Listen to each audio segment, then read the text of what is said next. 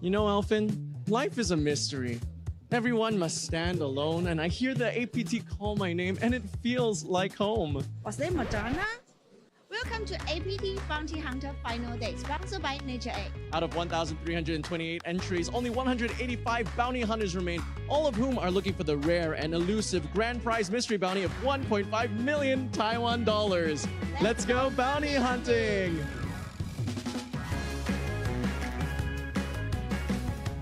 Okay. This one. Oh, okay, you want to see you? Come on, let's go, guys!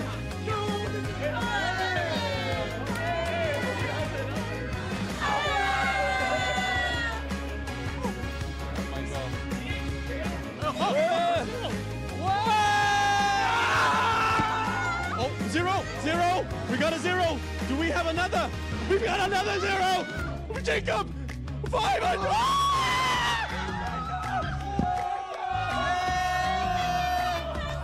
Really, you're who brought me here. Really? Why do you say that? I saw your videos about APT Taipei. You hear that, Michael Soiza? And what does the 1.5 million Taiwan dollar bank mean to you? I mean, it is more money than I've ever seen. So I don't think I've totally processed it yet. So it's kind of hard to put into words, but this is life-changing kind of money. Thank you. Jacob Akuma, everybody.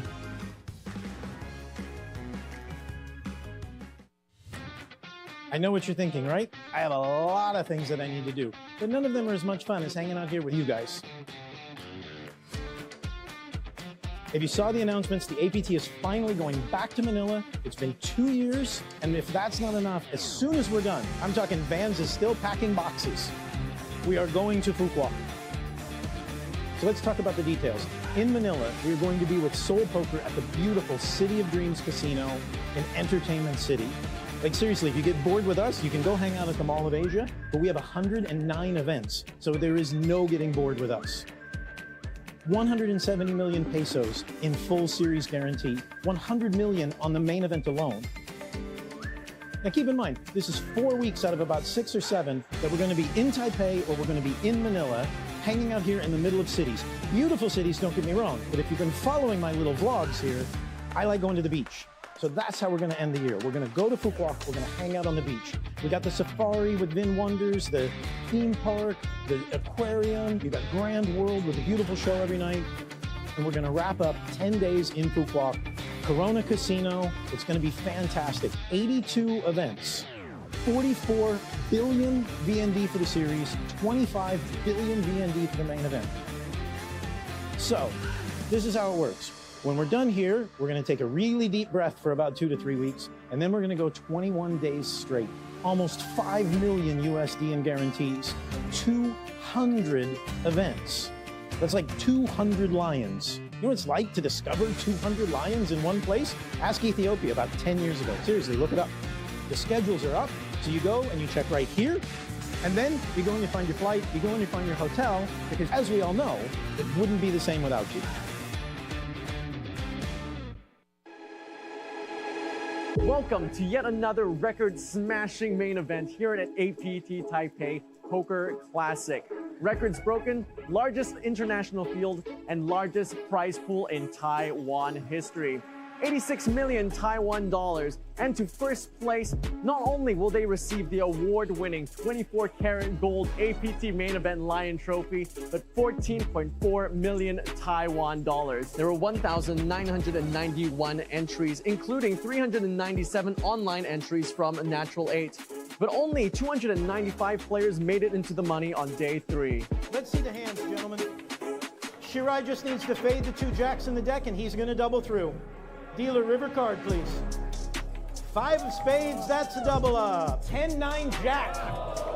River card. Deuce, king's hold.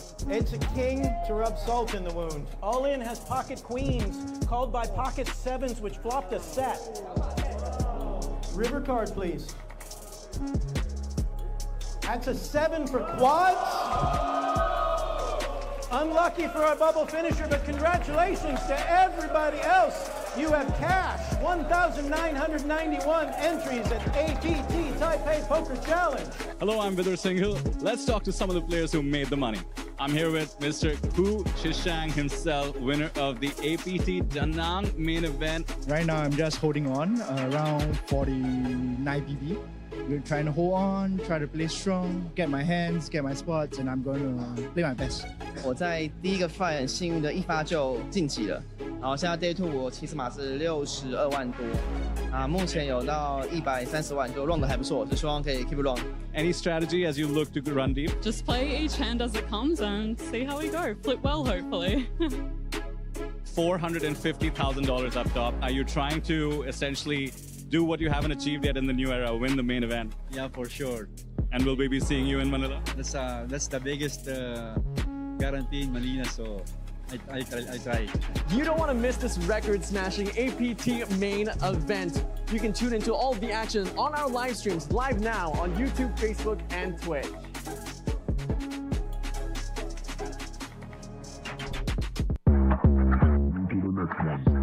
Yeah, look, all of my friends going crazy. I gotta brag on myself, I amaze me. I know I'm got something that can phase me. I'm too dope like I'm back in the 80s. Okay, go call me and I'm gon' slide. Slide with me for a hell of a ride. You need a couple wins, they ain't doing it right. Hit up my line, we gon' turn up the night. I got a lot of wins on my dinner plate. Ain't coming down, gotta levitate. I know my next win is the best one, so I tell them that I'm on to the 21. On to the next one. On to the next one. On to the next one. On to the next one. To the next one.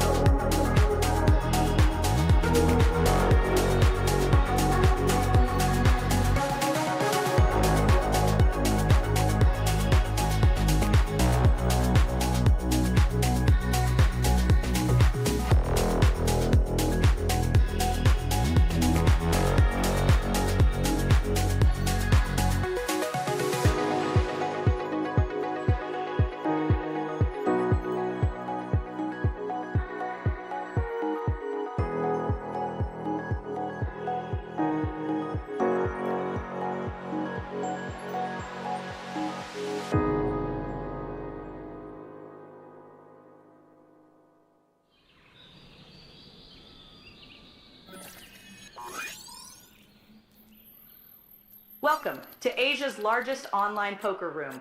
Our next generation poker software is now initiating.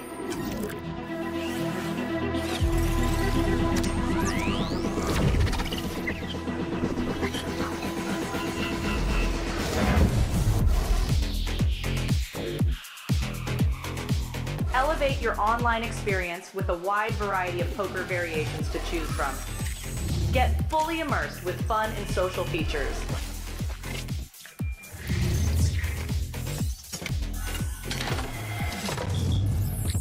Level up your game with PokerCraft and Smart HUD. Unlock a wealth of rewards including cashback, bonuses, and jackpots.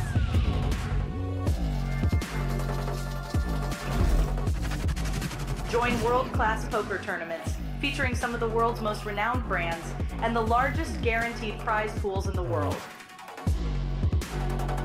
Experience the best in customer service and hassle-free transactions for a seamless online gaming experience.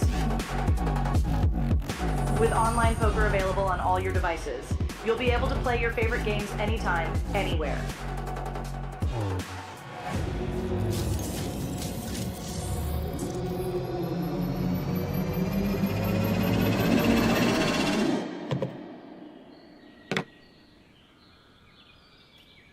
Sign up now and elevate your online poker experience today.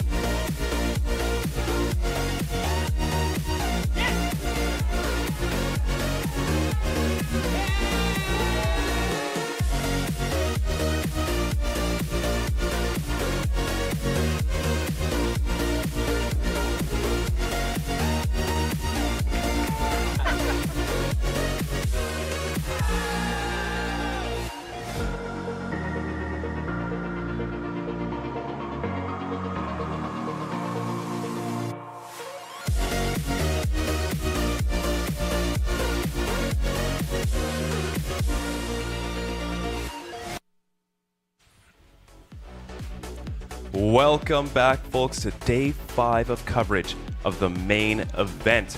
We are here covering the final table tonight. The final 9 players all battling for the Gold Lion Trophy and 454,000 USD up top. My name is Sam Insel. I'm joined here by Vidur Singhal. How you doing today? Doing lovely, Sam. Well rested and super excited for what's going to be an amazing final table, I'm sure, thanks to the amazing 9 competitors we ended up with. Quick snapshot, we started day 4 with 47 players. Sam, we were here for all of it, going down to the 9 players. What did we think of the play we saw on multiple feature tables on day 4? We have seen some very high-level play, some very, very fearless bluffs. That's what I'm going to call them. People are not afraid to get in there, battle it out. You know, they've been here for 4 days now. Yeah. One misstep could just be the end of their tournament. It's a lot of pressure, but it's very nice to see these players going for it, battling for the win. I think we're going to see a very exciting final table. Well, 34,000 USD is locked up, but think about those pay jumps. 8 spots away from 450,000 USD, the better part of $500,000 US dollars. That is what today is going to be about. Of course, also you're trying to win the historic APT Taipei Poker Classic main event and the trophy that comes with it, the APT Golden Mega Lion. On your screen, you can see we are at the tail end of our streaming schedule and the series. The series ends on 7th October. Our streaming, the last day tomorrow after the final table today, is going to be the High Roller, the final day of the 2-day High Roller.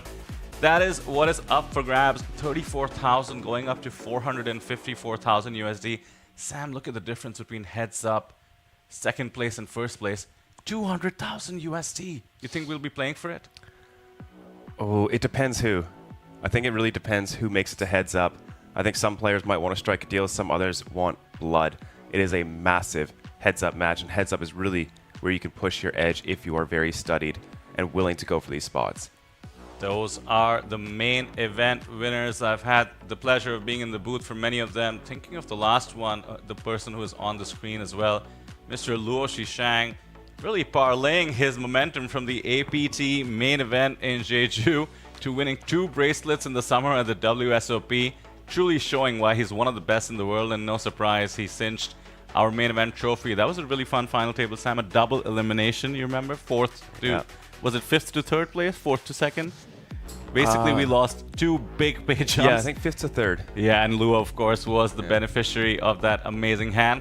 Here is the snapshot of what has occurred so far. 1,991 entries. Let's just call it 2,000 or so. And we have 9 players remaining. What percentage of the field is that? 0.1%? You've beaten 99.9% of the field out there? Yeah. Well, that is quite an accomplishment, but all eyes on that first place prize, 14.4 million Taiwanese dollars. Sam, any thoughts on our finalists so far? We have 9 players and 8 flags. Always love seeing that diversity. A testament to what the Asian Poker Tour has been able to achieve by growing the game not just in Asia, but we have players from all over the world, including Europe and the United States. Yeah, speaking of Europe, we have Renee, who I believe only has 1 result on his Hendon mob for maybe $8,000, so it's already quadrupled that. And making a final table on entry number 2, especially for the main event, is going to be absolutely incredible. We have Fan Chi Wei, who's looking to become the first person in history to win 2 Mega Lions. He's only 8 people away from doing that. I mean, he has been the superstar that everybody's been talking about. Let me just remind you, we've been in Taipei 3 times between 2023 and 2024. Fan Chi Wei has been on the final table for 2 of them, in the main event, that is. And of course, this series he shipped. There is no more prestigious tournament than this. The APT $25,000 buy-in Superstar Challenge. Grabbing the trophy there, grabbing the 272,000 USD. And who would have thought he has the opportunity to beat that score within the next few days? An amazing accomplishment. And in case you're not familiar, of course, the first time he made the final table, he bluffed it all off with a 6-bet with ace-5 off, running into eventual champion Punat Punstri's pocket aces. I hope for his sake he doesn't have any of those moves planned. But for all we know, this is Fan Chi Wei we're talking about. He's more than capable. I also want to talk about the only country that has 2 flags on our final table, Singapore. What a performance. The chip leader, Dhanesh Chainani, and second in chips, Abraham Seesman, who's seen it all before, by the way. Second time main event final table for him. The chip leaders, both Singaporean, and both have a massive amount of chips. How do they do that? Collusion. Of course not. Yeah. 17 million in chips, I believe, for Dhanesh. An incredible shot at that first place prize. We have some players sneaking in with 10, 15 big blinds. It's going to be tough for them while these big stacks battle it out, but I think they are going to hold their own and put on a very good show for us. Well, these 2 chip leaders, we got the chance to watch them play a little bit. You don't get to 18, 17 million in chips by accident. They have been putting in the work, they've been making the moves, but I have a feeling the likes of Fan Chi Wei are just so hyper aggressive that they'll actually be able to make their presence known despite the chip leaders. And what I'm looking forward to is ICM pressure. What do you think the dynamics will be with this massive first place prize and of course the pay jumps that follow? So I'm not even going to pretend to know how to perfectly play these ICM situations. This is massive, massive ICM pressure. The pay jumps are more than, several buy-ins, and once you get up to those 4th, 5th places, they're extremely significant. One person bus, you're up 50,000 USD. It's no small amount. The craziest part is you can make hundreds of thousands of dollars by folding sometimes, not something you're used to in poker. I do want to take this opportunity to remind you, all eyes on what we have going on today, the final table. But APT Manila begins in just about 20 days. And then we're doing back-to-back. We head to APT Phuket the day we wrap up. So check out the schedule. apt.poker is the website. 28th October, APT Manila. Sam and I are going to be there. 8th November, APT Phuket. Sam and I are going to be there? Yes, sir. Yes, there we go. So you don't want to miss it. Whatever floats your boat, Philippines or Vietnam, different buy-ins, over 100 events for APT Manila, and maybe 70 plus events for APT Phuket as well. We're not joking around here. It's been absolutely crazy at the tail end of this year after a bit of a break, and the APT came out firing on all cylinders. Also, thanks to all our players here who have generated this incredible prize pool, coming in online, and of course, almost 1,600 players live to generate 2.7 million USD for this main event. Record-breaking prize pool for Taiwan, a record-breaking number of international entries as well. So our gratitude to all those players. Now, we are going to cut straight to the table very shortly. Greg, our very own Greg Goes All In, will be introducing the players. Coverage will remain all through the day until we get to the winner. And as we mentioned today, third last day of the schedule and second last day of the streaming schedule. So make sure you're being with us, you're hitting subscribe so that the feed pops up. And again, we have seen amazing numbers in the stream as well, Sam. It's just been awesome. What do you think of our fans? We have a Thai player on the table, we have Singaporeans. Where do you think the support is going to be coming from today? Thais are always overwhelmingly supportive. I just played an event last night, huge rail for a small buy-in feature table, but it's very fun. I think we're going to get a lot of support. And also, speaking of Manila and Phu Quoc, don't forget Natural 8 is still running satellites and steps to satellites, as well as you can play at our feature tables, our Natural 8 invitationals. So be sure to hop on there. $30 gets you a flight, accommodation, main event ticket. Can't get much better than that. Anything can happen. And of course, don't forget, you can always come to the events as well. We have satellites running for all kinds of events of the series, including the main event. We had a record-breaking Zodiac Classic event yesterday as well. $2,500 buy-in, $150,000 in the prize pool. I can't talk enough about the series, but I'm actually super excited to get the main event going. Now, they are setting up the final table. Seat draw can be a variable. What would you want to look out for if you were one of the middling stacks? Beyond the obvious, you don't want the big stack on your left, but who do you want to be around and who do you want to target? So middling stacks, you just don't want two short stacks in the blinds, right? You need to be able to have similar stacks to your left, so you're not just getting shoved on when you get those, nice steal spots. Yeah. I mean, I'm looking at Abraham C-Spin stack, 13.8 million. Only one bigger stack. Dhanesh Chainani, we just discussed, his fellow Singaporean. It's going to be very interesting to see. I'm again going to bring up Fan Chi Wei's blow up, for lack of better words, in 2023, because he is, of course, joining us on the table. He has a middling stack, but Fan Chi Wei had second in chips and bluffed it off to first in chips, after which Punat Punsri knew what to do, vacuumed up the other chips. So that's the kind of disaster you want to avoid. Unless there's a cooler, there's no excuse to really, because 1 hour levels and nobody's super short. Again, how do you think that factors into players' play styles? We're 9-handed with 1 hour levels. You can afford to be patient, can't you? Yes, you can. I do think you should be taking as many spots as you can, but the big stacks do really have to avoid each other. And we have seen something in the modern era where the very biggest stack doesn't actually like to sit to the left of second in chips. They actually like to be on the opposite end of the table to avoid as many clashes as possible, because the people they can really put pressure on are those middling stacks. There's Fan Chi Wei doing some warm-up push-ups. Yeah, there we have it. Here's a highlight reel of our main event. So many familiar faces. Those are some of the ones on our final table. That's the Bubble Boy. Really tough beat, queens to sevens. These are some of the day 4 finishers. All the shots you see from our feature table here. Sam and I felt the pain in the booth. So close, yet so far. But what an event it has been. 1,991 entries, grinding down, whittling down to just 9. And here it is. Those are our finalists. We look forward to telling you more as Greg will introduce all of them, and we will play for this golden trophy. APT Taipei Poker Classic main event!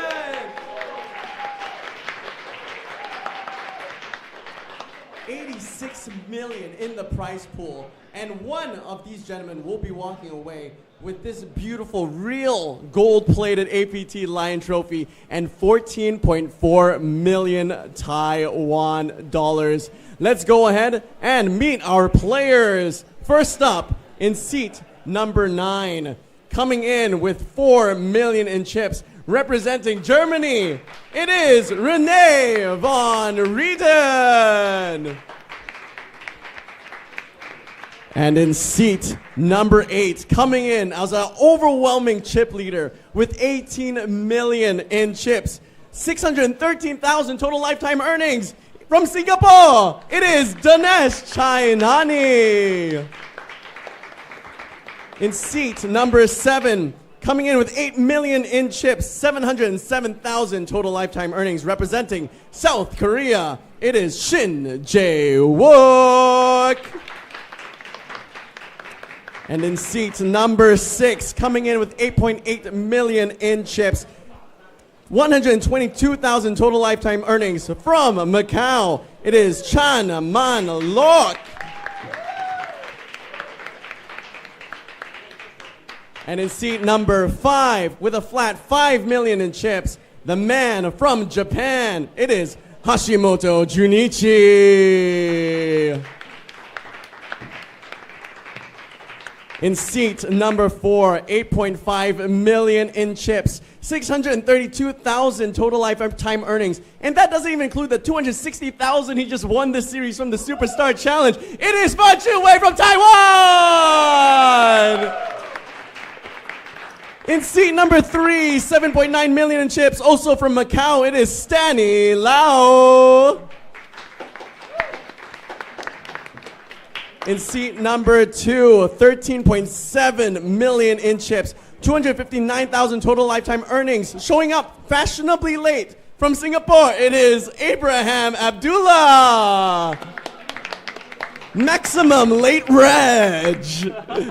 And now finally, folks, last but not least, seat number 1, 3.6 million in chips, representing my home country, Canada, it is Andy Chen. And look who showed up! It is Abraham from Singapore! Folks, please give it up one last time for your main event final table!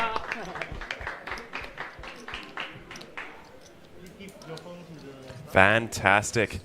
Abraham, fashionably late twice in a row. Has enough chips, but does make it in time for hand number 1. We have 2 quite short stacks, and just a ton of poor middling stacks who are going to get sandwiched between these 2 massive 18 and 14 million chips. There you see it. 18 is the shortest. 92, Dhanesh Chainani, the chip leader, is the largest stack. Sam, I am excited to get this going. I have a feeling this is going to be a fun one. This is the biggest stakes we have played for at the APT here in Taipei, and I have a feeling it's going to create some unique, tricky situations. ICM is going to be the name of the game. Before we kick off the proceedings, maybe you could do your best at trying to explain to the good folk watching us what ICM means and what the dynamic might be that it leads to. Yeah, for sure. So someone coming from a cash game background, such as myself, you don't realize that folding can actually be a positive expected value outcome. Just by folding, you can ladder up and make more money. But if you double up, there's no guarantee that you're going to make more money. So when you get to these final tables with these big pay jumps, you have to play incredibly tight versus aggression.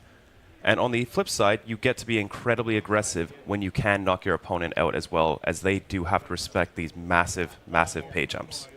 Yeah, your chips earned are not the same value as the chips lost. Those could hurt a lot more in terms of what your stack is worth, what your expected value is. As the pay jumps get bigger, the ICM pressure gets bigger and bigger as well.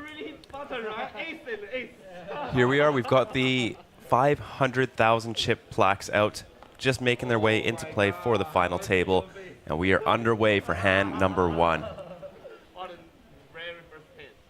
It's a very lively final table so far. Everyone's chatting. They played with each other for 4 days now.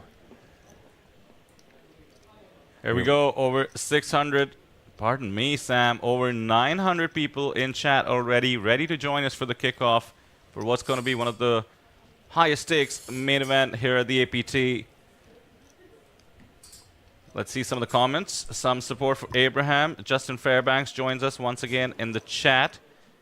There are Cantonese and Mandarin streams on as well. Of course, very appropriate for the Asian Poker Tour and some of the participants here at the final table.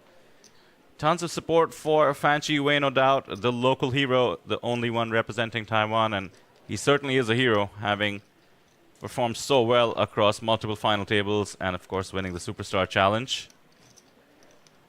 You've been mocking Abraham for running a bit late. Hey, he didn't miss a hand this time, unlike when he came in as the tournament chip leader on day 4 and missed a few orbits. And away we go to the over 1,000 of you joining us in chat. Today is the day we are really hoping to reach 15,000 subscribers is what we're shooting for. So we would really appreciate our support. And that way, as we play the whole day, the YouTube gods know to keep bringing up the stream to you. Cobain in chat says easy money. Man after your own heart there, Sam. Super sarcastic. And some people rooting for ace-5 off. The infamous Fan Chu-wei bluff. He has 42 bigs. There's multiple stacks that are the same as his. Once again, it would be ICM suicide to consider something too drastic, but Fan Chi Wei is fearless, and fearless trumps ICM sometimes. Yes, for sure. You don't get all the chips just by folding. And that man definitely does play for the win. We did see him use the ace-5 suited this time, though, for the 4-bet bluff yesterday, which was very, very, very nice. Manages to fold out a light 3-bet and the original raiser with the worst hand. Very curious to see how this man, Dhanesh Chainani, almost 19 million in chips, approaches the table. Don't forget, this is unique. These players went home, knew exactly who they'll be battling, came up with a game plan. Time to execute. 34,000 USD locked up. The next 8th place prize. 39,000 USD, 1.4 million Taiwanese. 5,000 USD. Closer to 40 perhaps, 1.4 million, but things get really serious. 2 million is the next one. 2 million Taiwanese, good for approximately 60,000 USD plus. Just insane, insane page ups. For a relatively small buy-in, 1,500 USD.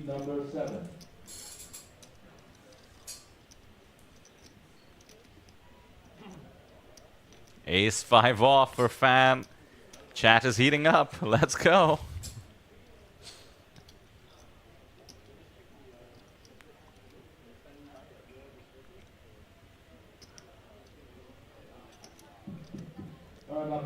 Ace on the flop.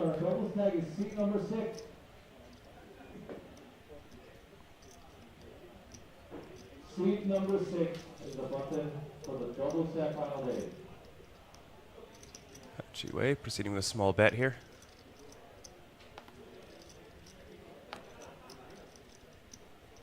Very first hand is my hand, okay? It is indeed your hand, Fan. There is just no doubt about that.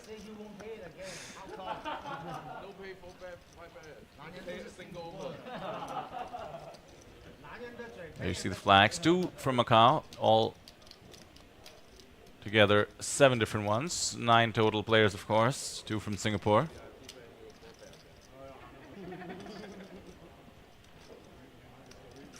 Someone in chat saying pocket aces is missing from that hand. Let's not hope for that again, though. That's rough. Can't be 2 main event final tables like that. You just never know with Fan.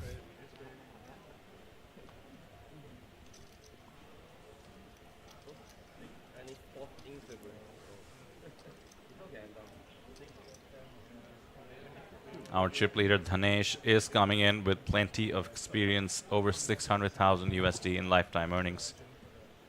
Has played across the board in Asia and otherwise.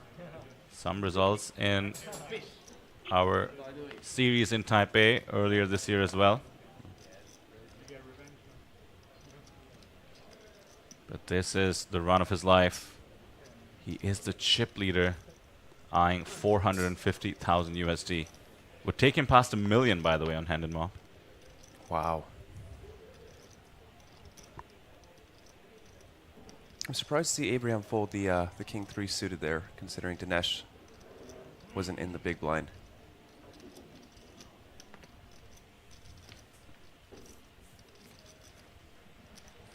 All right, ace 4-3. Justin not catching enough to continue here.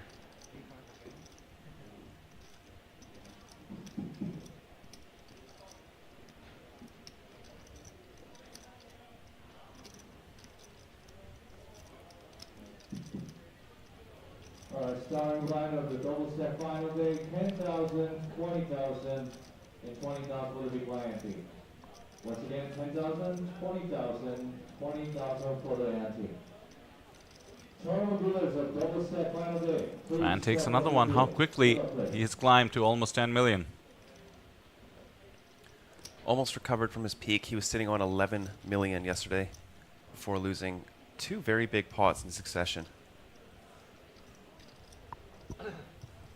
Only curious, if you guys win this, you will keep playing lab, I don't know how to say, lab tournament?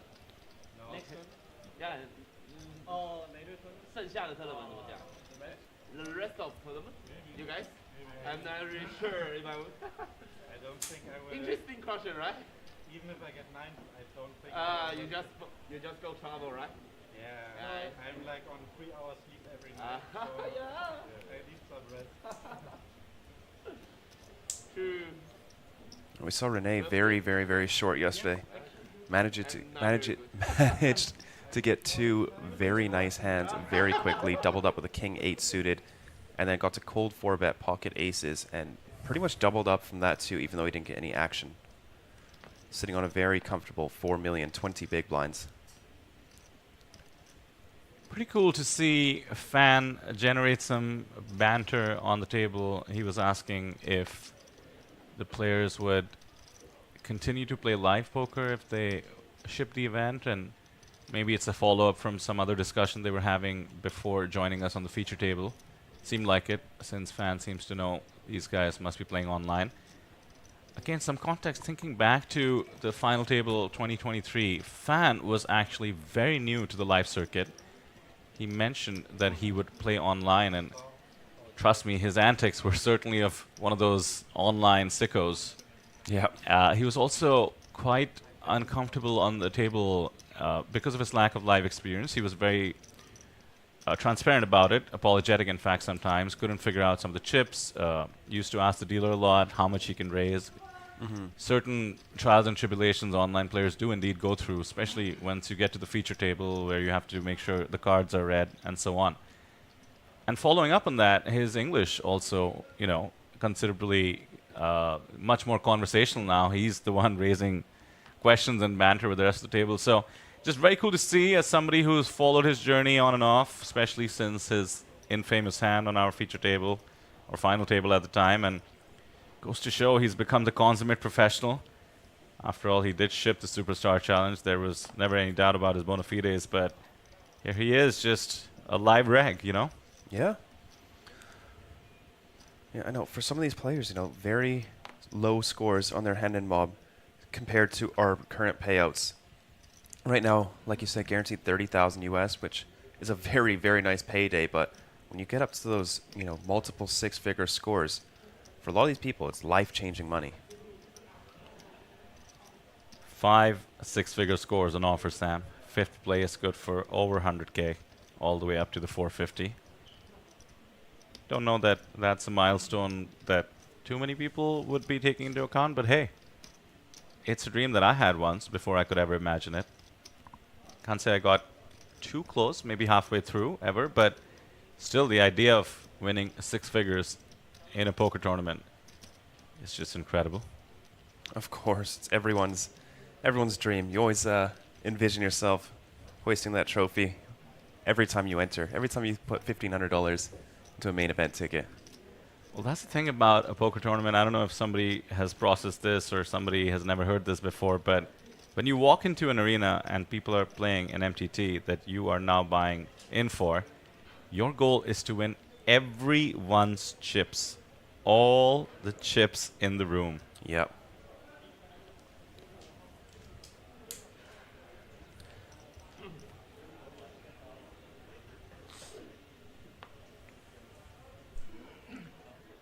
Just avoid exact figures.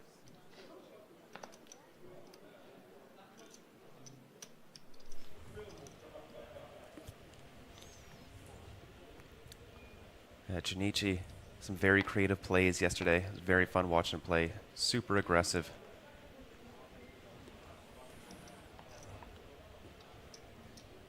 He was even bluffing the chip leader, Dhanesh, at one point. Kings versus King 7. Turn his bottom pair into a bluff on the turn.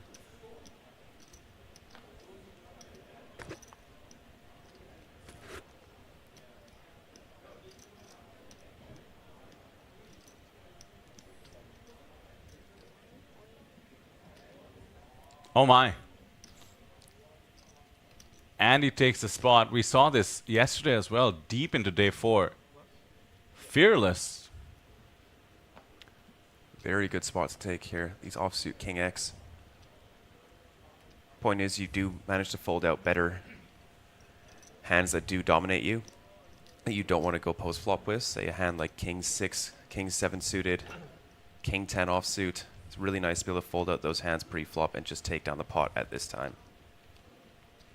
I'd argue hands even wider than that would find the fold, not to mention all the aces. And Dhanesh, being the chip leader, is about as wide as you can get on the button. So a fantastic spot. Perfect in theory, as you said, Sam, but so hard to just jam in those 17 bigs. You can see tons of orbits without playing a hand if you need. But Andy, clearly with no ICM pressure, so to speak, he's at the bottom, although there are a couple of stacks near him, is just willing to go for it.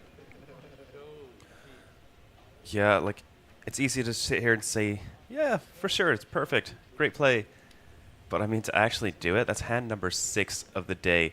And like you said, he can just sit here and probably ladder up an additional 50,000 USD with his stack. That's incredible. And that's what so much of live poker sometimes comes down to as well, just taking these spots. You're looking down at King 5 off. It's not a pretty holding. No. Amazing. That's one to look out for.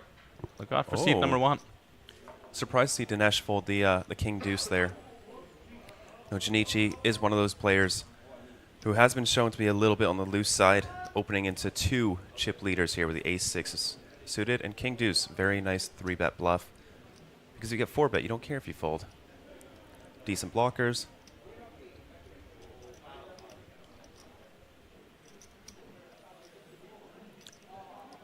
On final tables, I don't know why this is, but the solver, the computers, love Ace-Deuce, Ace-3, King-Deuce, King-3, King-6, and King-7 offsuit as their main bluffs.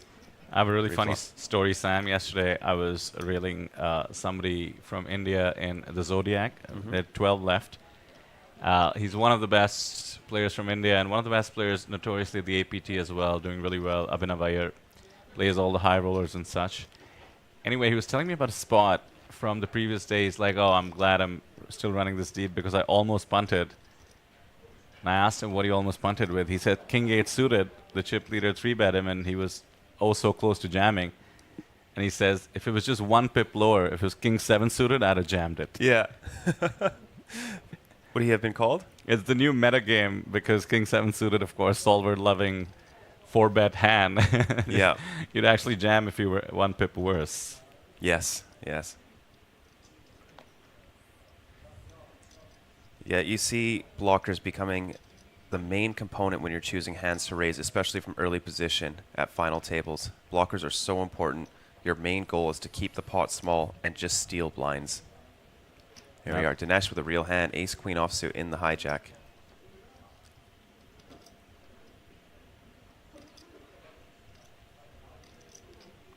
Ideal spot, looks like a steal, late-ish position, chip lead. Here's a player we barely got to know, Lau from Macau. Didn't mean for that to rhyme. My apologies. Lau Sio Fat has been doing exceedingly well to get to this stage. To state the obvious, his live earnings once again already surpassed 14,000 on his hand and mob, 34,000 locked up.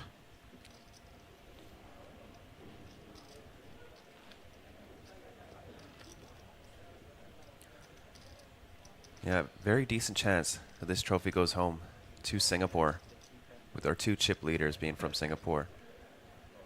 Definitely can't count anybody out at this stage, though. They've outlasted 1,882 players to get here.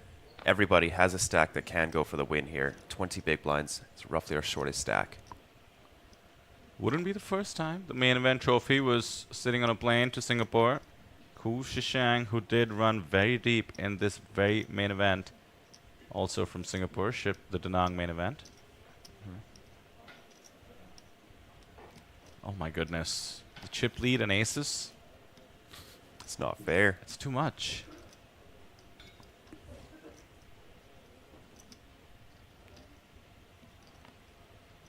No resistance thus far. Fan is in the big. Oof. The 5. He's busy with his banana. Hopefully doesn't get too involved.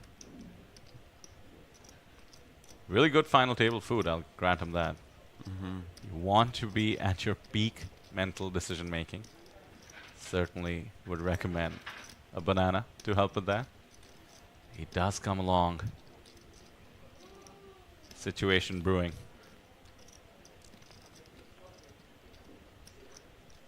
Oh, there's the 8-3. situation. Yeah. But Fan Shi Wei shouldn't be getting too aggressive here, especially with these lower flush draws. Dhanesh does have the ace of clubs as backup, but this is going to get pretty big. You know, the pot's already 1.1 mil just for a raise and a call pre-flop. Here it is, 300,000. Fan Shi Wei can't go anywhere.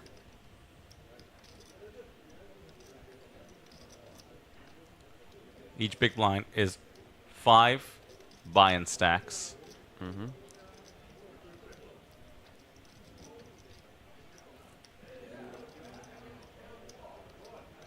$1.5 bigs is the bet. Fan certainly cannot fold when you call 5-2 suited.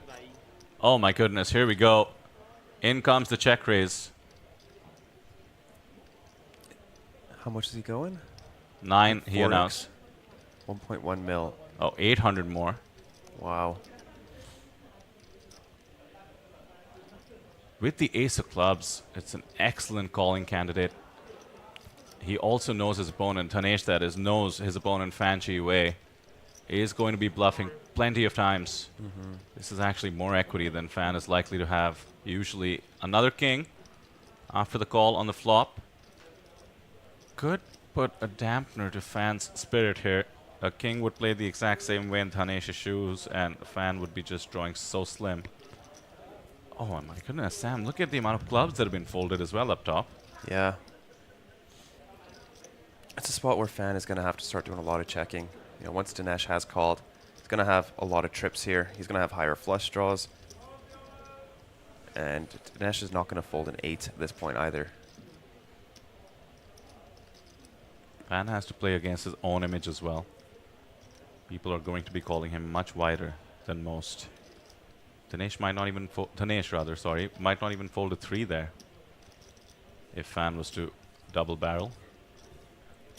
Yeah, Fan improving to a 5 on the river. Still won't beat Dhanesh's pocket aces.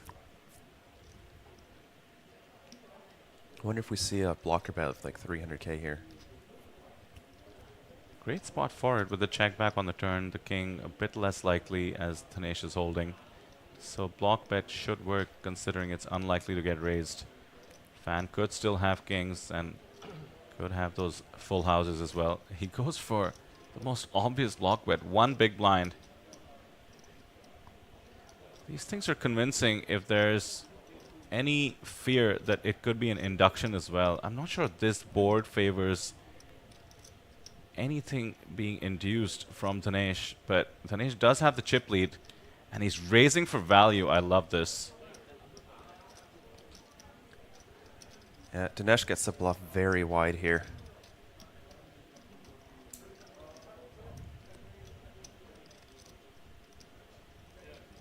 It's not a spot that he can just go all in, as Fan can still have pocket 8s, pocket 3s, king 8 suited, king 3 suited.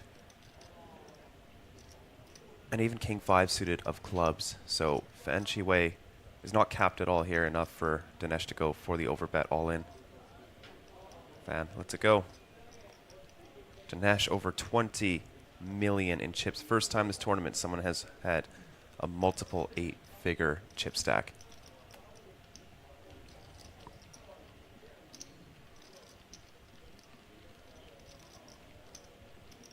Ooh, the trophy right in the center this time for the shot.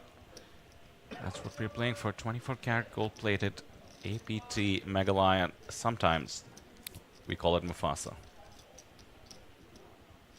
Ever seen a trophy like that, chat? Over 2,200 of you. Some of you new viewers, no doubt, to the APT. Our trophy has a trophy, by the way. It won the GPI Best Trophy Award last year.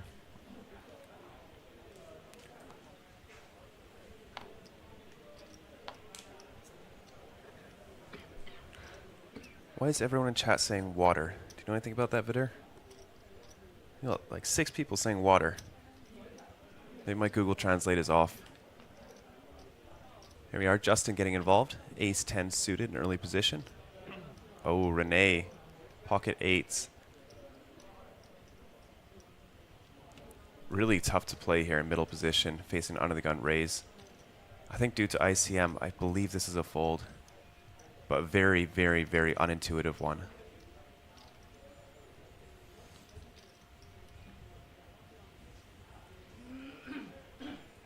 Yeah, I think this spot is a lot closer than it appears on a surface level, you think? Sub 20 big blinds, very reshuffleable hand here. But I think due to ICM, it becomes a pretty clear fold. Renee agrees, lets it go. Good fold, all things considered. That's Justin, by the way. Jay Wuxin, one of the other live experienced players on our table, along with the chip leaders, over 700K in Hendon Mob lifetime earnings. Here we go. Water in Taiwanese means nice or beautiful or good.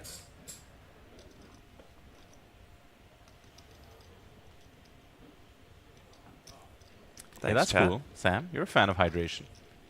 I have been known to drink water.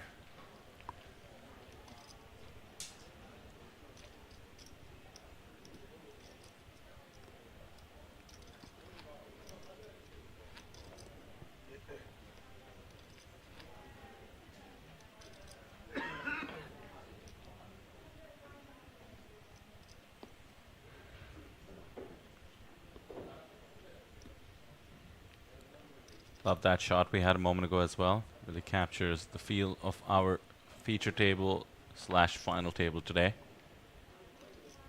You might not be able to hear too much out on the poker floor. It's just exactly noon in local time with the 30-minute delay on. But slowly the poker room will fill, and what I love, Sam, is people can watch the final table as they play their own events, sometimes on the screen. And as you've noticed this time, the cafe, the CTP Cafe here at the Asia Poker Arena, also has our stream ongoing on the big TV. Super fun. Yeah, the cafe's incredible. Affordable. They have green tea, which I love. And the food's really nice as well. It's nice. I've been on my road trip through America. The casino food was just so poor in so many places. I do not envy you. It's like they tried to make the food as poor as possible. Oh, wow. Hashimoto getting very loose here. 5-3 off. Limping the small blind. Against the stack that covers him. Hey, that's cool, Sam. Somebody says, Small Pepper is the name apparently, says, watching it in the cafe right now. Hello, hello. Oh, there we go. Oh, wait, that means they can't hear us. But somehow they did hear us, so. Maybe they're on their phone. On the phone and watching it on the TV. Yeah. Well, at one point they did have the volume on in the cafe. Maybe they've got it on today for the final table.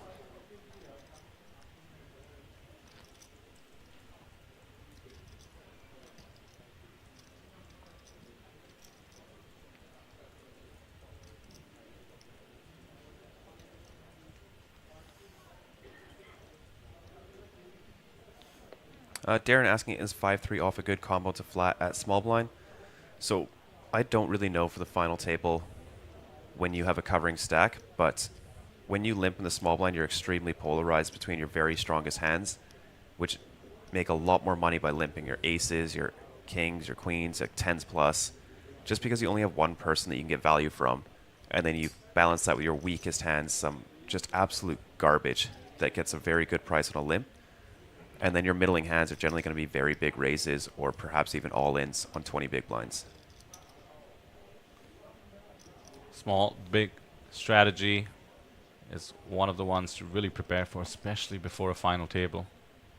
You will certainly be in that situation plenty of times. Yeah.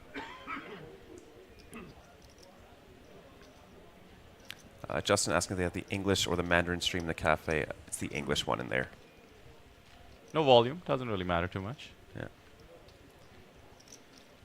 King 7-3 rainbow. Whiffs for both. Fan in position with a 9-8 of diamonds. All the backdoors possible with the 7 of diamonds. Similar stacks for these two.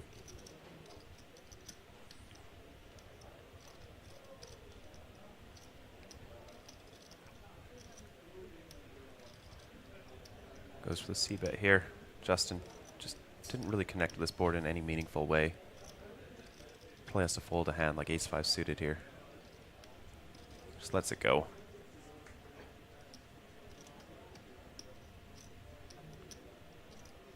Cobain asking in chat, Stephen Lai told me he will play high roller today. I believe he is. He is trying to win the bronze Mega Lion. So hopefully he makes it to our final table tomorrow, which we will cover. And that will be the final day of coverage for APT Taipei. It's the 5th of October. The entire festival ends on the 7th. Our stream coverage ends tomorrow.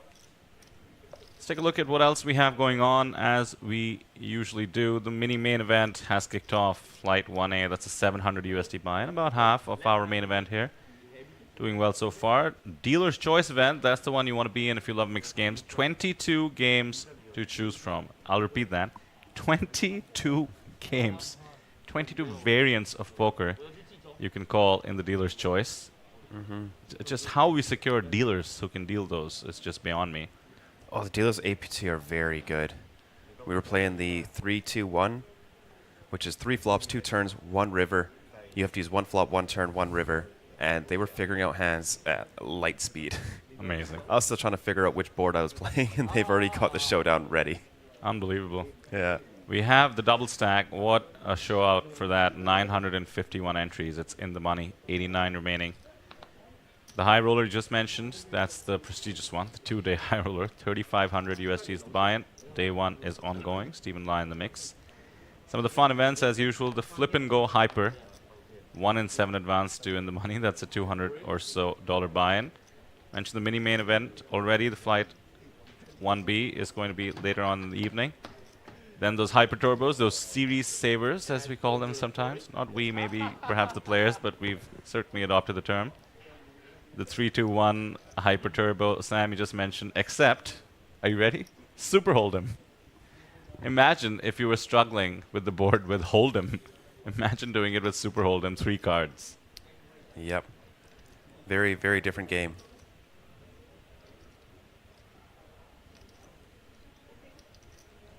Oh, I love this. Dhanesh really putting that big stack to work, putting pressure on Lau. 1.7 million, huge raise.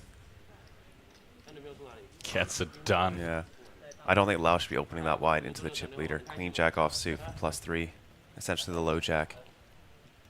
Dhanesh is like, don't you know who you're messing with? I'm on the big blind, and I have over 100 bigs.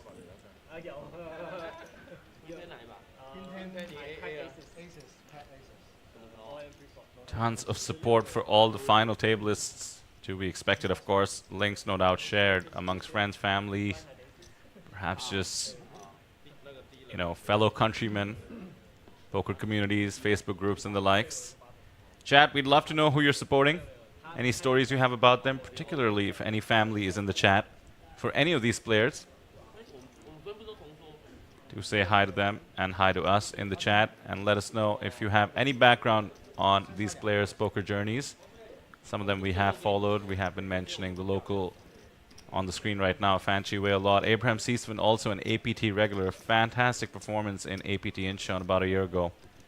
2 final tables, including the main event. Here he is, second in chips.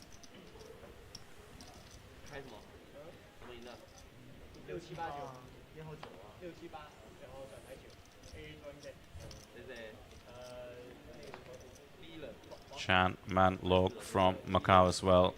I believe Hong Kong born. Did see him on the feature table a bit. Yet to make his presence felt on the final table. We're only a couple of orbits into it. Our friend from the cafe says supporting Renee, as does Akashi. Very cool. Oh yeah, quite a bit of support for Renee. Awesome. Nico watching from Germany, supporting Renee, of course. Renee would certainly be the first German to win the Asian Poker Tour main event.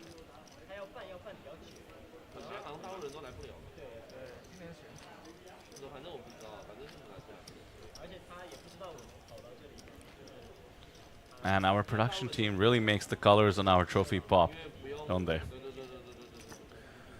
Live streams have come such a long way. Incredible staff here at the APT. Got some nice player photos yesterday, which are always fun to look back on. And the stream, just the quality is just so insane compared to 10, 20 years ago.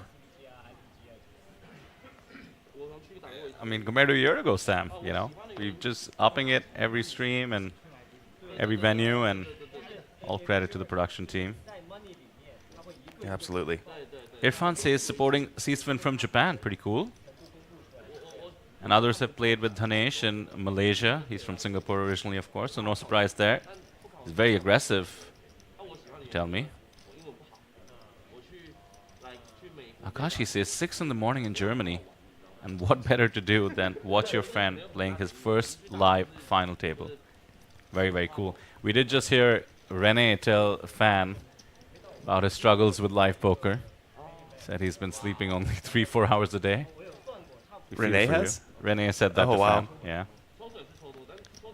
He was responding to Fan asking what players would do if they shipped it, or maybe even, you know, really got a huge payday out of this above the 34,000 that they've all locked up. And he said he might not play too much more live. He's struggling with the schedule.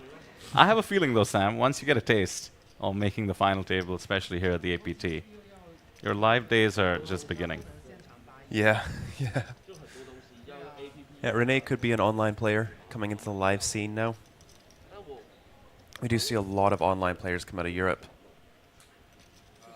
I liked Fan Chiwei's answer when asked what he would do with the money from the Superstar Challenge. He just replied bluntly, more poker buy-ins. Always. He gave a fantastic interview, I have to say, at the Superstar Challenge. It's part of our video package that plays during the breaks and before the stream. I recommend you check it out. It's going to be on our YouTube and socials as well.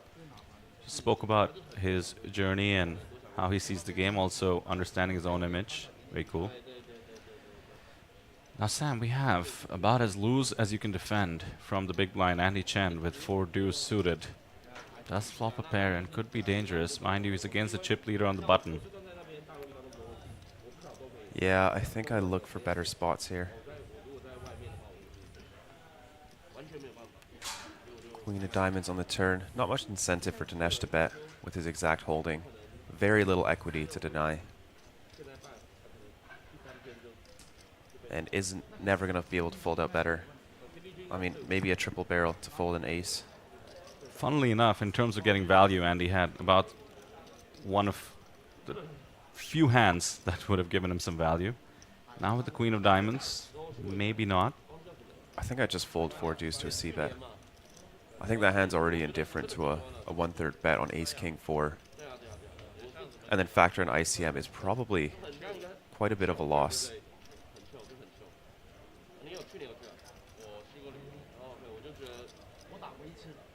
Yeah, it's just a spot where Andy's going to have to overfold a ton.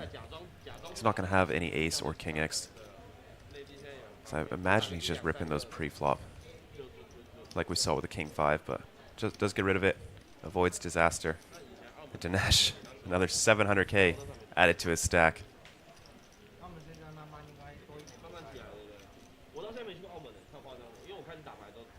Justin in chat asks me if I saw that the double stack ended with 951 entries. Indeed, we did, Justin. We were just talking about it.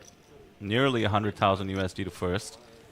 Yesterday, the Zodiac Classic ended with 150,000 or so to first. It has just been an incredible series here at the APT Taipei Poker Classic. Certainly well deserving of the name, and once again, all gratitude goes to the players who came out. We were in the midst of a typhoon. I'm not sure if it's officially over in Taipei, Sam. Certainly other parts of Taiwan very affected. I have to say, in our walk into work today, no rain to speak of. Credit to the city for managing it well. And again, when you're in a typhoon, 2-day holiday in the city and the country, what better to do than to come down and play some poker? Yeah. Here we are, Chan, ace queen off from the low jack, opening it up. Really dangerous stack size. About 40 big blinds. Ace Queen is just so strong. Feels compelled to open it, but Dhanesh is just relentless. Comes along with the Jack 10 off. I love this. You know, aggression takes many forms. If you're just 3-betting every time, you're going to start to get shoved on a lot. Dhanesh going for the loose flats here in the cutoff, knowing that you can't really attack him too much, and Chan is going to have to play extremely defensively out of position here.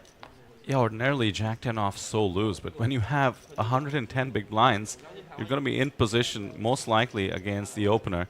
And there you see it, the 8-7-5, 2 spades flop. Ace Queen off, no spade is just so handcuffed. Quick check. Yeah, he's just going to have to check fold this. Yeah, Dhanesh can just have his way with the table, especially on a board that favors him so much. And all he has to do is put in a small bet here. You know, 300k will get it done most of the time against Chan's range. And even if Chan had aces, not a fun spot to be in.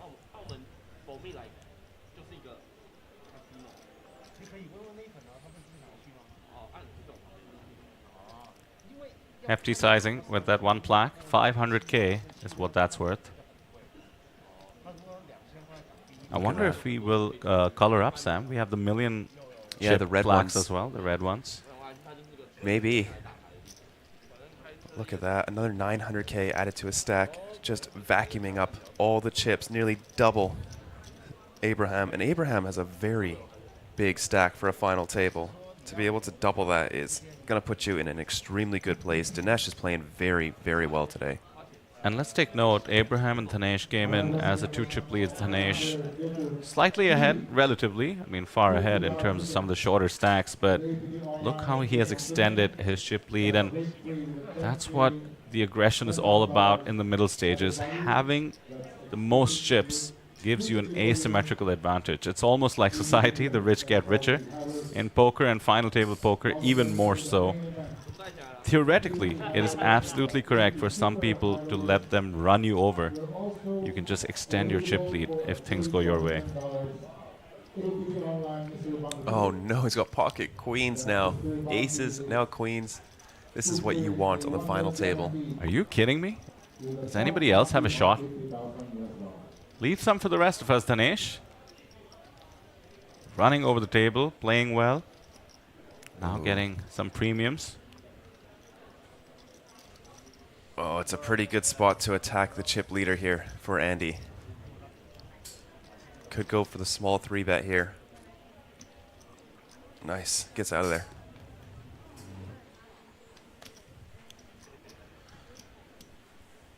No takers. Yet another 500k added. This time he'll show. He's like, I've had premiums the whole time, guys. Here, look at this. I have queens. 121 bigs. My goodness. 80 million chips in play. Dhanesh has about 30% of them. With 9 players remaining, that is just ridiculous. Yeah.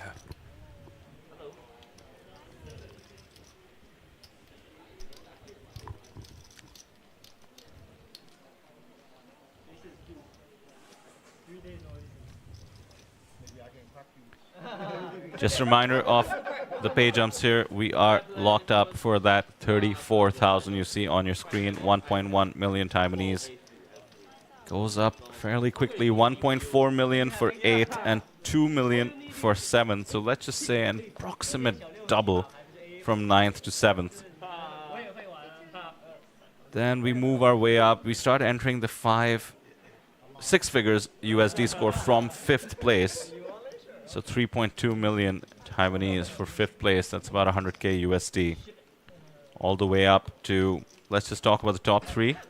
5.5 million Taiwanese dollars. 170k US that's worth. 250k for 2nd USD. And 450,000 plus for 1st. Massive stakes, massive pay jumps. Results in massive ICM. The man on the screen, Dhanesh, taking advantage of exactly that.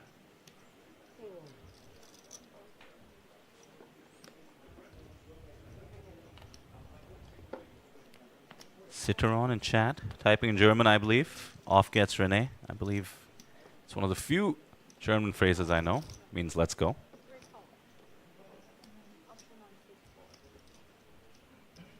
Let's go, Renee.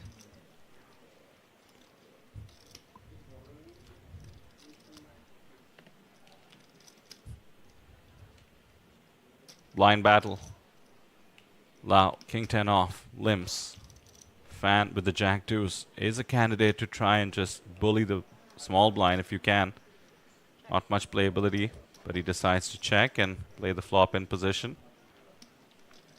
Does not have the right blockers to try and steal. Perhaps jack high board with the gut shot for Lau. Could be an interesting pot here. Lau checks. Fan top pair in position. 2 clubs on the board. There is just no way he's not betting this. The only question is how much. 750 in the middle, just 3 bigs.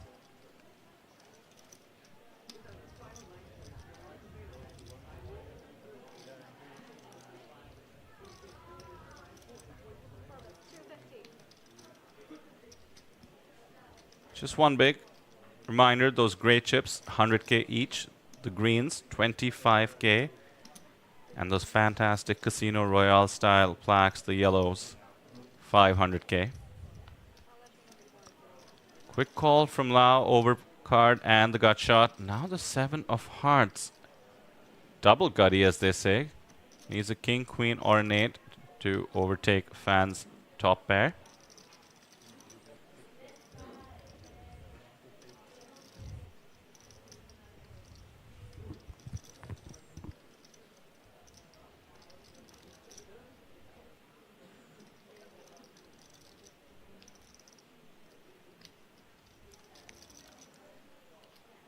Fan goes much bigger for value and good timing for it.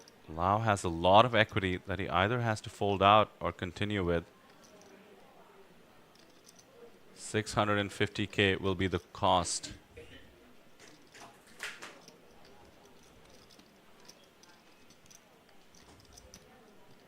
He does make the call. He's check called twice, needs to catch.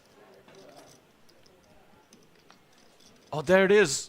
The straight. What a feeling it must be in Lau's shoes to catch that 8 on the river. And now he leads out 4-liner on the board. Fan has to be hating life. Was so confident he was ahead. This line, check call, lead the river, is just pure and simple a 10 so often. Does Fan think Lau is balancing somehow with a bluff? Clearly not. Especially at that speed that he led, it's very hard to think about what bluffs want to bluff here. You know, it's a spot that doesn't come up too often. But very nice pickup there. And Lau now up to 3rd in chips with that pickup. The middle stacks are so close together. That was a quick climb with just 1 hand. 3 stacks essentially tied at 3rd in chips. 32 for Lau, 32 for Justin. He hasn't been involved yet. 31 for Chanman Lok, same, hasn't been involved. Fan crippled down a bit to 28 bigs. And then a few stacks between 12 and 18 bigs at the bottom. Yeah, with this latest increase in blinds, you see the 2 short stacks, Andy Chen and Renee. They're now getting to that sort of push-fold area, which means these 30 big blind stacks are basically handcuffed, and it's the most uncomfortable feeling in poker. As I just mentioned, Justin was involved in 1 hand now. Ace-jack off. Opens +1. Sam, it's time to test your theory. Yeah, look at this. He's already considering re-raising here with the queen 8. Does let it go. 7 deuce. Easy decision.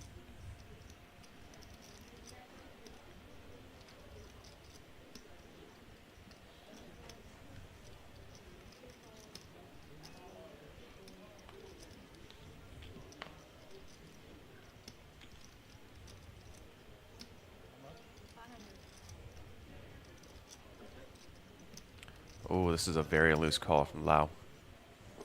Pocket 4s on the button. Shinichi, very playable ace-10 of hearts in the big blind. We've seen him get very aggressive before. Let's see what he does here. 1.6 million out there. Just calls.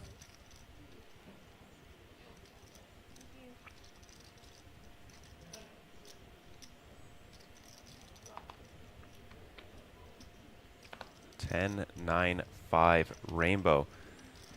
Junichi out in front here. Very surprised to see Justin's equity at 22% here. We do factor in card removal, so that is a big factor when we see this. Checks over to Lau, who has an underpair to the board. And is going to bet it. Very small, 350k into what was 1.9 million.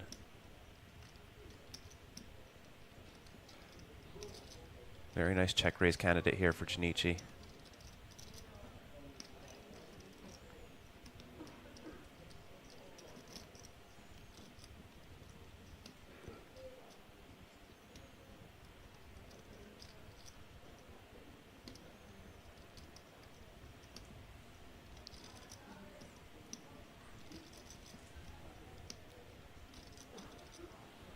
He's one of the shorter stacks. Does have 2 stacks shorter than him. Some ICM to consider, but the hand the strongest top pair top kicker. He does go for the check raise.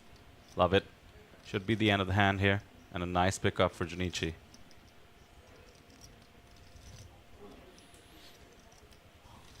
Yeah. When you check raise top pairs, you do like to use top pair top kicker. So with the ace, just because it coolers other top pairs so frequently. And then some of the king 10, queen 10, jack 10s actually don't like to raise because they want your opponent to catch one of their overcards and then you can cooler them when they make top pair and you make top 2. A little bit of a weird thing that we learned just from the computers. Would you mind what, like 20%?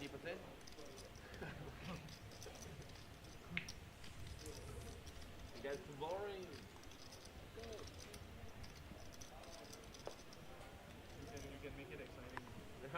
No way. I want you guys exciting, not me, okay? And show. Can you check the group? Yeah, 你们怎么那么多摊贝呢？没用就多了。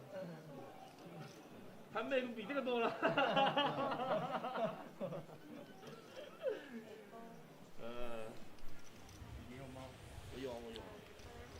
Oh, Renee, he keeps getting dealt very playable hands, but not in playable positions. Ace deuce suited. Probably not going to make it in the mix. +2. He also had to fold king 10 suited under the gun and pocket 8s. He's picking up the hands, but just not the right situation to get involved.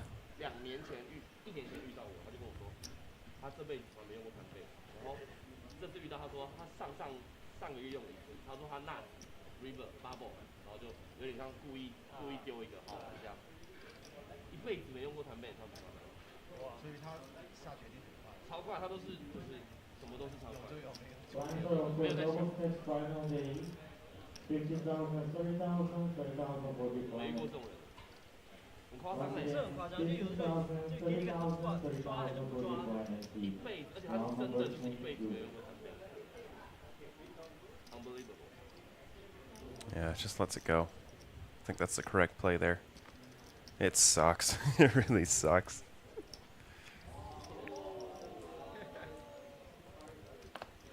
$2,500 of you watching us. Super excited to have you join us here on this historic APT main event. Once again, not all of the chat, perhaps understandable by Sam and I in the booth, but keep them coming. Whoever you're supporting in whatever language, more than welcome. Reminder in the chat once again that there are Mandarin and Cantonese streams. We're happy to have you join the stream you'd prefer. But to those of you here, welcome to the APT. If you're joining us for the first time, make sure you hit subscribe. One more day of APT action tomorrow, but so quickly, in just about 20 days, we head to APT Manila. Join us in person or on the stream. It's going to be a full streaming schedule. Over 100 events at the series. A full 9 days or so of streaming, just like APT Taipei. And then right after that, we head to Vietnam. APT Phu Quoc, a fantastic destination to play poker in. Cannot recommend it enough. Do join us at the series, or if not, on the stream is fantastic as well. We'd really appreciate if you'd hit subscribe. It would help us get to our goal of 15,000 subscribers. We're so close, yet so far. If about 40% of you did it, we'd be there instantly.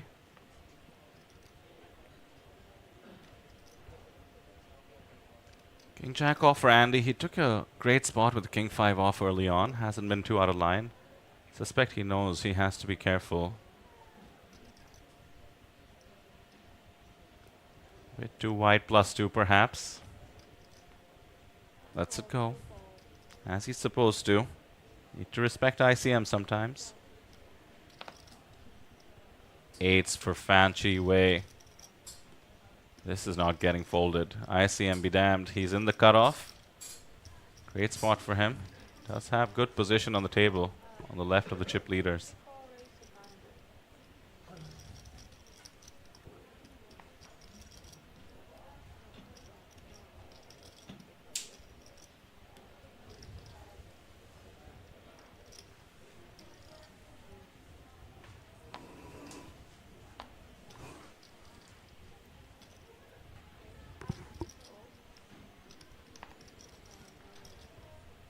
Standard open, new big blind level means 500k is 2x, and Justin in the big has the rags. Lets it go. Not the time to defend too loose. Justin has 28 bigs, not too shabby. Fourth from the bottom, about tied with, actually, fourth Everyone. from the bottom and third from the top is pretty much the same stack, 28 to 30 bigs. Technically, this is the most ICM pressure possible. Yeah, if we see one of the shorter stacks or somebody become a short stack under, like, say, 4 big blinds, you'll see just how incredibly tight you have to play at a final table.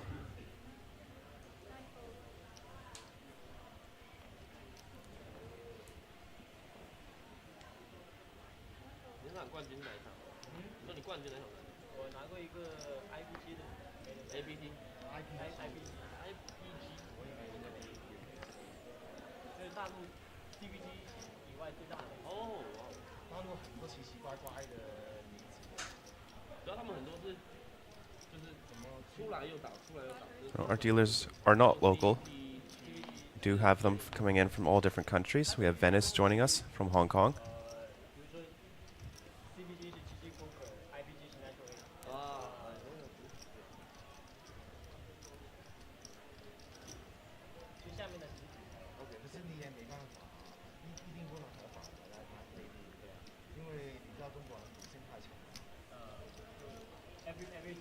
Dhanesh, chip lead.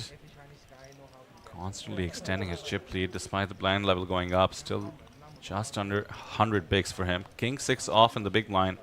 Does he want to punish anybody attacking his big blind? Yes, he does. There it is. The million added to the raise. 2 500k plaques or biscuits, as Stephen Lai calls them sometimes.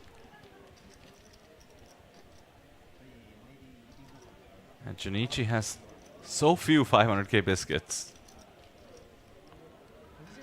Let's it go. Power poker. That is a masterclass in playing a chip lead, ladies and gentlemen. Take note. Dhanesh up to almost exactly 100 bigs. He came in with, was it 18 million chips or so? Yep. Has stolen 7 million chips from the rest of the table. Abraham Seesman, who was second in chips, has barely played a hand. Yeah, hasn't picked up anything yet. Only hand that I saw him opt not to choose was a pretty loose open King 3 suited middle position.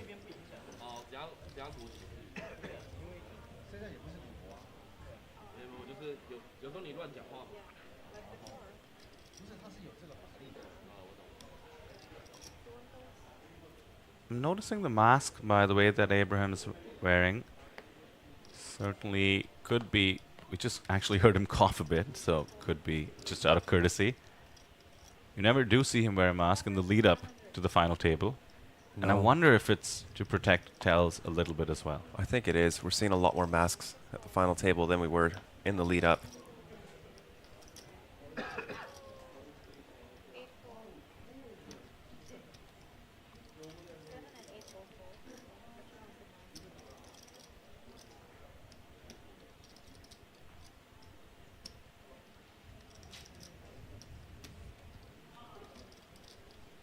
Junichi's open pocket eights. Renee has aced and off and takes the spot.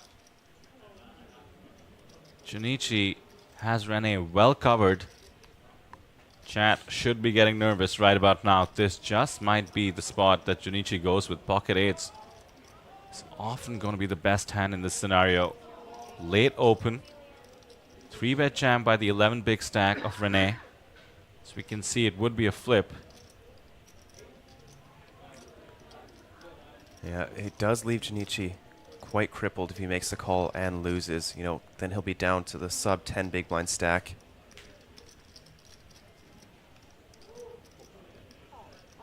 Goes there with it is, our first all-in, our first player at risk at this final table. A 52-48 flip with the fist bump. Good luck to our players here.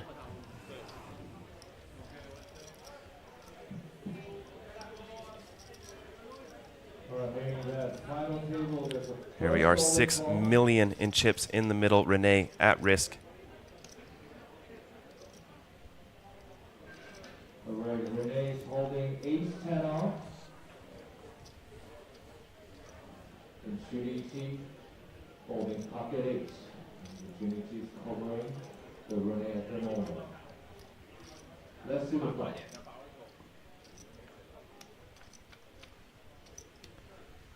Flop comes 10-5 for Renee. Improves to top pair here. Junichi needs to catch 1-8 or running straight cards. The 8 of diamonds has already been folded pre-flop. Here we are. The jack of clubs on the turn. Junichi down to 3%, just one out. Renee in a very good position here to get up to 6 million in chips. Oh, that was close. The 9 of clubs on the river. Renee doubling up. No eliminations just yet. The 9 of clubs, Sam? The right suit and everything? Are you serious? I thought it was the 8. I almost yelled. Wow, Renee wins a flip, perhaps when it matters the most. He did win some flips on day 4 as well. You have to do that to be able to make a deep run, but the poker gods are kind to Renee today in the first all-in scenario. Nobody eliminated. Junichi is now the shortest stack, just under 10 bigs. Yeah, Renee up to 24 big blinds. Very, very comfortable stack. It can now go back to playing some post-flop. I believe our next level will be a small jump as well, 150k, 300k. So he'll still be sitting on 20 big blinds after the next jump. We're about 40 minutes away from that one. And 40 minutes away from the next break as well. The tension is mounting. That first elimination almost on the horizon with that flip yet to occur. Everybody goes home, gets used to the idea of locking up to 34,000 or so. Next page jump takes them to over 40. The shorter stacks want to make sure they get at least more money than the amount they got used to, the amount that's already locked up. Not to mention stay in the running for that 450,000 up top. 44,000 is about the next pay jump, so 10,000 more.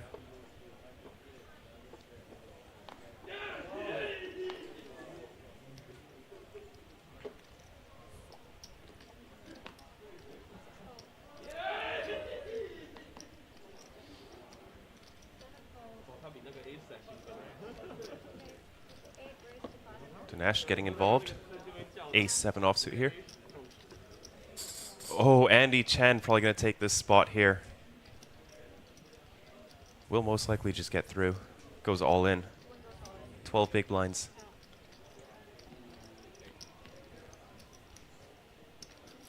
This is the second time that he's shoved versus Dhanesh's button open.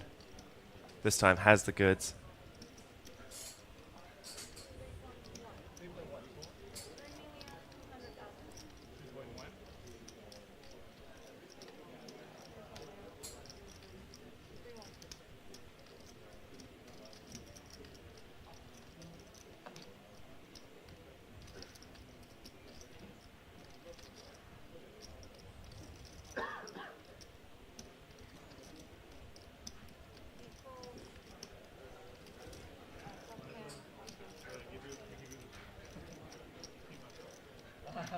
Don't give me this, son.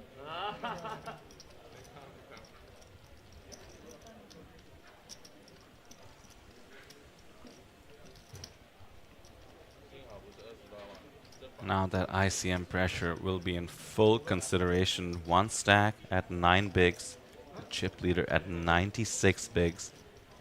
Tons of middling stacks, 4 of them, between 27 and 30 big blinds.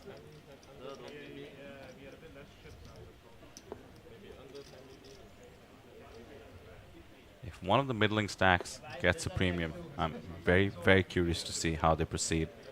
Dhanesh seems absolutely clued in, and trust me, he's taken note of the dynamic, and there is a premium for the middle stack. Pocket 10's early position for Fancy Wei. We're playing full ring, +1, 8 players to get through.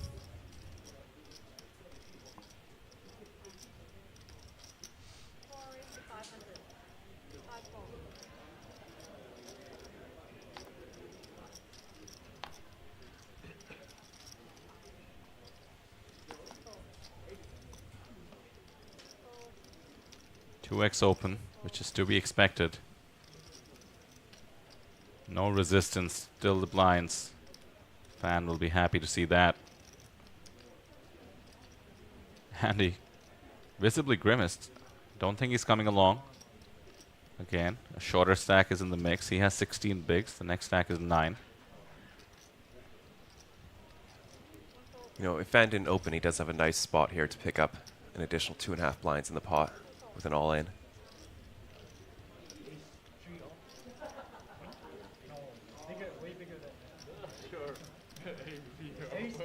Ace-3 also? Are you kidding me? One ace, or maybe ace. 我有什么资格说 Ace-3 有不错？7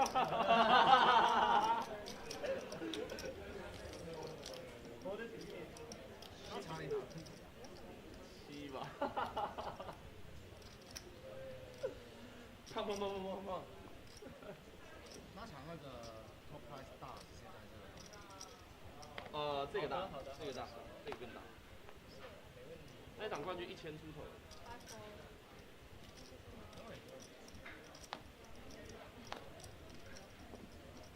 大概大1.4倍左右。 Jayesh in chat says Singapore Indian power. Jayesh, I'm guessing you're Singapore Indian with caps lock on. I can only assume the passion comes from resonance. There we go. Dhanesh representing Indian origin Singaporeans.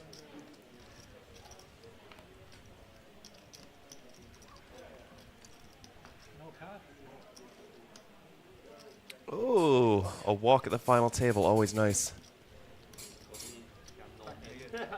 Again, surprised to see the walk from Abraham. I think you remembered one hand he was involved in. We're about 25 hands in. Very interesting. Just going where the card distribution takes him, and has certainly been card dead. Yeah, for sure.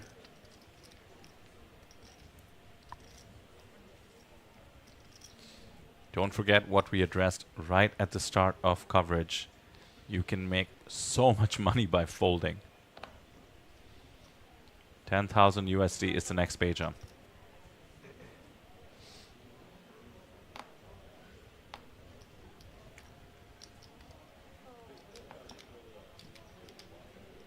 There we are, pocket 10s for Justin.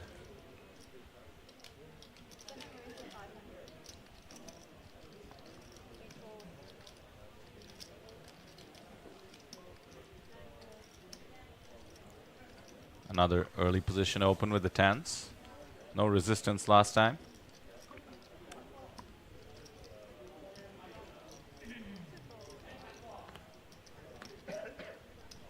And no resistance this time. Not too shabby.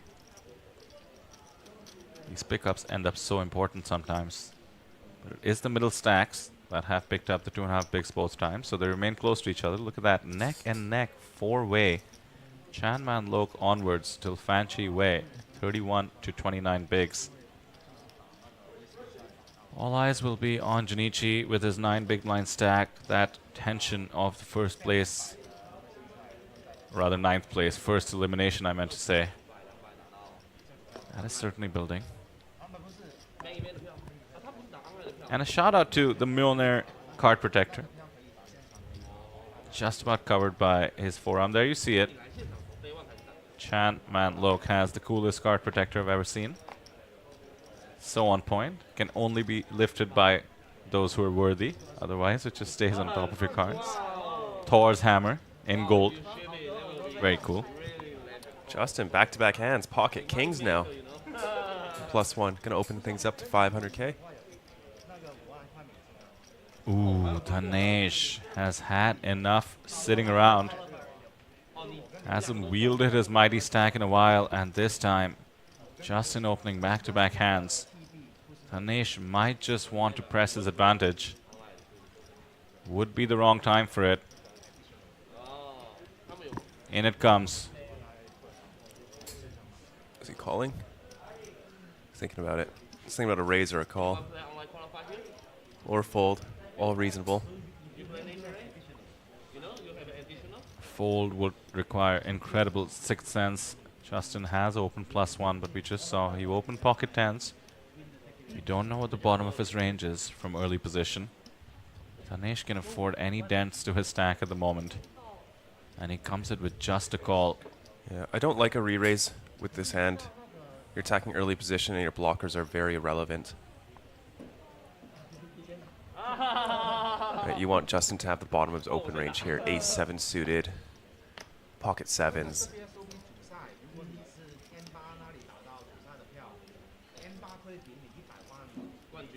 Here we go to a flop. This could be dangerous for Justin if there is a 7 on the board. Chat rooting for a 7. 10, 9, 8, a very dangerous board for the Pocket Kings. And it's going to get very tough to play here for Justin.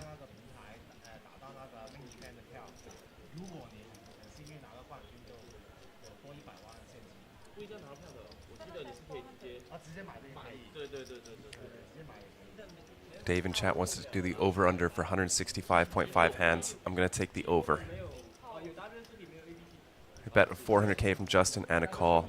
I really would like to see a check rather than a bet. Queen of diamonds on the turn. The board is getting very connected. Any jack makes a straight now. Justin checking it over, but the pot is now 2.4 million.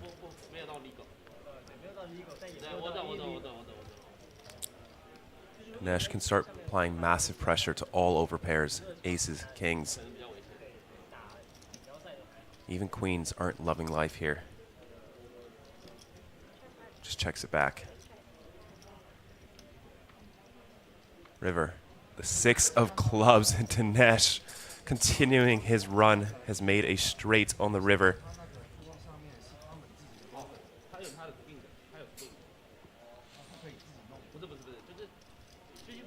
Justin wisely checking it over to Dhanesh.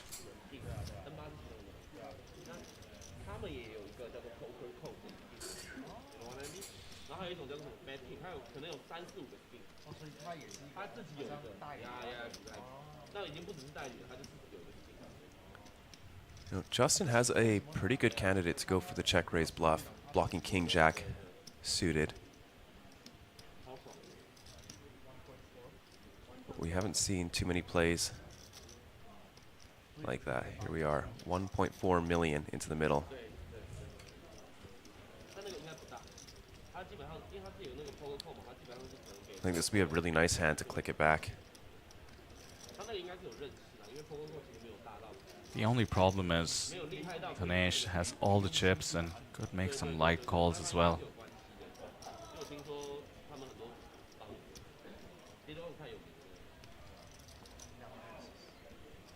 No, but if Justin does just fold here, he still has over 20 big blinds, lots of play.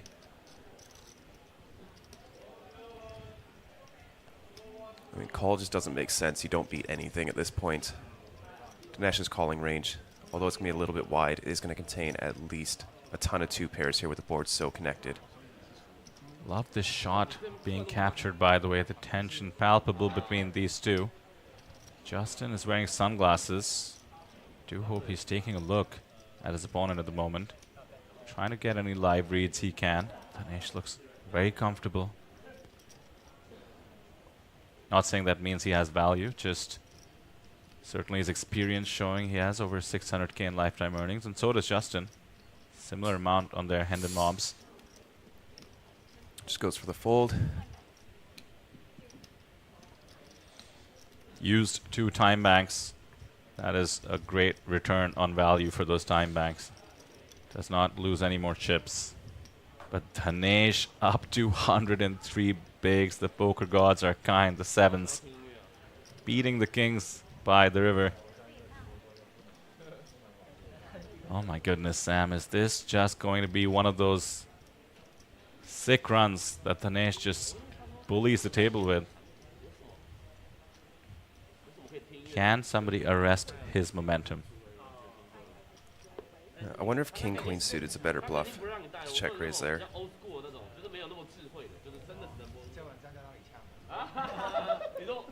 We are approaching a record-breaking 3,000 of you in chat. To all of you joining us, perhaps for the first time, supporting some of these players. Welcome to the Asian Poker Tour. We are playing here in the final table of the main event. 454,000 USD to the winner, 250 to second. It's going to be quite an epic heads-up battle one way or the other. Even if the players strike a deal, mind you, they will be playing for at least 70,000 USD as per the rules of the APT.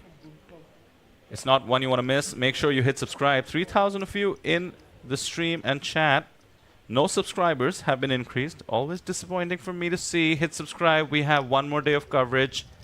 And then we head to APT Manila at the end of the month with a full streaming schedule, as well as APT Fukuoka with a streaming schedule as well. Meanwhile, Junichi is taking the spot from the small with King Queen off.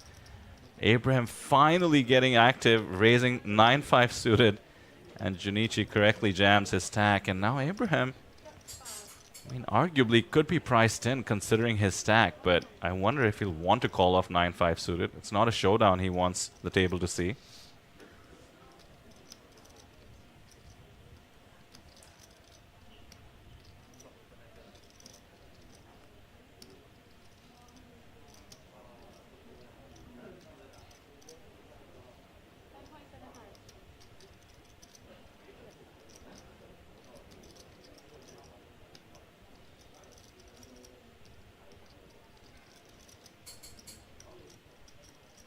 Very attractive price.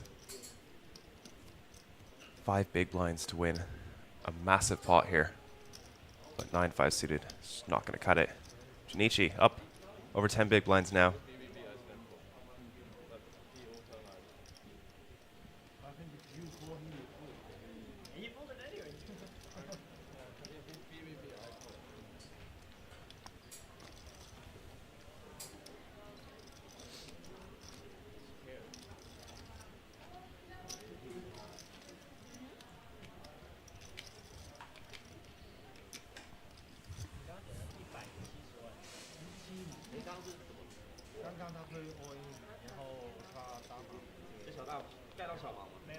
Biggest source of tension, perhaps those 4 stacks next to each other. 26, 27, 29, and 30 bigs.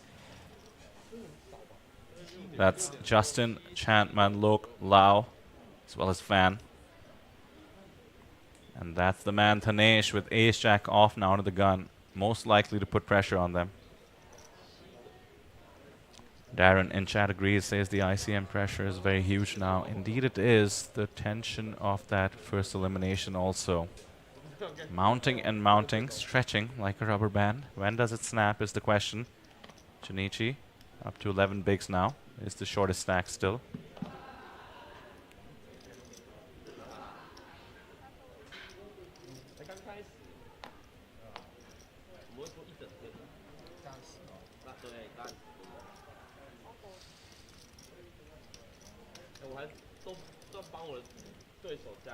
Mind you, Sam, Dhanesh is just loving this. He doesn't mind nobody busting. Just gives him free reign to keep picking up more chips as he just did. 26 million plus in chips now. Despite the blind level increase, Dhanesh has actually climbed up to 105 bigs. He came into the day with about 90 at the previous blind level. Incredible run thus far. Yeah, really putting that big stack to work. bullying the table, adding more chips, giving himself the best possible shot to win the APT Mega Lion.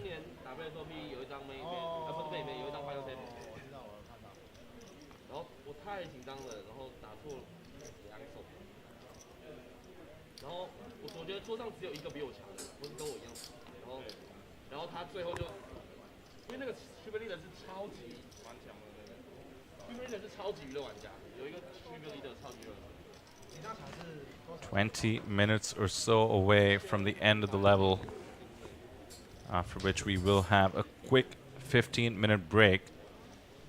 Wonder if the players are now optimizing to reach that, but the blinds will go up to 150, 300K. $10,000 pay jump on offer. 8th place good for about 44. But my oh my, how quickly it climbs after that. All the way up to 250 for second, 450,000 USD for first. It's going to be one of these 9.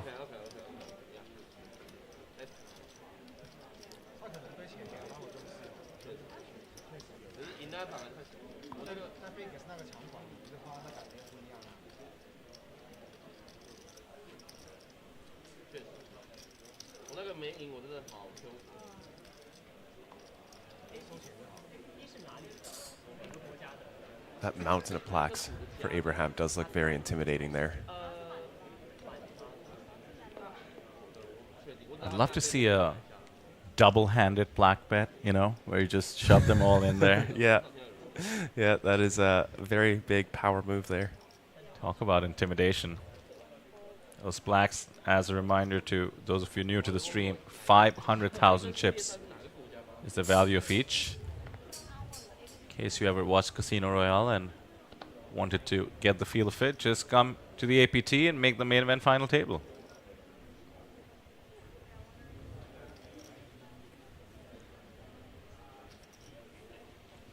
King 4 suited. Fan Chi Wei, again, some of you are new to the stream. Taiwanese poker hero, well known for his aggression. Just yesterday we had him on our feature table, day 4, and he proved his image. Here he is handcuffed. If he didn't have all that ICM pressure, Sam, I bet the King 4 suited would have been opened. For sure.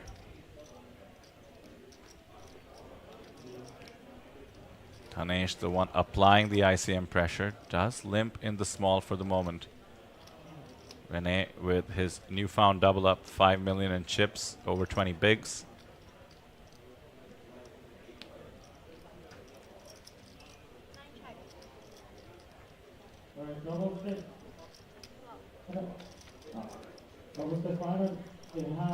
Cut shot for Renee.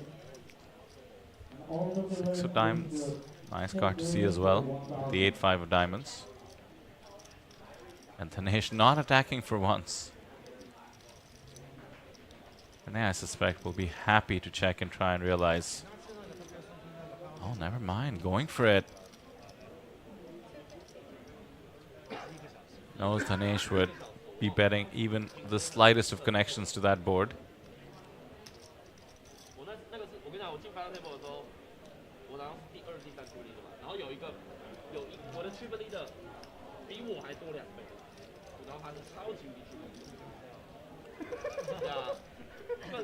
I love that Dhanesh is still thinking about it.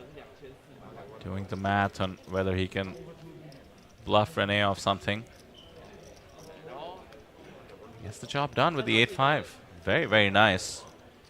Certainly helps to have position on the man with all the chips. Yep.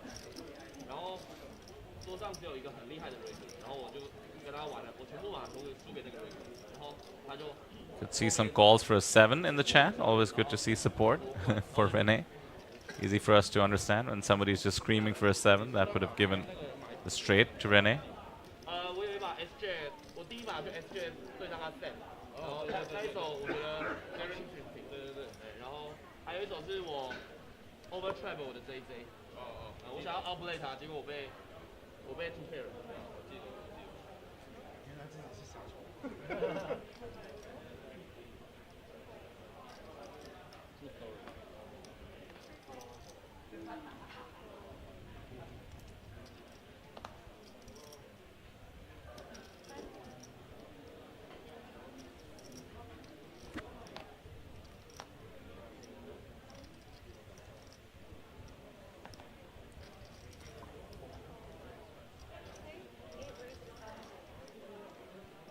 29 off on the button.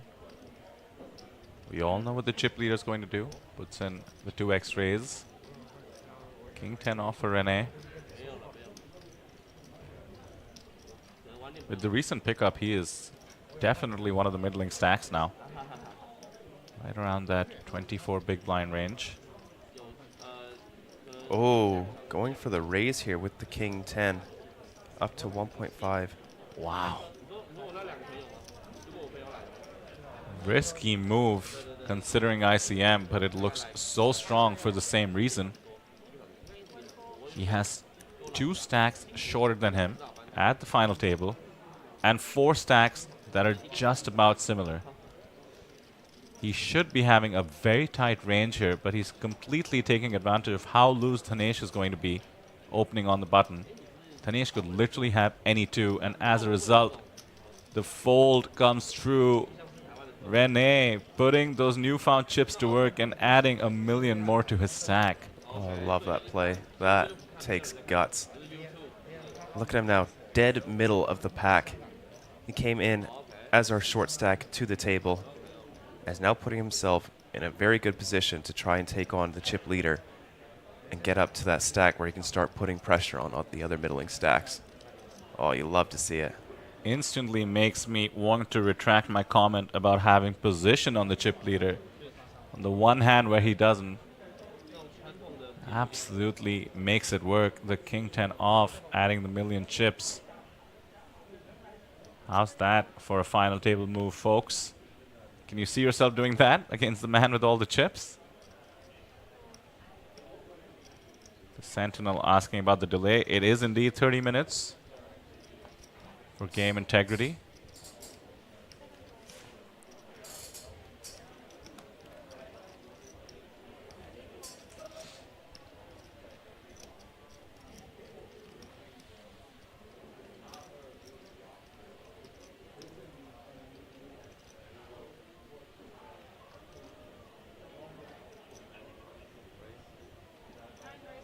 All right, Renee getting involved here. King 7 offsuit.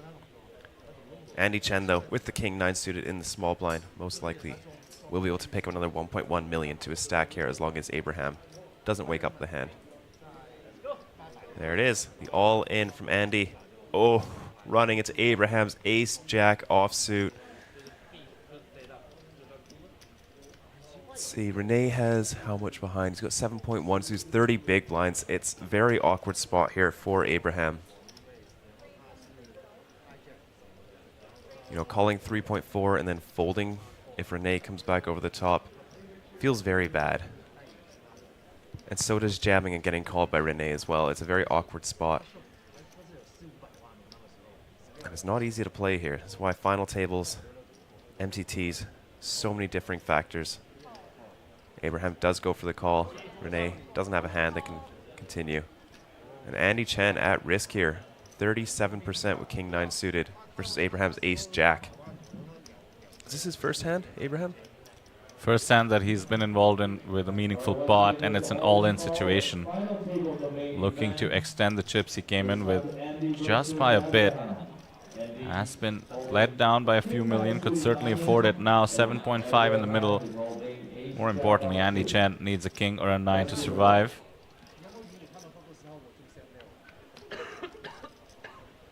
Oh, that's rough. Queen 3 deuce, all clubs. Nothing to write home about for the King 9. 6 outs, 2 of them folded, as you can see. Grayed out on top. 7 of hearts. Could we have our first elimination?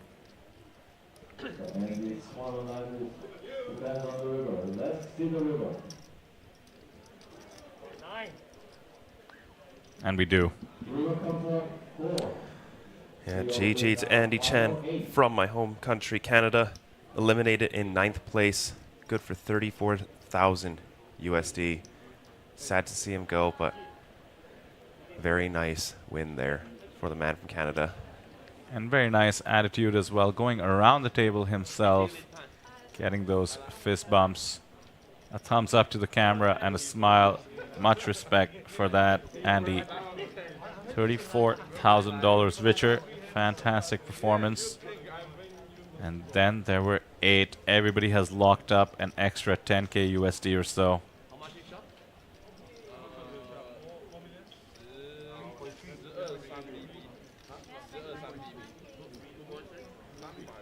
Junichi's got to be happy. He's the shortest stack, sitting in seat number 5 in the middle of the table. They had a slightly bigger stack. Bust out. Pardon the interruption. Should be sorted very shortly. There we go. So Junichi now the shortest stack.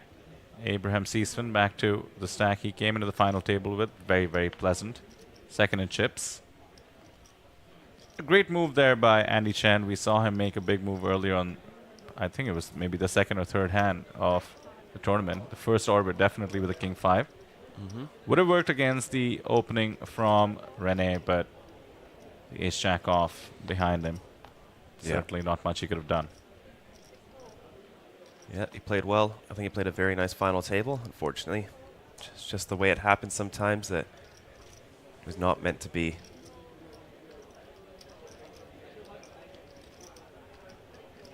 Pocket 8s for Fan Chi Wei, opening under the gun.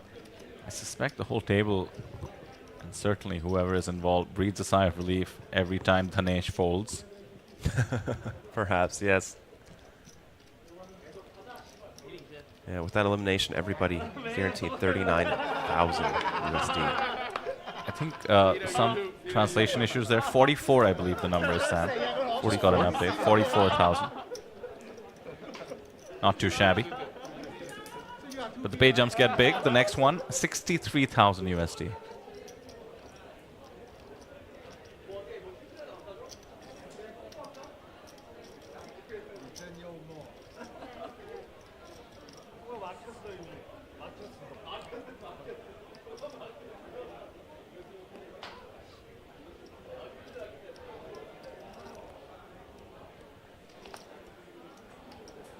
Fan Chi Wei, by the way, wearing his own merch. He is a coach over Bankroll, I believe. Is the brand there. Seems to be interacting with his fan and his fans, I should say. Not his name, fan. Let's just call it his real. He is also facing our poker arena, so I'm actually excited to go out there and break Sam with a 30-minute delay. We'll be able to see who all is supporting him. As the local here, I have no doubt he has tons of support. Eventually, our cameras will capture it as well. Yep. Here we are. 10-9 suited for Abraham. Lau just deciding to flat with the ace-queen here on a 25-ish big blind stack. It's definitely a hand that can just move all in here. Queen 6 for rainbow. Lau flopping top pair, top kicker. Abraham does not have much here. Very few backdoors.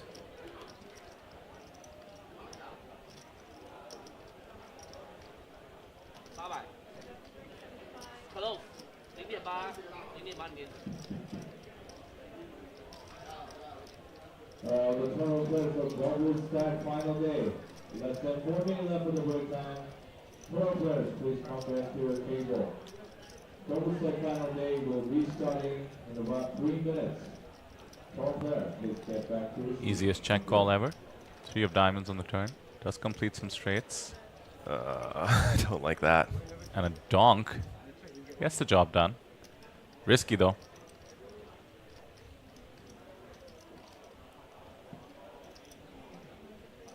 Abraham could have certainly pressed his advantage, but hey, Sam, let's not forget, maybe it is opponent dependent, very exploitative. Abraham seems to not get out of line too often.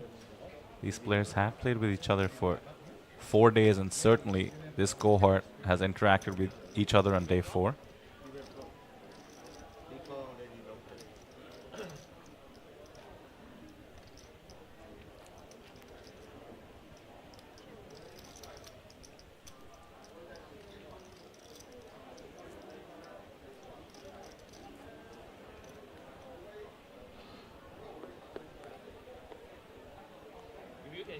You understand Chinese huge age?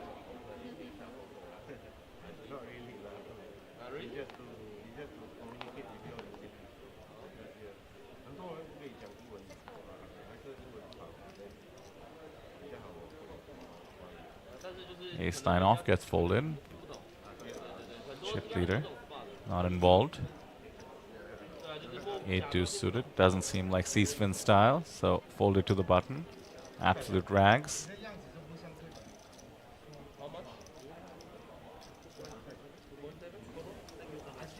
Pretty looking 9-8 suited. Could find the jam here against a short stack. Certainly would be correct to do so. Junichi stack hovering around 10 bigs. 2 of them went in for the ante and the big blind. Yeah, he gets it in there. Now it just comes down to what Junichi manages to peel. And it's pocket fives. Oh no. Yeah, that makes the quick call. We have a flip for Junichi's life. We could be down to 7 if Fan can catch. Otherwise, Junichi will get the much needed double up. And the double fist bump. Very nice to see. Keeping it friendly. Fan doing the fan dance. He's done it before. Once again, there's an all-in call on the final table, the main event. Yeah, Fan should be around 50-50, but due to card removal, only has 34%. Junichi in a very good spot to get back up to 20 big blinds after losing his flip against Renee. Ace-10 versus pocket 8s, that was. I love my hand. But I don't like 5. You block my house. I want 4, you know? 4 is better. Fan getting greedy. Just has 34%. Never No mind. way. Flops the straight. Junichi takes it better than I would. The poker gods can be cruel. Diamond. Fan asked for a diamond. Okay, Fan, careful what you wish for. Asking for a sweat. 10 of diamonds. He's overconfident. 10 of diamonds would be the worst. Queen of diamonds, though. Oh, no. Pretty close. $20,000 pay jump, give or take, on the wrist. Junichi laughing it off. Needs a diamond to stay in the mix. And the 3 of hearts means we do lose our 8th place finisher. Good game, Junichi. 44,850 USD for 8th place off a $1,500 buy-in. Usually more than a first place finish for a buy-in of that level. So true. Yeah. And now we don't have any stacks that are very, very short. We're down to 24 big blinds. Justin is our shortest stack, who's had a rough run this final table. GG once again to Junichi Hashimoto from Japan. 44,800 for 8th place. We lost Andy Chen from Canada. Flag distribution. A bit more limited now. 2 players from Macau, 2 Singapore. 7 remaining.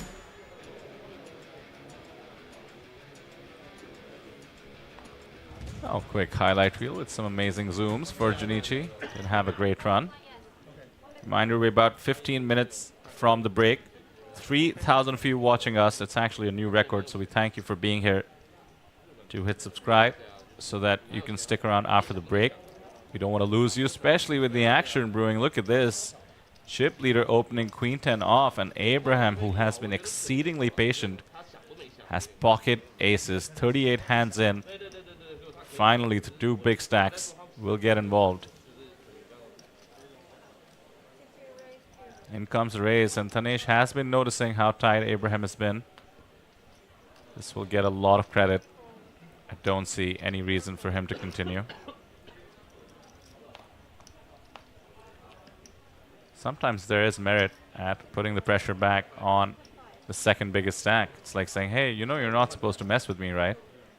In this case, Dhanesh knows, his fellow countryman, Abraham, knows he's not supposed to mess with Dhanesh. As a result, might give him some credit.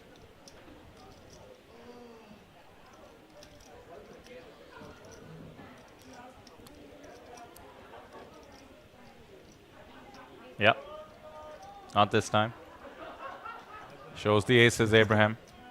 To the extent his image was ever in any doubt, he maintains it. Not sure I love showing the aces. Free information. Is it, though? I know what you mean. Abraham has been that tight, but it would be nice for him to have some doubts in his opponent's minds. There's an extra metagame nuance here as well, Sam, since we're 15 minutes away from the break. to the extent Abraham did not show his hand, the players would not have been able to see the stream until the next break because of the 30-minute delay, of course.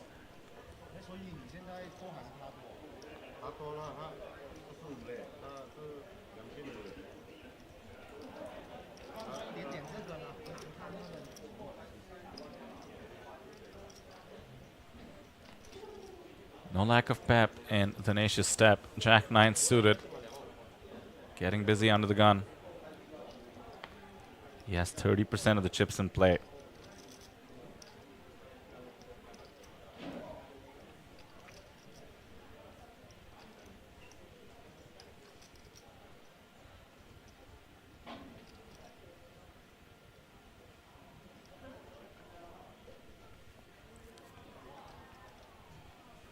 Fan not ready to give this up yet.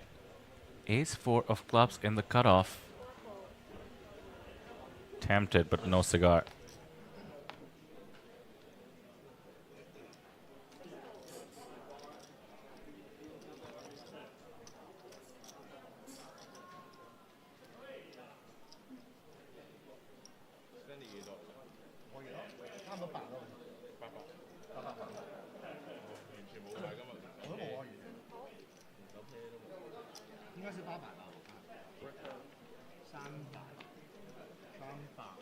Oh my goodness, the flop flush for Justin. Defending 9-8 of clubs in the big blind and flopping 3 clubs and the straight flush redraw. This is what Justin from Korea has been waiting for. Last hand before the break. How much does this cost the chip leader? Everybody else getting up. No surprise there. The crucial break has been reached, but these two players will stay in the mix. Justin certainly dreaming of finding a way to get the full double up. Proceeds with the call. Turns out it's the best way for him to have a chance at the full double. Check calls for now. Would love to not see a club on the turn. The ace of spades, the best card in the deck that Justin wanted to see. Hoping for Dhanesh to have one, but Dhanesh checks behind. And the king of clubs could kill any action and any chance of Justin getting paid, but he checks. Opens the door for Dhanesh to bluff at it. It is a very quick check, by the way, not to read into live tells when I can see the cards, but when you don't even pause and think about bluffing at it, it tends to lean towards you having a club in your hand. He has 2. 9 is the highest. Won't bluff, facing a bet. Dhanesh checks and sees that he was facing disaster. And with that, we see Dhanesh's face for the first time. The mask is off. And we have hit the break. Once again, 3,000 of you watching us. If you hit subscribe, that way when we come back from the break in just about 10 minutes or so left, we'll make sure we have you around. Do not go anywhere. We will see you shortly.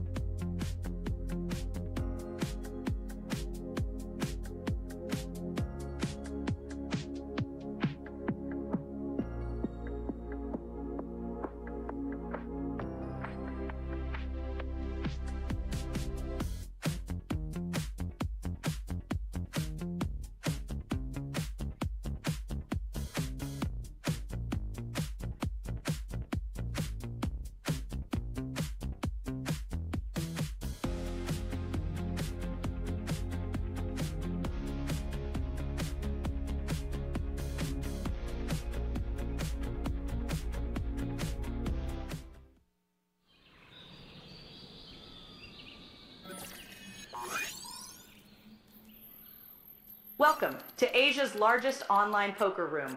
Our next generation poker software is now initiating.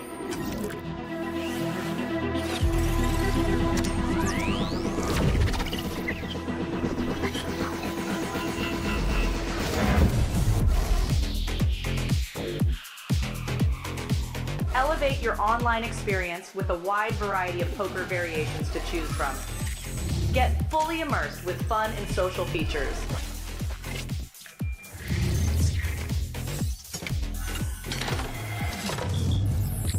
Level up your game with PokerCraft and Smart HUD. Unlock a wealth of rewards including cashback, bonuses, and jackpots.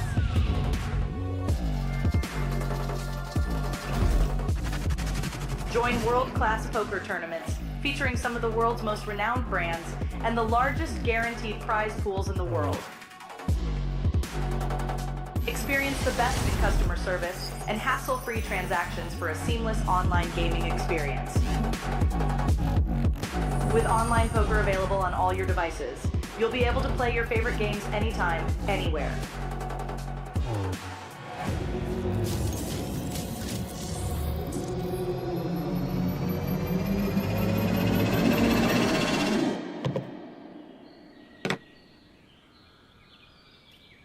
Sign up now and elevate your online poker experience today.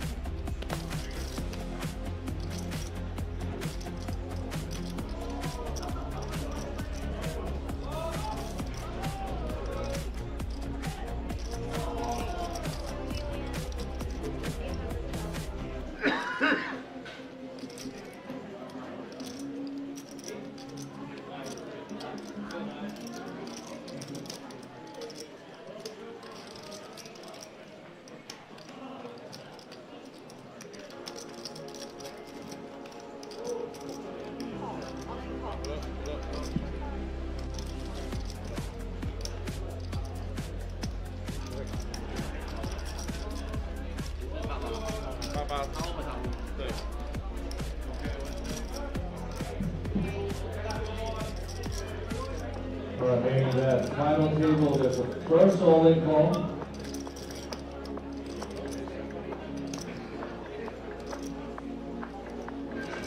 Alright, Renee's holding ace-10 off. And Trinity holding pocket ace. Trinity's covering the Renee at the moment.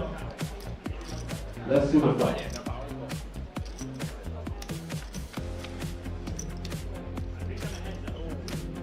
And on the flop, 10, 5 for rainbow, and diamond 5 of heart and 4 of spade. Let's see the turn. Turn comes a jack of clubs. 2 all for Dhanesh Chainani. Let's do the river. Alright, river comes at 8. Renee to hold up. So close, 3 minutes.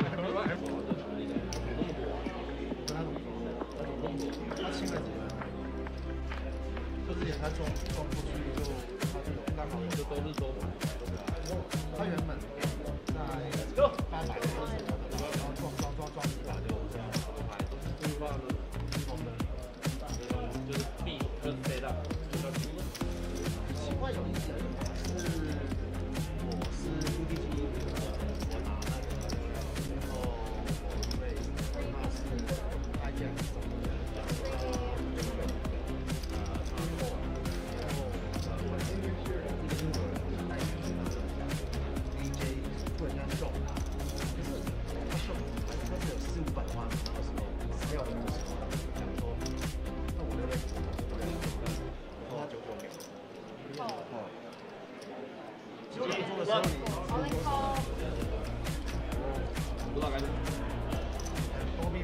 对啊，他那时候800万，然后秒接那个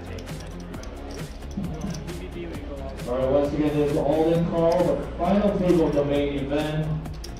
This time Andy versus Abraham. Andy holding King Nine suited diamond, and Abraham is holding Ace Jack off suit. Let's see the flop.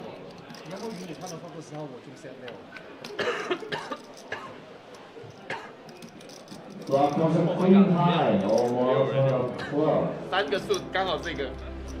Let's do the turn.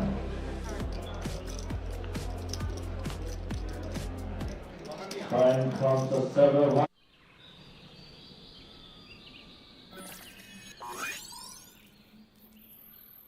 Welcome to Asia's largest online poker room. Our next generation poker software is now initiating.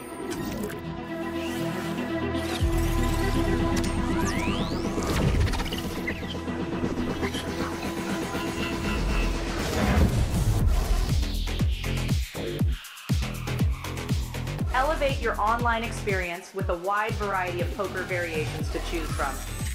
Get fully immersed with fun and social features.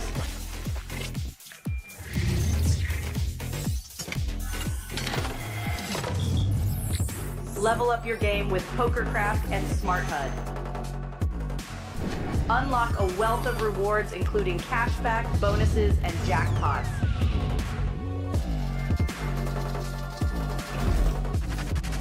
Join world-class poker tournaments featuring some of the world's most renowned brands and the largest guaranteed prize pools in the world. Experience the best in customer service and hassle-free transactions for a seamless online gaming experience. With online poker available on all your devices, you'll be able to play your favorite games anytime, anywhere.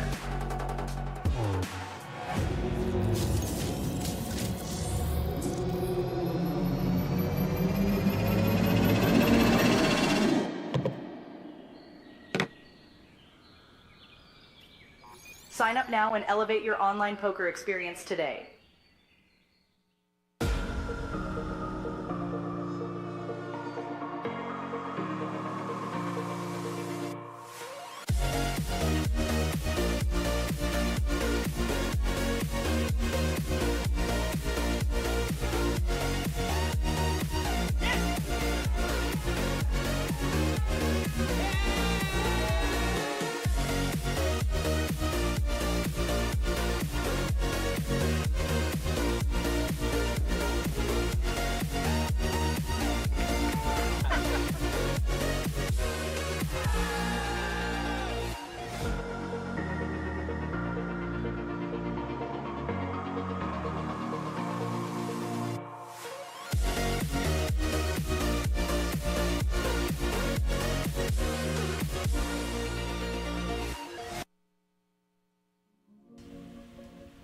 Good afternoon and welcome back to the Asia Poker Arena. We are coming to you live from Taipei, Taiwan. We are here at the main event final table of the Asian Poker Tour Taipei Poker Classic. playing for 454,000 USD up top, as well as the coveted APT Mega Lion main event trophy. My name is Vidar Singhal. I'm joined in the booth by Mr. Stephen Lai from Hong Kong. Stephen? You've never introduced me that way before. That's true. I like to mix it up. We have you for a couple of hours here in the booth. How exciting is this final table? You and I have done a lot of coverage for APT main event final tables, but this is the big one. A record-breaking prize pool for Taiwan, $2.7 million, leading to those incredible figures you see on your screen. 63,000 USD locked up. That's 2 million Taiwanese, all the way up to 14.4 million, good for 454,000. Wow, that's big money.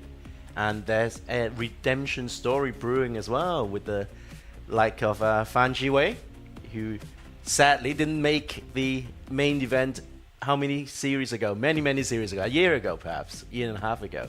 And now he is at the final table, fighting for that beautiful Lion trophy. Yeah, he has a pretty good track record, we'll say, Stephen, both in terms of the APT now and the main event. He did, of course, gain notoriety on the main event final table, bluffing off his second in chip stack against Ponat's first in chip stack with ace-5 off. 6-bet bluff that was.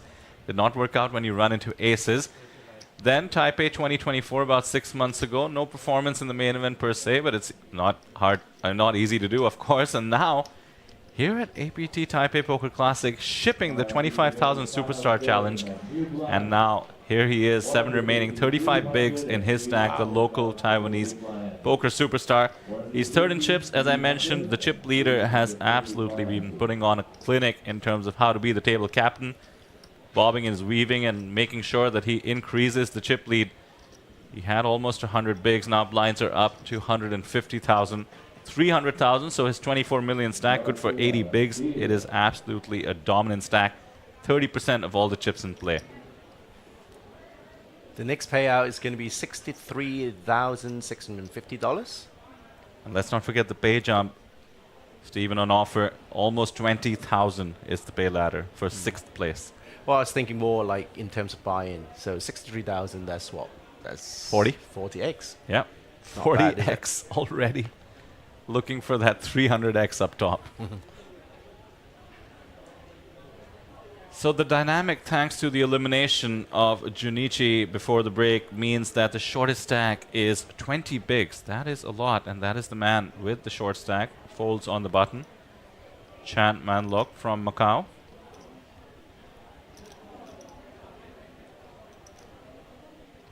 So I've been following the stream this morning, the final table, in my native Cantonese, and I have to say, Fan Jiwei has been surprisingly quiet with his short stack. But let's get back to this hand. Dhanesh is flopped a nut flush draw, and also ahead with the 2 high cards.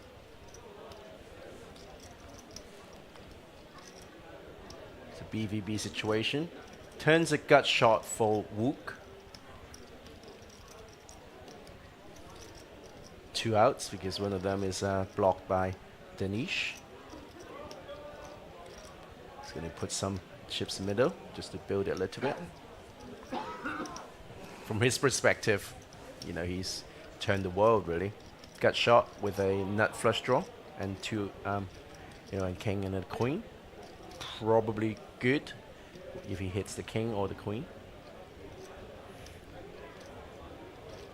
Bets and takes it down. Easy life. Dhanesh has been playing exceedingly well, but he has been running good as well, and credit to him in the spots where he needs to be avoiding disaster. He did get lucky. 7s versus kings. That was against Justin, who has made a comeback.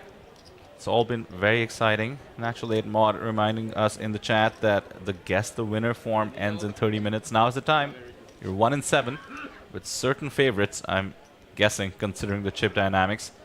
The form is pinned to the chat above. That's just free money. Free rolls will kick off for whoever guesses correctly. And are you going to take part in that? Are you going to guess correctly?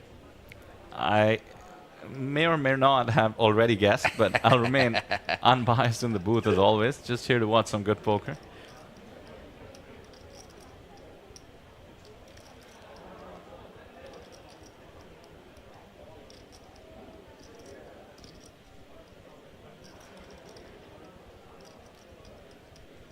Ace queen suited for Fan.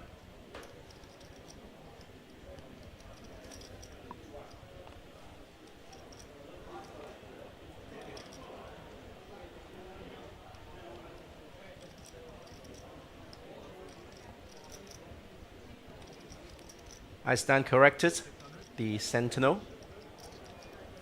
Jae Wook.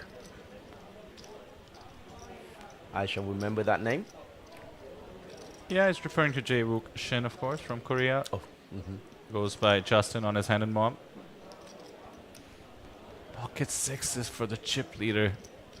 This is the showdown we have been curious about this whole final table. Fan with his hyper aggro style, and Dhanesh with his mountain of chips. Just goes with the call for now. Does not have the right kind of hand to 3-bet and try to get Fan off whatever he's holding. Ace right in the window. 2 9s. Comfortable flop for Fan. Dhanesh can't be too sad either with the board paired. Having a pair himself.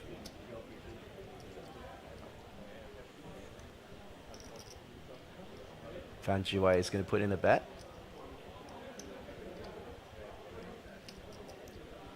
He's been working a lot on his mental game in the past year. Interesting. And the interview he gave was excellent. You know, he was saying, you know, now he has a spiritual connection with the APT. I did watch that and actually was pointing out the same thing to the chat. You can check out Fan's interview after winning the Superstar Challenge on our socials or YouTube. Meanwhile, Dhanesh is check calling the pocket sixes. Can't say I blame him. Fan is just about the most aggro player on our final table. Does not need to have the best of it yet. The 3 of hearts gives him the backdoor flush draw as well.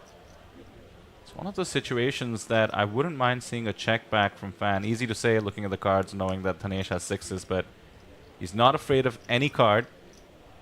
He's not afraid of any card, that's correct. Pretty except much. a 6. Except a 6, although he might not know it. That would be the most innocuous, but the most painful card. You know, Fan is very good at creating drama unknowingly. He is just betting, going for value. Yeah, he's betting all over the place. He knows that Dhanesh, having called from the small blind, will have weaker aces. He wants to extract from them, but instead gets the fold. And Fan now with 12 million chips. By the way, he's closing in on third place. There you see it. Abraham Seisman has been sort of managing to maintain his stack. 16 million in chips for him. 2 players from Singapore up top. We haven't seen that at the APT main event in the past. We have had a Singaporean main event winner, Ku Shishang, ship the APT Da Nang event. Did run deep in our main event here in Taipei as well.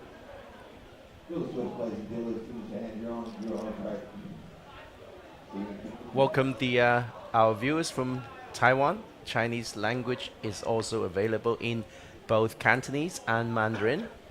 我们有一个国语的直播的，如果你想看国语的旁述的话，可以在description 里面有一个连接去一个国语的直播，还有广东话的直播，你可以去 HKPPA 的频道可以看广东话的。 Steven, the chat so cruel, asking 6 for of hearts, right? the 6 of hearts on the previous hand. Would have given a nut flush versus full house situation. I get it. As our friend Adi Wadwani, who has commentated for the APT before, would like to say, they're just looking for blood. You know, Fan Jiwei denied all the equity by putting a bet in on the turn. Jae Wook Shin, aka Justin, folds in the cutoff. Dhanesh, 5-4 suited. Easy open when you have a mountain of chips. Barely felt dent of the last hand.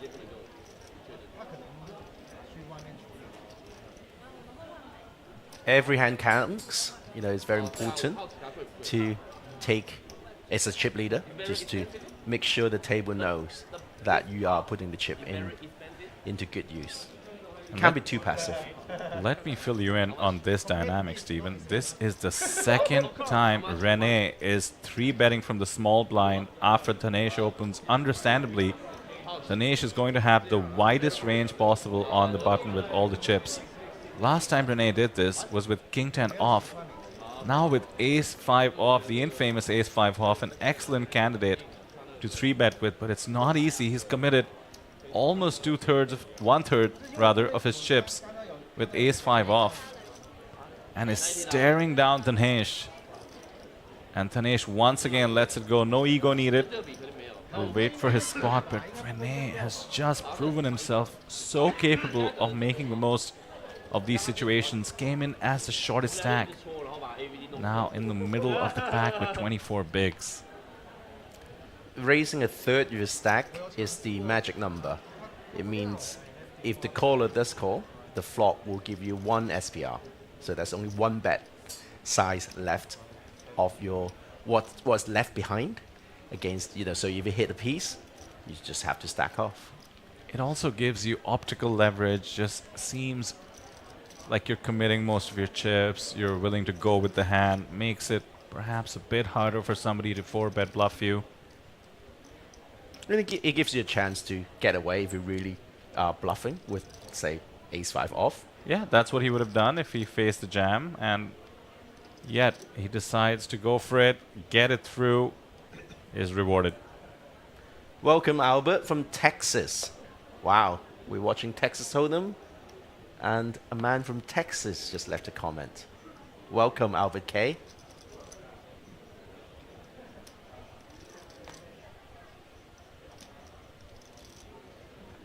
If you have朋友係聽廣東話嘅話咧，亦都可以去 HKPPA 嘅頻道咧支持一下一班廣東話評述嘅朋友啊。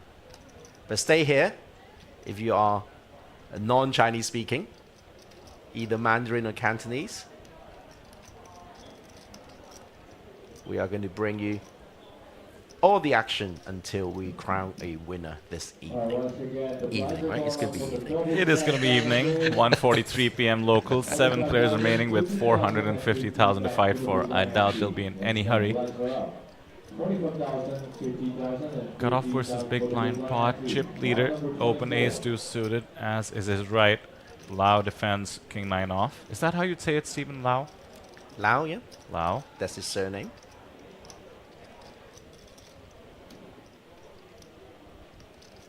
Certainly reasonable to try and see a flop with king-9 off. Now that you whiffed with the 6-3-3 board, I doubt anything but check folding is on the menu.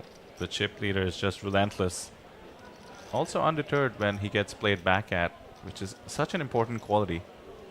So many chip leaders, Stephen, sometimes end up in this sort of ego battle. We saw him get 3-bet, and as I mentioned, it was the second time the small blind was 3-betting his button open. Let it go, on to the next one. I remember Dan Negreanu kind of comparing it to boxing. Just take jabs, jabs, jabs. Most of the time people are blocking. If somebody swings back at you, slow down, back off, and take more jabs. Justin Fairbanks, I stand corrected actually. Chan is actually Macanese through and through. I was incorrect. I was corrected by one of my contacts from Macau. He's not really from Hong Kong. He's actually a Macanese. And Lau also Macanese native, Macau native. You're referring to Chan on our final table also. Correct, yes. From Macau.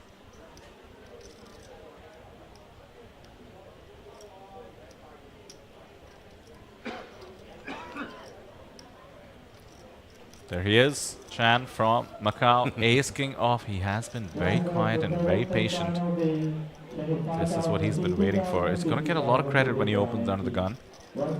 These players have not only studied each other overnight, as they should. They went on break and no doubt reviewed the stream, got some updates from their friends and family watching. Justin quickly folds the pocket threes.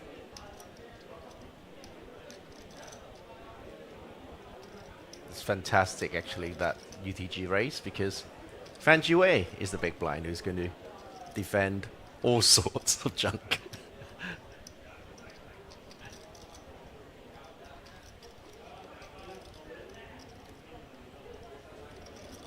Justin Fairbanks was asking, how does it feel to have no Hong Kong players at the FT, despite having the second most amount of players in the tournament? Wait, let me just pause the goading from Justin there, okay. Stephen. There is a situation developing. Pocket jacks in the big blind for Fan. Chan, who has been relatively snug on this final table, has ace king off under the gun. How much credit does Fan want to give to the open? He's going to rip it in. Here's the 3-bet from the big blind. And this is Fan Chi Wei we're talking about. We saw him actually put pressure on and under the gun open from the big blind yesterday on day 4. I believe he had king 9 off or some junk at that moment. This time pocket jacks, and it's a huge 3-bet. Oh, time bank.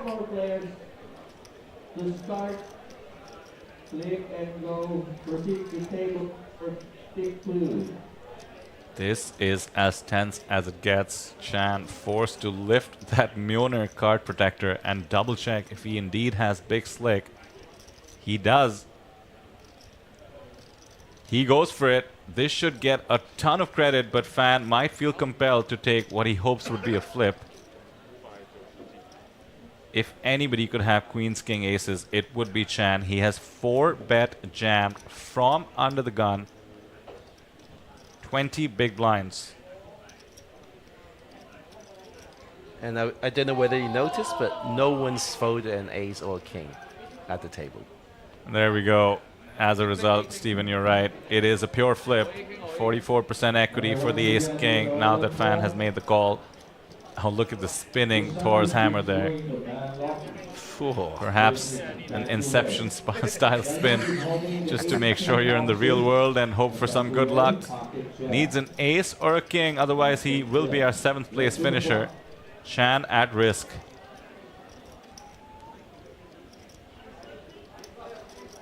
Six, 9 is clean for the jacks.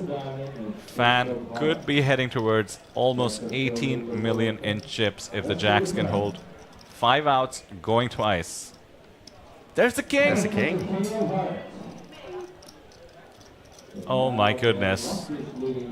The king on the turn to the rescue. 2 jacks left to create an upset otherwise. Chan has climbed up to 12 million. There it is. Fan Chi Wei, now the one who has been crippled. 19 bigs in his stack. I was joking yesterday, Stephen, but when the king hit on the turn, I was mentioning how if there's any way to bottle the feeling that Chan would be feeling at that moment, we would be billionaires.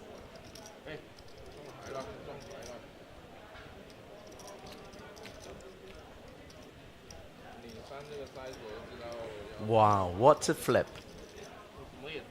Biggest flip of the day? Biggest flip of the day, biggest flip perhaps of Chan's live poker career, keeping him in the running for 450,000 USD instead of being out with 64,000 USD. No king on the turn. He goes out in 7th place. King on the turn. Now he's fighting for $400,000 more. Tournament poker is absurd sometimes. But if there's anyone at this table who can deal with all sorts of stack sizes, you'll be Fan Chi Wei. You know, he's got a game plan for 20 big blinds. He's got a game plan for 40. We believe in him. We believe in all the players, of course. Justin Shen.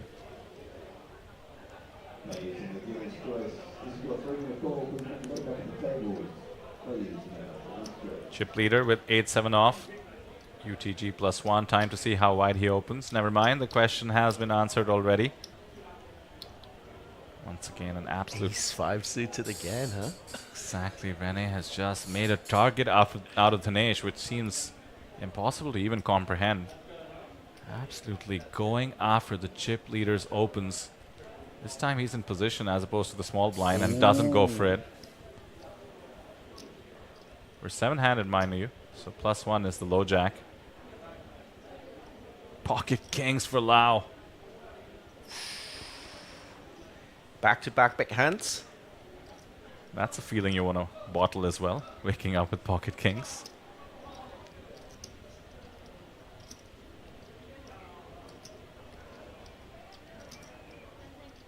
Wow. Is he going to induce by just flatting at the button? That would be so cheeky. Might want to induce a 4-bet from the chip leader, who has been pushed around a bit off late. So maybe a small 3-bet is the way to induce. He's throwing in a time bank, so his hand is too strong now. Yeah, that is true. Certainly doesn't look like a bluff if you use a time bank. He's put on a chunk of chips, 1.7 million. Yep, it is small, but Dhanesh insta-folds. Dhanesh's strategy has been to take those jabs, as we were just calling it in the boxing analogy, or stabs, as you might call it, and fold to resistance. He just picks up those 2.5 bigs in the middle so frequently. Can let some of these opens go.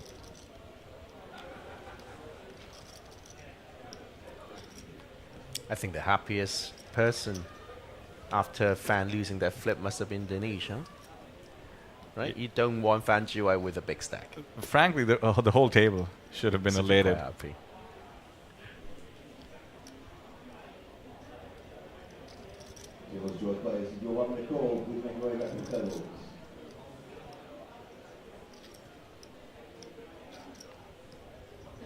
Hey, 台湾的朋友，我们讲的英语也是蛮简单的，应该不会太难听懂吧。So we haven't actually left the dealer's Instagram account, letter by letter, despite threatening to do so. But if you're interested in, getting to know the dealers, come play APT. The next series will be in Manila. Justin Shin with at the big blind with Ace Jack off versus a UTG open from Dhanesh. Elects to call. Quick fold by pocket fives on the button by Fan Chiwei, by the way, in this hand. Interesting to note. And the King 9-7 rainbow is very favorable for the chip leader with the Jack 10 off. Double gut shot. Air outs to the 10 live as well. It's a flip in terms of equity post flop. Although he might not know it. He knows he's in position and he knows he has all the chips. With this much equity, fires in the easy C bet.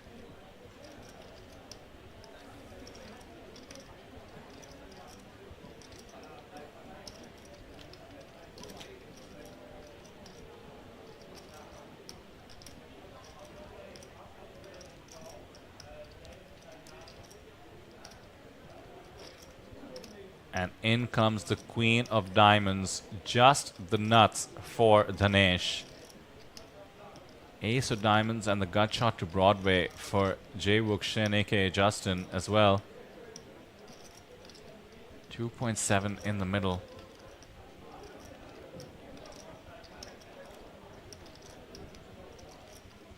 Yeah. A small bet, all things considered. Wants to keep his opponent around, and this does set up nicely for a river jam. 1.1 million is the ask.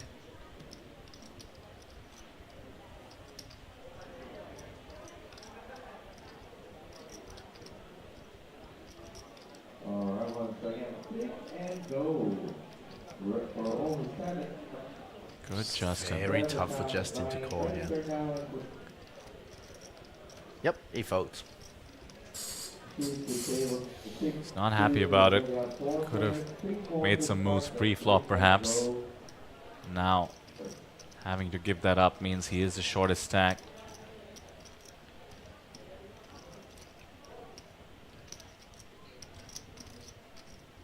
No, I'm not asking the Taiwanese or Cantonese speaking viewers to leave the stream.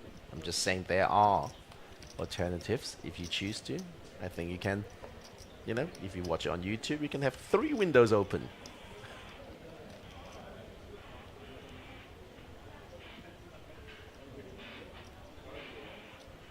Hey, Cobain. Okay, he's on the high-speed train coming to play the mini-main event. Yes, the mini-main event is happening today, as well as the high roller event. 2 flights for the mini-main. One is active. 700 USD buy-in, give or take. Mentioned the high roller. Steven, you'll be playing that yourself, I believe. Indeed. 3,400 or so USD is the buy-in there. 2-day high roller, about the most prestigious event apart from the main here at the APT. And the super high roller. This is a bronze trophy, right? This is a bronze trophy. It's it's a mega lion. Let's not discount that. 我看得懂的，我看得懂中文，我就是说的不好，不过我可以看懂你们说什么。Welcome, Taiwanese viewers. So open from hijack, king queen off, and then gets a defend from Justin from the small blind. A question about our graphics. Stanley in chat asks, the outs on the top mean that the card is still in the deck. I'll clarify when we're in that situation. Here we see it. For instance, you see 6 outs, but only 3 of them are live, taking into account all the cards that are folded by players or in the burn pile as well. So it's the best of both worlds. You can see what the outs actually would be, as well as what the outs would be in theory. We do have some situations sometimes, Stephen, when a lot of cards that would help somebody have been folded, and you enter into what would ordinarily be a flip, but we can see that they're at a huge disadvantage. And what do you know? This happened with the all-in situation that knocked out Junichi. 9-8 suited versus pocket 5s it was. Ordinarily a flip. Pure 50-50 situation. Fanchi actually had only 34% equity. And of course, flops the nut straight. Flopped him dead. Oh, and then turn a diamond, didn't he? Like, to make it a bit of a sweat? In fact, Fan called for a diamond just to make it a sweat.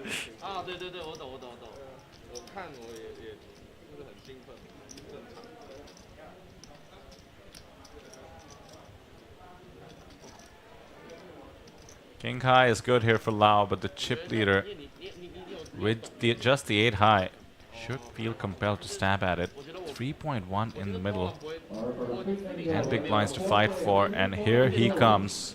The only question is how much. He's grabbing those 500k blacks along with the grays. 1.4 million, I believe, is the bet. That is maximum pressure.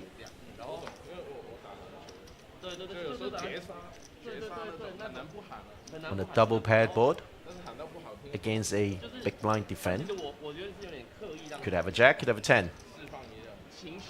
Could have an ace. Losing to all those cards. Lau just lets it go, and Dhanesh continues with his masterclass, picking up the pot with just 8-4 off. 26 million chips for him. Just about the peak that he's had. 33% of the chips in play. Well, we welcome. This is like a record high almost. We're almost hitting 3,000 views, concurrent viewers. Fantastic to see.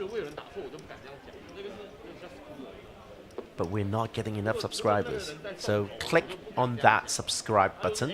They don't like subscribing, Stephen, but we're happy to have them.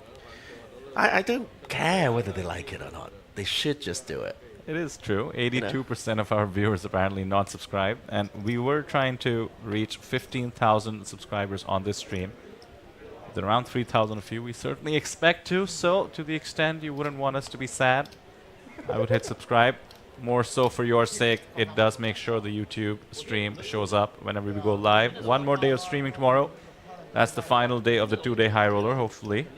You Stephen see Lai. me, yes. Yeah, it's on the feature and final table there. Then don't forget sorry, 1 second. Ace King in the mix. Man lock open from cutoff. Justin wakes up with Ace King off, which is just like the best hand any tournament player could hope for.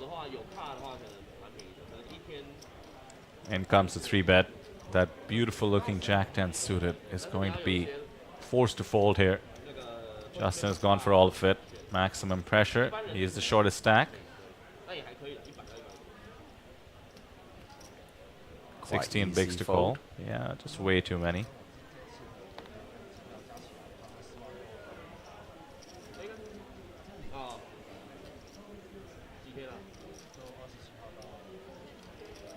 Chairman Lock recently acquired a stack of chips from Van Chi Wei. He's not going to give it away with Jack 10 suited. I loved seeing his card protector spin. I think that just might be the best card protector I've ever seen, Steven. Because, you know, the rules of the hammer, you cannot lift it unless you're worthy. So his cards are absolutely protected. And if you read the comic books, everybody lifts the hammer now. At some point. Even Deadpool has lifted the hammer. Oh my goodness, don't tell me that. Completely ruins the Captain America moment for me. Indeed, indeed. King 5 off is going to hit the monk. Ace Queen for Fan. He is the short stack. Not too short. Still about 19 bigs. Just on the table.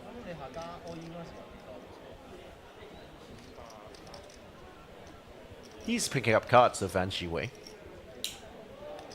No jacks. 9-8 suited. Now ace queen off.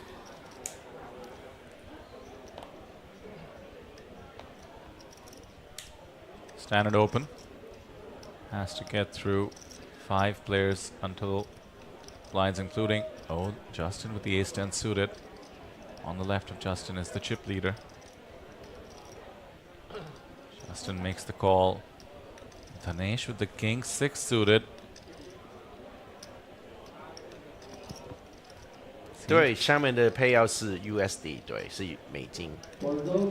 Sorry, he Dinesh pick up king 6 suited. Could be eyeing a squeeze, Steven. Just a call. Very surprised to see that, but we have seen this before.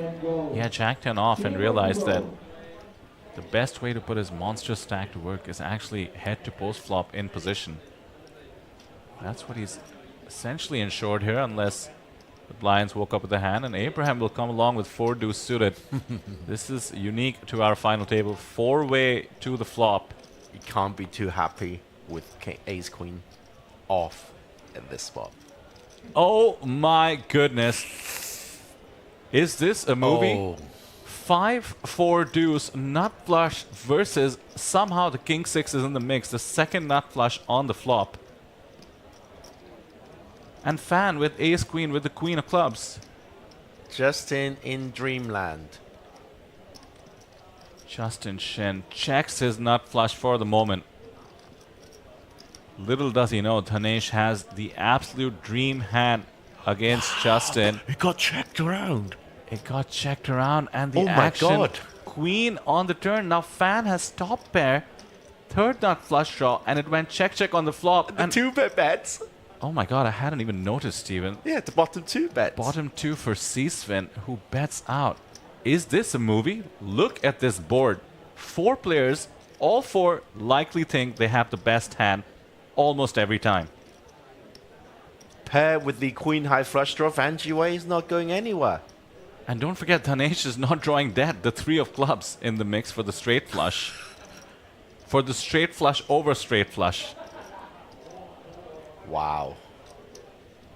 Who doubt this hand? Absolute cinema, says someone in chat. I tend to agree. Hundreds of hours in the booth. I've never seen anything like this. Abraham leads out into 3 players. Fan sitting with what seems like it should be the best hand.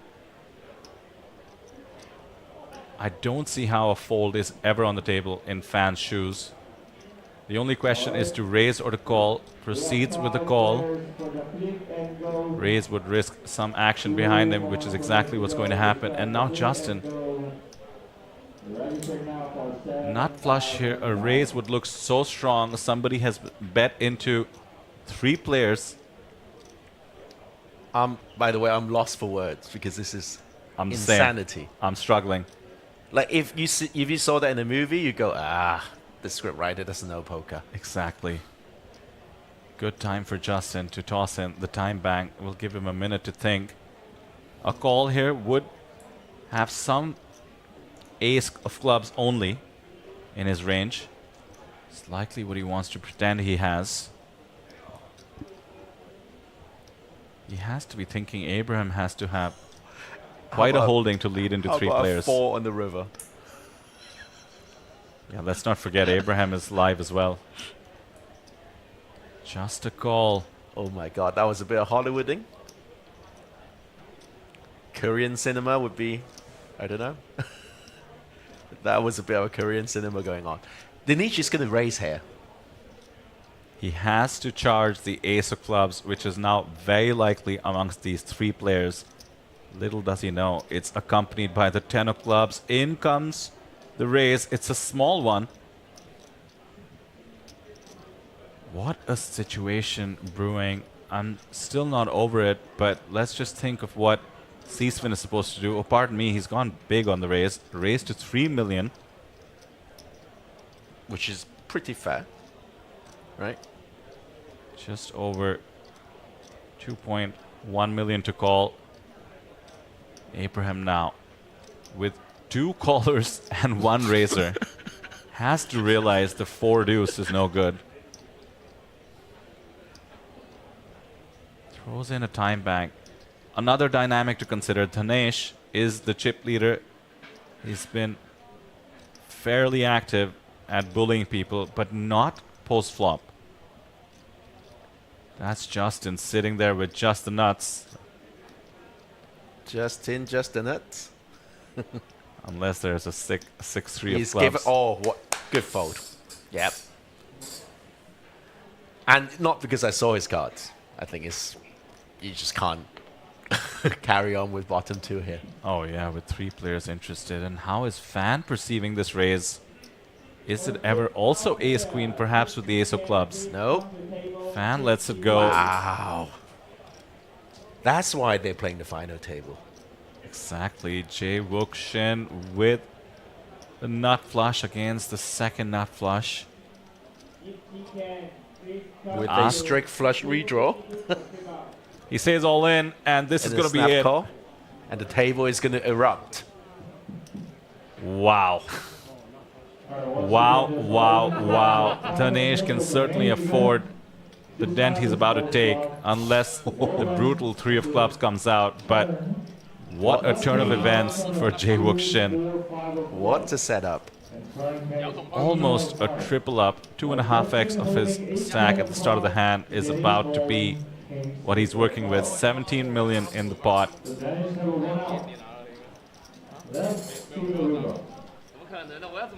Well, at least he's not drawing dead. There it is. No 3 of clubs. The entire chat, for some reason, calling for the 3 of clubs. Clearly fans of Dhanesh Chainani from Singapore. But it's Jae Wook Shin, Justin Shin from Korea, who is now a force on this table. Plus 10 million to his stack. Just a reminder, he had 6.6 million at the start of the hand. By the way, top left corner, understatement of the century. Key hand. I'll say.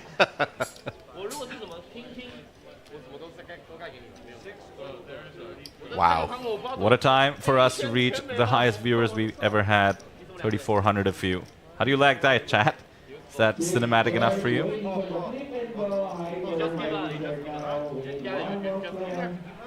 What did Norman chat use? That was the famous quote. It's inconceivable. Or something such. That's from, I believe, The Princess Bride. Inconceivable. The Norman chat had this thing at WSOP. Yeah. I forgot what it was completely, like the complete passage, but that was inconceivable. Just repeat that hand for the viewers. Fan Chi-Wei open, got 3 callers, 4-way to see the flop. 5-4 deuce of clubs, giving Justin a nut flush. Nut flush, and Dhanesh a second nut flush with a straight flush redraw. Abraham with bottom 2. Fan with a queen high flush draw. And in comes the queen on the turn. This hand will be discussed for many, many hours after this stream. I'm sure Fan Chi-Wei will shoot a training video explaining why he voted. And very well played by everyone. Nothing Dhanesh could do. The poker gods had decided once he came in with the king 6 suited, they would punish him So here's a scenario for you. Imagine if Abraham didn't bet the turn. Yeah, who knows? Would have been weird. Fan would have bet. Maybe. Oh, absolutely. Yeah, top pair with the redraw to the flush. Justin now with his newfound stack. Chainani proceeding to table number 52.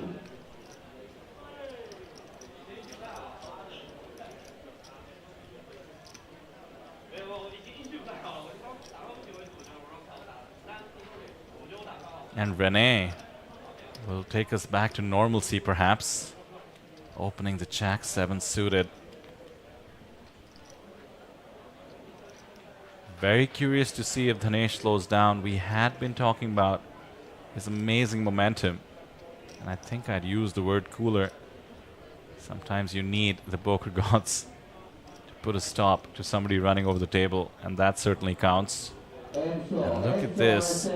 Abraham has been watching closely and has decided that Renee is getting a bit too loose from every position. Decides to go after it with the king 10 off. Appropriately, this is the hand that Renee had 3-bet from the small blind. I don't see how Renee can continue. The man from Germany has outperformed any live score he's ever come close to. I suspect that is true for most people, with a $63,000 payout guaranteed. Eyeing the run of his life. Has been amazing at taking spots.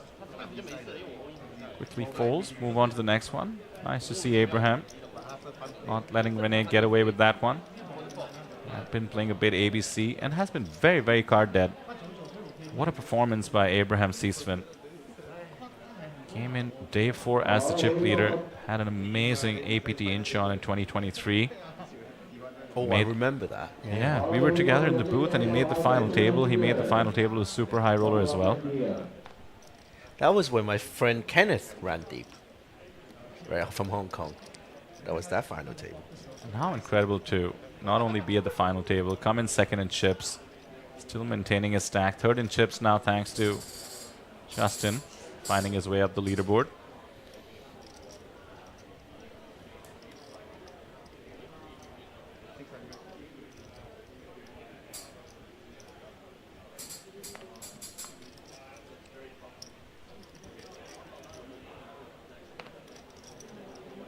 I don't think I can criticize Dhanesh play either.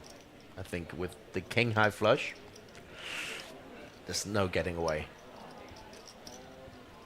He thought he was about to extend the amazing run he's had here. Got a feel for him.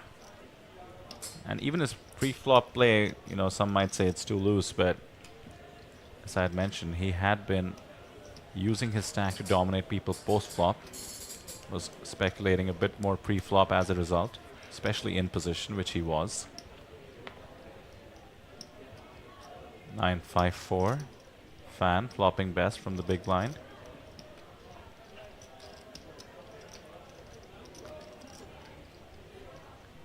We 们就是说 chip lead 没有犯错，这是没办法的。可能个 pre-flop 有一点问题吧。So just saying, someone in the comments saying the chip lead did nothing wrong. Exactly what we said. There's nothing he could do. Except maybe pre-flop folding, but he had a plan. Fan Jiwei checking his top pair.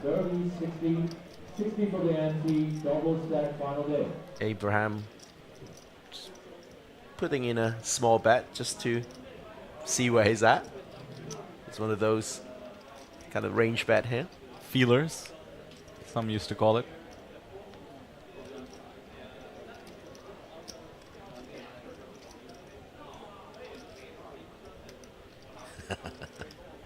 $2.1 million in the middle. Fan could decide to go for all of it. Having flop top pair, would want to deny as much equity as he can. Too many unfavorable cards on the turn.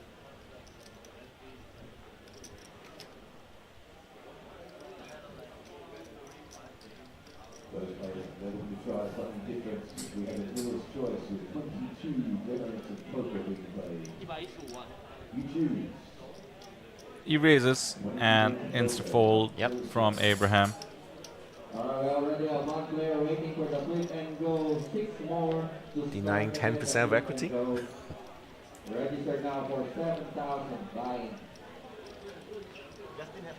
Justin is now the second chip leader with 17 million in chips. Dhanesh is still leading. 65 big blinds. Still above the stack. He came into the final table with almost 20 million, means he has 25% of the chips in play. 7-handed. Fan with that pickup up to 18 bigs. Still bottom of the leaderboard, but 18 bigs is plenty. 2 middle stacks. Abraham doesn't really count with 46 bigs, so we'll just say Chan Man Lok and Lau, both from Macau. 37 bigs and a big jump to 21 bigs there. And Renee with 20 bigs. I'd say 3 stacks very close to each other. Renee, Lau, and Fan. 21, 21, and 18 bigs. EHHH, I'm glad you got my joke. Yes, that was meant to be a joke. Like a very niche poker joke. But thank you for laughing along to this.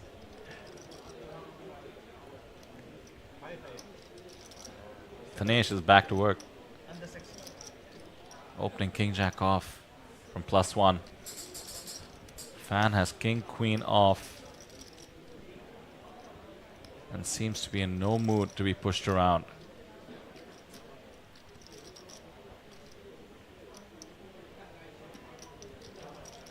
I believe he's cutting out a raise. With just 18 bigs, he finds the 3-bet from the small blind against the +1 open. Puts in a huge chunk of his stack. 5 out of the 18 bigs are in the middle of the 3-bet to 1.5 million. Tons of support for Fan Chi Wei in the chat. The Taiwanese poker hero, legend in the making, slowly cementing his status.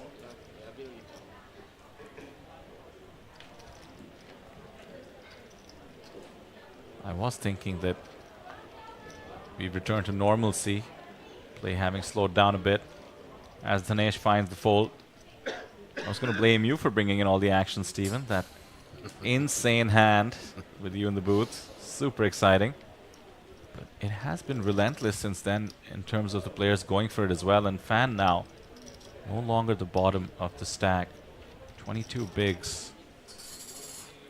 2 players just a hair shorter than him at 21 and 20. He makes it look easy, doesn't he? Just raise and be hyper aggro and somehow things go your way. 4 players waiting. 3 more to start the flip and go. Hyper register now for 7,000 buy-in. Yeah, there's a lot of discussion here about whether the chip leader should be squeezing on the small blind. Oh well, he did what he did. He had a plan once again. I have to say he had a plan. And he flopped pretty much the nuts.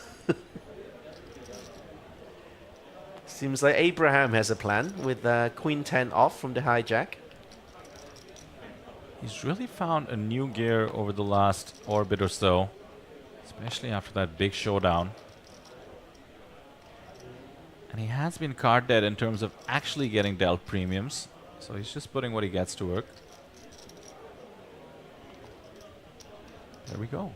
2x open from the hijack should go through with the 8 deuce off on the big. Makes it look easy, doesn't he? Very respectable 48 bigs for Abraham. Always looks calm, composed, and like he's having a good time at the table. That's how it should be. 5 players waiting here at the flip and go. 2 more to start. 2 players from Singapore, Dhanesh and Abraham, came in as the 2 chip leaders. Still 2 out of the top 3 stacks. No upsets among the top stacks. Justin has climbed the ranks. He's second in chips. 16 million for him. A reminder of the payouts to all those joining us. As you can see on the top left, 63,000 USD or so locked in. That's 2 million Taiwanese dollars. The next pay jump takes you to 2.6 million. That's 82,000 USD. And then we reach six figures, 102,000 for fifth place, 125 or so for fourth, 170,000 USD for third, 5.5 million in the local Taiwanese dollars, 250,000 for second, and what's going to be a huge jump to 450,000 USD for first place. And thanks to Justin Fairbanks, thanks for reminding us. If Fan Shiwei were to win this main event, he would get another 50,000 from Natural 8. First person who has ever done that. Potentially might apply to Abraham Seasfin as well. We'll double check on the break, but they're both in the running. 这不是，这是台湾打的，不是在印度打，这是在台北 Asia Poker Arena. Chairman Lock with pocket jacks should be relatively happy with the two aces on the board. Puts in the bet.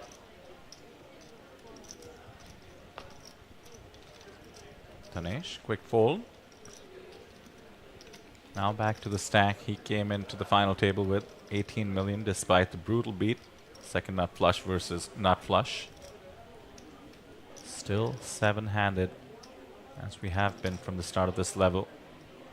Did lose the man from Japan, Junichi, in 8th place, 10 minutes before we headed into the break. Oh, Fairbanks again. Punat actually did that in Taipei. He was a Natural 8 qualifier, apparently, for his main event win. Thank you.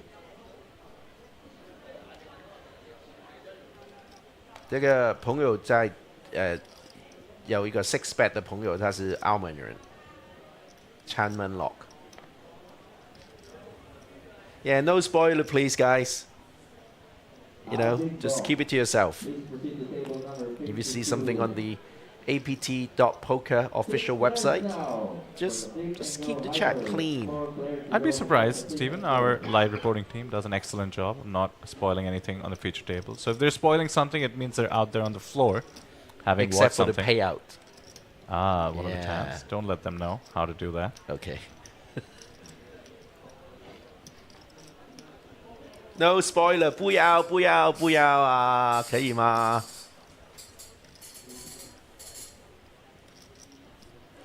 1 hour levels is what we are playing here. We're about 50 minutes into this one. The next level is the big jump, the only such increment we have, going from 300k to 400k. Short stacks will feel the pinch, and we're just 10 minutes away from that. Stacks will get crippled by 25%. Renee from Germany is the short stack at the moment. 18 big blinds in his stack. Once again, the beautiful Golden Lion Trophy, waiting for a home to go to. Options include Singapore, Korea, Macau, or of course Fan Shiwei, staying local in Taiwan. And let's not forget Renee from Germany. My rule remains, guys. I maintain that anybody who wins the APT Mega Lion should book its own seat on their flight home. And I just imagine this visual of all the people walking into the plane and just seeing the APT trophy wearing a seatbelt. You're making me laugh like an idiot. Pocket 8s for Chan, opens from the hijack, ace-8 suited, and some newfound chips for Justin. Seem tempted. Does not engage.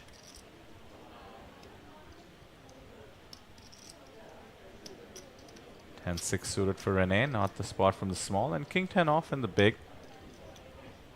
Plenty of chips for Abraham, should get defended.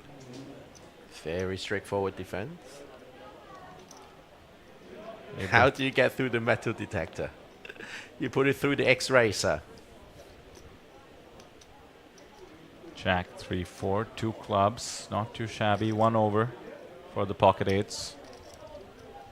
This is a spot I don't enjoy in poker, having a pocket pair and having 1 over card.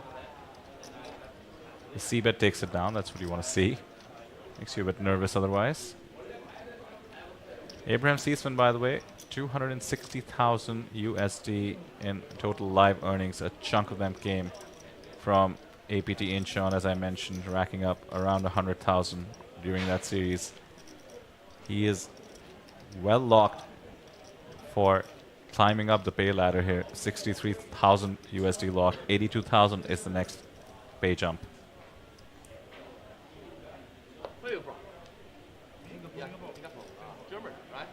Kenneth was telling me last night that he was talking to Abraham during the Incheon final table, and he was told that Abraham is he doesn't play it professionally, poker.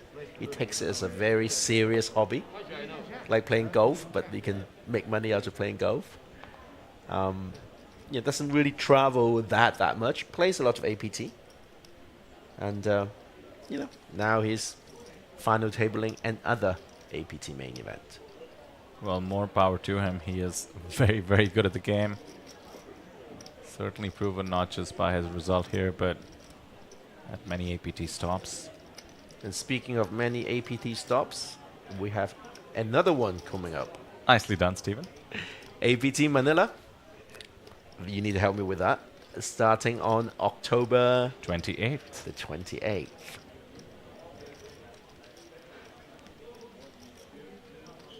Come join us. If you have never been to an APT before, that's the one I would recommend. The full schedule, over 100 events in a beautiful destination, City of Dreams in Manila.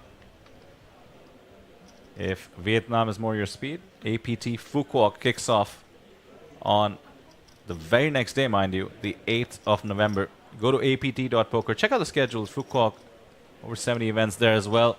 What an amazing destination that is to play poker. Have been there before with the APT. Beautiful beaches, beautiful hotels. All the information you ever need about the APT can be found on apt.poker. See, I'm getting good at this.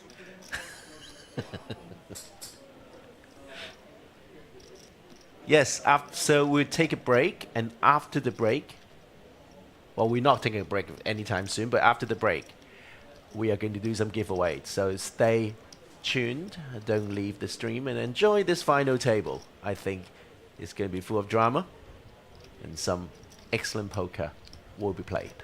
Drama could be ensuing with this turn card, Stephen. The 5 of diamonds, giving the nut flush draw to Lau to go along with his Broadway draw.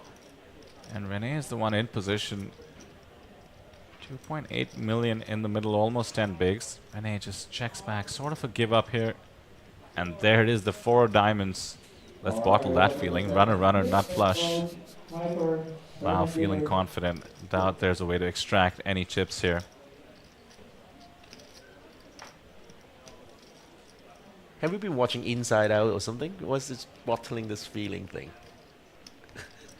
You know, I think I saw it in Rick and Morty. They had this whole thing where they actually could bottle the feelings. If you're familiar with that show, Yes, it's basically sci-fi. Yes. It's basically philosophy, actually, I see. Yeah, there's a lot of that.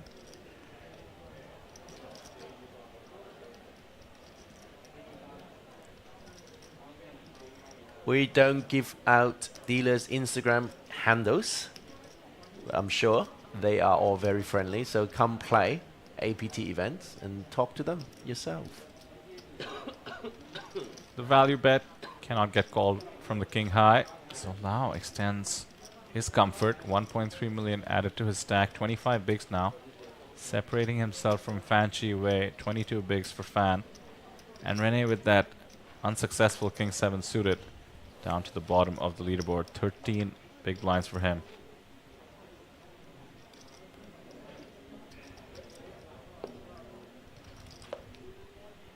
Welcome to all of you, including some of the new viewers, considering over 3,000 of you here. We'd love to hear where you're watching from and who you're supporting. Always looking for some stories on these players to the extent the word has spread amongst their friends and family.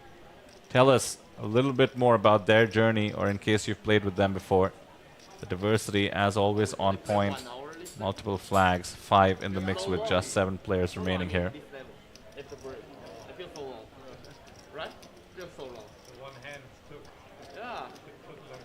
King Queen suited has been raised +1, and Dhanesh finally has a hand.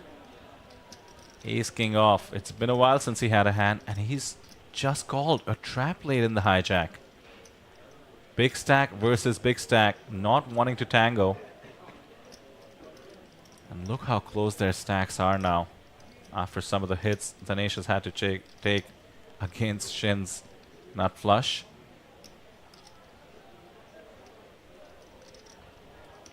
So here we go. Dhanesh has his opponent dominated. Ah, Justin is suited. 9, 3, 6. Both players whiff. Neither can love this situation. Shin out of position. Only a backdoor.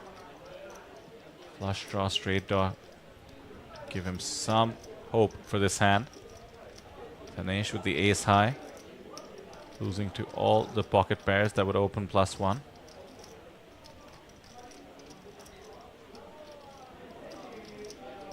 He's betting in position. Can't withstand a raise, but wouldn't hate a call. It's going to be ahead plenty of times with lots of outs to his overcards. Too early for Shin to fold as well. Big stack versus big stack battle brewing. Dhanesh with the best of it.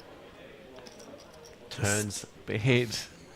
Steven. I was thinking that, you know that, right? I almost said, oh, what if a spade came? With you in the booth, I feel the action has just been on steroids. Here we go. The backdoor flush draw in the mix. Shin has checked in flow. The most obvious straight draw completes as well, and Dhanesh is the one who's more likely to have it in the hijack, having flat call pre-flop. Now betting over $1 million. Those yellow plaques or biscuits, like you love to call them, Steven. 500k a piece. Is there anything to do for Shin to do? Excuse me. Anything to do for Shin apart from just call?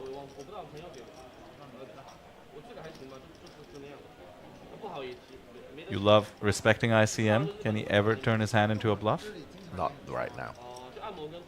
Too much on the line. And so much to realize too. There it is. Just realized. The runner flush comes in. Dhanesh is about to take a blow, and we are about to have a new chip leader.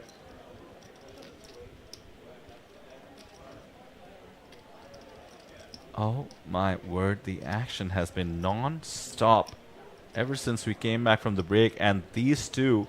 Wow, he checked river. That is so smart. Because I don't think I can. Checks in flow with the 4-liner and the 3 spades, and he knows Dhanesh could be going for it. There it is. The donation is incoming. Each gray, 100,000. The yellow plaques, 500,000. How much is it? Oh my word, that is a lot. A lot. Each of those grays, 100,000 means 3.5 million. Dhanesh is going to be crippled down to 4th in chips now. 65% pot bet. A huge bluff. Using his range advantage, being in position on the hijack against the +1 open, not realizing Shin has just gone runner perfect.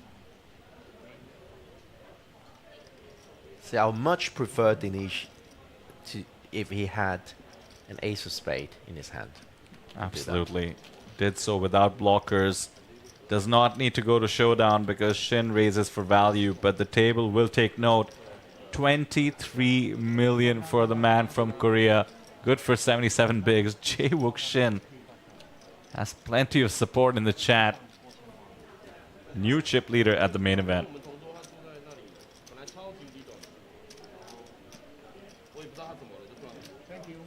And once again, Dhanesh with the flat in late position is punished. It's not been working out for him.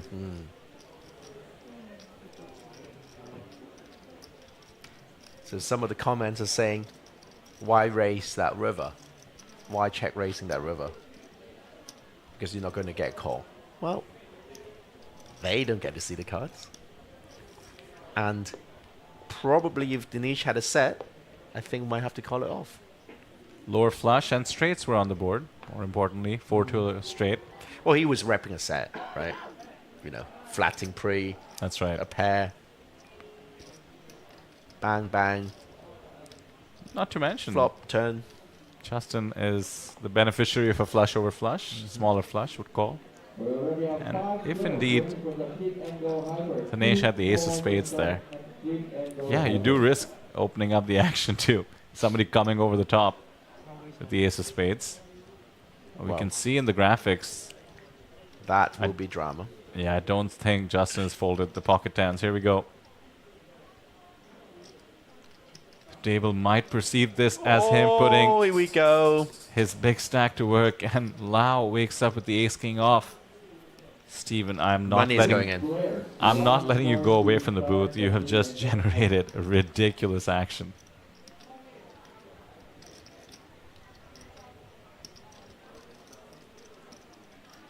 There's no other way but for everything to go in the middle.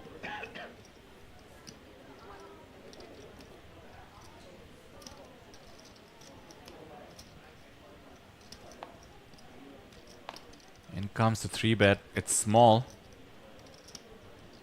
It looks like Lau is perhaps trying to signal that Justin is putting his new chip lead to work and is not a believer.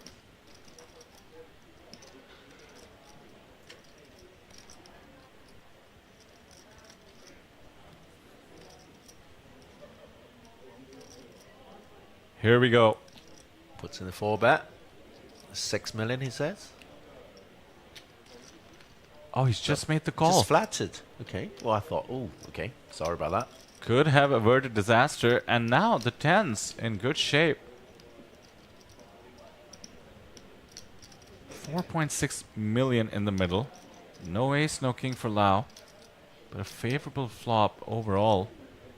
Once Justin has defended the under the gun open against a 3-bet, he is going to have some pairs, but Lau has a massive range advantage as well.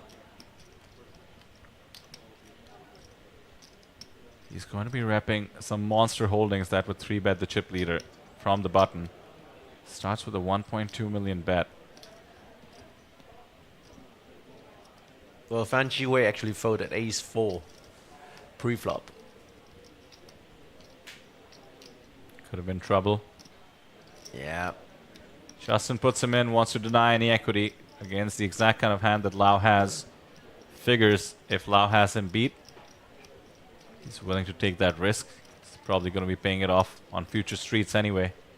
With the SBR here, Lau likely cannot consider calling. Lau is thinking, is this ace-queen?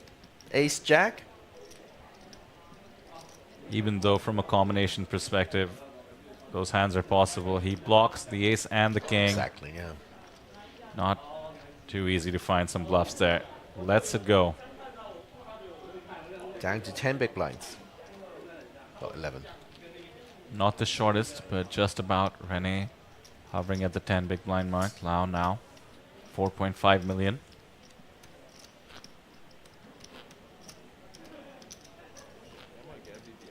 We've reached the next level, Stephen. Blinds now 200,000, 400,000. So each big blind is 10 lives. 10 buy-ins, lives. I like to call them souls. Seems just much more haunting and ethereal.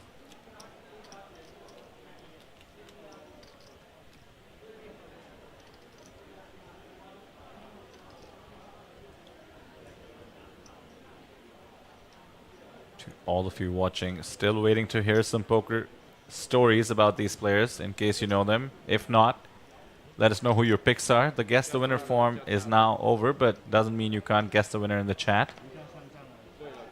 There was a time when it looked like it was leaning towards the obvious, the chip leader, but after that cooler nut flush versus second nut flush, followed by King Queen suited versus Ace King bluff against the same opponent, the man now in control, Jae-wook Shin. Not sure it's obvious anymore. There you see it. Justin at the top, 26 million. Dhanesh, the erstwhile chip leader, at 12 in third place.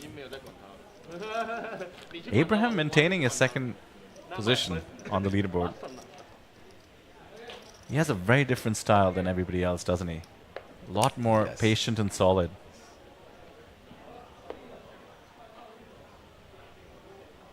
And it's paying off.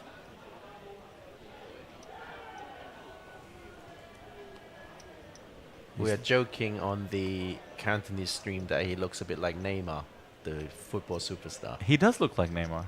I bet he gets that a lot. It's a compliment, of course. Not Neymar's poker skills, no. Neymar has been playing poker off late and has a lot to learn, unlike Abraham, who has just been crushing. Oh, look at this. And all in from Lau from the hijack. Ace jack off, and the chip leader, who can easily afford it, wakes up with pocket sevens. 11 bigs a lot, though. This is marginal. Just depends. Is Shin in the mood to extend his chip lead and take a bit of a gamble? Could easily be behind with the sevens. Likely flipping. Has 26 million in chips. Needs to risk 4.3. And with the big blind behind him as well.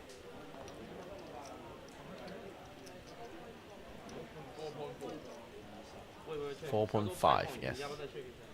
So he's asking for a count.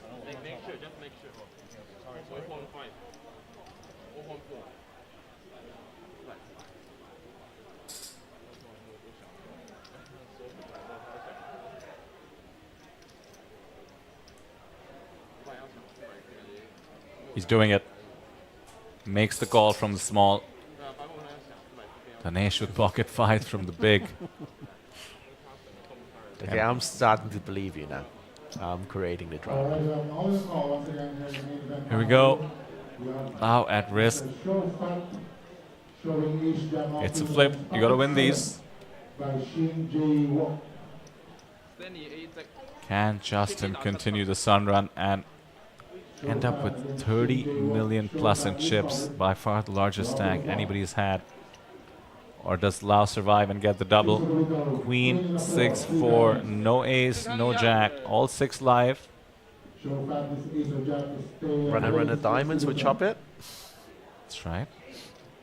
There is the queen, nothing changes. He's shaking his head. He has more equity than you would think thanks to some of the folded cards. 18% to try and catch, and the 3 of hearts unfortunately means we do lose our 7th place finisher. Lau goes out 63,000 USD for his efforts. Excellent deep run. 5 days of poker. Goes home with 63,650 American dollars. Probably his biggest score in his career. It is. 40x, as you mentioned, Steven. 40x is a lot, right? Not too shabby. And you know, on to the next one. There's a high roller available. Hope to see him at the table. He is from Macau. Lau Xiao Fat from Macau.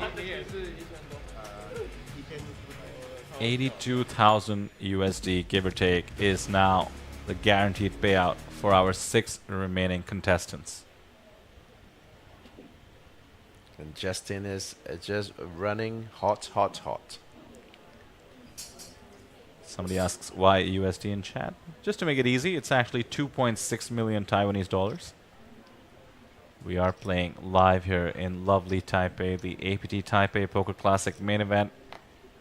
4.5 days of main event poker is in the books. 1,991 entries created that incredible 2.7 million USD prize pool. Largest ever in Taiwan.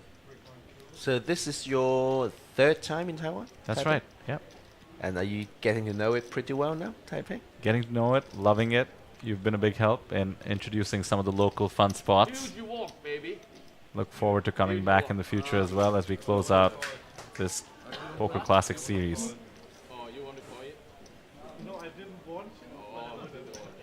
As I head towards my lunch break, we will welcome back Sam into the booth. Thank you, Vidya. Overwhelming chip leader is now Justin Shen from South Korea.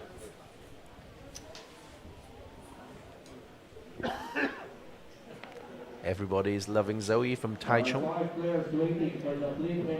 Rightly so. Fan Shiwei, ace 10 off from UTG.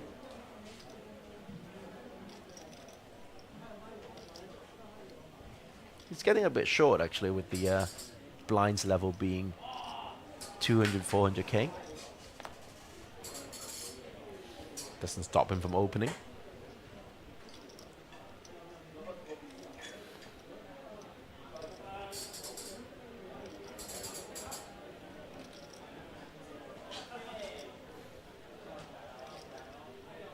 Oh dear, walks into ace jack of Renee, who is even shorter.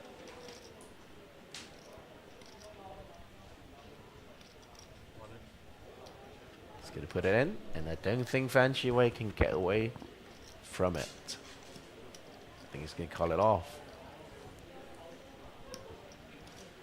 The Fan Shiwei that I know will call it off. Welcome back to... Oh no! He's just folded. Completely wrong. Welcome back, Sam. How are you? I am fantastic, Stephen. How are you? Fantastic also. A very exciting hour and a bit. Yeah, you and did you Vidar follow covered? it? Yeah, I did. That was bloody incredible handles.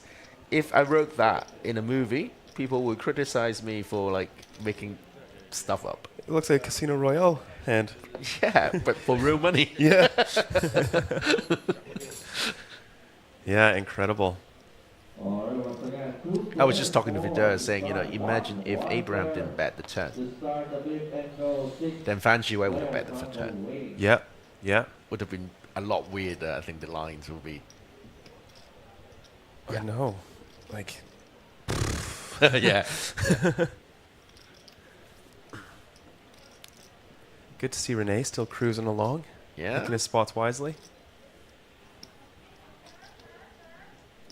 I think it'll be if he picks up the Lion Trophy and buys an extra ticket to take it home, it'd be more expensive for him to go back to Germany. Yeah. Michael Chen. Total prize pool is a lot. Prize level, the next payout is 83,000 American dollars. We are down to 6 players.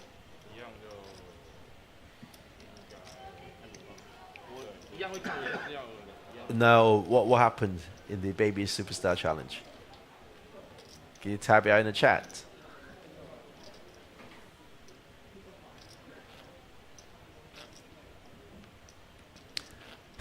Julianus asking me to call the cards again. He wants blood. No, I'll be nice. It's a final table. So, Sam, someone is asking you to predict the river again. Yeah, that's what I was saying. Yeah. But I said I'm going to behave today. I don't want to spoil their run, you know. They played so hard just for me to come in the booth and one out of them on the river.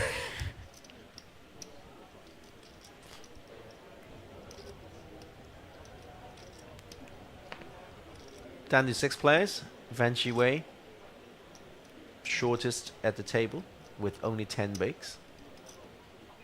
BVB, Queen Jack, off. He's going for his time bank. He's still got a lot of them. Yeah. Use them up. I reckon he's going to ask for the triangle.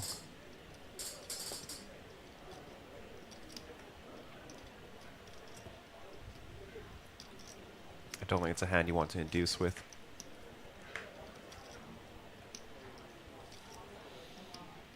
大家好啊，台湾的朋友，范奇伟是最后一个来自台湾的玩家，这是 APT Taipei 的主菜式，他 all in 啊。There it is. Oh, King 9 offsuit. But Chapman Lock has been quite conservative. It is a lot of his stack. You know. He's sitting on a nice chip stack here. 25 bigs. If he loses this, it's pretty bad. It's actually a Kelly criteria problem here. Yeah. But anyway, I'm not going to dwell on that. Does just let it go.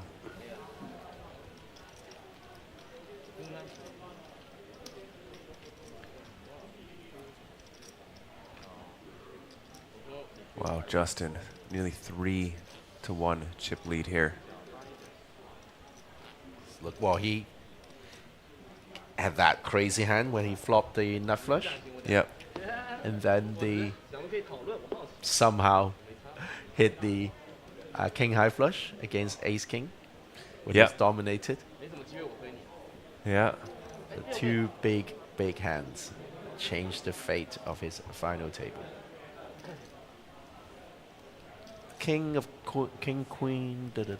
King queen of clubs versus king queen of hearts. All in pre-flop. Hit a royal flush to end the tournament. Wow. Gross. Why is the live stream delayed? I don't know. Well, okay, let's be very technical here. In reality, everything on YouTube is delayed. By definition. Yep. Right. You have buffer. So everything is delayed by at least 13 to 20 seconds already. But back on the serious side, if the cards are shown real time, there's not really much point in playing poker. Nope. No.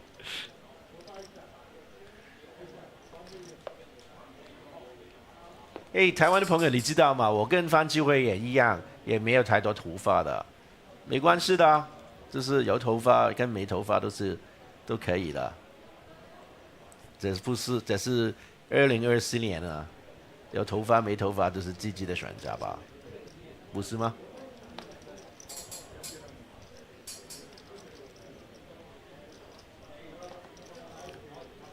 All right, playable. Justin Shen running so hot.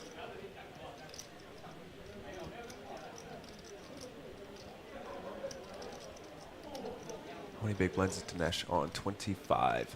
What are you doing here with ace queen versus limp? Raise.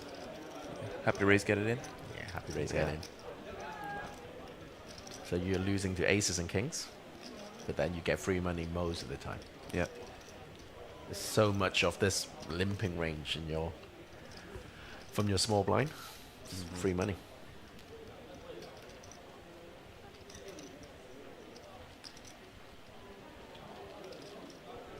I 不会用洗发精的啊，我就是 shower 的时候就是全部都是一样，就是不过头发散得很快，所以我在过来台北的时候 ，APT 差不多1个星期前吧，就是光光的，现在有很多头发了。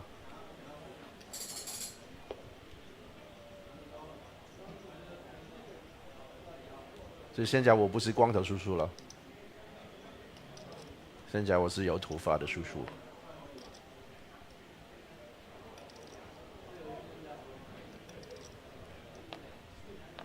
Sorry, I don't know, for whatever reason, I engaged the chats about being a Bodhi. For some reason, that's coming up a lot in chat today. Well, because of Fan Wei. Yeah. Right? How do they know? Yeah, well, he gets around, doesn't he?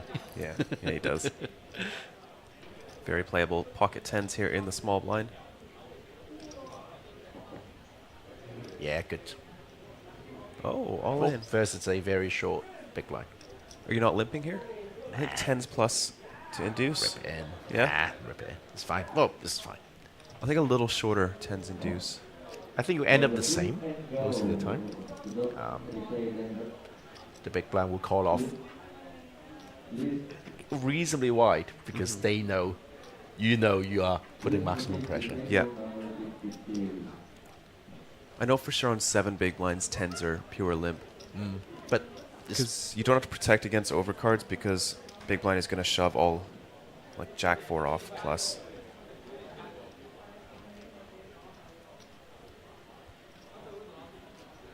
How often do I have to cut my hair? Well, if I want to keep it shiny and nice, I have to do it every 4 or 5 days.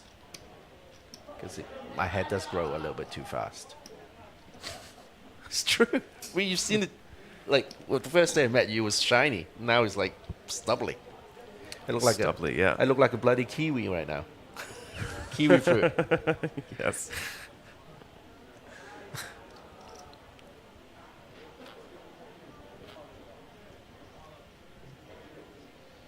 Anyway, that was a nice takedown. Pocket tens. Yeah, adding a few chips. Oh, we love Taiwanese food. Taiwanese food is excellent. I went to a pretty good seafood restaurant last night called Shin something, Shina something. Anyway. But I say Hong Kong's seafood is better. I'm putting it out there. Like, there are many, many nice things you can eat here, but for seafood, Hong Kong's the way to go. Yeah. The steamed fish in Hong Kong is excellent. BVB. We have 5 players waiting for the flip and go hyper. 2 more clips to stop the flip and Let's go do some hyper. hearts. Effective is that almost 30? No, almost 13 blinds. Not much. No.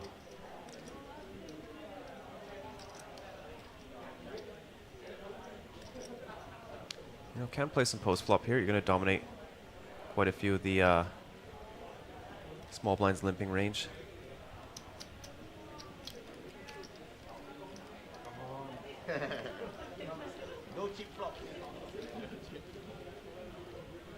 Justin Shin, 78 big blinds, over 31 million in chips at the top, and then we have Renee and Fan at the bottom with under 15 big blinds. 这是这一次我在台北夹的一家小小的店，他们的小笼包非常好吃。就是前天我吃了2笼，自己一个人。Saying this 小笼包, I found a really good shop, and I just had 2 baskets of it myself. A basket? 2 baskets. Oh, wow. 小笼包, like 16. Did you burn your mouth? Yes.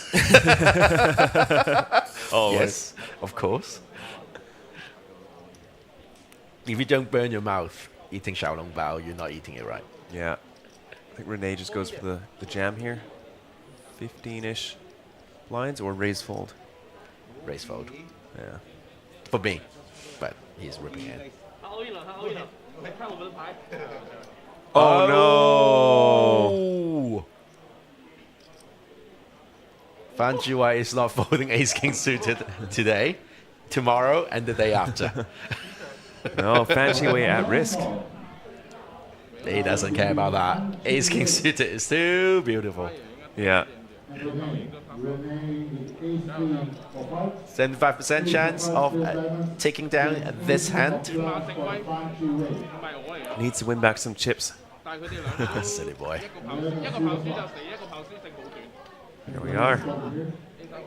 Oh, 3 on the flop.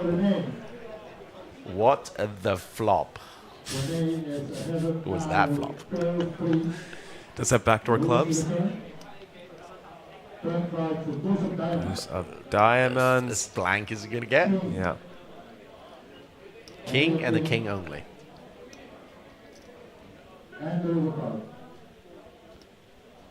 Booyaka. GG, Fan Jiwai. Eliminated 6th place. 83,000 for his troubles. And a lot of entertainment for the viewers. Yes, yes, a ton. You know, I highly recommend watching the Superstar Challenge interview with Fan Jiwai. You know, he was saying how much he used to treat poker tournaments just like a competition. You know, it doesn't matter what brand it is. It could be this, it could be that. Not mentioning the brands. And now he just feels like his development or the drama really comes from the APT for him. So Oh. he's made a spiritual connection. I love that. With the APT. And he has developed into a very good live poker player.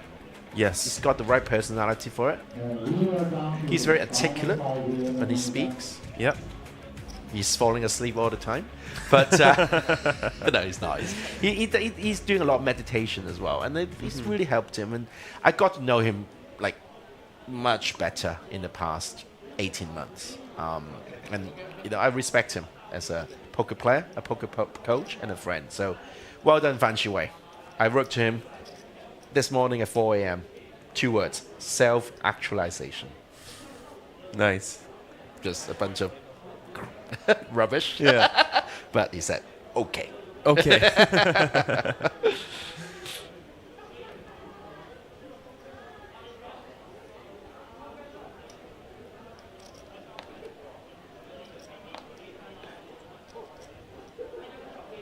No, I just say, you can do it. You know you can do it. Then just do it. I mean, another deep run. His second main event final table. That is very difficult to do. And you know what? I think having qualified on live, on Natural 8, really helped him.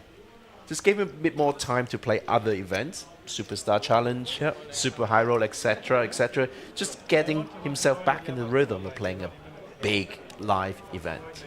Yeah. So I recommend this to all of you at home. Natural8.com is the place to be if you want to qualify for the Manila series coming up at the end of October. Satellites is available. On live is going to be available. Go on natural8.com to find out more. How about that for a segue? Very nice. Dhanesh, very loose open, seeing as the big blind is the chip leader. Queen Jack offsuit here. Oh, no, they're five-handed. Never mind. I just saw under the gun and thought, it's crazy. These two have some bad blood going on here. Oh, for sure.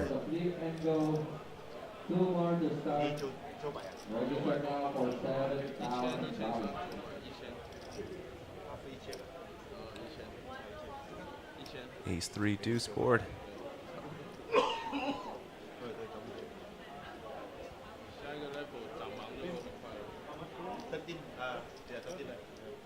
Yep, I'm sure Fan Jiwei is playing the high roller as we speak.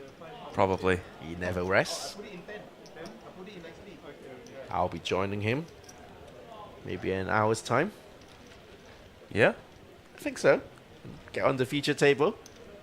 I hope I get a good introduction from you, Sam. Oh, for sure.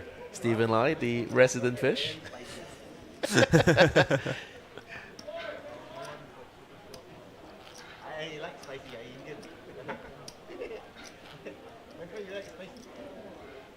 Now we're down to 5 players. The next pay jump, the next payout, is going to be 6-figure.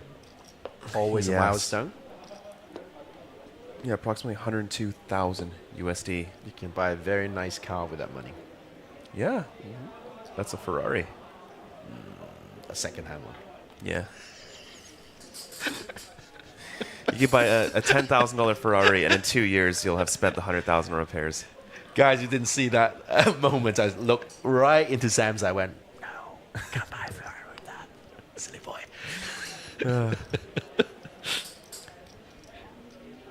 Chan, pocket fives on the button. Opens things up to 800. Oh, Justin can just rip it here.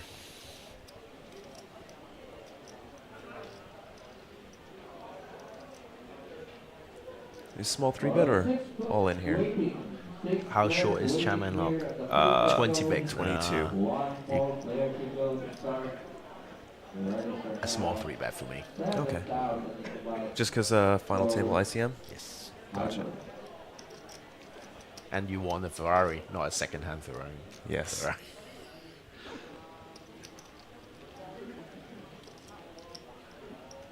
Here we go.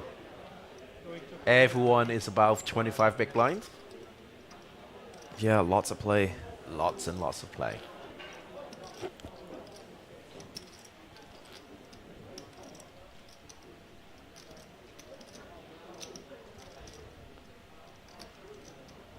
就是跟台湾的朋友再说一遍啊，就是如果你喜欢听那个国语的，还有广东话的主播的话，可以去在 description 里面有连接，可以有国语还有广东话的直播连接可以见到。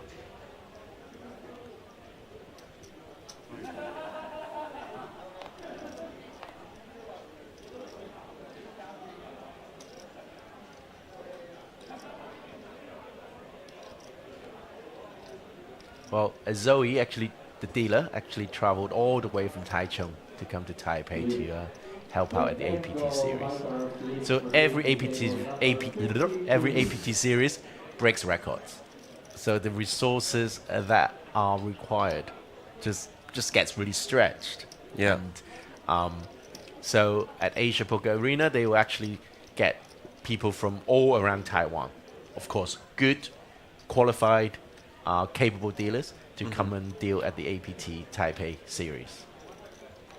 So people from all around Taiwan will come to Asia Poker Arena and work hard to give the players the best possible experience.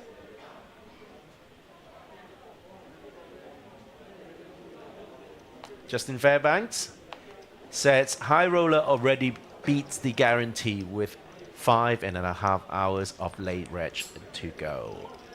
Well, I'll be adding 1 bullet into that prize pool soon. So nice of you. Only to claim it all back. Of course. Only of course. to claim it all back.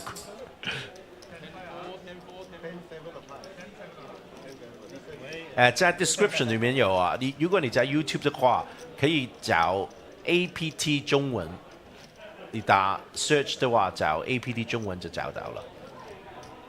还有就是，如果想看广东话的话，可以去那个 HKPPA 的 YouTube 都看到了。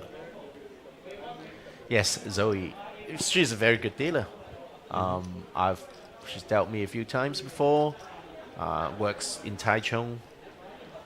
All round professional, great.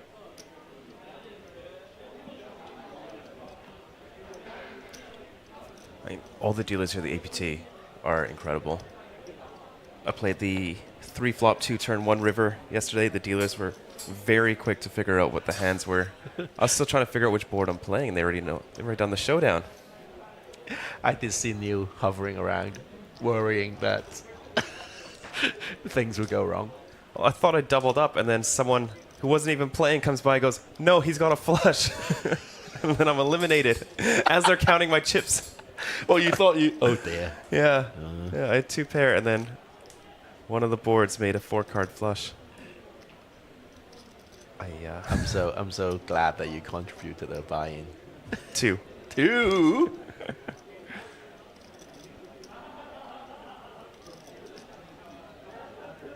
There's no such thing as MPPA. There's only HKPPA.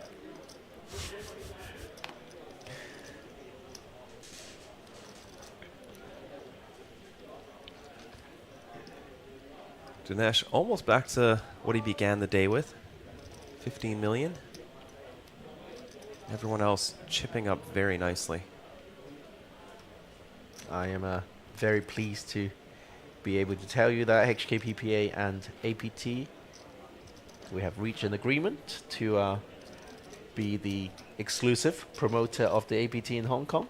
So HKPPA will be running and disseminating information about the APT for the next foreseeable future.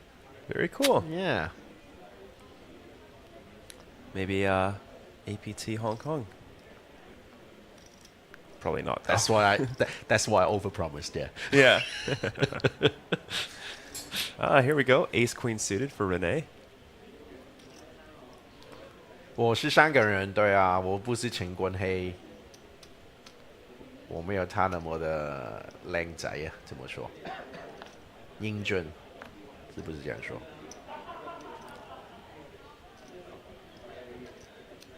Oh, no customers. That's all right. Still takes on $1 million in chips. I'm expecting a lot more Korean viewers joining us because of Justin's deep run. Yep. So get onto your Duolingo or something like that, or iTalki and learn some. I know Korean. You know, go on. 안녕하세요. Yes. 감사합니다. And bonjour. That's so Korean. Yeah. With the French accent. Yes. Oh, macchioli. Oh, macchioli. Yeah, it's the Italian Oh. Korean rice wine. Here we are, Queen 9 suited. No, the Very dealer clever. is from Taichung. 他不是泰国人，他是台中人。Queen 9 suited, huh? What's he gonna do? Opens it up. My Korean is terrible. I don't think it's that bad. It's just bad. It's not terrible. It's just bad. It's wild to think that if you just take it down pre-flop, that is 10 buy-ins, which is $15,000. It's more than that. Is it? It's 2.5 big blinds that you take down. Yep, 2.5, so So 1 it's not million in chips 400K. divided 400K by is 10 30 already, buy-ins. So $45,000 of entries worth of chips just to take it down pre-flop. Yep.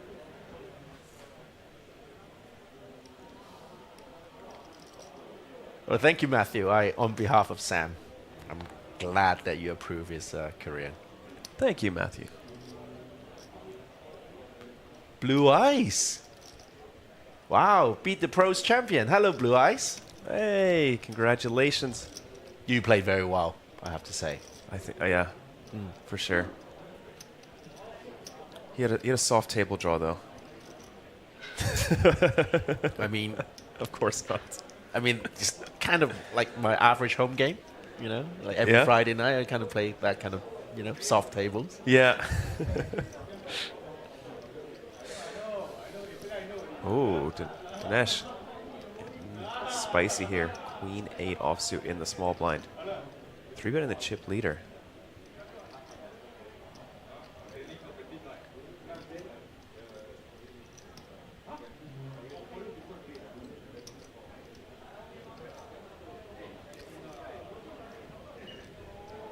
Okay, the chip leader can be bullied.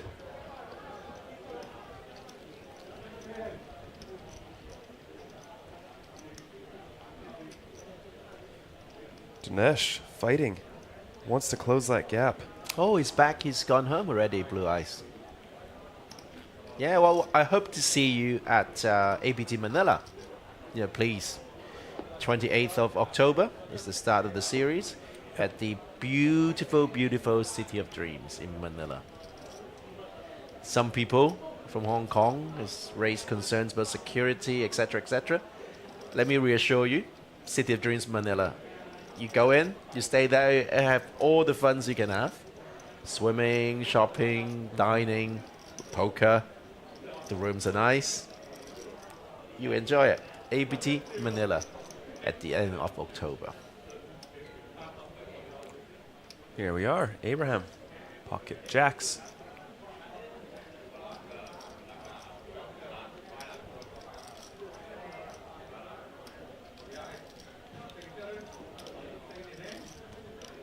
Raise and check down. Yeah. So have you had deep fried stinky tofu in Taiwan? I did. We got some at the Rao He night market. And okay? It's okay. Not my thing. Last night, I had something. So stinky tofu deep fried, I can go okay, politely eat a piece. I had steamed stinky tofu last night. How was that? 10 times stinkier. Really? Oh no. That's the whole table just smelled like sewage. Oh dear. I just couldn't do it. Yeah. I just couldn't do it. When it's deep fried, it's like deep fried. Everything is quite nice deep fried, Yeah. right? Yeah, of course. I can cook my cat deep fried. I might eat. No, I won't. Just kidding. I'm not. No, I'm not going to get into politics either. But like anything deep fried, Yeah. you get on. You just have some. But steamed stinky tofu. Oh my god. Yeah. Oh. We saw durian with melted cheese at the night market, which I thought was very odd.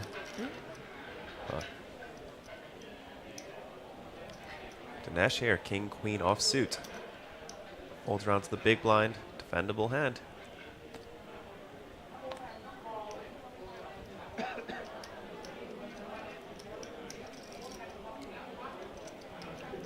So it seems the table seems to have just kind of set for Justin to bully now. Like he's got so many chips. Yep. Everyone else is very kind of middling. It's a nice hand to check back for Dhanesh. Could also c-bet very often here.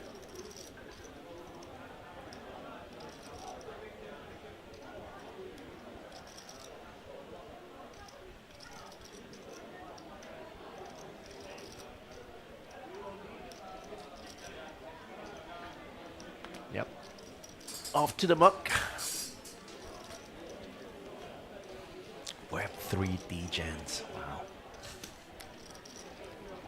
You and your kids, youth, cool things.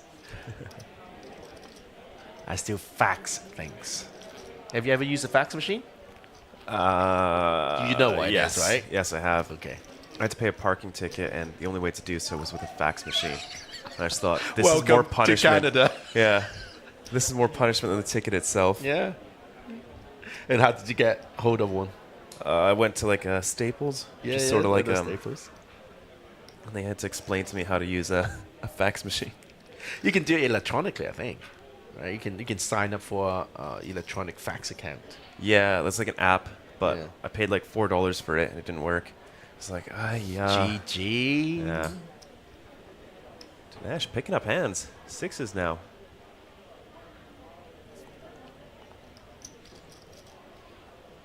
Okay.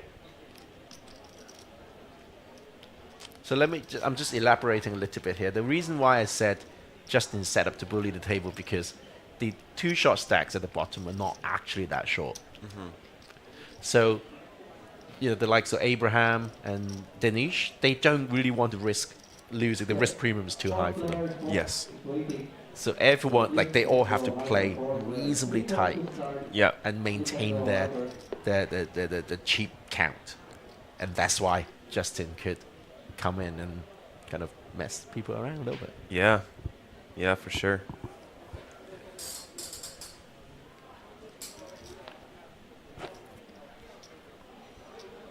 Oh, well, Fan Shiwei isn't here, and then the viewership's dropped down to just over 2K now. Yeah. Where's Fan Shiwei? Fan Shiwei's gone. Oh, I thought you meant he's in the chat. No. Fan Shiwei's gone, as in not Yes. being at the table. He's definitely a very exciting player to watch. Dhanesh has one of those hands that likes to raise facing a limp. Just checks it.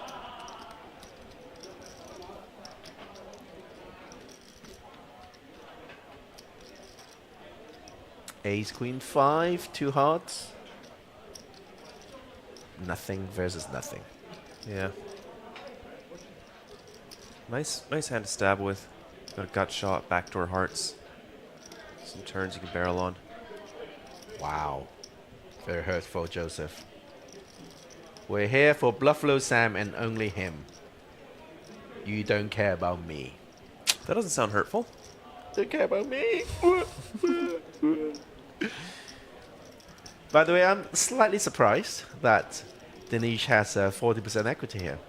I suppose because he has a gut shot. Yeah, a card removal as well. And runner, backdoor flush draw. Yeah.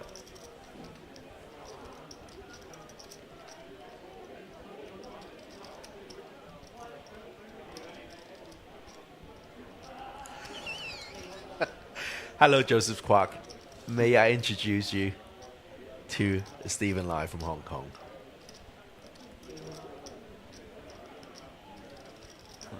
Tough to go for a bluff here on the river. You don't have too much value that plays this way.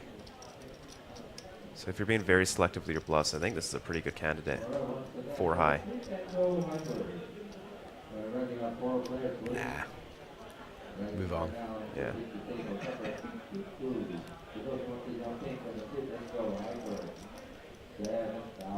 Shiny, shiny, shiny. Who is going to take this Golden Lion trophy home? He's going to try. So 4 other players that want it, though.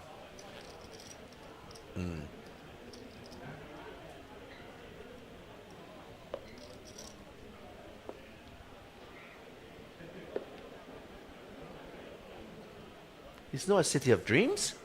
No, no, no, come on. It is a city of dreams. It is that city of dreams. Yeah, it is. So I'm so easily like influenced because I'm so often wrong. I go, really? Isn't? No, it is a city of dreams. Yeah, right? it is a city of dreams. Okay, stop it. There you go, APPT. Thank you, Justin Fairbanks. See, whenever I see you writing something, it's like official. Yes. We can trust. I have a feeling Fairbanks is like a like an account controlled by Fred or something, you know? I could see that. No, Fred's too busy. Well, you know why he's too busy? Because he's doing this. He's doing this? Yeah.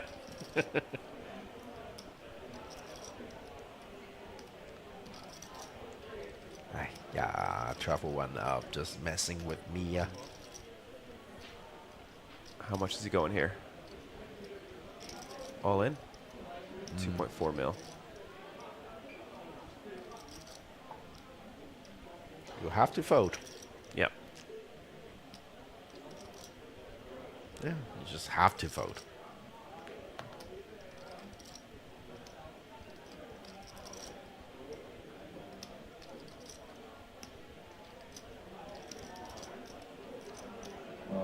So then 3 players 4. Wow, Renee, first time up over 10 million in chips. Really playing well today. So I think everyone has done their fair share of well play today. Yeah. I think Dhanesh was, he started off very well.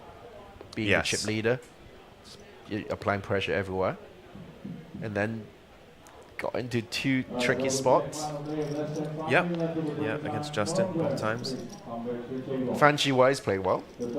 As always. Yeah. Renee's playing well. Chairman Lock. Yeah. You know, it's done some fair stuff. Abraham's doing well. Yep. Slowly but surely chipping up. And another flight to come up, but we have already met the guarantee. Congratulations. Yeah, 8-7 off. It's just too nice of a hand to look at. Yes. Oh, 6-4-3. Not a bad flop. Does leading become more or less of a thing at a final table?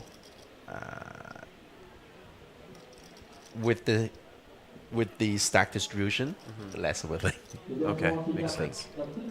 Go. And go hyper. 3 more players to start the flip and go hyper. Very nice hand to bluff with here.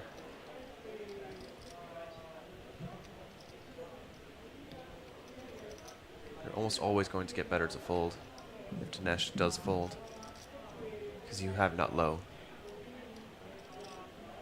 Good equity.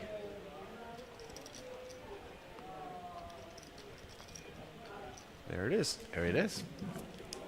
Surprising 8-7 is not low on the turn. Rarely see that. So a delayed kind of dong bet is much better here than a dong bet, I think. Pro bet. Prop bet, yeah. Yeah. Pro bet, yes. Out of position bet. I don't think they will give you your prize money on line pay now. It's unlikely. Very.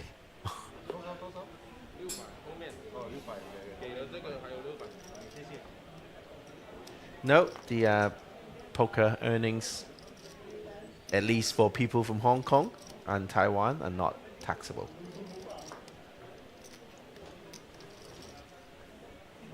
Oh, yeah, not taxable. Definitely for Hong Kong. I don't want to stick my head out too hard. Yeah. About Taiwan. Yeah, exactly. Spend it all in Taiwan. Don't take it out to Taiwan. That's a good plan. Good plan.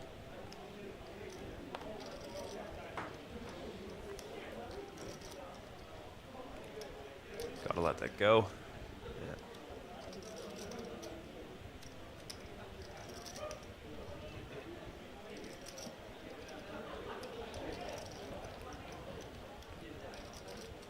$71 big blinds.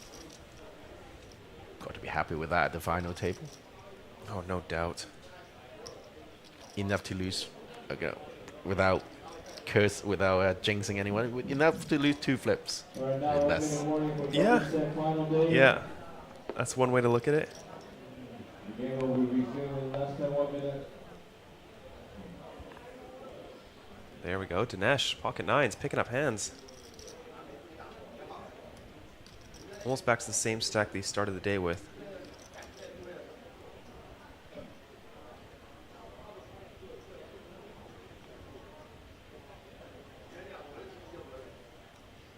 Chan, pocket fours. Does he want to go and take this spot? No, very quick fold.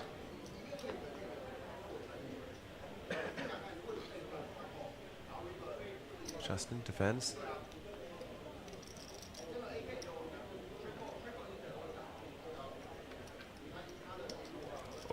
Oh no, 8-6 Jack. Justin just crushing Dhanesh. Bottom 2. natural predator of Dhanesh. Just nemesis today, hand after hand. Deuce of clubs. Both players with a club in their hand.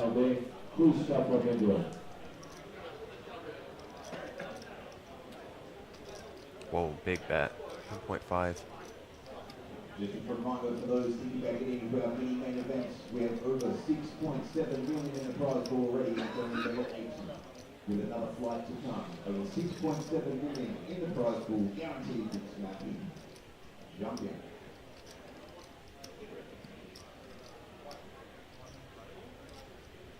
Wow. Slowly brewing into a big pot. Full house for Justin. It's actually a good card for Dhanesh. Very. Pairing up. Yeah, he's going to have a lot of 8x that checks back and then calls a big bet on the turn. Goes to the check. Yeah, Dhanesh going to check it back. Full house, sir. Yeah. Well, thankfully he's wearing a mask because I'm sure he's cursing. His lips will be saying bad words, not safe for children. Yeah, 31 million in chips now. I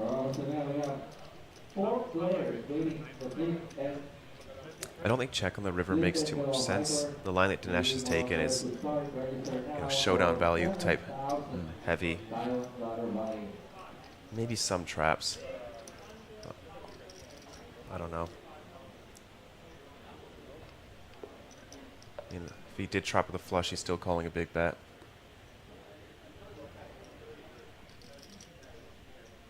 And then put his weak top pairs into a rough spot. Try and cooler another 8. Ooh, there we go, Chan. Pocket kings.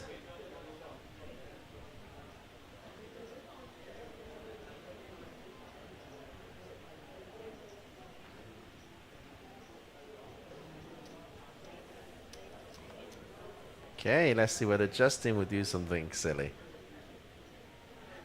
It's not very silly with ace queen, but Chan Full could get double a up. double up here. Full double up. Yeah. Possible. Let's have a look at the Cantonese stream, whether the chat room's going nuts. Time bank? Yeah, do that. Oh, he wants his friends to come over? There it is. Let's go. Let's go. Final 5 of the main. See if Justin can continue his run. Chan, 70% to double up here. 30% of the time he will be sent home with 103,000 USD. Very, very, very big flip here. Here we go. 6-3 deuce, very safe. Does the backdoor spades. Thor's hammer spinning? Yep, yeah. That's cool, eh? Seven of diamond just needs to fade 3 aces.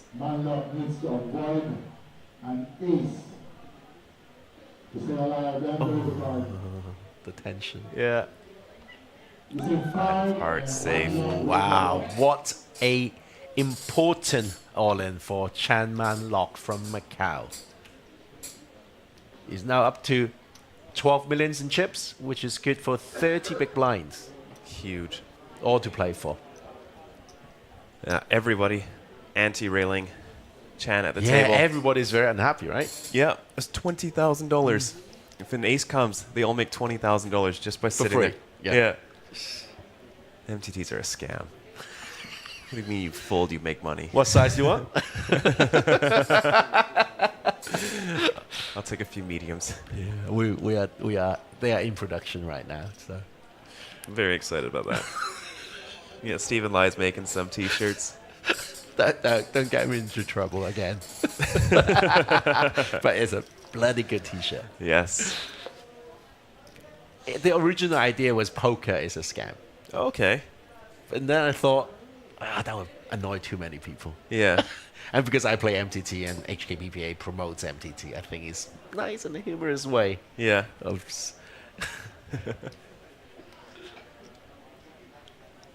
Abraham, ace jack offsuit here.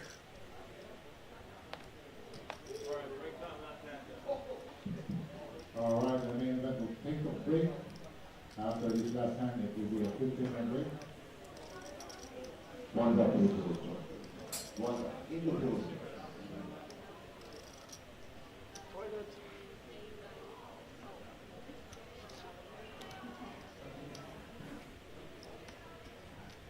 Takes it down. Crazy to win 1 million in chips. Just from a pre-flop steal. And with that, the players are going to take a short break. Justin still a commanding lead. Abraham hot on his heels, chipping up very nicely up to 18 million. Well, I am so very glad to get to do this final table for 2 hours, but I need to go off and do something far more important. The high roller. So thank you, Sam. But before I go, I'm just going to repeat the payout here. The next payout is just over 100,000.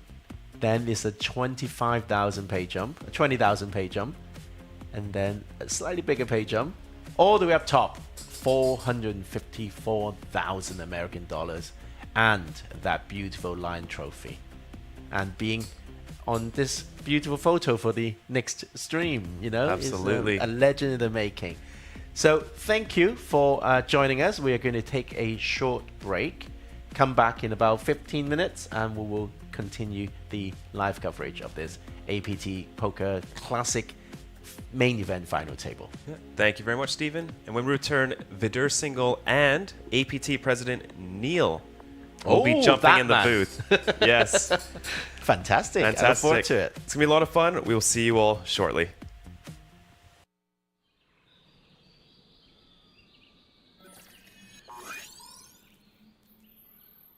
Welcome to Asia's largest online poker room. Our next generation poker software is now initiating.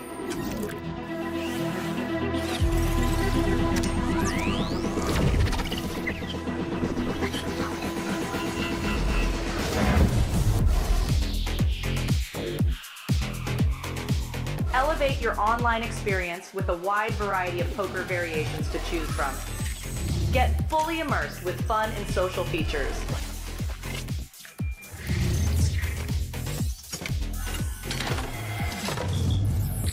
Level up your game with PokerCraft and Smart HUD. Unlock a wealth of rewards including cashback, bonuses, and jackpots.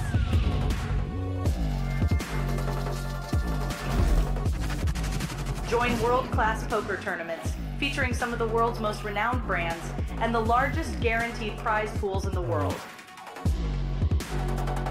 Experience the best in customer service and hassle-free transactions for a seamless online gaming experience.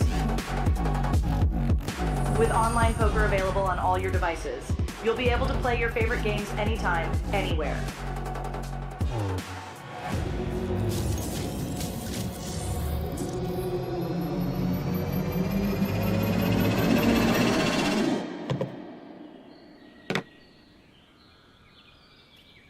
Sign up now and elevate your online poker experience today.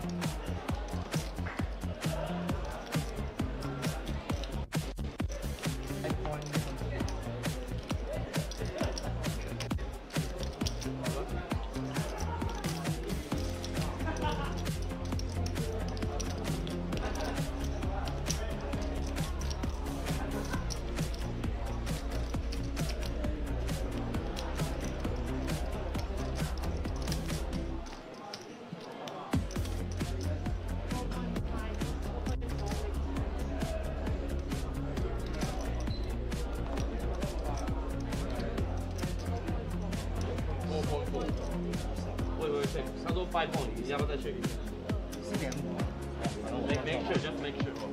Sorry, 4.5. 4.4.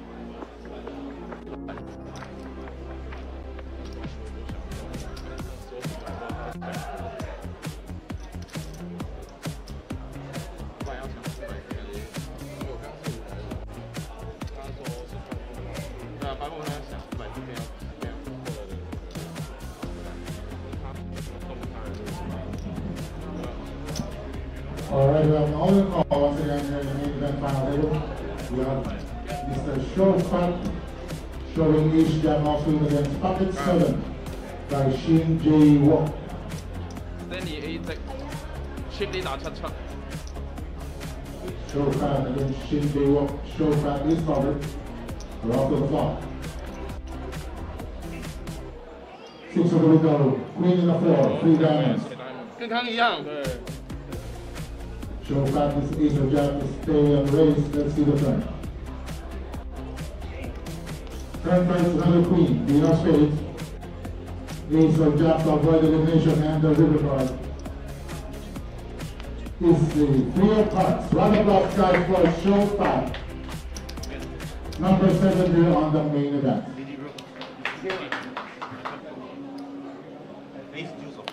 I think at this point I had more time under half average than average.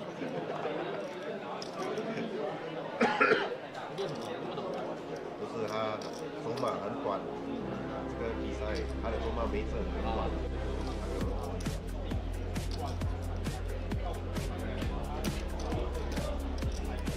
后面点。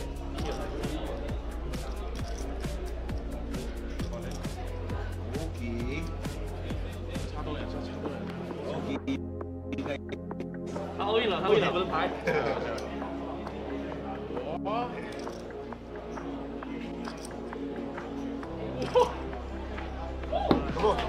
哎。All right, another round call.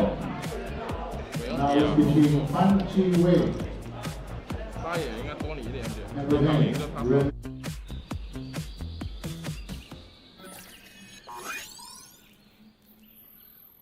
Welcome to Asia's largest online poker room. Our next generation poker software is now initiating.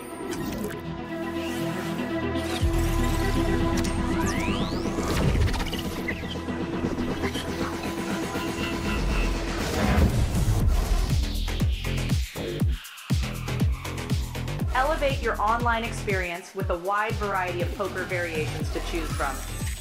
Get fully immersed with fun and social features.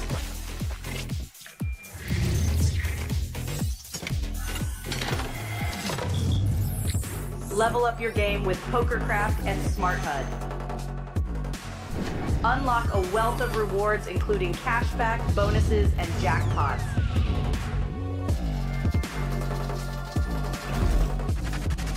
Join world-class poker tournaments featuring some of the world's most renowned brands and the largest guaranteed prize pools in the world.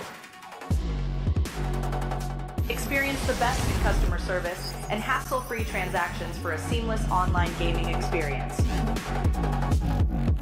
With online poker available on all your devices, you'll be able to play your favorite games anytime, anywhere.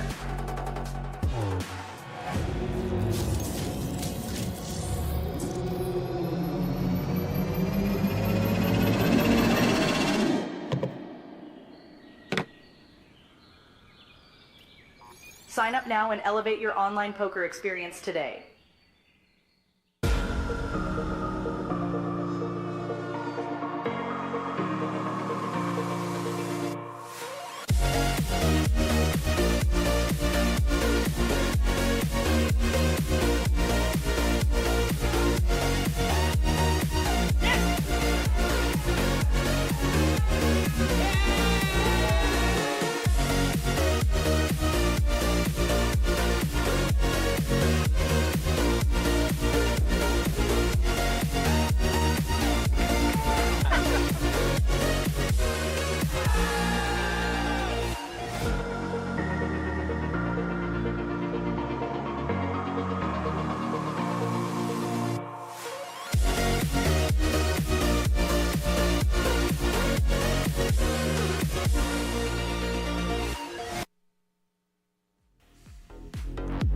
Good evening and welcome back to the Asia Poker Arena here in Taipei. We are watching the Asian Poker Tour main event final table, and we are down to just 5 players fighting for that incredible 450,000 USD up top.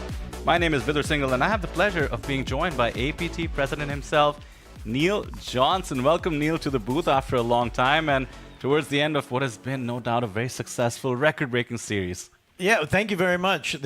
I figured if I didn't jump in here, this was the only way I was going to get to see any of the main event. Because it's, as you said, it's been so busy, 114 events. It's going absolutely crazy. Like I literally, when we were talking about coming in here, I'm like, okay, but I don't know anybody on the final table. I understand. I don't know who made it. You're going to have to let me know what's going on. But I mean, 1,991 entries, so I want to see some of it. And this is, if I don't, like, they'll make me turn my phone back on.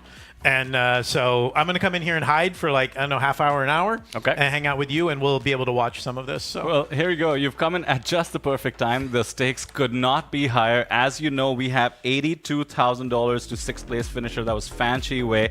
Now 6 figures locked up, 102,000 USD. That's about 3.2 million Taiwanese dollars to everybody on the table. But it's all becoming a bit too real. You can just about taste it. The victory and the APT Mega Lion, which thanks to you, I have been occasionally calling Mufasa. Well, that was one of the big debates: is if you've got Mufasa and Scar and Simba, like, is that really it? And do you want to make one of them technically the bad guy? So.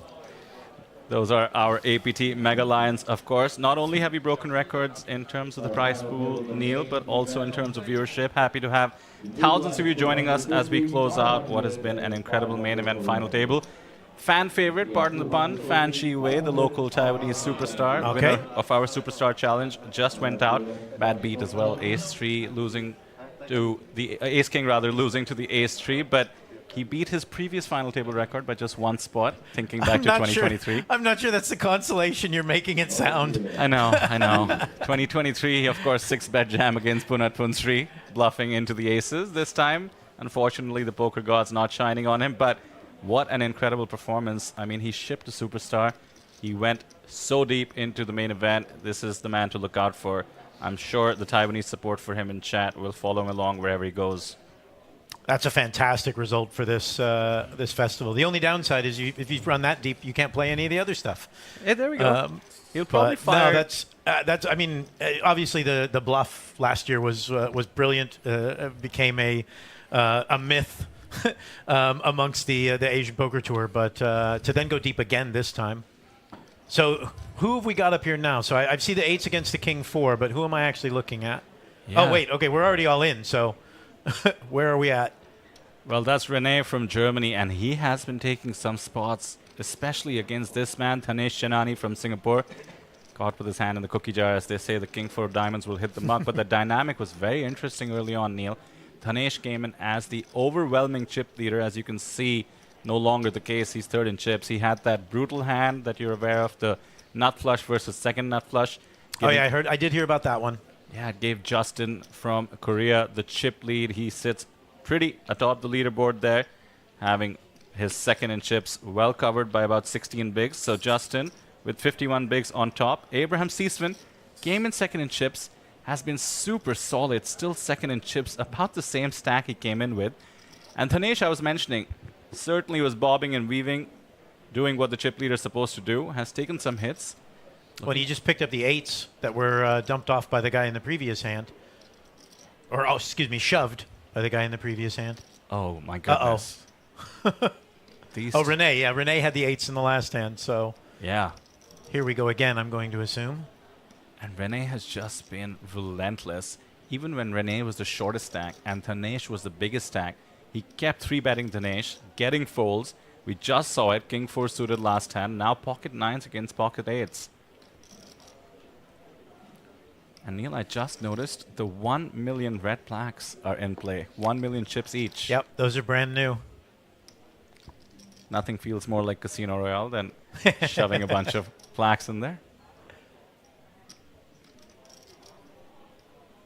I actually auditioned to be a dealer in that movie, but I didn't get chosen. Oh, really? Yeah, they were doing auditions at the Atlantis when I was there for PCA. Oh, he shoves. All you can eat, just about 24 bigs, finding its way into the middle. And now, if action gets back to Dhanesh, he wants a count. This is for all of his remaining stack. Maximum pressure by Renee. Clearly unafraid to take high variance lines. I mean, there were 3 stacks right about the same level, 22, 24, 25 bigs. You would think that's a lot of ICM pressure, but he's turned the tables, and now all the pressure on Dhanesh. Have any of them appeared kind of susceptible to the ICM pressure as you guys have been watching today? You know, great question. Not really. The stacks at every stack depth have just been finding their way into the middle. People have been taking spots. Does Dhanesh think Renee is getting way too out of line here? Can pocket eights ever be ahead? Yeah, I mean, you got to figure you're calling for a flip at best. And right? are you willing to? Because they're a little bit behind. I mean, when I don't. Oh, you've got the graphic actually up. I mean, we're looking at what, 150 bigs total in total for five-handed. That's probably a little bit behind where we should be within the structure. They probably should be four-handed or maybe a three-handed if it had been a little aggressive. So interesting. I mean, I don't know. The whole world knows I'm a nit, so I'm not in here, which is, but. Yeah, he finds the fold. It's a good one. It's also very likely the correct one given ICM. Let's not forget, Neil, we have locked up 102,000. 3 stacks were in that 20 to 25 big blind level. Yeah, see, there they are now. I mean, that's... You're talking about going up from 102 to 250,000 if you can reach second place with 3 stacks being similar to yours. And as you said, or what you were hinting at is that they haven't been afraid to mix them up. No. Which means you're not sitting there going, okay, well, like these 2 seats are laddering, and we're gonna get their last chips when we pry them from their cold dead fingers. That's a great point. So only 3 of us are playing poker. But if all 5 of us are playing poker, then yeah, that's, you know, unlucky. You got a massive 3-bet over the top, and you just put the 8s away, I guess. That's a great point, actually. They can factor in how active other players have been in terms of the likelihood of laddering as well. I have so many questions for you, Neil, as our APT president and programmer of events, but the action is just so non-stop, I can't help but follow it. That's what we're playing for, the APT Mega Lion Gold Trophy. So one of the questions, firstly, longtime viewers in the chat, thousands of them here, will know that I am the #1 proponent of hyping up the mixed games, the schedule with Absolutely. over 100 events. Many thanks to you. We have some wild ones in the mix. Greg Goes All In actually came 4th in the 3-2-1 yesterday. Yep. Greg was having a lot of fun in that. I had somebody ask me last night why. Okay, we'll come to it after we see Ace Jack. Because as you said, the action, we're definitely getting action on the Ace Jack under the gun. Non-stop action indeed. Abraham. But that's what you want. Absolutely. 100% that's what we want. It's time to see what plan these players have come in with. I always like the idea that they went home and did their homework, really looked up player profiles.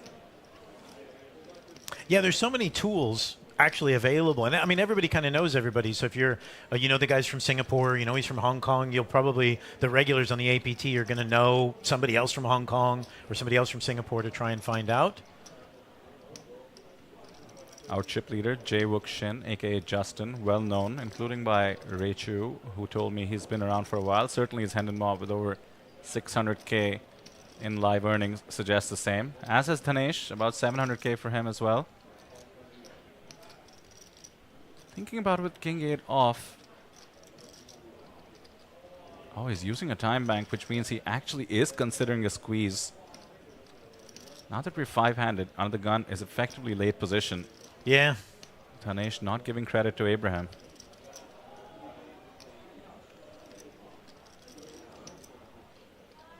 Oh, he lets it go. Teasing us in the booth. Ace Jack against King Queen. Fair fight going into the flop. 2 big stacks though. 6-5, 3-2 hearts. Always tricky when you're battling the chip leader as second in chips. Abraham proceeds with the check. He certainly cannot rep that board. Not particularly, no. Check, check. 10 on the turn. The chip leader also has to be cautious considering Abraham is the only stack that can truly do some damage, but in position. Has a ton of advantages here. Position, chips, ICM. Does he want to put it to work?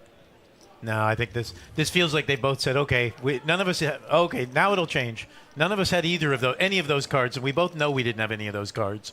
So let's just check it down and let the ace take it. But it's almost like the unsaid rule to not tango as the two biggest stacks. Easy life though for Justin. King on the river, and now Abraham is the one betting.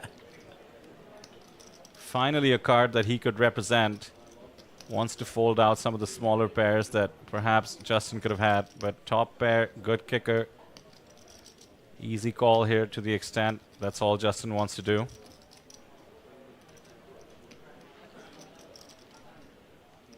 Yeah, I mean, 700K is not... Is 700K even getting a 3 out? Good question. I mean, that feels... Yeah, and exactly. He's raised, or he has called. There we go. He had raised. I have noticed, by the way, that Justin is willing to go for thin value. Now, of course, he got super lucky with the nut flush versus second nut flush. Soon after that, he made runner, second nut flush against the same opponent and still decided to raise the river in a spot that a lot of the chat pros were suggesting should be just a call. Justin has a different plan. According to the chat, the Korean guys run so good. Okay. So that's what I'm seeing. That must be it. So coming back to it, Neil, we have just over 100 events at APT Manila as well. Lots of mixed games, I'm Lots assuming. of mixed games in Manila. I was talking to someone last night as they were watching the kind of insanity of 3-2-1, which for anybody who doesn't know is 3 flops, 2 turns, and 1 river. So it's effectively 6 boards.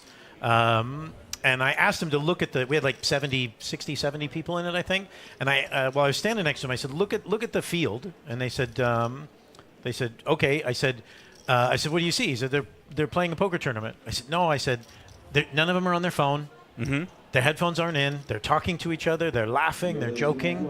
I said, what they're doing is they're playing a game, which is what it's supposed to be. You know? Poker's supposed to be a game. Yes, we're putting money in and stuff like that, but those guys were actually playing a game. And that, to me, is really, really fun to watch, of everybody having fun playing cards again. I love it. Wait, we got a shove. Renee. I mean, it was... So is that his only move? I told you. He either raises or shoves. I mean, to be fair, he's sitting on... Well, no, he's at 30 bigs now. He's up to second in chips now. He has just picked his target, and unbelievably, Dhanesh Chainani from Singapore is now at the bottom of the leaderboard. Still has over 20 bigs, but was such a dominant chip leader until the cooler, and Renee has just attacked him non-stop. It has worked every time. Renee now second in chips. Lots of support for him in the chat as well. I called out the chat pros, and Mr. Chat Pro in chat decided that I was talking to them. Indeed. Also, we have Blue Ice in the chat, Neil. He is the winner of our Beat the Pros event, the wild card. Ah, well, he says he's a famous fish, so... Can't say I disagree. He did come in as the wild card, and he Sid beat and the pros. gold. Here we go. Blind v Non-stop blind? Action, yeah. Good hand selection. Abraham going for the steal. Does not want to play a 7-6 off with the limp here, and is targeting one of the shorter stacks. King 9 off for Chan. 10 million in chips for him as well. Can certainly continue with a hand as strong as King 9. Blind versus blind. Yeah, I mean, you almost have to. That short, you've almost got to at least see it. I can just feel the tension through the screen. 5-handed. Nice meeting you as well, Blue Ice. And I saw a shout out from Natural 8 and Chat Pro earlier. Thank you very much, guys.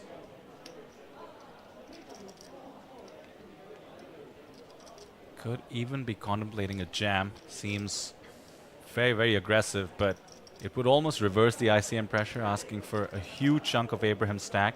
Abraham would have to be very, very tight. Uh-oh. The trophy's coming off. Or is that Thor's hammer or something? Exactly. A spinning Thor's hammer card protector. Spinning Thor's hammer. And look at that. He's bringing the hammer now, I think. Well done. Oh, my God. The plaques come and a quick fold. I was just kidding. I was just kidding.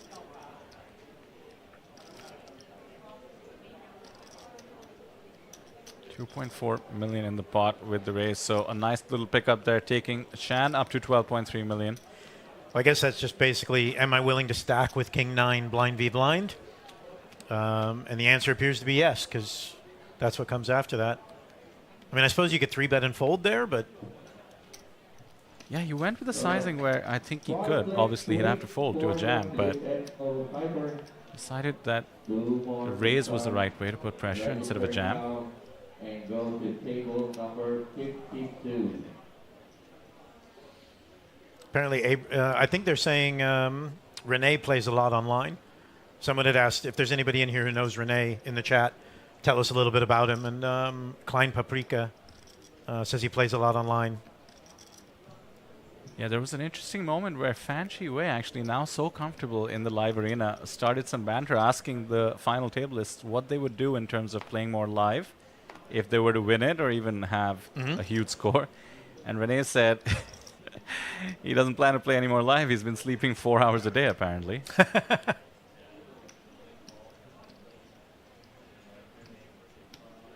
Thor is back now doing the inverse blind v blind, but with a limp this time.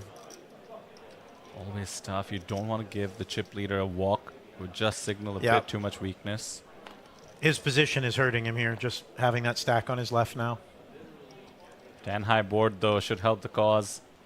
10-6 deuce rainbow, as clean as they can come for the 10-9 off. But here you go. He has to proceed with a check.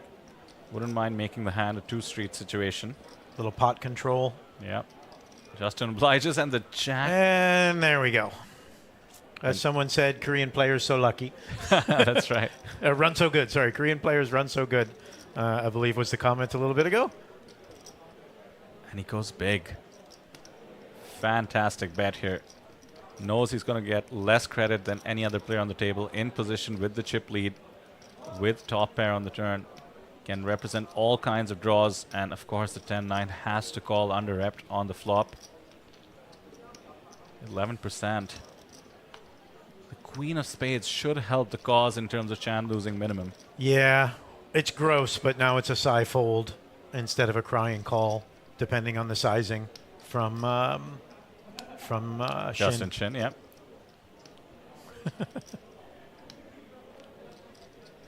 Chan checks. What do you size here to try and... Oh, wow. I'm a bit surprised by the check. Maybe just bleed it. You know you're probably good, so just bleed him down a little bit. Take it. Yeah, third spade on the board as well, and some of the draws completed. Justin has been going. I suppose King 9, 9-8, things like that came through. Take the chips and continue building your pile. Yeah, Justin showing such awareness for the game, as we know looking at the cards, that of course Chan is going to be checking a lot of his strong holdings as well, because he can't risk going up against the chip leader. So Justin puts it together. I like to check back a lot, actually. Showing keen awareness of the game. But with that monster chip stack now, I wonder if it's another one of those one-way situations for a while. He has second in chips Renee there, covered twice over. Yeah.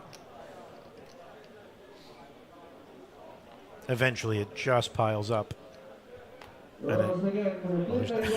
Also, if you continue to get dealt 6-4 and 3 deuce, it doesn't really give you many options. But on the other hand, it should keep you out of trouble. Yeah, there's money to be made by folding. That's the nature of the final table. Natural 8 in chat, they're saying that Renee started playing this year around January, apparently at the Dutch Open in Holland. Well, that's one way to go blind v blind. Get it in there. Justin jamming the ace. Very reasonable considering Dhanesh had 20 bigs in his stack and Justin can just afford it. 60 bigs to 30. 30 million out of the 80 million chips in play, Neil. Yep. So we're here on the second last day of our streaming schedule, as the main event final table usually is. The high roller second day will be covered tomorrow. The 2-day high roller. Yep. The big one. And we are here. It's going quite good over there. I think they're over 100 now. I haven't actually looked in the last few hours. I was busy hanging out in the dealer's choice because dealer's choice is just cooler than a high roller. Sorry to all the high rollers. 150 now, actually. Incredible. 153 with still a chunk of late reg left, I believe.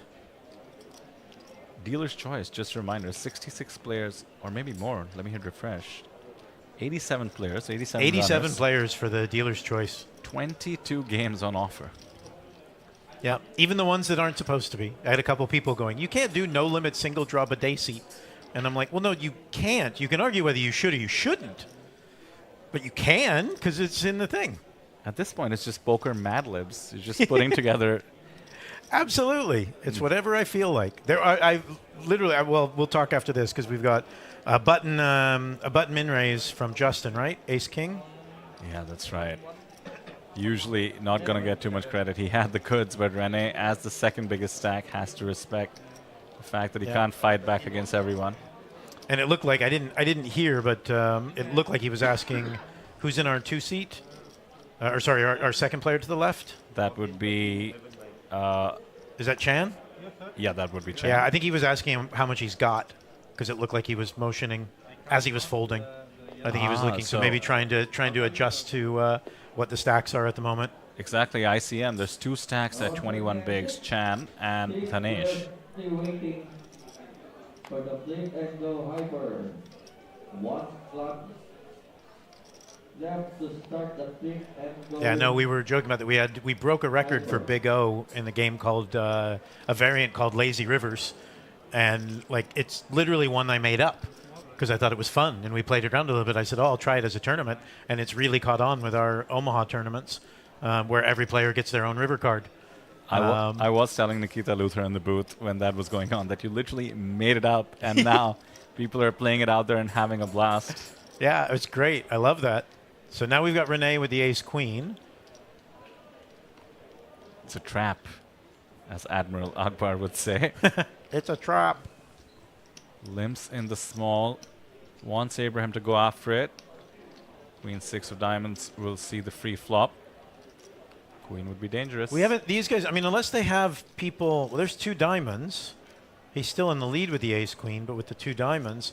Unless they're talking to people who are actually checking the stream, have they seen much been turned over by Renee? Because, like, I mean, he's been the most active player since I sat down, but I know it's a very small sample size. Yeah, that's a great point as well. I think the breaks really do change the dynamics on our final tables because, I mean, we've seen some support for Renee in the chat. No doubt friends and family watching, keeping track.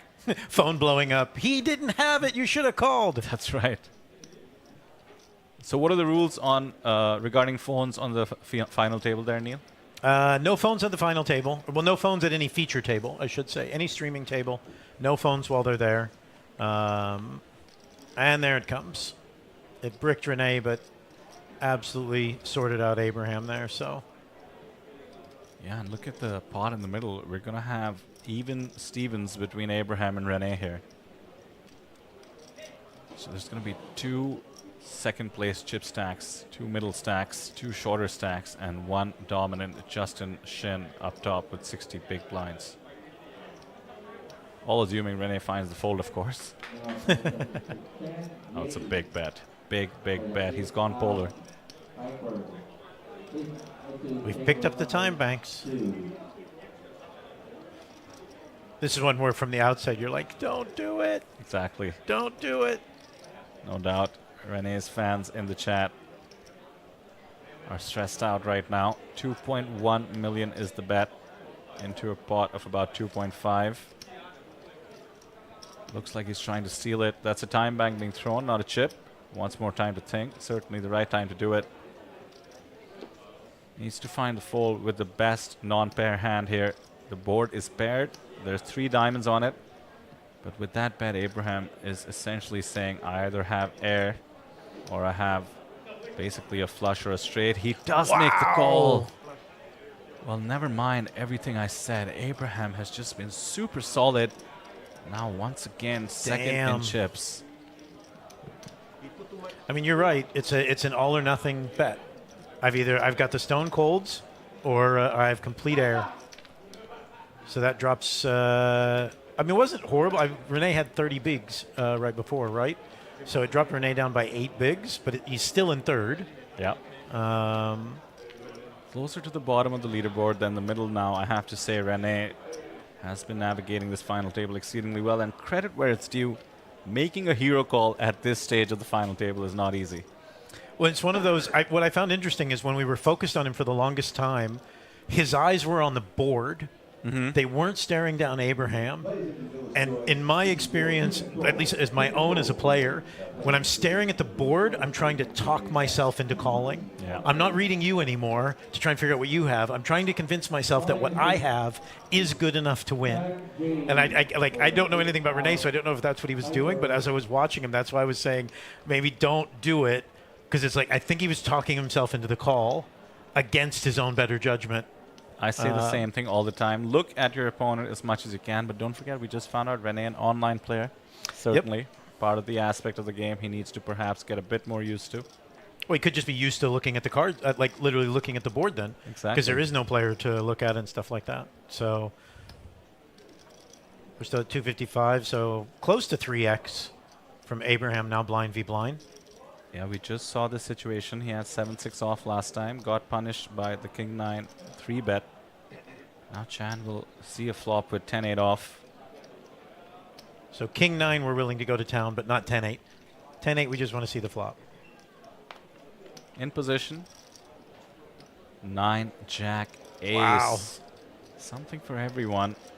Abraham with the one opening does have a bit of range advantage on a board like this. Chan with the open ender. It's a fun flop without. It's a more fun flop without the ace. The ace, like, I mean, Abraham has to fire because he can potentially take it away now, but it's a more fun flop without the ace.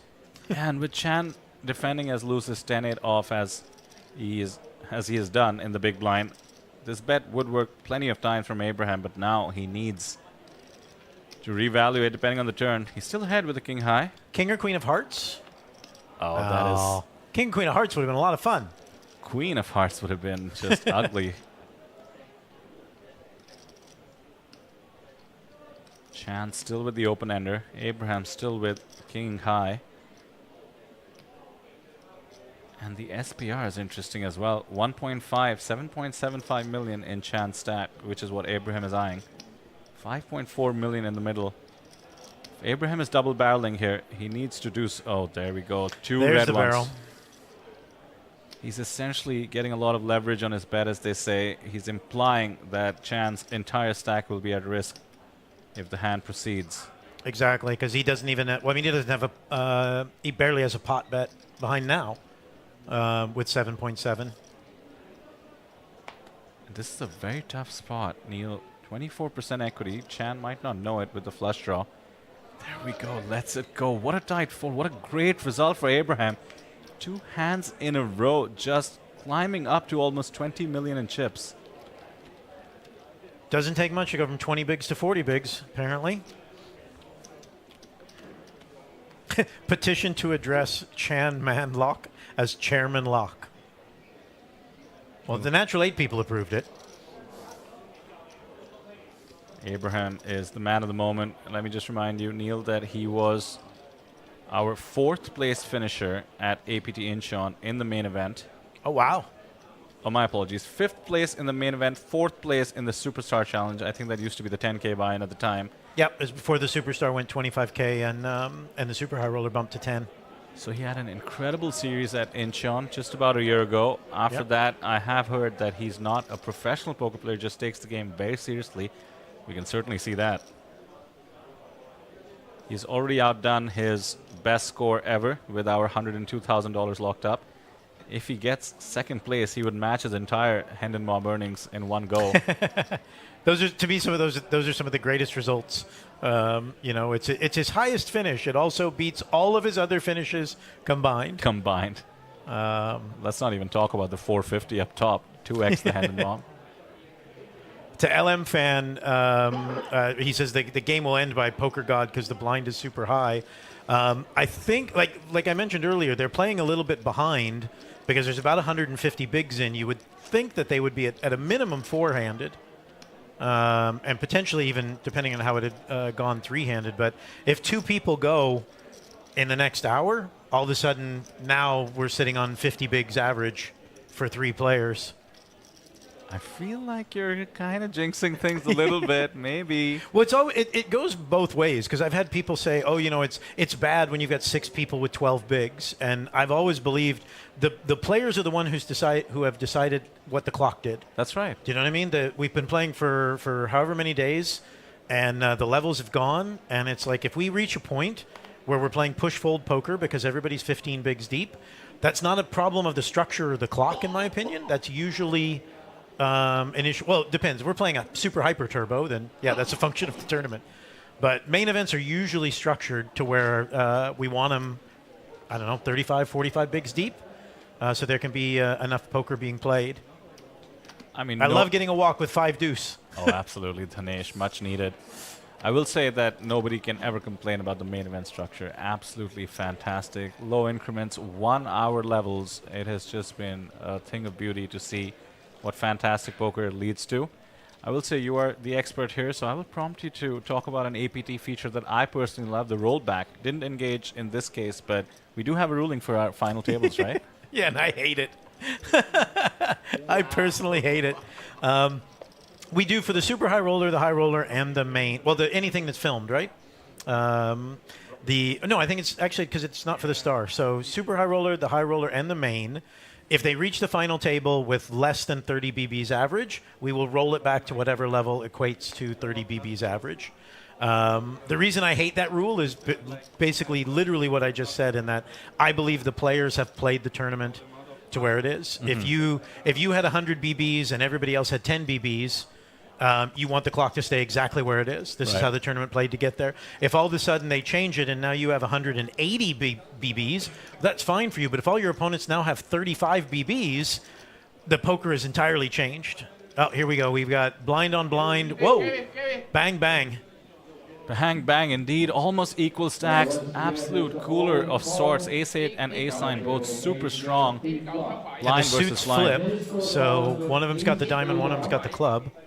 I think Dhanesh will gladly take a chop, which will happen often enough, but Ace-8 versus Ace-9 is rough shape. With the folded cards included, we can see 32% equity. Yeah, what's our opportunities here?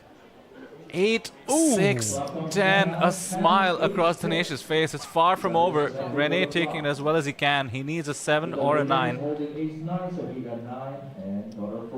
Pair the board for opportunities. Oh, Renee will certainly take that. A 7! Okay. It's almost over. A fist bump. Renee warning Dhanesh to Wait, not... Renee won't fist bump on the risk the 9 coming? Yeah, he wants to see it. I can't say I blame him at this stage. It wasn't meant to be rude. Dhanesh at risk of elimination, the king of clubs, and now the fist bump.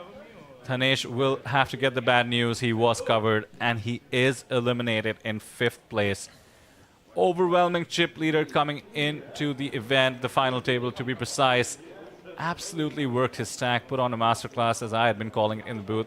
Did get unlucky in a few cooler situations and has been eliminated. 102,000 USD to Dhanesh Chainani from Singapore. GG, sir. Very well played.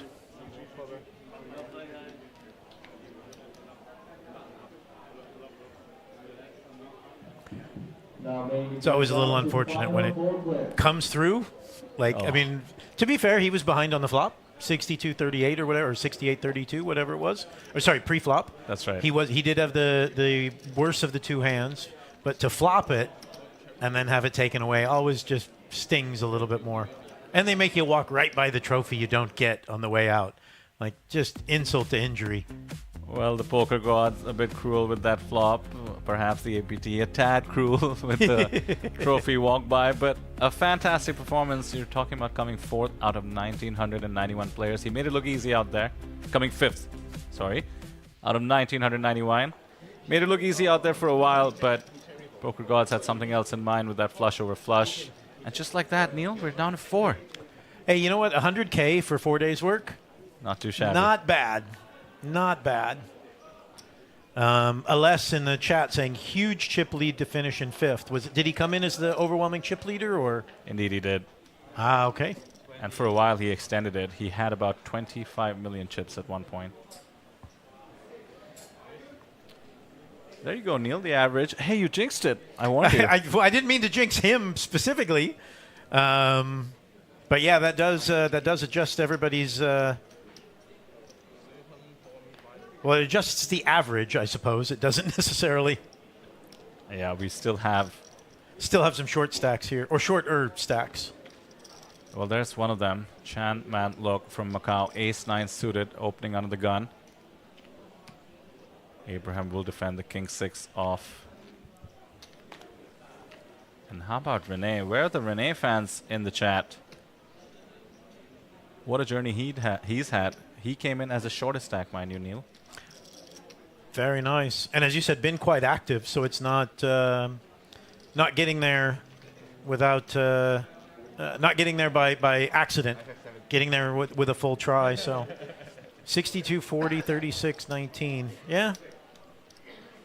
Well, there's one clear target on the table, and there is almost a $50,000 US pay jump on the line. 122K locked up in USD, 170K up for grabs.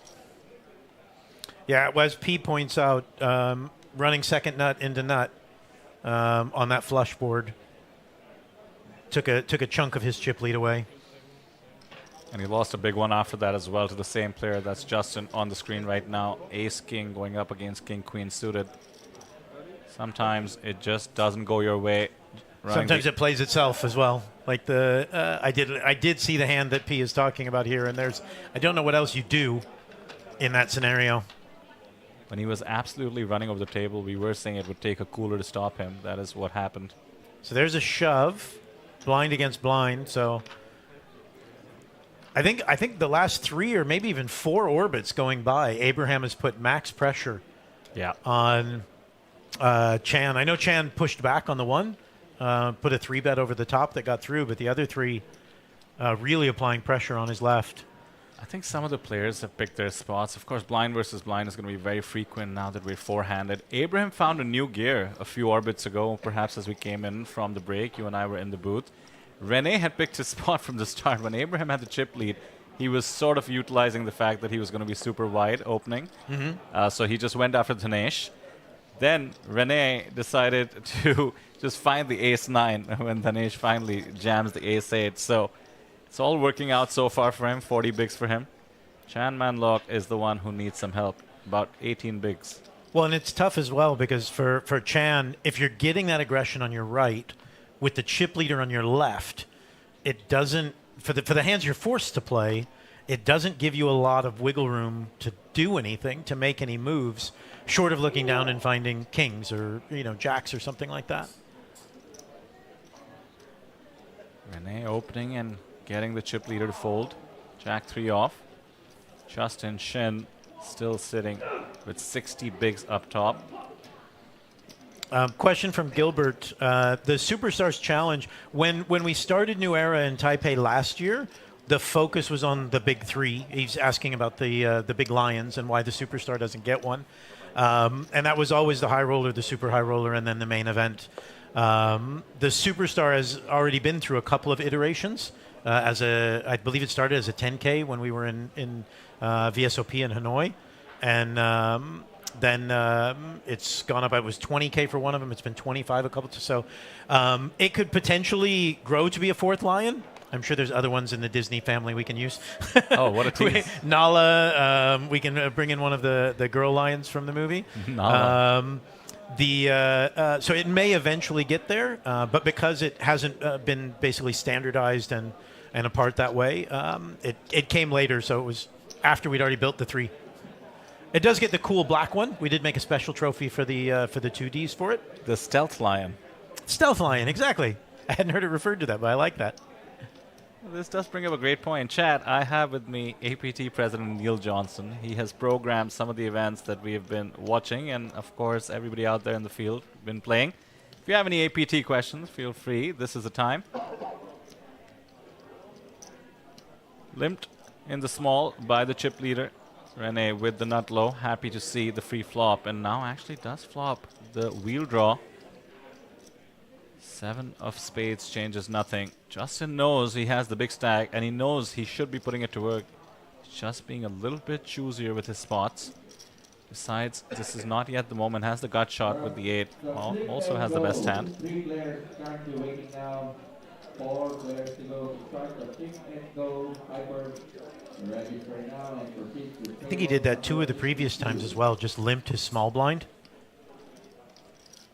To try and, I'm assuming basically to try and put pressure post-flop on the smaller stacks around him. Yeah, he's been the chip leader for a while. Every chip leader has a different dynamic that they establish. Yep. This time Renee, who by the way, surely has built a reputation himself for being super active. The players must have taken note. He's firing 700k with the 7 of spades coming in. Justin just lets it go. Another great outcome for Renee, now up to 22 million in chips. Right on the heels of Shin. Abraham with a solid 38. Chan, 16 bigs. Far from over by any means. We've seen some crazy comebacks. Chan has plenty to work with, but that big blind and ante combo does come in pretty quick four-handed. Now, while the APT questions come in, Neil, I have one for you. I just mentioned the ante. What are your thoughts on the ante being the full 1 big blind all the way to heads up? This is certainly a topic of controversy in the MTT world. I understand why people think it should go down and stuff like that, because if technically the ante is supposed to be 1 chip from every player, then why should it not adjust? But I think what I hope is that over the next couple of years, whether we come up with a new term or something like that, the ante isn't the ante anymore. That's not what it is. It's just a forced bet of some kind, like whatever you want to call it. It can be a third blind, the pot tax, whatever you want to call it. It's because it simplifies. Like, there's also the argument of if you only had enough to pay the big blind or the ante, which one goes first? Are you all in for the ante or are you all in for the big blind? Right. And all of that. And it's like, if we stop calling it an ante, all of those questions go away.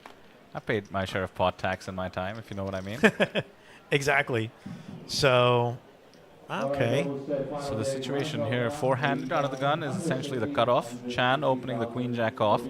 Renee, for once, not getting busy from the small blind. Ace-10 suited, just with the flat call. Very, very favorable flop. Ace-king-5 rainbow. The 10 would be the action card of all action cards for now. Chan is c-betting. Understandable range bet here with that ace-king-5 flop. And now Renee calling a queen on the turn. Finally a pair for Chan. Chan basically only has pot left. 6 million against 5 million. Very quick check. 4 of diamonds.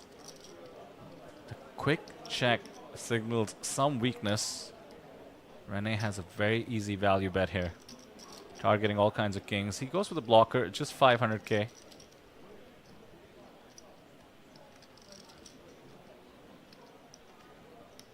Could induce. At least that's what it's meant to do. With a hand as strong as ace-10, blocking the nuts. Jack-10 about the only hand that would check behind in Chan's shoes and have Renee beat, unless the 4 somehow connected. And the longer he thinks, the more you got to think you're good if you're Renee. Yeah, that flat call in the small blind has to be confusing, but in terms of hands that Chan is beating, a 5 would be in the mix, but how many 5s does Renee have in the small? Certainly could have the wheel 5s. There we go.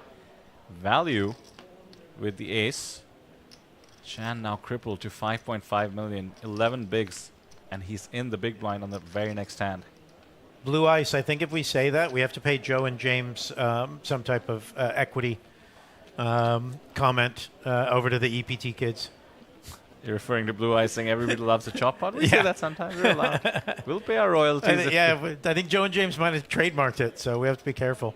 As long as we don't sing it, we're fine, I think. Oh, that might be it. Yeah. They usually sing it. You have to be careful. Joe's copyrighted a lot of strange stuff. Apparently he invented chip in a chair.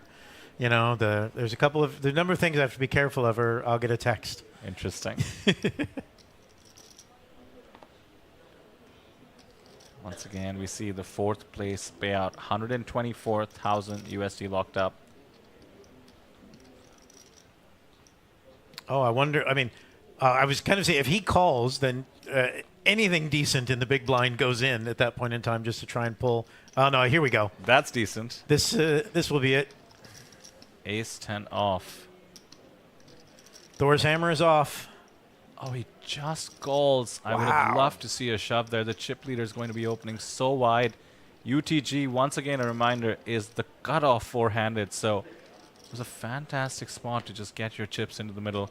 Yeah, I mean, because if it comes like 2 overs, what do you do? Or, sorry, like a king-queen, not 2 overs to the ace or whatever. Like wow, so this is bet and call again? Too early to fold with his ace high and the gut shot perhaps. And now what do you do? The ace 6 off. Could put maximum pressure. 4 million in the middle. Justin might just think a call on that board signals some connection. But look at all the draws out there. Justin checks behind. He's going to be ahead of those draws. And now mercifully. Blue Ice was Blue Ice was prophetic.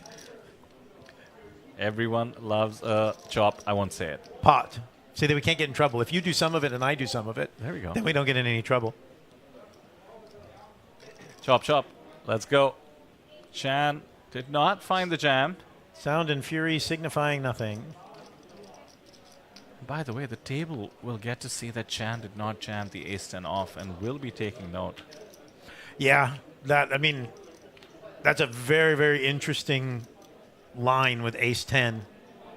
When you're, especially because it's not like there's somebody with 13 bigs behind you, 35, 51, and 60. Like, you are miles away from being back into a comfortable position here. So you would think, as you said, Justin's got to be opening very wide. Extremely wide. I mean, I know it says UTG, but it's only 4 people. You're effectively opening on the cutoff there. So have to be careful not taking some spots. That was one of them, but he does get the chop pot in the end. Actually picks up some extra chips from the ante. I know Renee will be taking note. He's been super active attacking people. And as you were saying, Neil, Chan had almost 0 ICM there. Can only imagine these pay jumps mean so much. Looking at Chan's hand and mob, 122,000 USD in total live earnings. Almost exactly he's going to beat that, right? He just 124, yeah. He's crossed it now. As of currency conversion today, he has officially crossed it. Depending on how the Taiwan dollar moves. Hope the currency conversion's going for you when Hendon Mob posts the USD conversion to your thing. You know, you got to run good in so many ways in poker. That's one of them. I didn't think about it. You have to run currency conversion EV. That's right. Here's another note, Neil, from his Hendon Mob. The best he's ever finished in any tournament live is 3rd place, including a single-day high roller at APT Jeju. Ah, nice. So he's at 4th right now, looking to somehow beat it. Is the shortest stack. I like to see the kind of returning results thing. We're getting a lot of players, coming to multiple events within the year, and so that's quite nice to see as people are cashing. We do see. I was about to talk about how wonderful the schedule was, and then we find Big Slick with our chip leader. So I'm going to assume something interesting is going to happen now.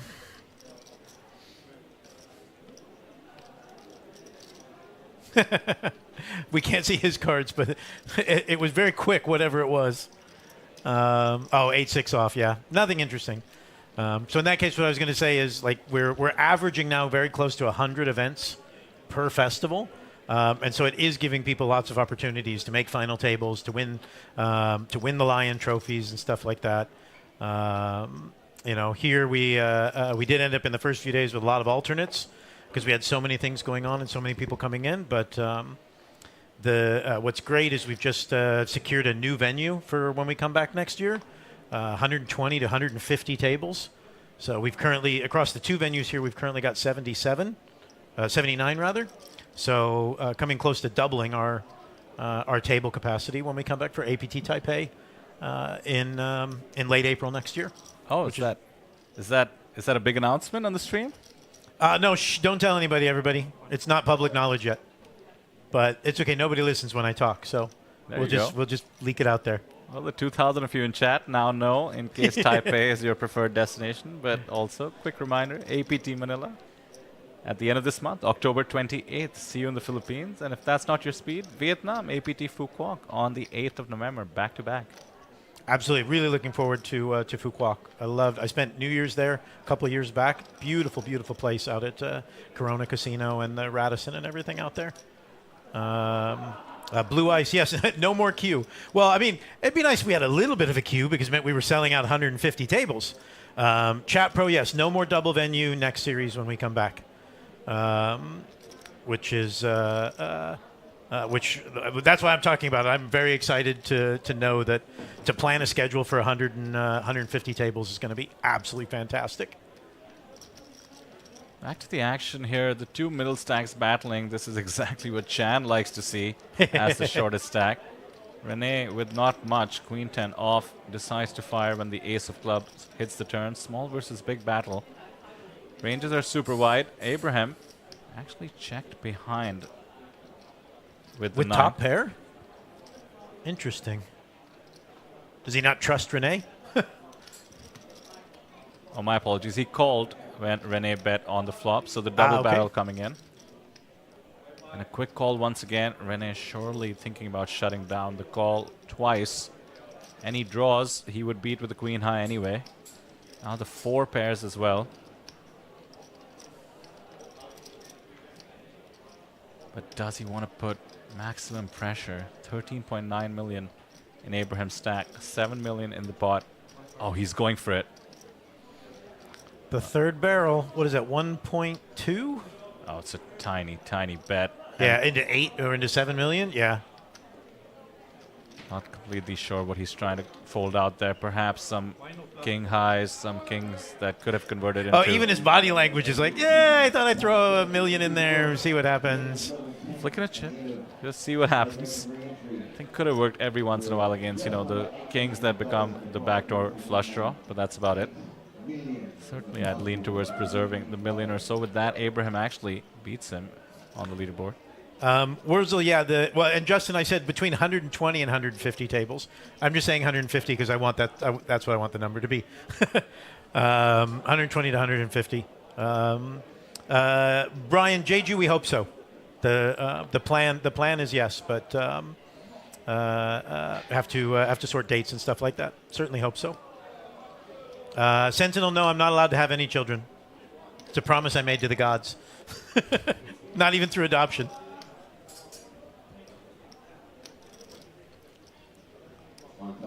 Here we go, an ace on the button for Renee. It's getting opened. Yeah. The nice thing is Renee doesn't slow down. So it does make it, well, and also, poor Chan, he's sitting there with a big target on his face for everything at this point in time. Yeah, he's because 4 million, he's down now to what, 8? Is that 8 bigs now? 8 bigs. 8.3. Renee also benefits from Justin being relatively quiet there, and also he has Justin on his right. So again, he did have an ace on the button. It's always getting opened, but does help to see the chip leader fold first, then bet into the tiny stacks big blind.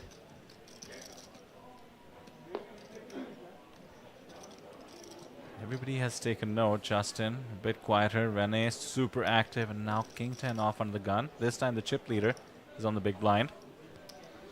Well, and one of the things now, though, is at least without having to wait for break, they're seeing some of Renee's hands, and he's not showing trash. Like the all-in to eliminate the gentleman in fifth was ace-9.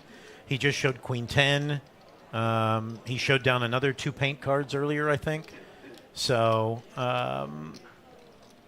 But with the queen 10, Neil, he did triple barrel.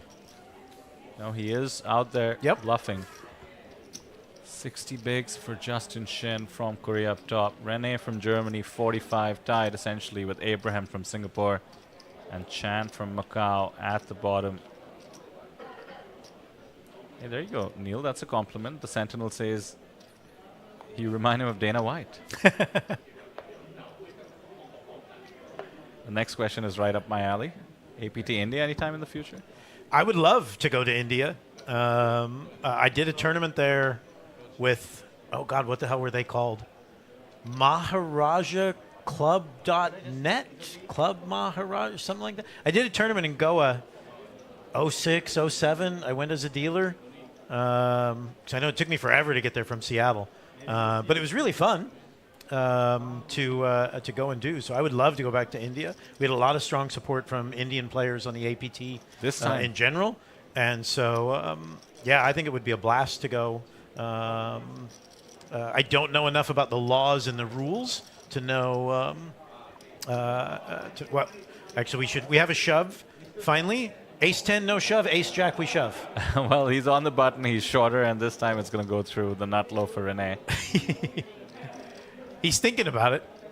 A bit out of line to even give Chan too much of a sweat, but hey, it's a psychological battle. If you can get the adrenaline pumping, maybe it helps you down the road. If nothing else, he knows he had 2 live cards. That's true. Because Chan was not in with a deuce or a 3. In no way. 80 million chips in play, 30 million with the chip leader. So far, 2-0 for you. Sorry? 2-0 for you. I hope he becomes higher. Wait for a hat trick. No hat.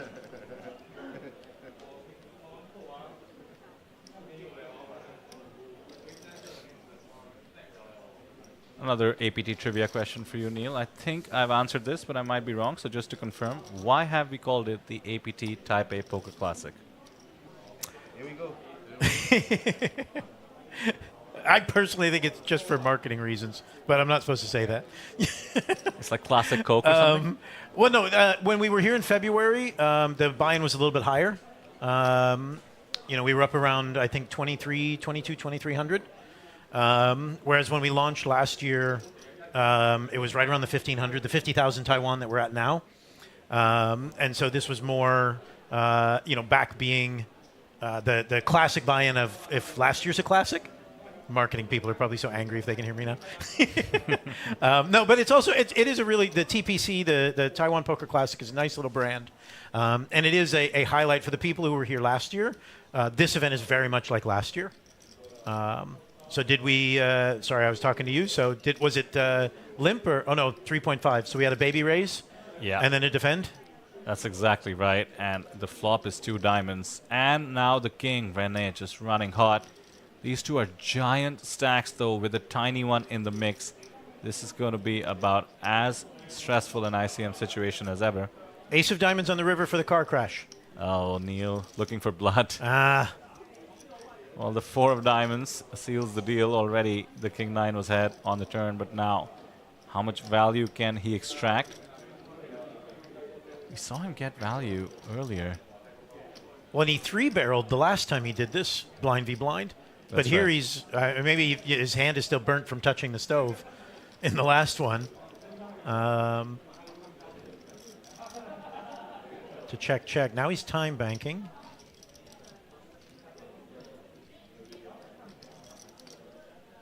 Oh, Justin saying Renee limped and Abraham raised. Yeah, a limp and a raise for an extra 1 million, 1 red plaque.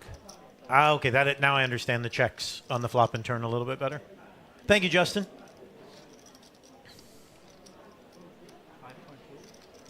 It's okay, Justin. The commentators are paying attention to the action. Oh, look at that bet, by the way. Wow. The overbet. That's not one hand he's going to show. He wants to keep his opponent guessing. What did he overbet with? You have to wait 30 minutes to find out. At least till the break, actually, for these guys, right? No phones. Oh, yeah, no, that's right. So only every 2 hours. Life is short. It was in Goa. It wasn't. It wasn't a bad experience. I can't remember the name of the resort where the event was. All I remember as a dealer is that one of the tournament directors was running around on the final night looking for the people who ran the event because none of us had been paid. So we had to go to like some special suite where some private game was going. And it's like, you got to pay the dealers on the floor, right? Where's that money? Regulations have changed since then, and actually the tournaments do need to be held on a boat. It throws people off once The Panjim boats. That's what it is, the boats that are in the harbor. Okay, I get exactly, it. Exactly, yeah.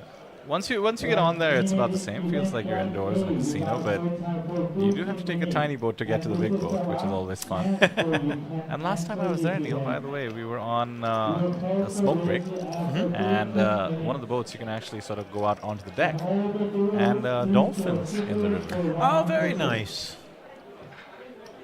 Yeah, so it's probably a little like, I know in like in Florida they used to have basically like gambling cruises where you sailed out to international waters, you spent all night out there or the weekend out there or something, and then sailed back because you couldn't gamble in U.S. territorial waters. Except this is very much not international waters. This is just so it's not happening on land. So it's not like it's really in India. It's one of those Indian idiosyncrasies you get used to being from my home country. But for now, we are here very much on land at the Asia Poker Arena here in Taipei. Yep, for the first of 3 in 7 weeks. Yeah, just the Taipei, schedule. Manila, and Fukuoka. Oof. We took a long break, Neil. That we did. Between Went to Shesha. Vegas, check Yeah. out the World Series. So, But back with a bang. 3 in, what did we say? 3 in 7 weeks? 3 in 7 weeks. Well, there's 3 weeks between the end of this one and when I fly to Manila. So 2 weeks here, then 3 weeks there, and then actually, so I guess 3 in 7 weeks, or 8 weeks rather, because it's almost 3 weeks. Life is short as saying that it's easy money in Goa. If you insist. We had somebody who did win an APT Lion in chat, says loved it here at Taipei, will return next year for another Lion. Oh, that's great. For another Lion. Ah, there we go. You always need matching bookends. Otherwise, it's just a doorstop. That's cool. Baller move to use the APT trophies as bookends for sure. That's the man at risk. 8 big blinds left in his stack. I give him credit for ladder. Like he's doing the full alligator blood. Yeah. Hanging around. Hanging around. Here we go. Under the gun with Queen Jack off. Should find its way into the middle. Once again, he has pretty much no ICM pressure. Just needs to find a way to get a double or pick up those very useful blinds and antes. Is it a limp or is he gonna? Can he half raise his stack? I mean, should try to maximize his fold equity to the extent it matters against one of the 2 middle stacks, 42 and 45 bigs.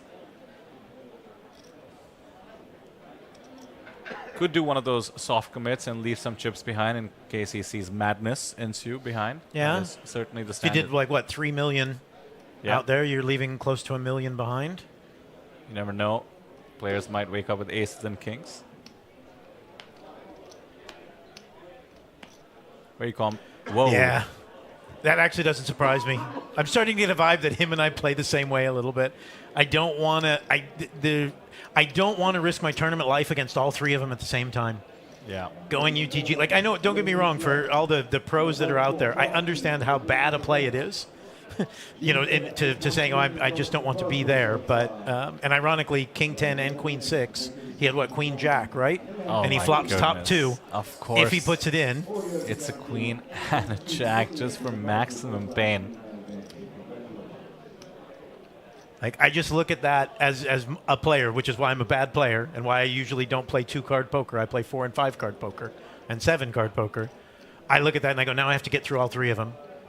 Whereas in the other scenarios, I only have to get through 1 or 2 of them. Yeah, you'd love to be in the small blind with that hand. Be that as it may, we do have a pot brewing now that the short stack is out. Top pair versus the open ender and the backdoor flush draw as well. Abraham just calls. He's out of position. In comes the 10 to add some outs.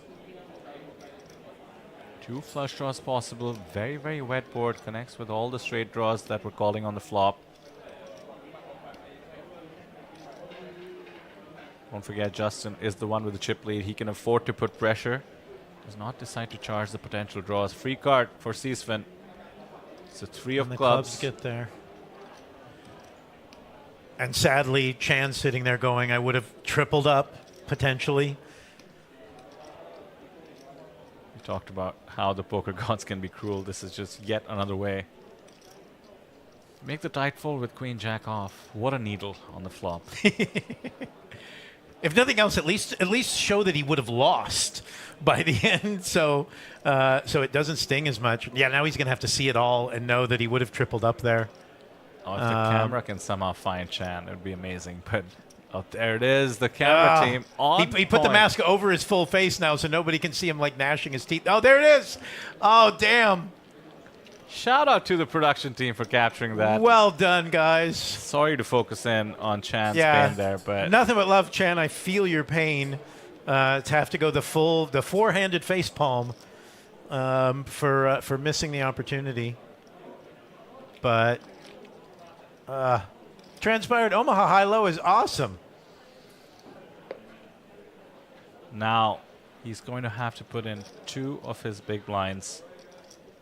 One is the ante. Yeah, see, it's the counter argument to it is like he basically has 2 hands now to find a better hand than the queen jack that he just had.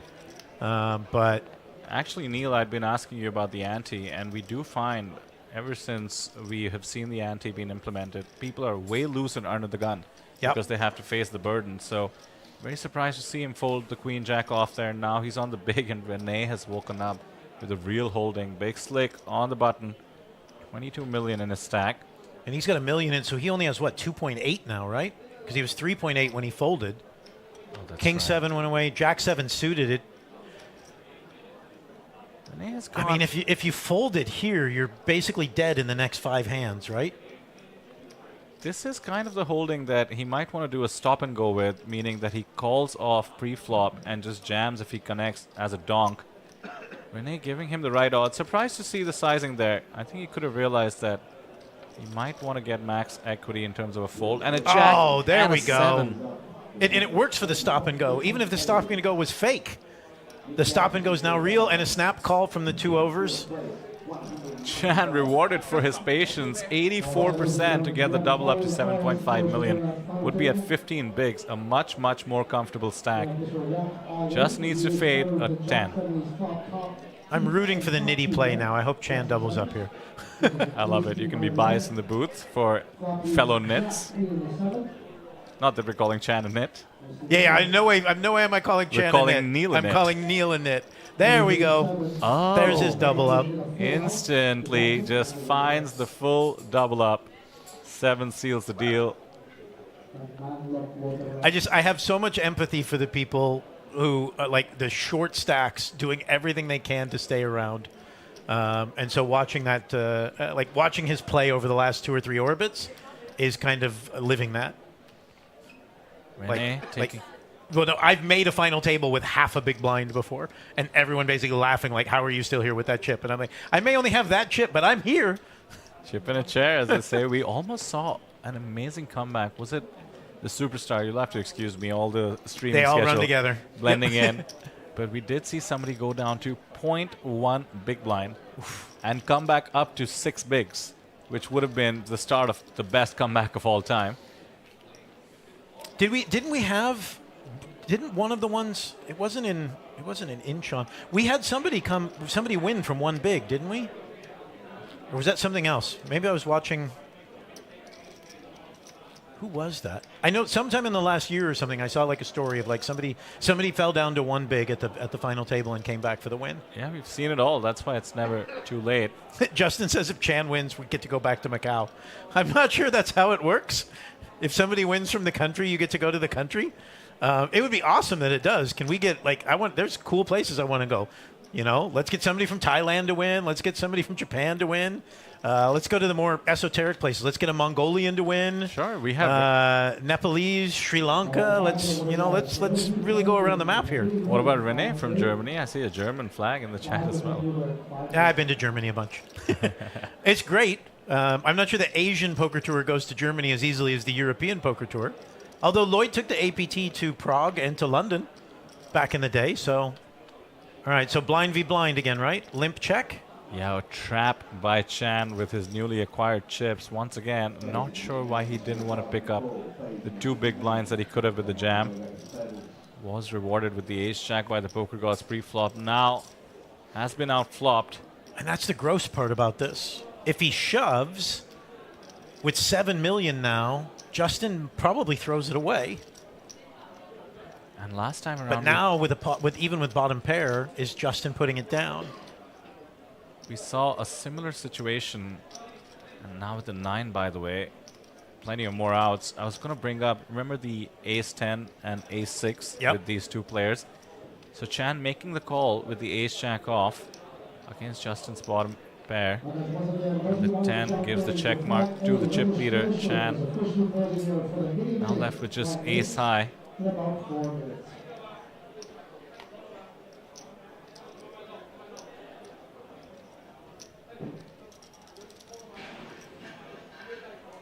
Check, check, and you lose to the 5 now. It's interesting. But this is one of my favorite things to watch, because when you, especially for things like this, because you're seeing different styles of play. Like the last time I got to sit in a booth, we were doing the women's event at APT Manila in 2022, and I can't remember who was in there. I think Ray might have been in there, or I can't remember who was in there with me. But we were watching through, and it became obvious that there was the woman who eventually won it. She was short, and if she got chips, she was going to destroy the table. And slowly over time, you watched her start to accumulate chips. And there was another woman who both of us were giving a ton of credit for laddering. And we were watching and laddering, and it was like, oh, just go, look at the moves she's making and stuff like that. And they ended up being like 55 big blinds to 3 big blinds or 4 big blinds. And the woman folded like King 10 with 4 big blinds or something, and we were like, oh, got it. We were misreading the entire scenario and stuff like that. And but then it also then altered how we were playing, because again, you have someone who's not in that situation, not used to people being able to see their cards and all of that stuff. And so that's what I find kind of fascinating about here, because now I get to watch them play with the cards. Yeah, that's a good point about And, some people who are used to making certain folds. Now we can see their cards. Clearly that's not affecting how he's playing, but you never know. You might not want to just get out in a spot that you otherwise wouldn't just because you're on camera.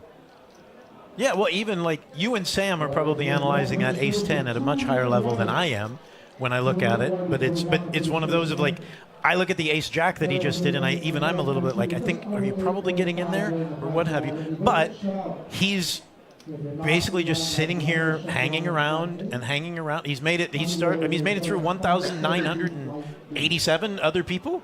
So in no way am I criticizing. He's locked up 124,000 USD. Nothing to scoff at.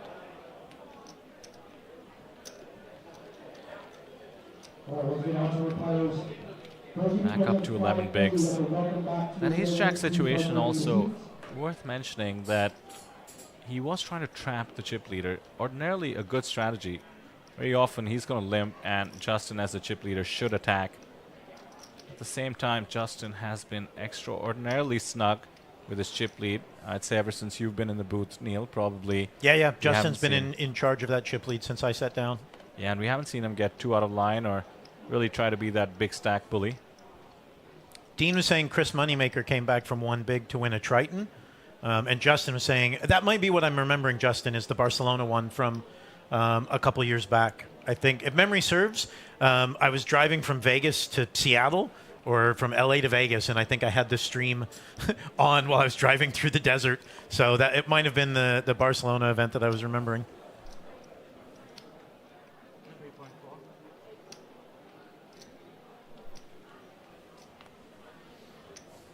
So what do we got, a 3-bet? We haven't seen one of those for a while. Renee loves to attack despite him going up against the chip leader. The small blind 3-bet is a patented Renee move at this point. Man, he has been super impressive to see. For those of you supporting Renee in the chat, keep the Renee stories coming. As you mentioned, he's an online player. He's Hendon Mob on the limited side. We did hear him discuss his relative live inexperience in terms of tournaments, but his poker skills on full display. Acute understanding of the game.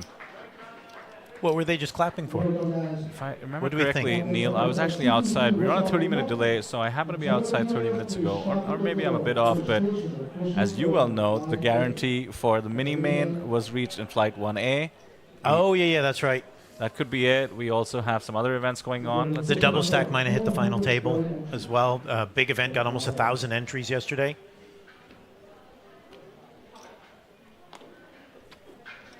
Also looking at the rest of the schedule, the mini main flight B later on today, just about to start in half an hour in real time. Yeah. The Hyper Turbo High Roller, that's a single day one at CML, 1,000 USD give or take buy-in. What's my stupid event tonight? Of course, it's going to be the 3-2-1, and if it wasn't enough for it to be 3-2-1, the Super Hold'em is in the mix. No, it's not 3-2-1, but it is Super Hold'em tonight. 3 2 or 1 cards. Oh, that's right. I misread. So it's just Hyper Turbo Super Hold'em. Pot limit, Courcheval, high-low over at CML. I'll let you explain that one. For anybody who doesn't know, Super Hold'em, you get 3 cards and they all play. So it's effectively 8-card Hold'em. It's absolutely brilliant and it's so much fun. Courcheval is Omaha high-low or Omaha high. The only difference is they bring the first flop card pre-flop. So you can see one of the 3 flop cards pre-flop. That's also a lot of fun, especially for high-low, because you can see if you're already part way to completing a low. That sounds super fun. Lloyd was complaining to me because every time we typed it into all of our stuff, all of our Microsoft documents were telling us we were misspelling the word. What was it suggesting? Couch evil? I don't know what the suggestion was, but it was like, that's not a word. Courcheval sounds fancy. Blame the French. It's their game. But I used to play it online, actually, and quite enjoyed it. Chan, by the way, once again, back to 8 bigs. Blinds are at 300,000. A7 under the gun. Oh, the blinds jumped? All right, 3-6 now. 10, 15 minutes ago, yeah, these guys have just been battling it out four-handed. Short-handed poker is one of the toughest variants of it. I find this interesting because this is a skill that's very hard to practice. You know what I mean? Yes, you can play heads-up tournaments and things like that, but it's not. You'll never be able to replicate the heat of the moment. Yeah. They played for 4 days. They're all tired. We're into, what are we in now? Level, 36, 37, something like that? 60-minute levels, so you put all that time and energy into it, and now you're playing short-handed poker, which most people don't play. I agree with you. It is just so difficult to know what to do, and let's not forget the dynamics keep changing. Let's say you get a double up. Let's see there's a discrepancy between second and third. Suddenly, everything that was true 5 minutes ago goes out the window. The same ace-jack suited could be a fold, could be a jam, could be a 3-bet, could be a flat. Yep. So tough to know. Well, and Chan is impacting a lot of that because he was at less than 8 bigs 2 orbits ago or whatever. And it's like, and so now the other 2 are just waiting for somebody, like one of us just has to knock him out, and then we can sit down and dig into the deep poker. But no, the alligator blood, he's still hanging around. Kid's got alligator blood. Yep. Justin should be loving the situation, by the way. It's a dream scenario for a chip leader. 1 big stack, 2 middle stacks, 1 stack at 8 big. I kid you not, he can be opening and 3-betting any 2 cards depending on the situation. Except, though, Renee's not scared. That's it. Like, Adrian's been involved when he's got good cards from what I've seen. Abraham. But Renee is just involved. Yes. And so it's interesting that he is still able to put some pressure on Justin as they've been moving around. So Justin, like 6-3 under the gun, he could do something, but he can't because the people behind him are still active enough. Now we go blind v blind. Oh, he's just shoving. Yeah. Out of the 8 bigs, 2 in the pot already, and now Chan needs to fold the rags down to just 6 bigs. But what a great point there you made, Neil. The psychological metagame, if I could use a fancy phrase, is that Renee has essentially hampered Justin's excitement for utilizing his big stack by just not being afraid to 3-bet from the small blind, arguably the worst position. Justin, you know, even if you know what you're supposed to do, you just start getting in your own head.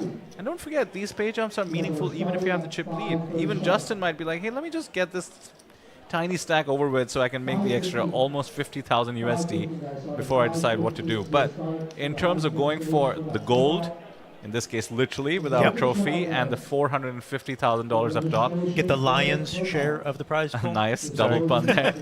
I think Justin should be wielding his stack. Meanwhile, Renee is the one putting his stack to work. Pocket 6s. And now we got 6 bigs. But he can't. You can't do it. You haven't played 4 days to go out on 10-3. 5-3 of diamonds. Very easy hand for Justin to defend. Oh my goodness, he just lets it go. Renee. That's a bit surprising. Yeah, somehow Renee from Germany is the big stack bully without having the big stack. Justin's asking, we think they'd attempt a three-way chop if they can get rid of Chan. Possibly, and I'll let you comment on the APT policy regarding chops. Well, I mean, it's interesting because, as you said, but Chan is one of the ones with a low hand and mob count, right? Yeah. He was one who's now eclipsed his hand and mob total. Doesn't one of the others, I think somebody was saying Renee's got a chunk online. Yeah, so both Justin Shin, our chip leader, and Abraham Seesman, over 250,000 for Abraham, 600,000 for Justin. Renee, on the other hand, seems to have accumulated most of his scores online. Chan, not sure. Players from Macau tend to be cash game oriented as well. And that's true.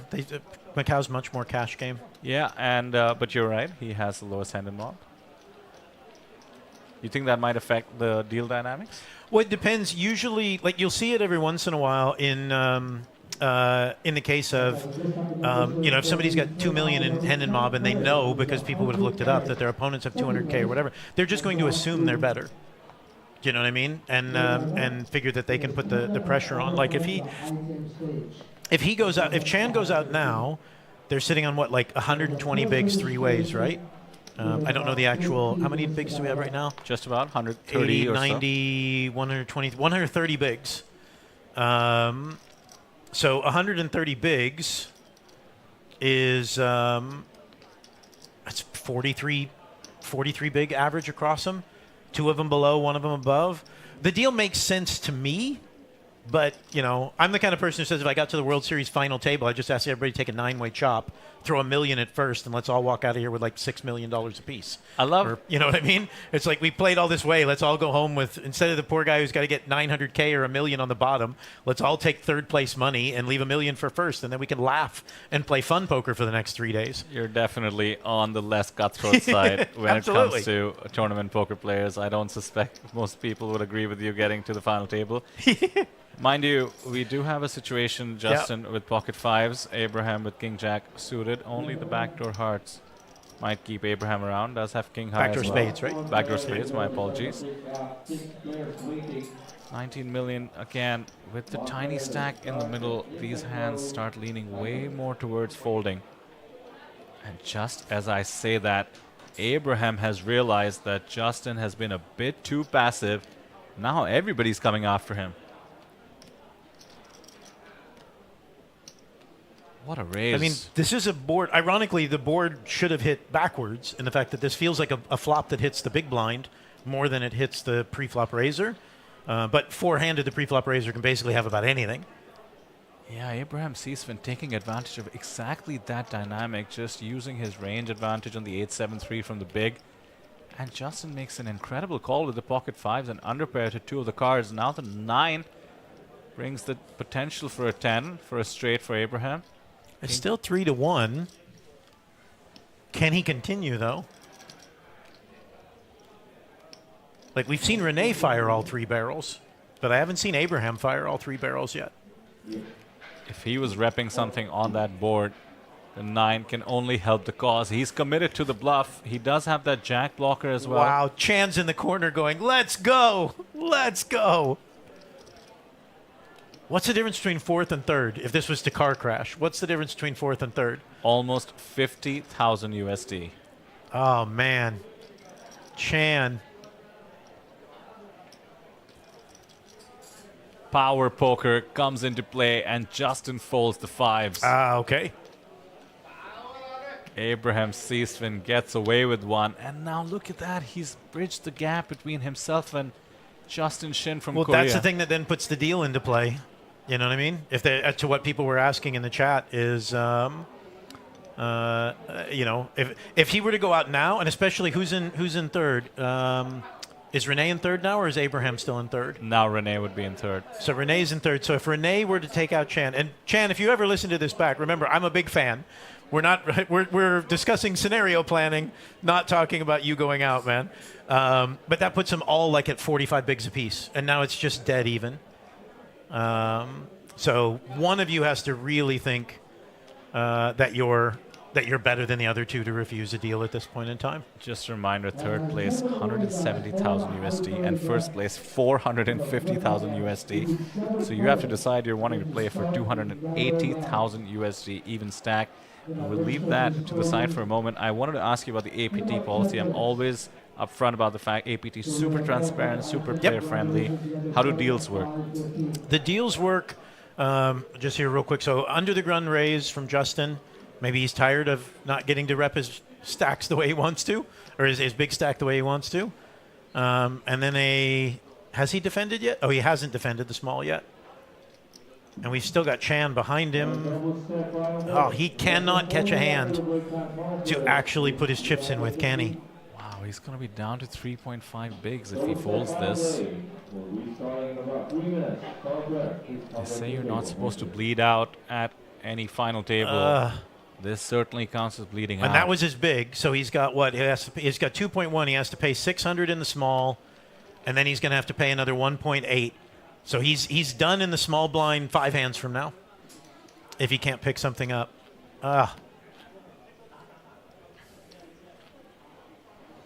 You know, I don't know. Well, I'll answer your deal question just a second. Blue Ice is asking if they can turn on the live comment replay for the previous live streams. I thought it was on. Is it not? It usually is on. I think Blue Ice might be referring to the stream he was on. We'll get that checked out, the Natural 8 stream. Renee's coming in, definitely UTG on this. Yeah, the policy is basically we only allow deals on final tables. We don't allow more than 1 table deals. No save the money for the bubble boy on satellites kind of thing. Chan, the king, does it have to go in? Oh, no. Okay. Now, and Justin didn't defend 3-5 suited last orbit, right? That's right. Same suit, right? Diamonds. Okay. 3-5 no good, 2-4 no good. I have to say the king should have been close for Chan as well with just 3 bigs remaining, but he decides he's going to make the most of the, I believe, 2 free hands he has coming, after which he will be auto-committed all in, more or less. 2 of his 3 big blinds will be in the middle. Well, and one of them, interestingly, is if he does shove that in, Justin probably then does defend. Oh, yeah. And they try and check him down. Not officially, obviously, not in any collusion kind of way, but very, very. You as the chip leader there. Well, Chan gets his ace now on the button. There we go. What you're describing as very acceptable, quote-unquote, collusion. It's pretty standard, yeah. Ace 4 off. He's managed to get in 3 bigs facing 2 opponents, so he has 3.3 million in the middle. This would be an opportunity, once again, quote-unquote, to soft collude. Exactly. Shin's gonna limp.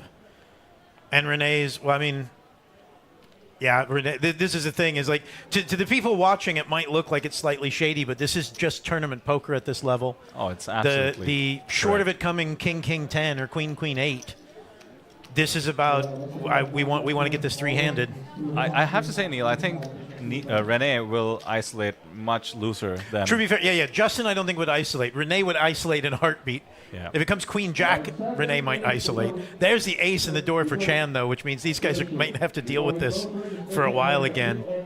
Triple up potential, more than that actually, with the ante. 6 million in the middle, and Chan in good shape. And one of the queens is gone for the gut shot.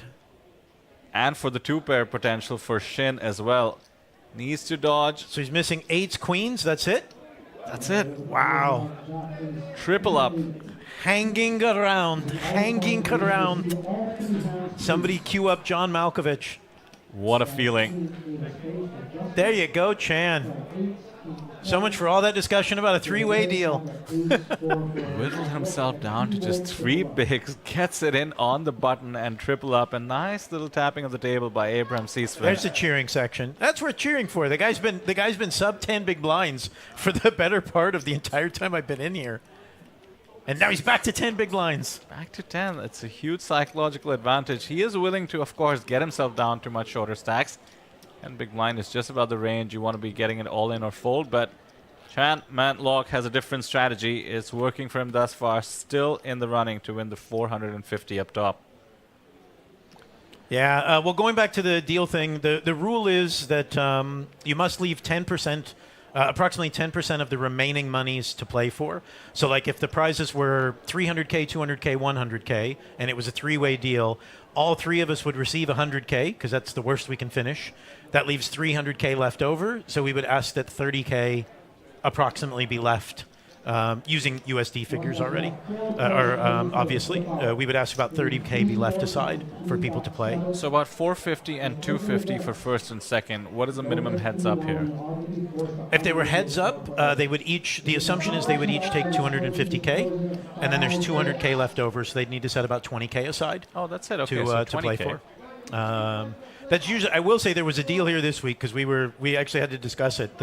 It was using in Taiwan dollars. It was 200K for first, 140K for second, and there was 18 big blinds left in the tournament. It was hyper turbo, and the guy in second at a 2-to-1 chip disadvantage offered the other guy the trophy if he could have first place money plus 40K of second place money.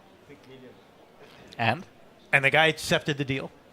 Wow. Because the floor guy came to find me and was like, are we allowed to give more than first place money? And I'm like, well, of course you can, but why would you? Then he comes back, he's like, well, I'm like, wait, the guy with the 2-to-1 chip lead is being asked to take less than second place money? I'm like, I said, have you explained it all to them? Like, yes, explained it. And he's agreed. I'm like, okay, we're positive there's not a language barrier. We're positive. It's like, no, he really wants a trophy. I'm like, if he wants a lion that bad, then cut that deal and give that man his lion. There you go, Neil. Now we have an official number on what a lion is worth. A floor price. Approximately 40K at Taiwan dollars. At least. At least 40K Taiwan dollars. Well, there you go. We're always hyping up what it means to win trophy. We had Nikita Luther, Natural Aid Ambassador, and a global poker superstar in the booth. And she called it Trophy EV. Trophy EV. Take into account Trophy EV. There you go. I've seen Player of the Year EV. Somebody was doing that. I can't remember. I think it was for GPI, or might have been. It wasn't World Series because they were in California. I think it was for GPI. Player of the Year EV, I guess, for giving up some cash. That's why anytime I've operated a Player of the Year, if you cut a deal, all the points stop. So if you do a three-way deal, everybody gets third place points. I see. I don't want Player of the Year. Yi is asking, we don't play down to a champ. If they chop, with the exception of a streamed table, they can chop the entire remaining prize pool, but then we stop the tournament, and we would traditionally award the trophy to whoever has the most chips. So that's the difference between the main event, which you're looking at, and what we call the side events for a reason, perhaps, but some of them get massive. We just had the Zodiac yesterday, Neil, 2,500 USD buy-in, 150,000 USD to the winner. Yep. 350 something, I think, in that one. So even yesterday's Baby Superstar, 5K buy-in, got almost 100 entries. I know you guys don't stream that one, but Klein is saying Renee's cat is named Evie. That's funny if it's true, or it's a very, very bad dad joke if it's not true, Klein. We're open to poker dad jokes, no worries. Of course. All the young kids I knew when I started in poker are all poker dads now, so it has to be all the kids who were 19 grinding on stars and tilts and party and everything back in the day. So Abraham raising under the gun with 6-3 of clubs. That's a new gear for Abraham from what I've seen. I think these players have just realized that Justin is on the passive side. Mind you, Abraham is eyeing the chip lead as he has been for a while. 46 bigs for Justin to start the hand. Yeah, he decides he's had enough. King Jack off is way too good. And every raise has so much more ICM pressure with it because of the short stack. Sometimes it is a battle of he who raises last. In this case, Abraham had 6-3 suited, decides not to get too carried away.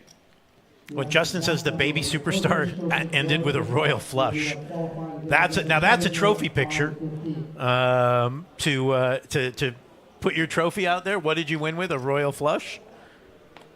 Chan under the gun, Queen. Well, if Queen Jack couldn't go in, I doubt Queen 7 can go in. You called it. 3's on the button, though. Just a limp, right?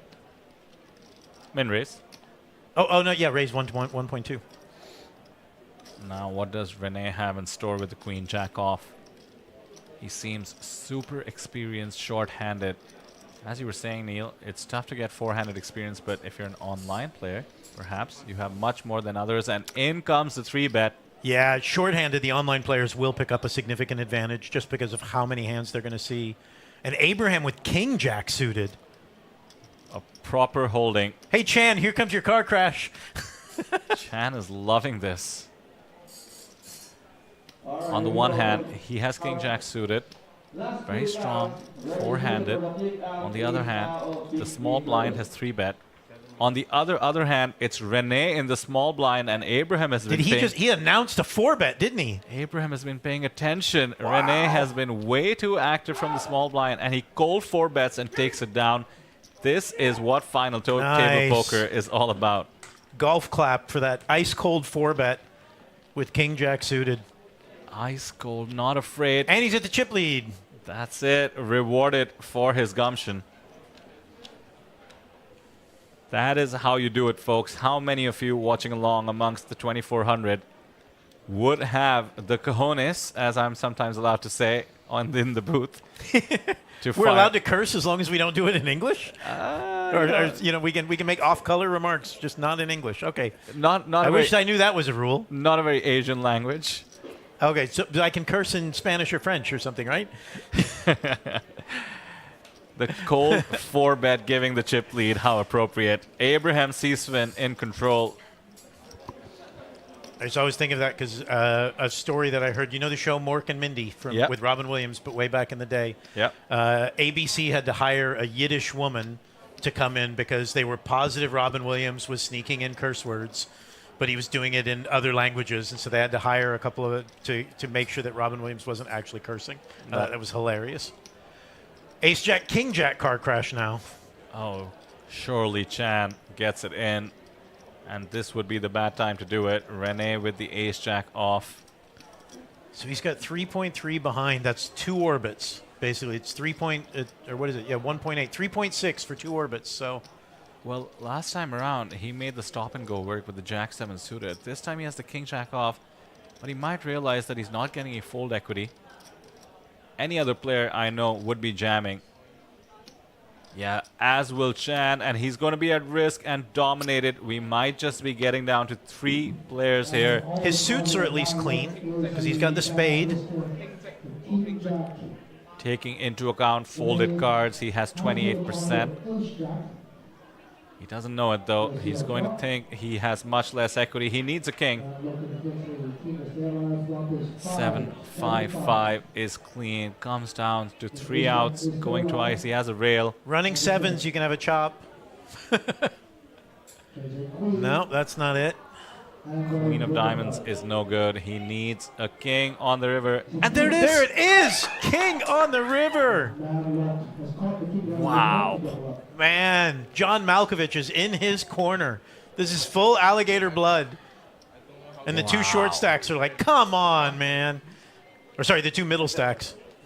Actually, we didn't catch a look on Renee's face, but Justin, who was in the frame, looked disgusted. Exactly. And why not, Neil? I mean, you're talking about 1 card away from an extra 50,000 USD, and it comes the king of clubs. The downside, though, is how many bigs? Did he just put him back to 10 bigs again? Like, I think, is he on a roller coaster that like, where's his ceiling? 15 bigs now, which is so much 15, more okay. manageable. And look at that, Renee is actually close to him in chips. That is a bad beat, and it came down to the river. Maximum drama here at the APT main event. Chat is disgusted. That's why we love poker. At least Renee's a good sport about it. He really is. Credit where it's due. Yeah, He's taking it well. I know I'd be in the corner throwing up. Well, you'd feel different if it took you out of the tournament, maybe. If it had been King Jack against Ace Jack and Renee was out now. Yeah, but that pay jump, Neil, 48,000 USD 1 card absolutely. Away for a $1,500 buy-in. When the chip leader is leaning back in his chair like he's grossed out. Yeah. You're talking about 30x the buy-in. Well, it could be more because, like, we're all talking with the people on the stream about what we would do with a 3-way chop. But, like, if we're saying, so what's third? 170, right? You're implying that a deal would have been on the table. Well, if you think about it, Chan's now in the tank with pocket fours. What's he going to do with his newfound chips? He's jammed it. Jammed with the fours. He's found a gear and a hand he likes with the 15 big stack. Can Abraham, what does that take from him? Oh, no, he already folded it. Oh, okay. Cue the LL Cool J, don't call it a comeback. 2.4 million means Chan is now effectively tied with Renee. What a story developing. Wow. Down to 3 bigs. He was going to be all in 5 hands when he, off that small blind one. Wow. Wow, wow, wow. That is just incredible. Chan Man Lock showing it's never over till it's over. Thank you, Justin. I'll let somebody know. Apparently there's a bug in one of our results.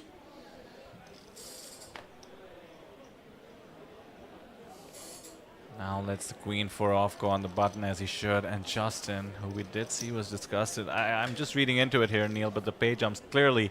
Well, but if you think about it, if it's 170, 250, 450, so if they had done a 3-way deal, everybody immediately takes 170, and the remaining money is 700. So we ask him to leave about 70K behind. So that means there's 600K plus being chopped 3 ways. So if he goes down, it's like a $200,000 jump. My goodness. Potentially. That King on the River, potentially. Like the King on the River cost each player 6 figures, potentially. Wow. Like, I'm doing the math right? There's 700, there's 870,000 left after 4th place goes out. Well, the poker gods had something else in mind. I personally prefer it if I just keep away the fact of the pain these players might be feeling. But hey, balanced out by the fun that Justin and his rail must have had with that king. And now stacks are so interesting. 2 chip leaders at the top with 45 bigs and 2 short stacks with 20 bigs. Set R in the chat said it's an ICM masterclass.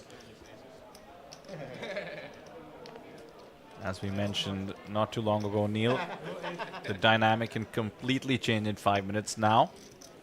2 people at the top, 2 at the bottom. Yep. Whole different dynamic. Renee doesn't even have plaques left. All he has is chips. Blind versus blind, and these guys have tangled for. Oh, did you see the point? Abraham's like, "What do you got now?" He's now they have to actually count Chan's chips to actually know where he's going to fit. Slimped as we go towards the flop. Ace 8-3 rainbow. Renee has been so active the whole time you've been in the booth, Neil. It's been Renee all the way. Yep. Well, that doesn't stop. Takes a stab. I'd love to see the chip plot graph. You know what I mean? Of Renee, or is anybody doing the VPIP and all that? By the way, you're the person to ask. Can we add both, please? VPIP and the chip graphs? I'd love to. We'll talk to the GFX guys. APT Manila, let's do it. 2,500 of you watching us. In case some of you are new, do hit subscribe. We are still hoping, let's just say I'm hoping to hit 15,000 subscribers by the end of today's stream. That would be awesome. 2,500 of you in the chat. If just 10% of you oblige, we'd be very grateful. Would help us towards our goal. Thanks for being here, though. We are playing for that 450,000 or so up top. And to those all of right, you, I want to buff the front of the trophy. The scuff is bugging me after sitting here for an hour and a half. Bothering you, right? Somebody get a cloth out on the front of our trophy, or move the light. Neil, I don't know if you know this. I say this every series, every main event stream. I insist the trophy get its own seat on the plane back. Yeah, well, it gets actually very expensive to ship it back, too. I'm saying it for the best case scenario for everyone. Are you telling us we should buy a plane ticket for the winner to take the trophy next to him? Or should the winner with their 450,000 prize buy it? Absolutely, the winner should buy it. You can get it first class for all I care. And I want people to walk into the plane and see the trophy wearing a seatbelt. That's my dream. Absolutely. Abraham's coming for Chan on this one again. It's come to the point where it would hurt Abraham a decent amount. He only limped. Yeah, the ICM consideration. Look at that ace-8 suited, a very strong hand in the big blind. Certainly, quote-unquote, plus EV for Abraham to just I figured jam it. I just was thinking he's just going to check it and play it in position. Yeah, with under 20 bigs, I'm very surprised to see Abraham not jam it, but he is more cautious than most. You mean Chan? Sorry, Chan not jam it? Actually, Chan, I'm not surprised to not jam it. He's Oh, certainly you were more thinking cautious. Abraham to jam with the 6s. I thought he would open rip okay, it. I get it. Justin wants it to be evil. The runner-up should have to buy the ticket for the winner's trophy on the plane. Oh, that would be evil indeed. I mean, if you're Chan, everything missed. I mean, you probably had the best hand pre, like in general, if you're doing small blind versus big blind. I know he didn't in this scenario, but you got to figure you had the best hand pre. Oh, he showed the set. Abraham does show. He's showing that he's trapping. Abraham tied for the chip lead with Justin. Chan now slightly lower than Renee. Blue Eyes saying Royal Sellinger trophies definitely deserve first class. Absolutely. Royal Sellinger, who makes our trophies, great. They do a beautiful job. Really happy with. We even had some fun new golf trophies made for this one. I don't know if you saw. I did. The lion with the little golf ball. Great for the golf tournament that we had here. And we'll have again in Manila if anybody wants to golf and poker at the same time. How interesting, by the way, just imagining what could have been. So often you'll see pocket sixes find the jam there against the 18 big blind stack. Yep. Ace-8 suited. Ace-8, you and I both know he folds there if he jams. He does, based on our profiling of him so far. It is supposed to be a call because, of course, you know, the small blind is going to push you around, and Abraham had the bigger stack. Somehow, Chan just manages to lose. I can't even say the absolute minimum. It's like he won chips. He lost so few chips there. Yeah, because at a minimum, it's a it should be a min raise, usually something. So yeah, he lost less than the minimum chips. Did not even because attack nothing the small. went in. Yeah. His playing style is a new one for our short-handed final tables, and with that king coming to the rescue on the river in that all-in situation, it is certainly paying off in a manner of speaking. In case anybody has doubts about the payouts, 124,000 locked up. You see that on the top left of the screen. Next payout, 170,000 USD. Second place, 250,000. I'll say it again, $250,000 US dollars, and over 450,000 for first. Deuces for Chan, easy fold there as well. Like he just pushed him away. No muss, no fuss.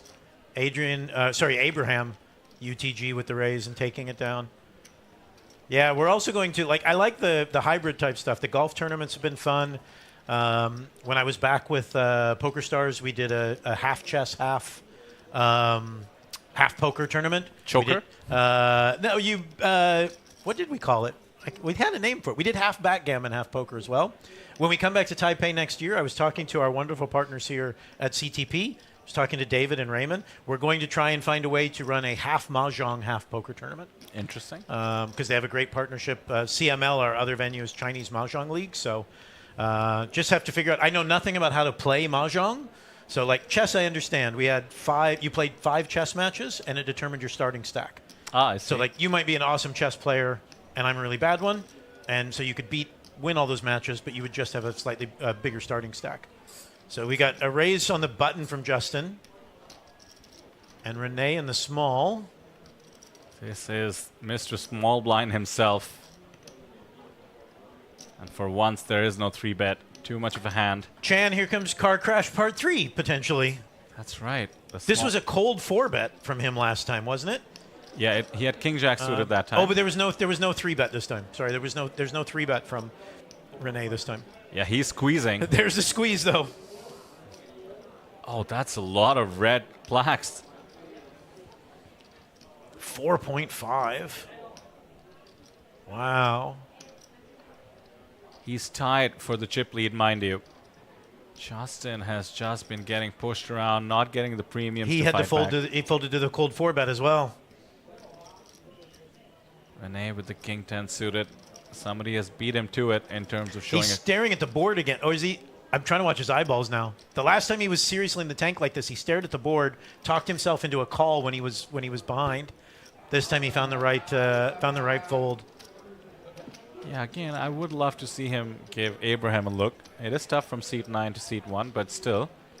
He might have been side-eyeing him and I just didn't catch it. Blue Ice is saying the N8 Beat the Pros live commentary replay is off. So I don't know who we tell. To the voices in my head, if you're listening, apparently the Beat the Pros live commentary is off. We'll get that fixed. Transpired poker ball? The poker ball tour? Which ball are we adding to the poker? Are you talking about the golf we were talking about? Or I want to know if there's some other type of tournament I'm supposed to mix in. The the suggestion bin box is open if you want to see some type of really crazy poker tournament or combination. Poker ball sounds fun, no matter what it ends up being. All in from the small blind. This is what he should have done with the sixes. Exactly. That's what we were thinking. He's like, I learned my lesson. I made a set of sixes, got nothing. So this time I'm just putting it in. The Chan grinded down just a bit, as has Renee been, thanks to that King 10 suited from the small blind. Abraham's growing his chip lead like a chunk of blinds at a time, though. Yeah, look at that. 15 big blinds between himself and Justin, who's in second place. What a performance it has been ever since Abraham decided to shift up gears. Yeah, that four-barrel gear, or sorry, cold four-bet gear, really is making a difference here. Oh, Trance is saying half pickleball, half poker. Okay. Certainly. How many poker players have you met, Transpired? If you're getting us out for exercise. To be fair, pickleball is just about the chillest exercise there is. Is it pretend tennis? Yeah. Mix ping pong and tennis, you get pickleball. Sentinel, no, with the addition of Fuquoc, we're not going to have any events in December. Situation. We were looking at one, but then Fuquoc jumped in.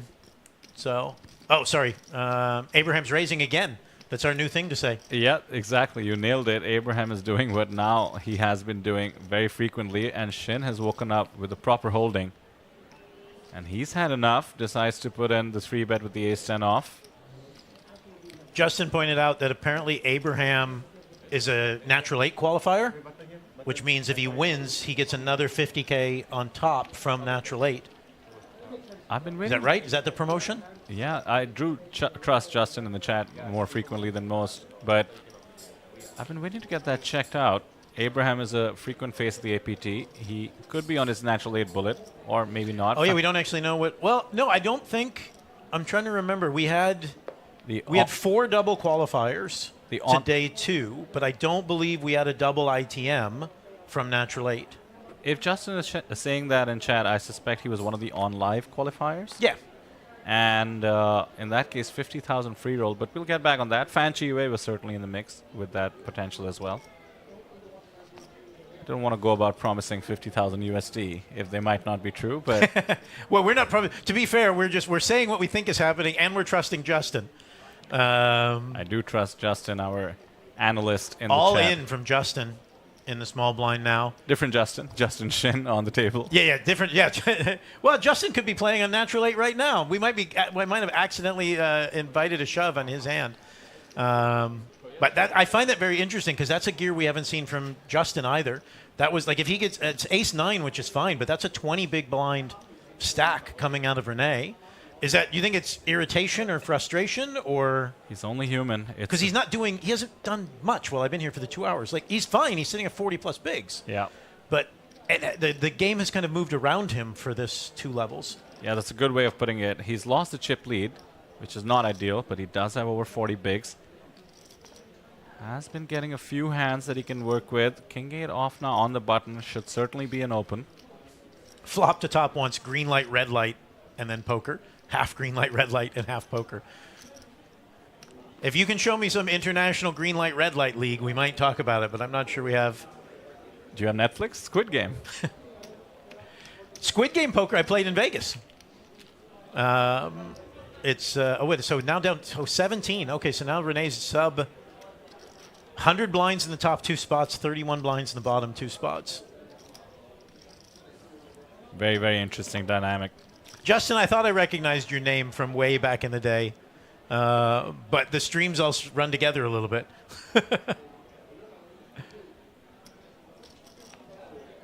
6-4 suited, hits the muck, Four-handed. We've Uh-oh. seen. Is this well, we haven't seen Renee open shove yet, have we? He's had a stack where he didn't need to. Oh, yeah, he didn't. That's right. You wouldn't open shove 40 big. Well, Justin did 2 hands ago, but mind you, he has a short stack in the big. I think he just said I'm all in. Oh, no, 1.8. It looked like all in. That's why I'm not a lip reader. It's a big raise, though, 3x from the button. No resistance will likely be found. There you go. So a bit of a gap between Renee and Chan now with that pickup with Renee on the button. 20 bigs for him, 12 bigs. Now this is more of an ICM situation between the bottom 2 stacks, 20 and 12. Bit of a difference. Well, and it also tweaks when we were discussing three-way deal, everybody was sitting at 40. Yeah. And now, unfortunately, Renee has slid down that ladder. So the deal, unless Renee is the one to take out Chan, or Chan actually inverts it and takes out Renee, then I doubt you would see much change. And isn't this what you were talking about, Neil, where it's up to the players where the average big blind ends up? Yeah. We've been four-handed for a while now. Well, I mean, there's still 130 big blinds in the tournament. So if we were heads up right now, everybody would be saying, "Oh my God, how deep is this? This is crazy. They're playing 60 bigs deep." Sentinel, yes, they can. As soon as when they get to the final table, they can make a deal at any point in time. You just need all players to agree. And if the way we will do that is like if there becomes a question, we won't let the discussion go on a long time. We will say, let's say these guys had proposed a deal. We would say something. If there appeared to be any dissension, as it were, you would say, all right, guys, we're going to stop for a second. The deal is A gets X, B gets Y, C gets Z, D gets this. The dealer's going to give everybody a red card and a black card. Pass a red card forward if you agree to the deal. Face down. Pass a black card down if you disagree to the deal. The players would pass them forward. The dealer would flop all 4 at once. And if we see a black card that says no deal, then we move on. No more discussion. No more, who didn't want it? Maybe we give them 5K. It's like, no, the deal has been offered and rejected. We're moving on. And you probably, as an operator, you wouldn't necessarily entertain a deal again until the chip stacks had moved significantly. I see. That sounds kind of fun, actually, like a reality show. Well, you do it basically because a lot of it grew out of, is Chan all in now? Queen 9 of diamonds on the button. Takes the spot this time with the 11 bigs and there gets we rewarded. Go. Then you basically, in a lot of like small rooms, you'd get like the 8-player deal, the 7-player deal, local rooms and stuff where you might have 1 or 2 tourists who didn't want to do it and the 6 locals who were like, we want to get traffic, and there was a lot of people feeling like they're bullied into a deal. And so the idea was allow the operator to step in and say, let's fix this, make it fair. Then you don't have to be the one who says, no, I don't want a deal, because now everybody's pissed off at you and you have 7 people trying to take you out of the tournament. Keeping it friendly, I like it. Rich Cooper asks in chat, who is Neil? Sounds familiar. That is APT President Neil Johnson with me. With us for another 5 minutes, I believe, because we are about 5 minutes away from the end of the level, which is going to be a break. Yeah, Rich, in another life, I did a lot of live events in Europe, so you might know me from those streams. King Jack off for Renee. Abraham, the new chip leader, is in the big blind. 12 million chips is 20 bigs. Could be a tad too much for him to just shove it, but he stays all in. He's not afraid of the variance. Shows what we know. Yeah, maximum pressure to be put. Yeah. His stack is big enough that Abraham would actually be severely dented, so it does actually end up getting him more fold equity. Ever since so we only got 5 minutes left. Well, I might get back tomorrow, guys, if I do get some time, but I won't be back after the break. But this has been a lot of fun. It's been I've got to watch Chan just like claw his fingernails into the edge of that table, and now he's a fully functional participant of this 4-handed match again after just hanging around for so long. Fully functional. I like that because we have been seeing him work his sack now, getting it in from the button with Queen 9. Yeah, Justin, when I go out, I'm going to go talk to the blog guys immediately to see if I can figure out what's going on there. Ace deuce, king 8. So, pocket 5s from Chan in the big blind. We saw him. He rip. shoved with 4s, right? Yeah, exactly.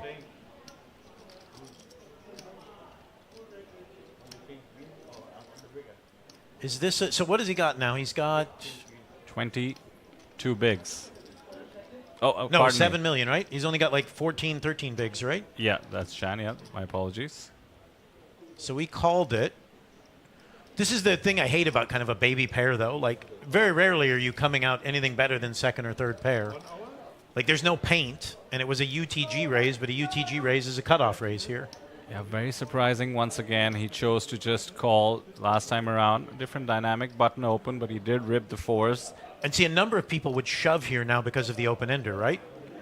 Yes. Just because of the extra value of the open-ender. 3.3 million in the pot at 2x overshove would be nice, considering that Justin A checked behind on the flop and B has been on the passive side.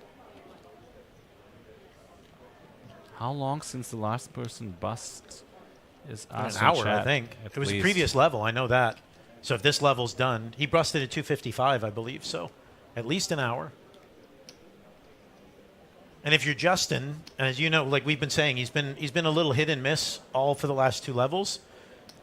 You're a little grossed out here, but your ace is probably the only good card you can think of. I mean, yes, I know you have the wheel, but yeah, it's to the dummy end, as they say, of the straight draw. And yeah. With that full Chan now, 16 bigs. Talk about alligator blood. Brian, you will definitely. I don't know if you'll see it on this stream, but I'm going to make sure. I'm going to figure out why there's a scratch in my trophy plate. I'm very unhappy. Just about a minute or so away from the break, so this should be the last hand. 4-handed play has been about as intense as I've ever seen it, Neil. It's been really good 4-handed play. You have to admit. Renee and Abraham have gone at it a number of times.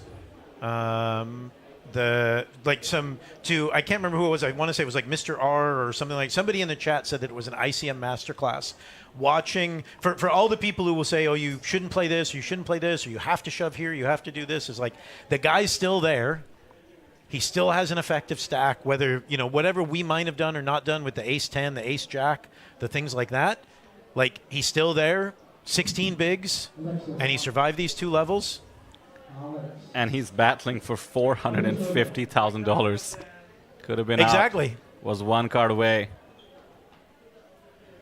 Sentinel, I can barely speak English fluently, but I can speak poker in French, German, Spanish, and Italian. Bet call? No, that's not. Attenzione giocatori, 15 minuti di pausa. Attention players, 15-minute break. Oh, very nice. So I remember a little bit. I can't speak the language, but I can speak it in poker. Final hand before the break. Chan limping 10-9 suited. Rio V is saying, why is he tanking? I think he was referring to Abraham, who basically made sure the clock reached the break. And that's what I was going to say. I thought he was trying to make it hit the break, right? Yeah. Not Chan, but the other 2 players likely off the table. But for now, we'll focus on the situation at hand. A 10 for Chan. And a pickup here, by the way, would be so welcome, considering we have the 1 big increment we usually have. If I'm Justin, I just want out of these 2 levels. I want a break to reset and refresh. I agree. He came in strong to this, and it hasn't been a mess. He's still literally sitting on 41 bigs. But nothing has really gone the way he's wanted at this level. So I'm with him. I throw the queen away. It's like, I'm going to go have a snack or something. Just step away. Yeah, I mean, listen, it's a mental game, and these 15 minutes or so, perhaps maybe 12 minutes or so left now in the break will be crucial. Do not go anywhere. All of you in the chat, I thank Neil Johnson for being with me in the booth. It has been awesome to have him in here. Give us all the insight. Neil, thanks once again. Any last words as you leave us here at the main event? I just want to take a quick second to thank all the players that were here. It's been so amazing for all these events. All the mixed players have showed up. But beyond that, the dealers are averaging like 14, 15 hours a day, guys. The dealers are killing themselves here because we've had so many players. So to the floor staff who are working super long hours, the dealers, my entire team, the APT team, the TV guys, the content team, everybody's busting their ass here for 11 days in Taiwan, and 3 weeks from now they got to bust their ass for 21 days in Manila and Phu Quoc. So I can't say a big enough thank you to all of the people that are making it go, and also thank you guys to that everybody's watching, the thousands that are watching the stream. are also making this so much fun. So this has been probably the most successful festival in the history of APT. We'll know the final numbers on Monday, and it's all because of the people playing, the people working, and the people watching. So thank you guys very much. Thanks, Neil. Couldn't have said it better. Do not go anywhere. We will see you in about 10 minutes after the break. Level up your game with PokerCraft and Smart HUD. Unlock a wealth of rewards including cashback, bonuses, and jackpots.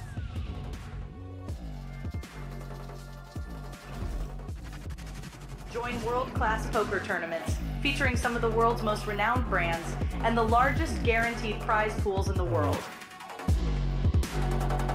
Experience the best in customer service and hassle-free transactions for a seamless online gaming experience. With online poker available on all your devices, you'll be able to play your favorite games anytime, anywhere.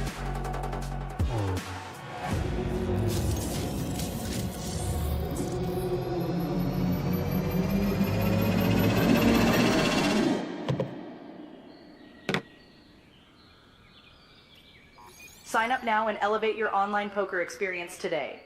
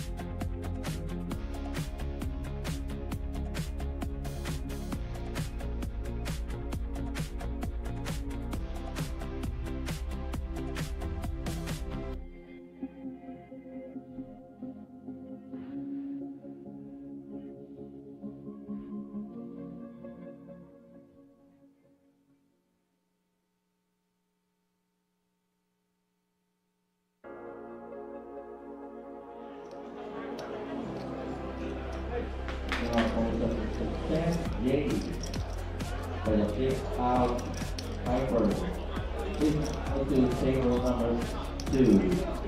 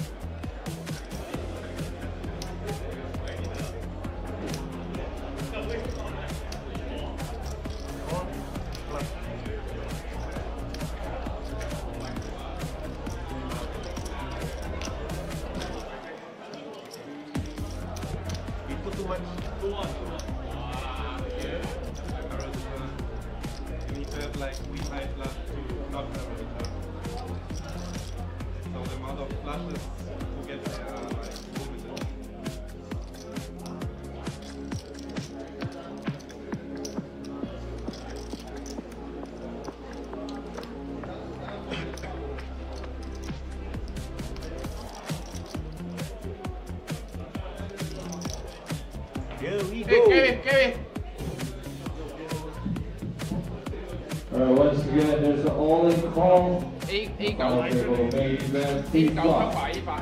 Dhanesh scores all-in with ace-8 off. And this is called by Renee, holding ace-9 off.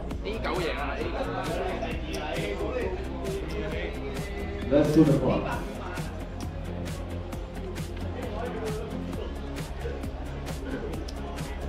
Flop comes 10 high, 10, 8, 6. That is connected to the flop. So the Renee is holding ace-9, so he got 9 and daughter for 7. Let's see the turn. Turn comes a 7 of diamond. So the corner line for the Dhanesh, holding the river 9 for the steel flop. Let's see the river. River comes a king.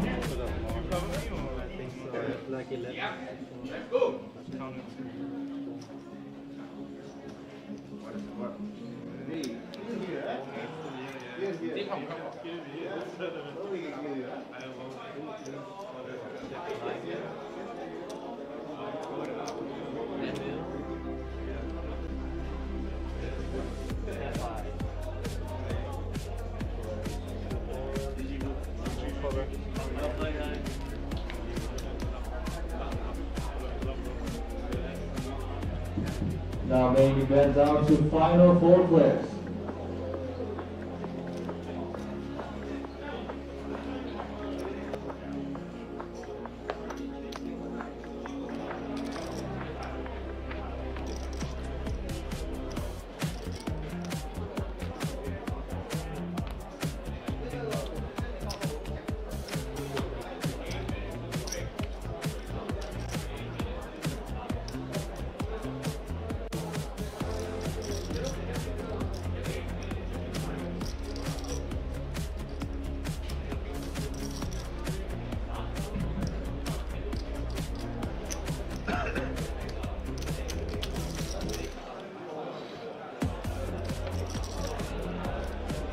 The short players, the boss goes up, the top 13 players. Big gap, 58,000. First place, 195.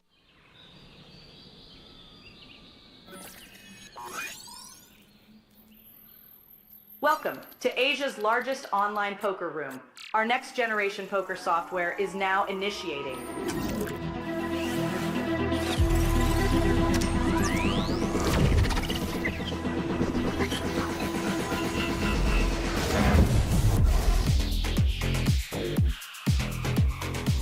Elevate your online experience with a wide variety of poker variations to choose from.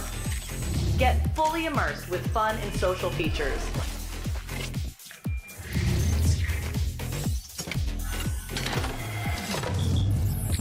Level up your game with PokerCraft and Smart HUD. Unlock a wealth of rewards including cashback, bonuses, and jackpots.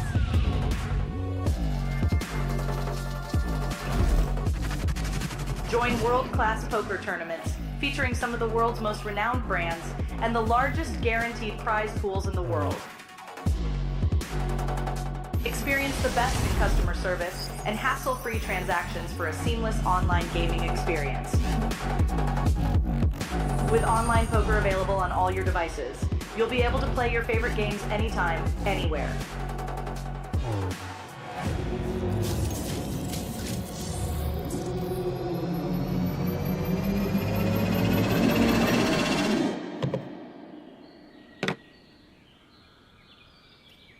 Sign up now and elevate your online poker experience today.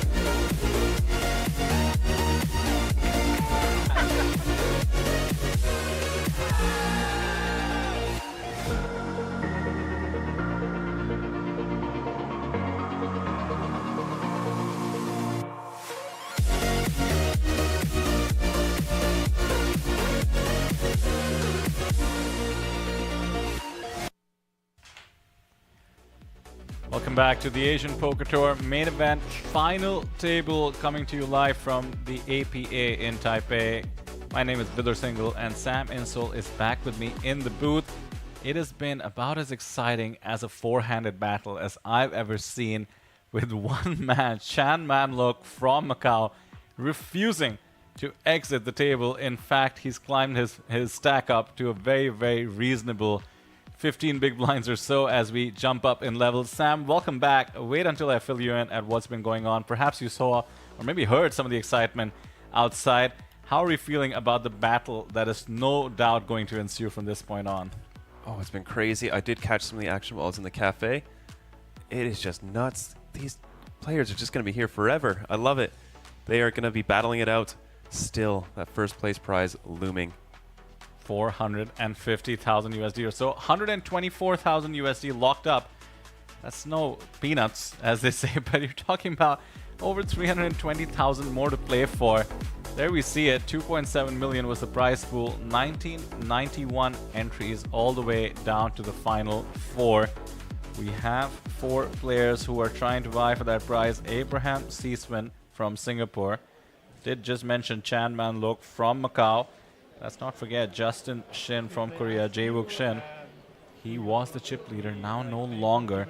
And lastly, the most exciting man amongst the four-handed action that we've seen, we have Renee from Germany. As we get ready to kick off yet another new level, and it's a big jump. 400,000, 800,000 is the new blind level. Sometimes you calculate blinds in the number of buy-in stacks, that is. Starting stacks, 40,000, so 20 buy-ins per blind. That is ridiculous to think about, isn't it? We began the day on 100K, 200K, so blinds have increased 4 times since we started. 4x, I should say. Day 5 is technically where we are right now. 4.5 days of grueling poker, especially the last couple of levels. So grueling, short-handed, nowhere to hide. Chan Man-lok, Sam, I want to fill you in case you missed some of the coverage. He's not the kind of person to jam Queen Jack off with 7 or 8 bigs under the gun four-handed. We were very surprised to see that fold. Instead, got grinded down thanks to not receiving a playable hand for a while to 5 big blinds. 2 of them went in when he was on the big blind, ante and big blind. Ends up with just about 3 and spins it up multiple times. Gets it in eventually with King Jack versus the Ace Jack. And maximum drama, spikes the king on the river. Yeah. Yeah, absolutely crazy. Justin looks like he's no longer our big stack at the table. Like Justin Fairbanks, 2 Dylan Fosters per blind. You know, Dylan Foster in for 11 bullets. So's the rumor.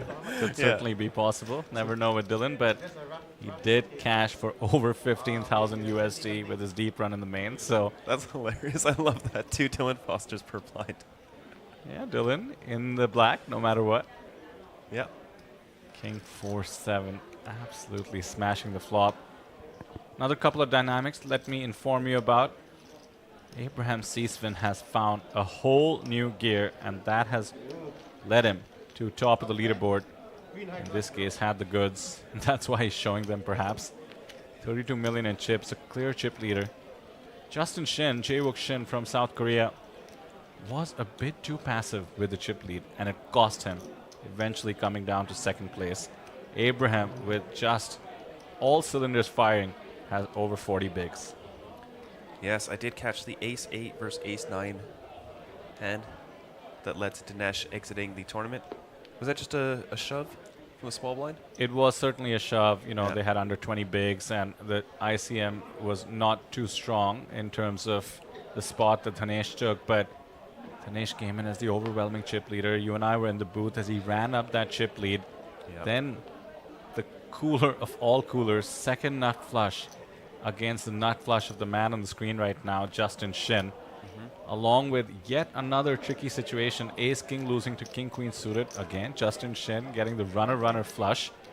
After that dent, unfortunately, Dhanesh just ran into some bad spots. Out in 5th place, not too shabby. But now these 4 have been battling it ever since. And look at those stacks. ICM dynamics, once again, a bit different than they were a moment ago. 39 bigs, clear chip leader, 32 bigs, not too far behind, and 2 shorties, relatively speaking. Yeah. Did it take Renee long to make the call with the ace-9? What do you think? I don't know. Snap. Snap? Wow. Because we did see him fold the ace-deuce for 10 big blinds against Justin's button shove. So we've seen one other interesting dynamic. Renee seemed to have absolutely, and this might influence the ace-8, ace-9 situation as well. Renee just went after Dhanesh. You and I saw it even when Dhanesh was the chip leader. Yep. Renee was just relentless, 3-betting so many times on the small blind. And then we did see him constantly attack Dhanesh once Dhanesh got a bit dented as well. Yeah. Afterwards, when we were four-handed, as I mentioned, Justin, not as aggressive as you might see some chip leaders being, certainly picking his spots, and look at that, as a result, he's maintained his 25 million stack. But Renee decided that Justin was the new Dhanesh, just going after the chip leader once again. Yep. He takes advantage of having the big stack on his right, but very often goes after them from the small blind, taking advantage of their button opening ranges. Yeah, you know, the chip leader is going to be opening very close to 100% of hands. And it's an interesting dynamic where the middle stacks have to avoid the chip leader, but the shortest stacks really get to pounce on the chip leader because the chip leader is so loose and can't withstand too much pressure. I will say Renee has done it even as a middle stack. Some might consider it dangerous from an ICM perspective, but he has an amazing feel for the game. He's also an online player, as we found out from some people in the chat. Could have a lot more short-handed experience versus some of these other guys. Yeah, for sure. You get to play so many more hands. Final tables only take 3 hours rather than 5 days. So probably a lot more experience with ICM as well, being an online player. Hoji-chan asking how different is playing cash game and MTT. It's like night and day. You open many more hands, dealer, button, big blind, and small blind. There's no chip rake, so you are incentivized to go after more pots, as well as the big blind ante. Renee takes another one down with the fair holding, King Jack. Abraham's new gear has been serving him well, taking him to about 40 bigs and the chip lead. Did find a cold 4-bet, catching on to the fact that Renee was just 3-betting too frequently from the small.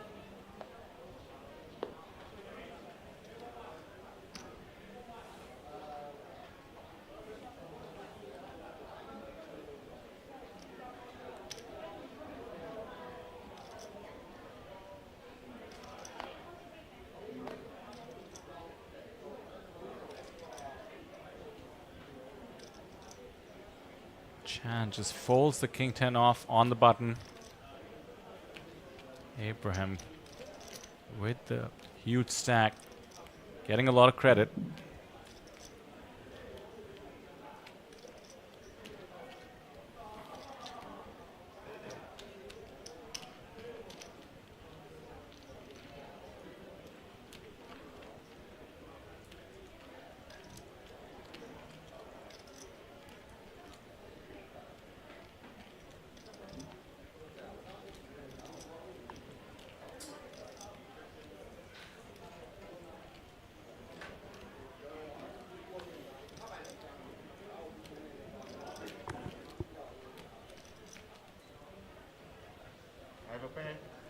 Showdown. Ace high takes it. No resistance from the big. Crazy how much just one small pot like this is in chips. Yeah, the delta just widened massively. 44 bigs now, 35 million. Almost 50% of the chips in play, 80 million total in play.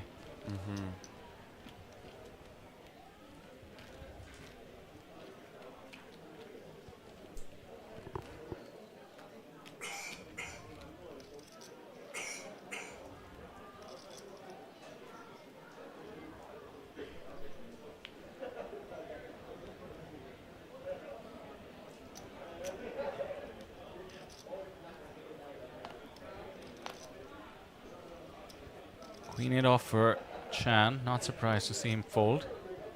From what we've seen, he's not the kind to get too frisky, despite facing the big blind and anti-burden next.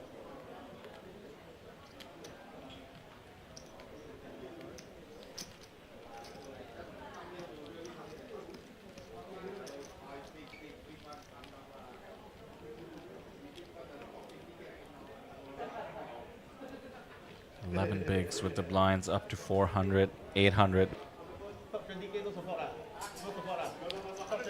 You know, maybe just the ladders mean more to him than the win. Locking up an extra 50,000 USD goes a long way.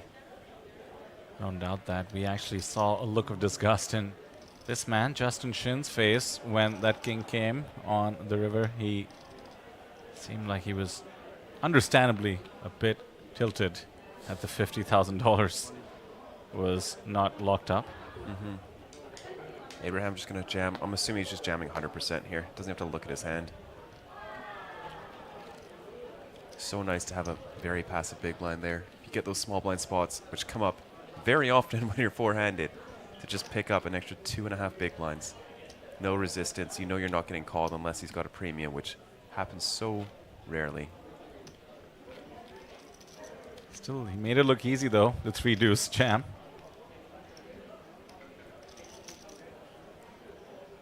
Renee eyeing carefully everyone's stack, I assume.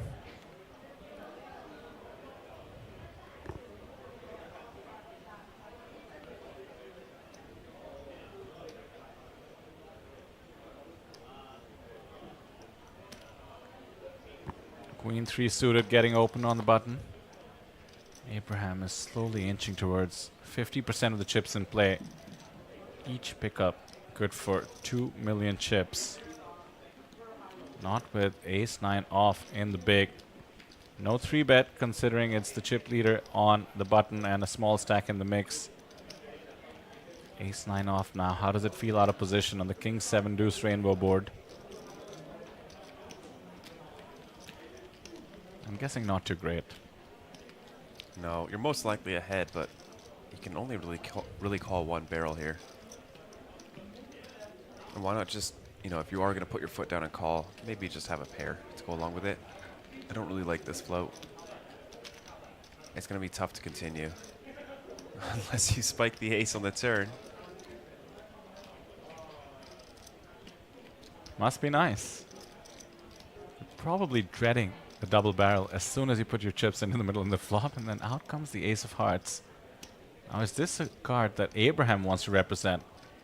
He has been absolutely fearless. I told you, he found new gear. As soon as he realized that the chip leader was not interested in bullying people, he decided to do it with his own middle stack, eventually taking the chip lead. Here comes the second barrel, 2.8 million. Really nice hand to do it with here. The Queen 3, the high-low on these ace-king boards. Queen 3 just likes to take it to the house and just go bet, bet, jam in a lot of lines. Justin going to continue here. Now Abraham knows Justin has a real hand, especially given how the play has gone thus far. The 9 comes in, ace is up for Shen. If there's any chance of bluffing him, I think that's just gone out the window now.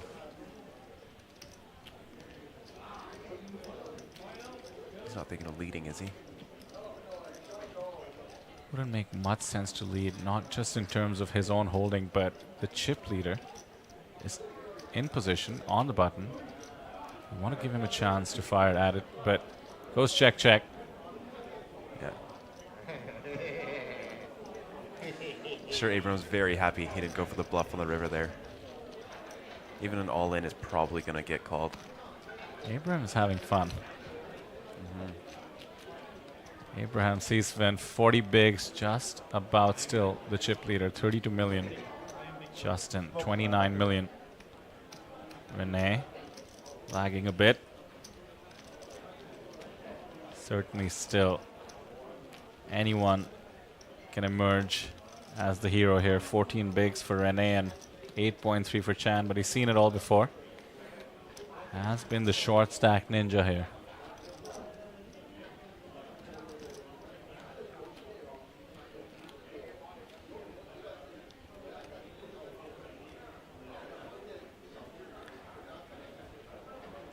I would be extremely worried if Abraham limps the small blind. If I looked, I might just fold my hand. We have seen some traps in the small blind, including, by the way, from Abraham. He trapped with pocket sixes. I believe Chan had maybe 14 bigs or so. And he had ace-8 suited. Okay. just checked behind. Did not attack, did not jam. The flop comes a 6, queen 10-6. Yep. Abraham bets, and Chan just folded. I mean, he lost not just the absolute minimum given the holdings. It felt like he earned chips. Nice, Renee picking up some chips there, putting his stack at risk. Ace-4 off jamming from the big blind. Very impressive. The open was under the gun, which of course is the cutoff, but it was the chip leader. Renee is just absolutely a terror from the blinds. He loves 3-betting, he loves jamming. Attacking all those late position opens.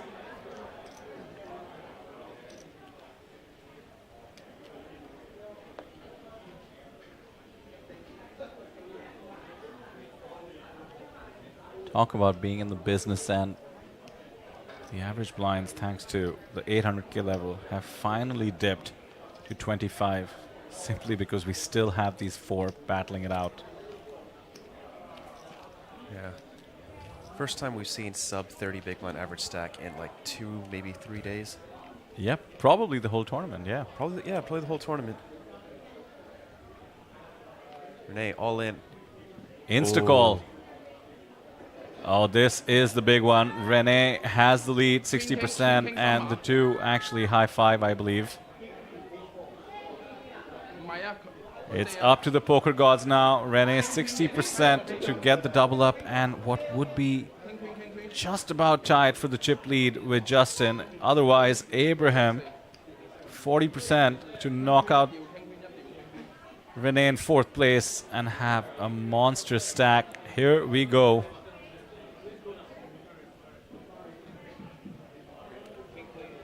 Very standard blind on blind spot. All right, once again, there's an all-in, all-proof block on the main event final table. Renee is holding ace-4 off, and the cover stack. Man, these spots, the tension must be so high between the 2 players. So much money at stake here on this flip. Here we go. 5-3-3. Renee's ace high still ahead. Does have a gut shot to just end the hand as long as it's not the deuce of spades. Let's see the turn. 8 of hearts on the turn. Just has to fade 3 kings, 2 queens to double up and become our new 2nd in chips. 7 of hearts. Renee doubling up here, 26.4 million in chips. Abraham back down to around what he started the day with. So he's been just cruising along. He still has an okay stack here. 20 big blinds, still very, very, very playable. What a roller coaster. Nobody could have been more excited to see that all in than a Chan Man Lok with the much shorter stack. Unfortunately, just the way he denied the remaining 3 players the extra $48,000 pay jump. In this case, Renee denies it as well, and now he has 26 million chips. The remaining 3 players did not want to see this. He has been the most active person on our table. How about Abraham with the handshakes to Renee? He, by the way, was the only one who sort of tapped the table approvingly when Chan survived as a short stack. Understanding, despite the money at risk, it's a game and he's rooting for the shorter stacks, in this case for his opponent in the hand. Very, very cool to see. Yes, yes.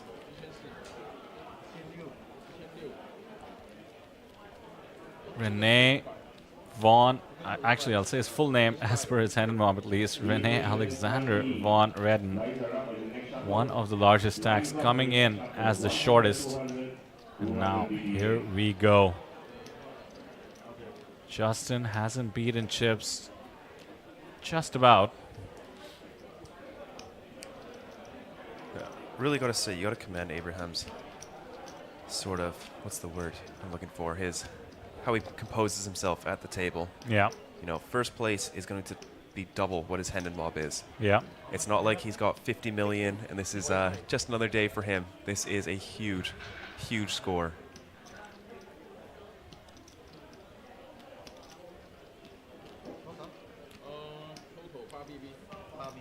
King 10 suited here for Abraham. Just going to move all in here. Chan, queen 9 offsuit. Not many blinds behind.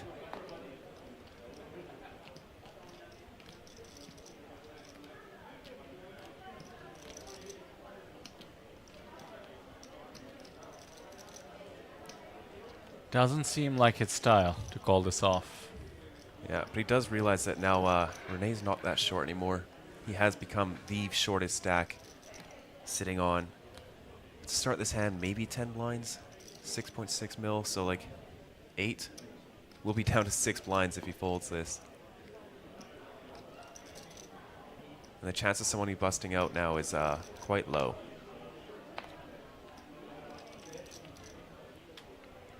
His unconventional style when it comes to being short stack has worked so far, hasn't gained him any extra pay ladders yet. But he survived this long. Was anti-reeling just a moment ago with Renee all in. Another time bank thrown in. Ordinarily a call, but I'll be honest, Sam seems marginal here for what I've seen from Chan so far. He wants to be the one getting it in. He also likes to go for it from non-blind situations so that he has the dead money to fight for. He lets it go. Kid's got alligator blood, as Neil was saying in the booth. What does that mean? From rounders, hanging around. Yes, right. Teddy KGB quotes from rounders. Tend to find some usage in the booth at some point.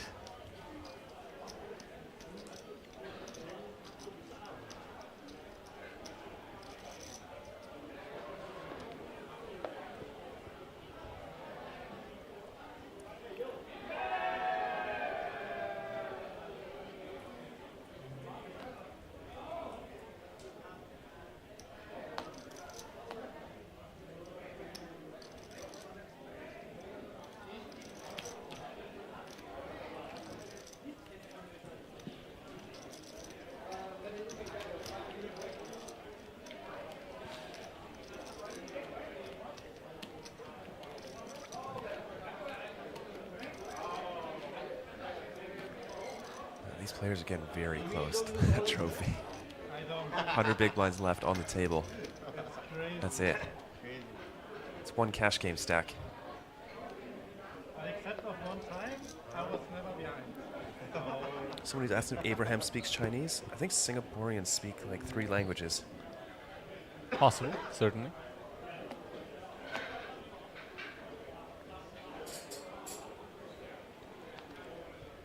King 4 suited. Small blind against Renee's big blind. Justin cannot be happy with what has transpired here. Renee has a stack almost equaling his and now has ace 8 off in the big.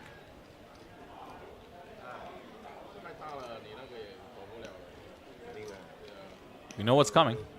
This is Renee we're talking about.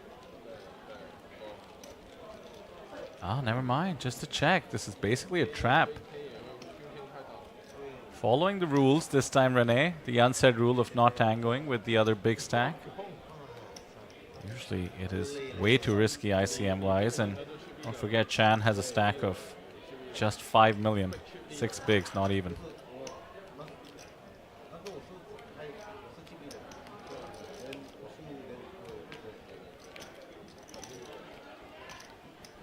Bet and a call with the 4 on the flop.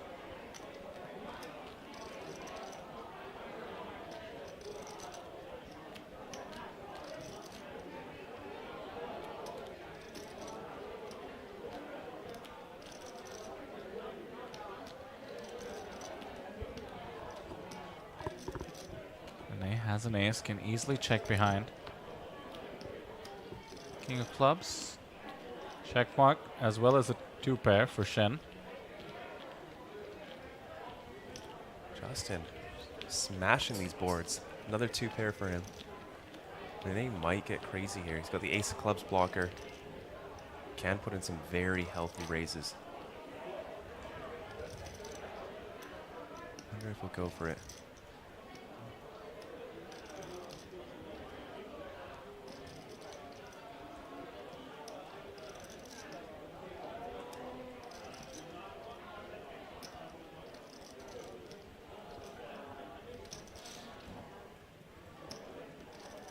has to be very careful about which ones he bluffs with. He's going to have a lot of just ace X with the ace of clubs. Looks like a raise. How much? Oh, that looks big. 9 million. What a sick spot. Justin has 2 pair, and he knows Renee is just so active and so aggressive.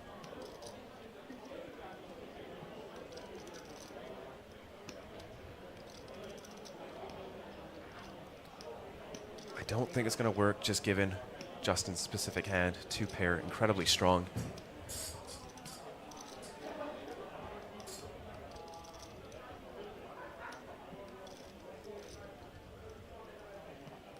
But Renee can have some hands like 5-7 for the flop straight, trapped.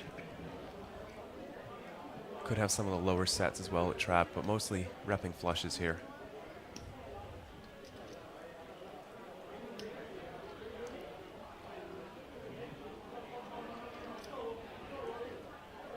$17 million out there.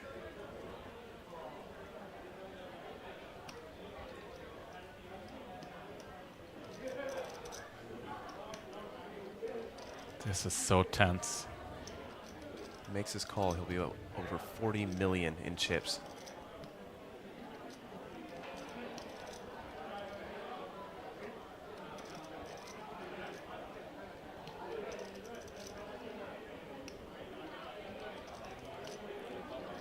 What do you guys think, chat? Is he calling or not?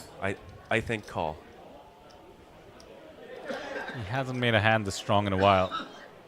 Again, he has been watching Renee this whole time, playing very, very aggressive.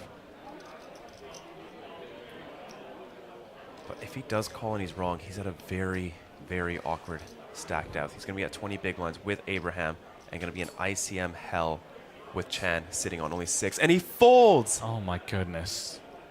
Renee wipes off. Shows the bluff. This is going to get into Justin's head, no doubt. What a time for a sick bluff with the ace of clubs blocker.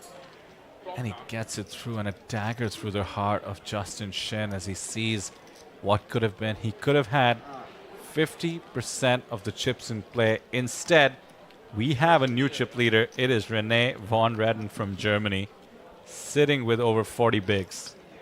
That is going to be a massive momentum shift. Now Abraham and Justin are going to be, like I said, in ICM hell. It's a 50,000 USD pay jump just to wait 2 orbits for Chan to bust or have a chance at busting. He's only got 5 big blinds. You're going to post 2.5 each orbit. They've seen it all before. The man is stickier than glue. Chan does not get in his chips easily, lets the action happen between the other 3, and it's led to a new chip leader. Renee came in as the shortest stack, now officially in the chip lead.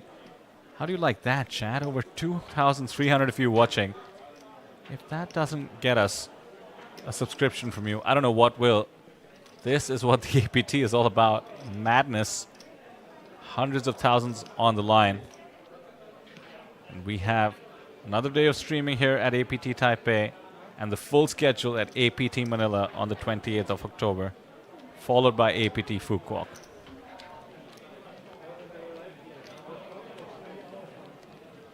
Abraham picks up 5s in the blinds and just reverse applies the ICM to the similar stack. Jams it in there against Justin Open. A very good feel for the game. Knows Justin is going to be shook after that bluff.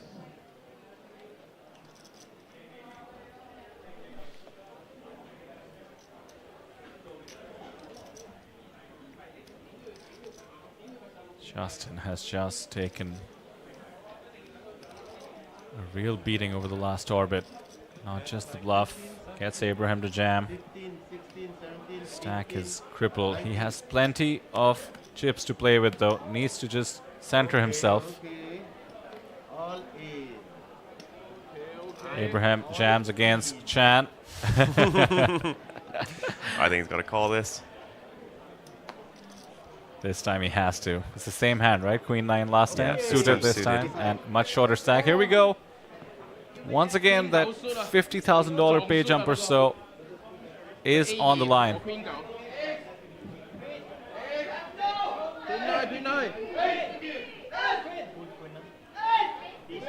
Yeah, Justin and Abraham really wanting the ace deuce to hold here. Renee, probably a little bit indifferent. It is a 50K jump, but can still put these guys in ICM pressure. Although Chan will be on 10 big blinds or so. I have a feeling Renee is rooting for it as well. Having been in this spot, kind of just want the pay jump locked. As we've seen, anything can happen. Here we go. Spades versus spades. So the spades are irrelevant. King 8-4. King of diamond, 8 of clubs, 4 of spade.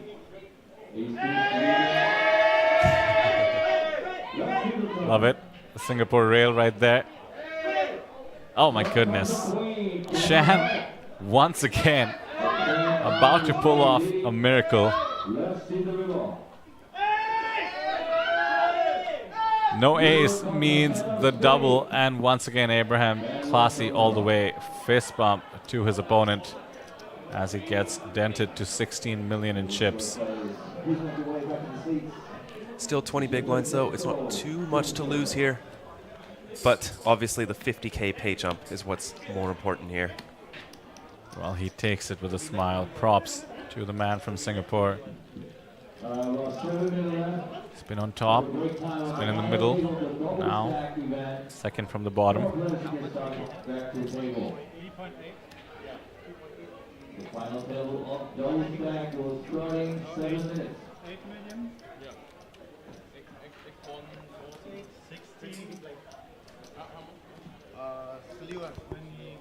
Once again, the remaining two players, apart from the ones involved in the pot, losing out on the $48,000 pay jump.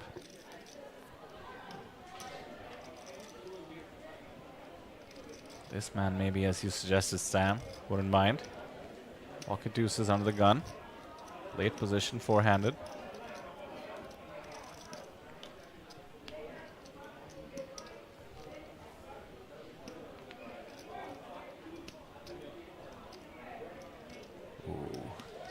Ace 4 of clubs. Abraham, 20 bigs in a stack. 11 bigs is the shortest stack. Chan.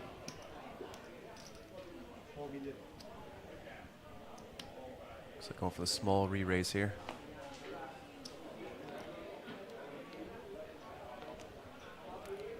$4 million, 2.5x.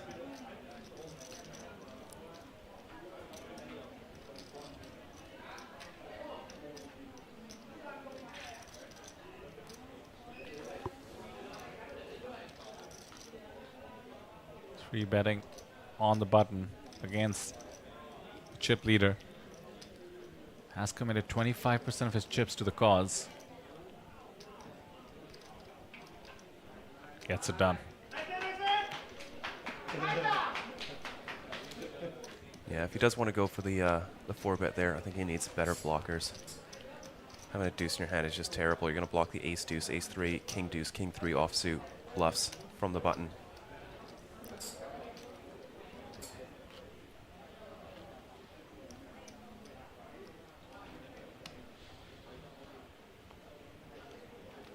If I go all in, you call? Call. Call? You bet blocking.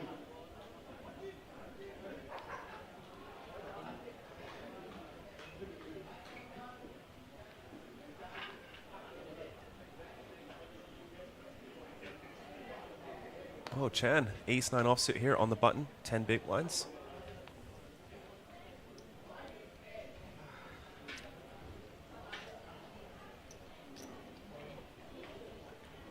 Yep, goes for it all in. 6-4 off and 8-3 off. Nice pickup there.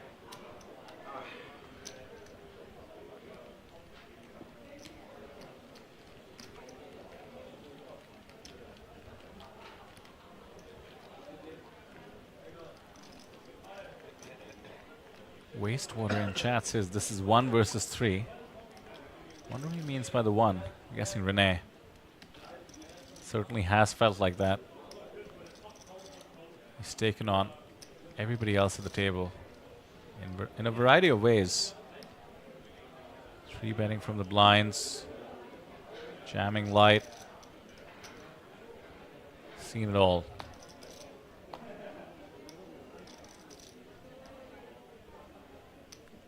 Justin in chat says Chan is fine getting it in when he's the one shoving. I guess we'll find out.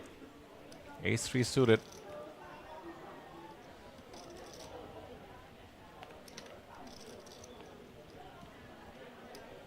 Looks like a raise at 1.6.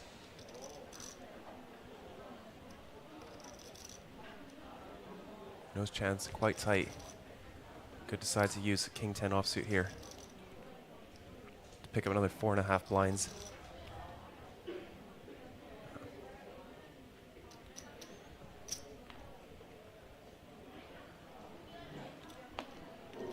The spin up just never off the table for this man. Chan is up to 12 million, 15 bigs.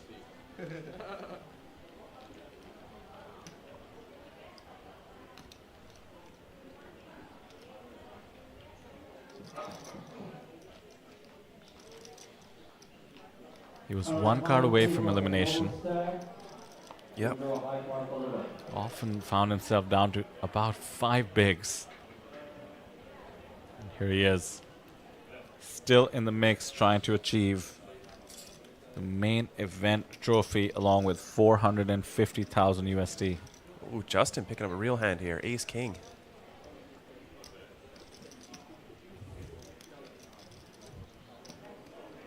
Ooh, 10-9 suited for Renee.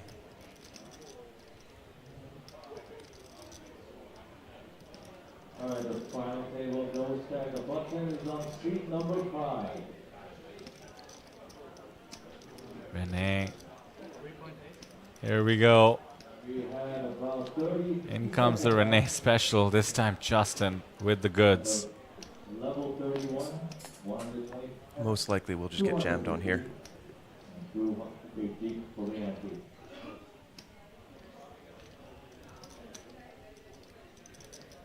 Makes a lot of sense to jam this. You want to fold out all the equity of pairs that cannot continue because of ICM. There we go.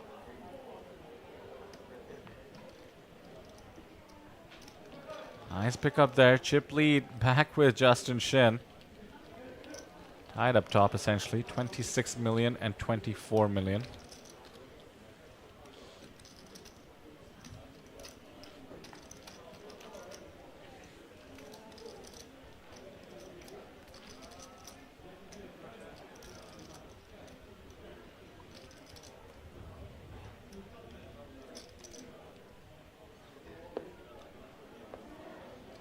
The next blind level, unsurprisingly, will be 500k, 1 million.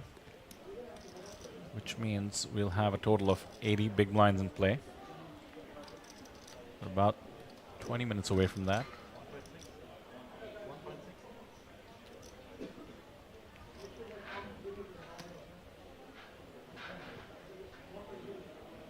Putting up the Ace-4 suited.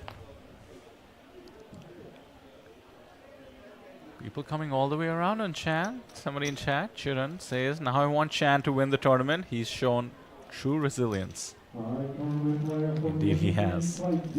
Alligator blood, as rounders would say. Oh, wow, this is an action flop. Justin flopping the nut straight. Renee, 9 clean outs to the nut flush. And it boards me much better for him than Justin. They're so evenly stacked as well. Big stack versus big stack battle incoming. There's no avoiding this clash. Justin has flopped the nuts. Renee with the nut flush draw cannot exit the hand at any point.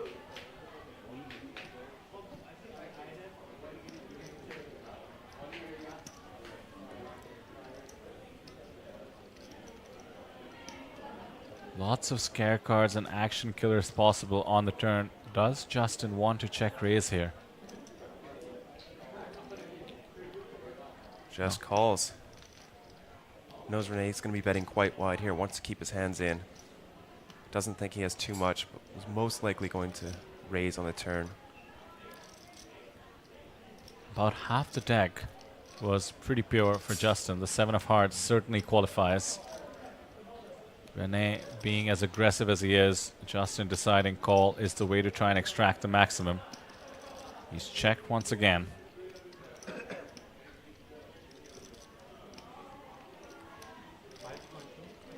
5, I heard. 5.2? Exactly. A huge bet. Sets up perfectly for a river shove.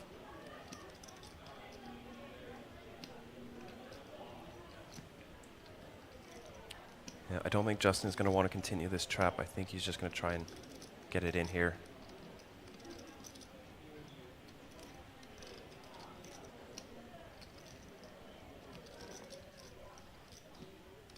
His hand is so strong, it could afford to just call. Can rep a lot of bluffs, lot of draws rather. A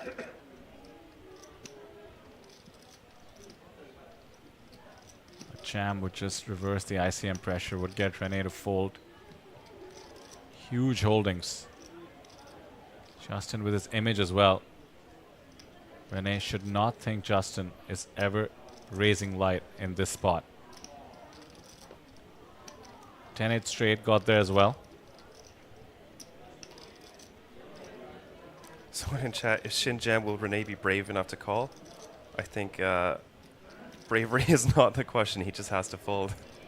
I think if Shin jams, the question should be, will Renee be crazy enough to call? The Yeah, answer there's is the no, raise. but what about with the raise? This looks like exactly Queen 10 or 10-8. Having watched this four-handed battle, this is extremely out of character for Shin to be doing this with anything less. Not to mention Renee has the ace as well as the 4 of spades. How much to call? 7 mil to call to pot swing 32. But then that just leaves him so crippled at 10 big blinds. In a cash game, you can call. Yeah. In this ICM spot, he has to give this up. Justin's hand is face up. With this kind of a raise, even sets, I believe, are out of Justin's range. He can't have any sets. He would be jamming them pre-flop. His kings and jacks. 7s aren't continuing on the flop, and maybe 9s once in a while. But without the raise pre-flop, I think that's why Renee is betting a hand with this much equity on the turn. I think he's not going to get raised very often. Right, Justin's range is going to have a lot of one-pair holdings that can't take the heat. But this time he just happened to have the goods. Welcome back, Chingidan. We're missing for a while. Chip lead comfortably back with Justin Shin. 44 bigs with that flop straight. Renee did decide to bet the turn and had to fold to the check raise. I feel way more comfortable. I'm used to being classic. Tons of people saying good fold in the chat. Renee making it look easy. Smiling and discussing with Abraham. Instead of feeling disgusted at having to fold a nut flush draw. Certainly an attitude I can respect.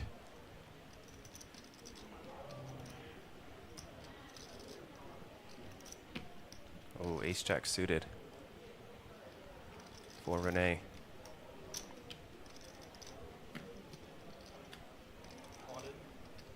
Looks like all in. Oh, max pressure on Abraham. 19 big blinds.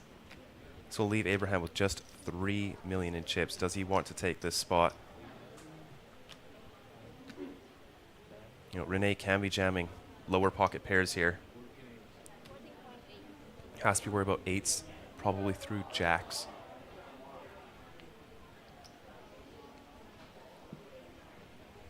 Few metagame elements to consider. Renee just lost a big one. He is the most active player on the table. He has been the most active in terms of raising from the blinds. His range is much, much wider than any other player. It's much wider than even what it would have been perhaps a few hands ago with his current stack. Jan Gold saying Abraham at best is flipping. That's not true. He's got 6s, 5s, 4s, 3s, deuces. He's also got some bluffs like king 3 off, ace 4 off, stuff like that. He can be a 60 to 70%, up to 80% favorite here.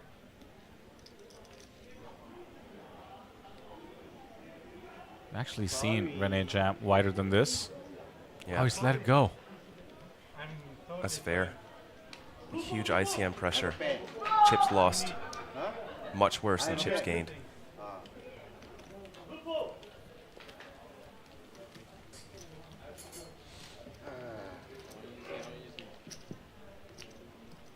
Right, if he calls and doubles, I guess he does ladder, does get that pay jump, but if he busts, it's just out. No chance of the $450,000 up top, which is nearly 4x what they're guaranteed right now. And he's got Chan to his left. He has been applying a ton of pressure, can pick up big blinds here and there. Chan stack, 13 big blinds. Abraham down to 20. Renee about the same. Justin Shin, after that pickup, is up to 43 bigs.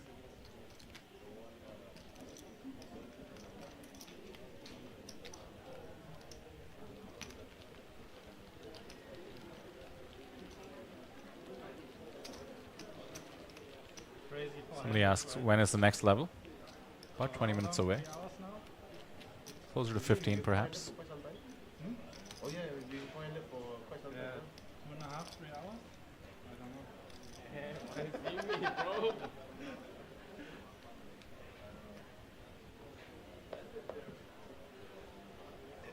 I mean, I called on it like 20 times already.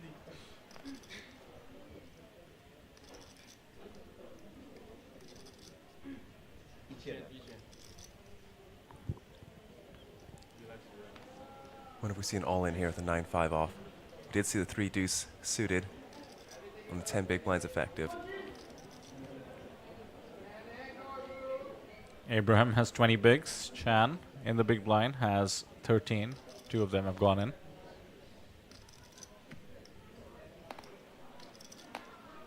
Okay, 3 big blind raise.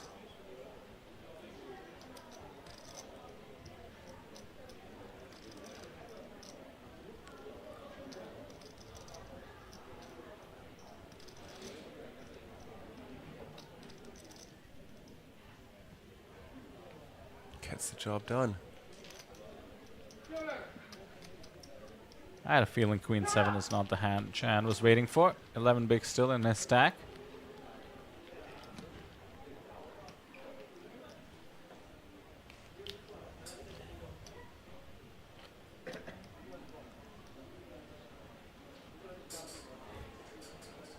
Next pay jump is 48,000 USD. The one after that, 80,000 USD. 170 for third, 250k US for second place, 450 for first.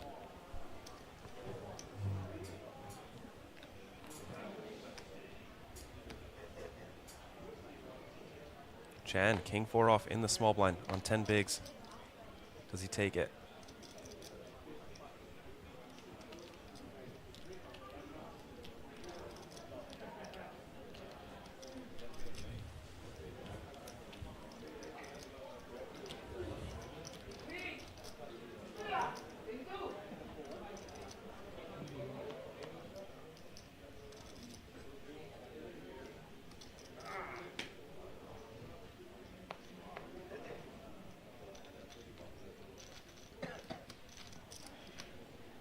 Gets it through.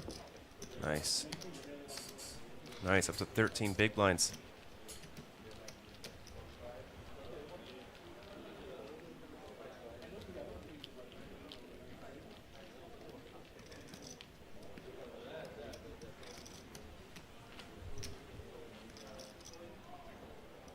What a journey.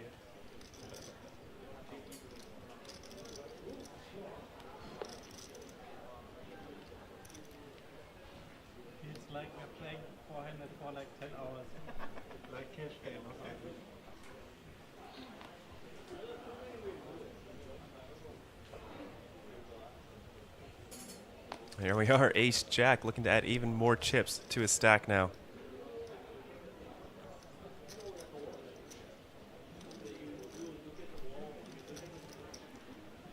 Easy jam, Sam? I like a small raise to induce. Especially with Renee in the big blind.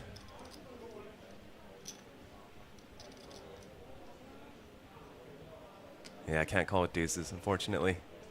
But if he min raises, I think Renee comes over the top, you call it off, and you're flipping. He's closing in on Renee's stack, back up to 15 picks. This has been the story of this table. If I'm not mistaken, we've been four-handed, and this is unbelievable to think about, but for 2 hours at least. And Chan just gets down to like 5 bigs and spins it up to 15 every time. Mm-hmm.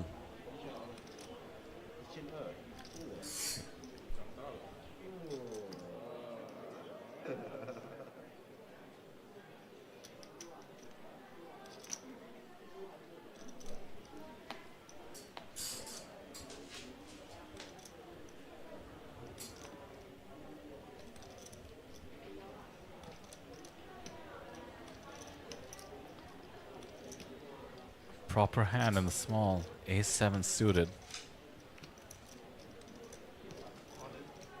All in, he says. King-5 off, not gonna cut it.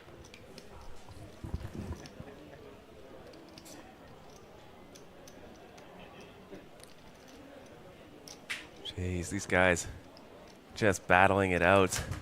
No, everybody refusing to die at this table.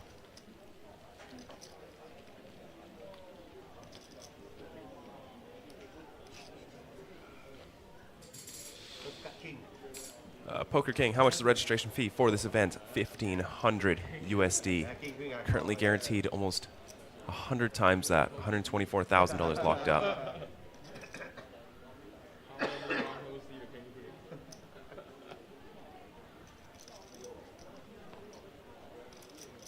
Eight-5 off. Pretty terrible hand. Renee, pocket threes, 17.2 million, 20 big blind stack.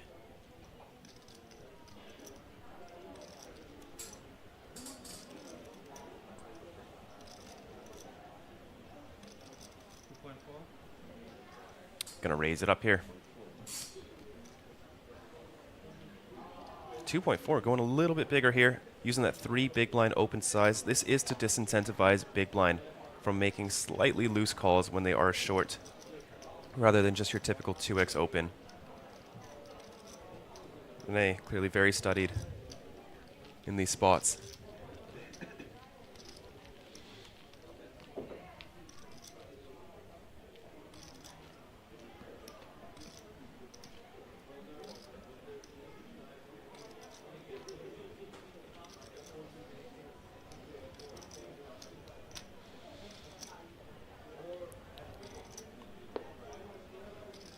Somebody asking where is Fan? I believe he's playing in the high roller. Unfortunately, we did lose Fan earlier today.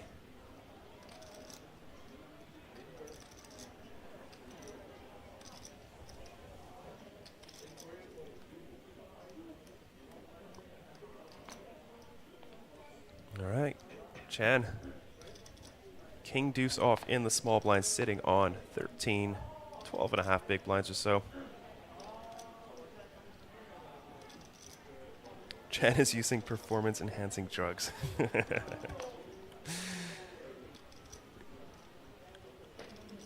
Gonna go for the limp here. Justin, King 5 offsuit.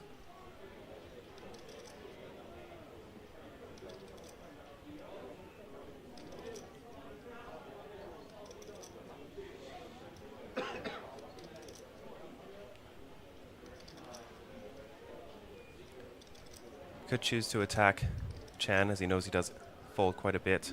Does go for the all-in here.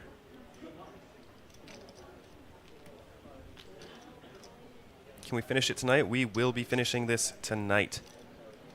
We'll be here in the booth until we have our champion. There's only 100 big blinds left to play for on this table. Next blind level will be 500K, 1 mil.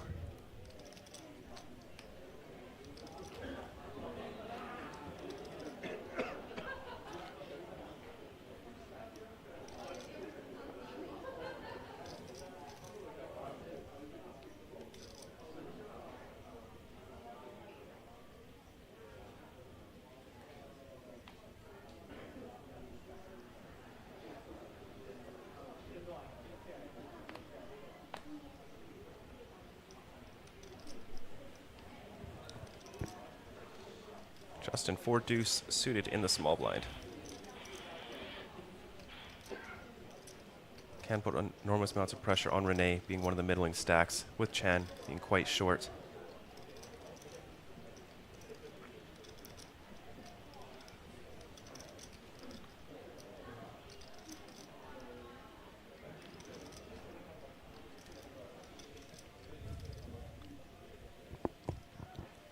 Looks like he's going to go for the raise here. Opening up 4 deuce suited. And takes it down versus Renee's 9-7 offsuit.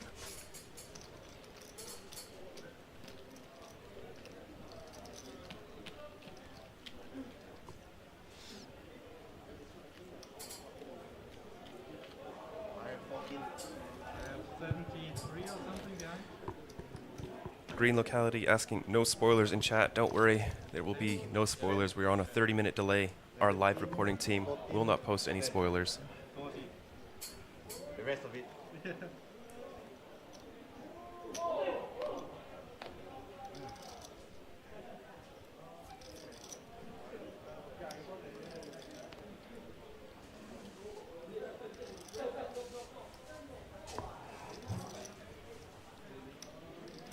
Proper holding on the button. Ace 10 off. In it goes. All you can eat. Jacks. Oh.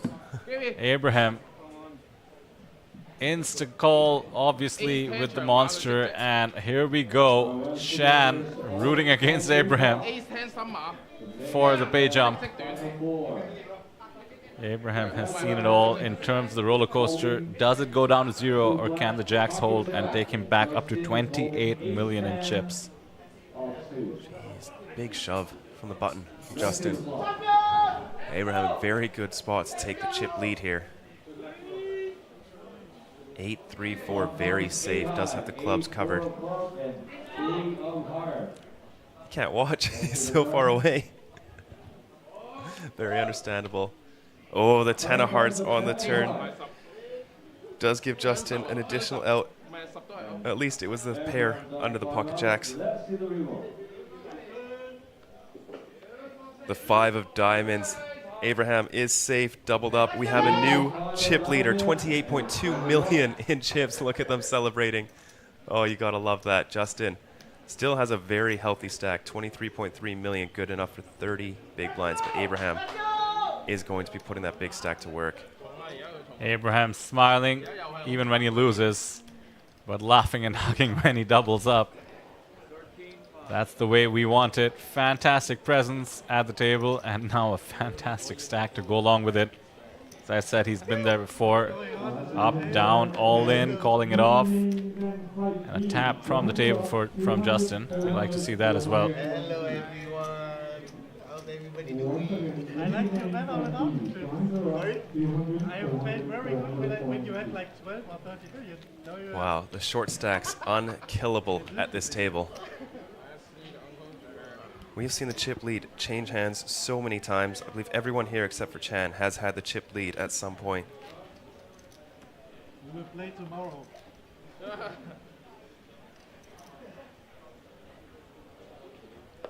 Still four-handed.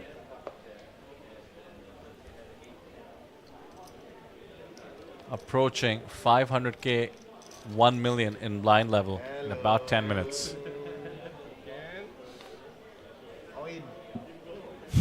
Look at that smile. All in. Chan, ace jack suited in the big blind. Snap, call. Back-to-back all-ins, back-to-back. The 48,000 USD pay jump is on offer. Abraham has doubled up Chan before. Looking to catch the 8-7. Somehow, 34% equity. Get three-handed. Otherwise, we've seen this before. Chan making a comeback, but this would be for a huge chunk of chips. 23 big blinds on offer as we head to the flop. Oh no. 2 pair for Abraham right on the flop. Chan is going to need runner to catch up.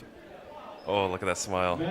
Ouch. Ouch indeed. A king, ace, jack, 9 or 10 needed for any hope. That is it. Check mark for Abraham C-Swin as we do lose our 4th place finisher from Macau. Chan Man Lok was about to make the comeback of his life, but does end up in 4th place. Hugs all round. 124,000 USD for his effort, and what an effort it was. Well, finally get an elimination, and Abraham back-to-back hands is now an overwhelming chip leader. 37.8 million in chips now.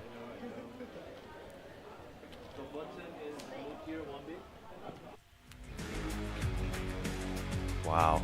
Let's see how this changes the flow of the game now with Abraham having nearly half of the chips in play. Sam, I feel like a bubble just burst. Yeah, right? 4-handed lasted over 2 hours. And finally, 170,000 USD locked up for these remaining contestants here at the main event final table. The next pay jump will be 80,000 USD. And Abraham, 36.2 million in chips. Justin and Renee, very similar stacks, sitting on that 25-ish big blind range. Let's just go for the all-in. Oh, that's big. I thought you were going on a spree now. You know, with the 80K pay jump, I think a smaller size would be a little bit more risk averse. We're down to the 3 players that seemed likely we would be down to, but Chan did make a run for it. Interesting stacks once again. Shin did take that spot to add 1.6 million to his stack. With that, he gets above the 30 big blind mark. 45 for Abraham C-Swin. Renee, 22 bigs.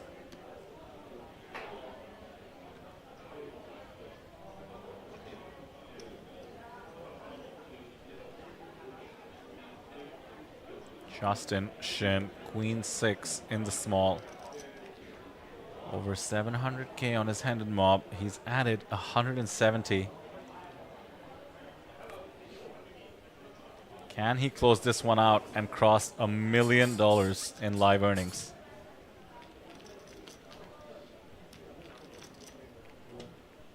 Five in the window and a queen. Justin running very hot against Renee.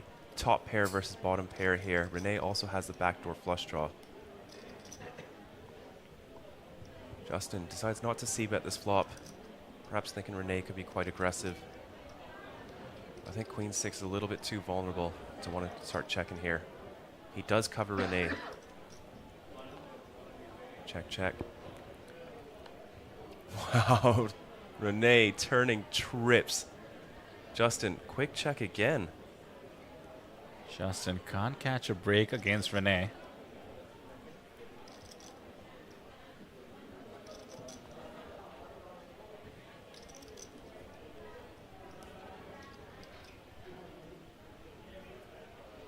His top pair. Now turn to dust against the trips. 2 bigs is the ask. No way for Justin to not pay this off. The only question is what happens on the river. Yeah, if the river's a big brick, I imagine Renee goes pretty big here. Justin, once he check calls, it's going to have quite a bit of showdown value. Oof. How about 2 pair to add to the pain? Yeah, he's now beating all other Queen X.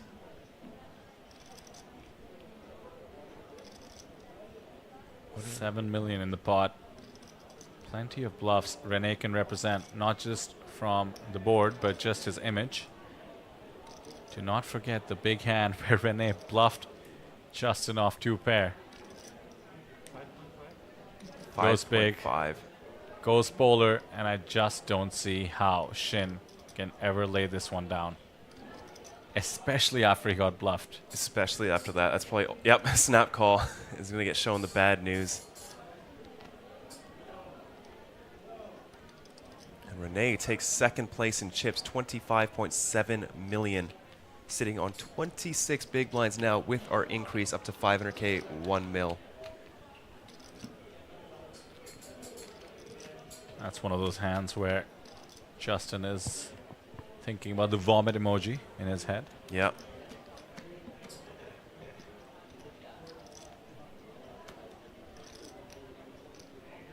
Yeah, I thought Renee was going to go slightly bigger. I thought we were going to see a slight overbet there. But still, 5.5 mil at this stage is a ton of chips. Perhaps opponent independent as well knows Justin a bit snugger than most. Wanted to get calls from hands as wide as perhaps a 10 in that spot. 16, thank you. I think 25, around. Someone in chat asking how often do the blinds go up? They just went up to 500K, 1 million. They will stay that way for an hour. Our main event here. Exceedingly slow levels, 1 hour levels. Yeah. 80 big blinds total in play. Oh, doesn't take the shove spot here. 16 bigs on the button. Renee, pocket sixes in the small blind. Goes for the limp, I assume to limp 3-bet shove, but Abraham, very nice hand, just check it back, play some post flop.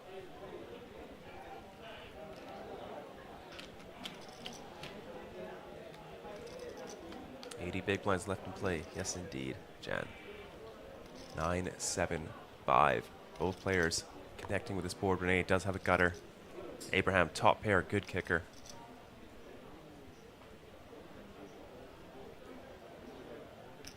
Goes for the bet here.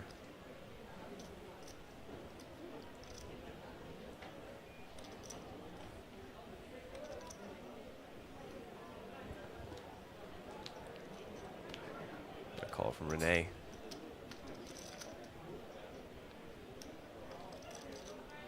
King of diamonds. Might slow down action a little bit, but Abraham's queen 9 still way ahead.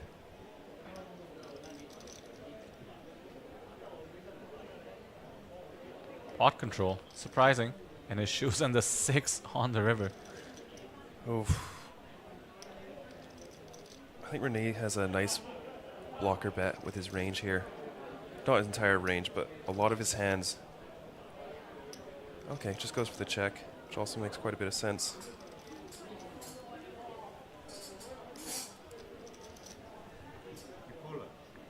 Wants to induce a bluff from all the hands that miss against a single pair.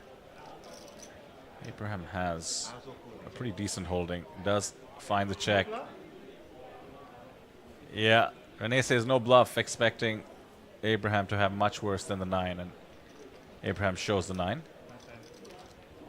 I knew I should have bet. But I thought maybe there's nothing. It's getting close, Sam, up top. Yeah, I think he's 2. 60 million in chips between the two of them. I bet, you raise. I have no time bank. That sucks.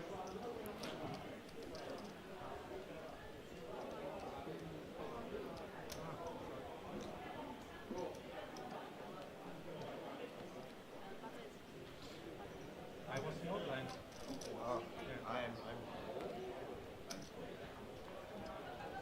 Maybe I should bet 10. Maybe I should bet 10. I would have called 10. Huh? 10 I would have called.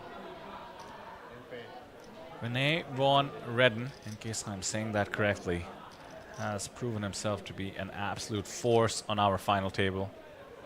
Every position, every stack depth. Even as a short stack, he became the man to fear.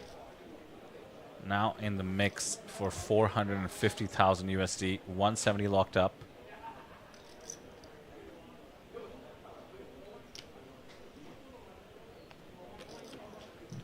Abraham attacking Justin's big blind here with the king deuce suited. Raising it up 2.7 million.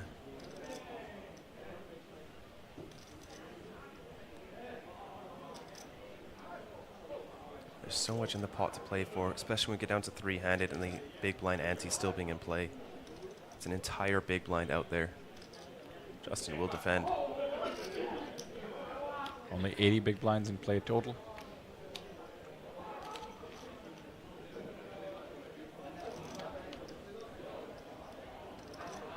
Ooh, we did see a diamond in the window, but followed up by the 6 and the deuce. Abraham with bottom pair here. Does have the betting lead, has the pair, aka the best hand, has all the chips. Justin lets it go. The rich get richer. Three-handed poker is just its own animal. So difficult to figure out what to do. You have to play all kinds of hands. Cannot just sit and wait for any sort of premiums.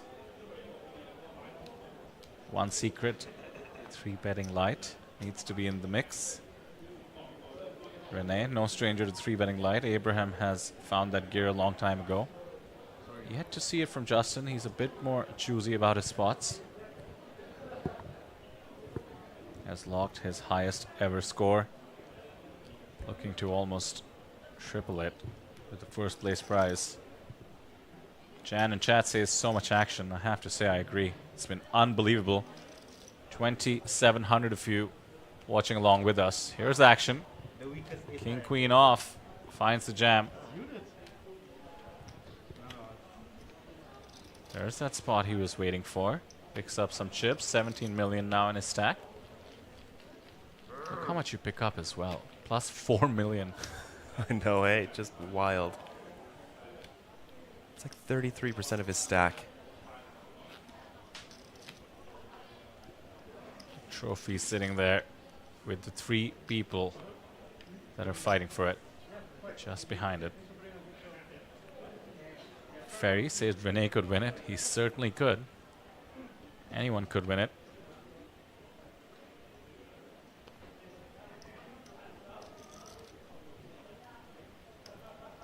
Oh, that's nice. Trash. Trash. Showing some rags before folding. Oh, he gets a walk. 2,600 of you watching along with us. We're still trying to reach our goal of 15,000 subscribers by the end of the stream. We'd appreciate if you could hit the subscribe button. I have just been informed the players will take an exactly 6.5-minute break just so we can fix something on the stream. We'll be back at exactly 7:22 local time, so do not go anywhere. Hit subscribe. We are battling it out 3-way for those massive payouts you see on the screen. Stick with us. We'll be right back.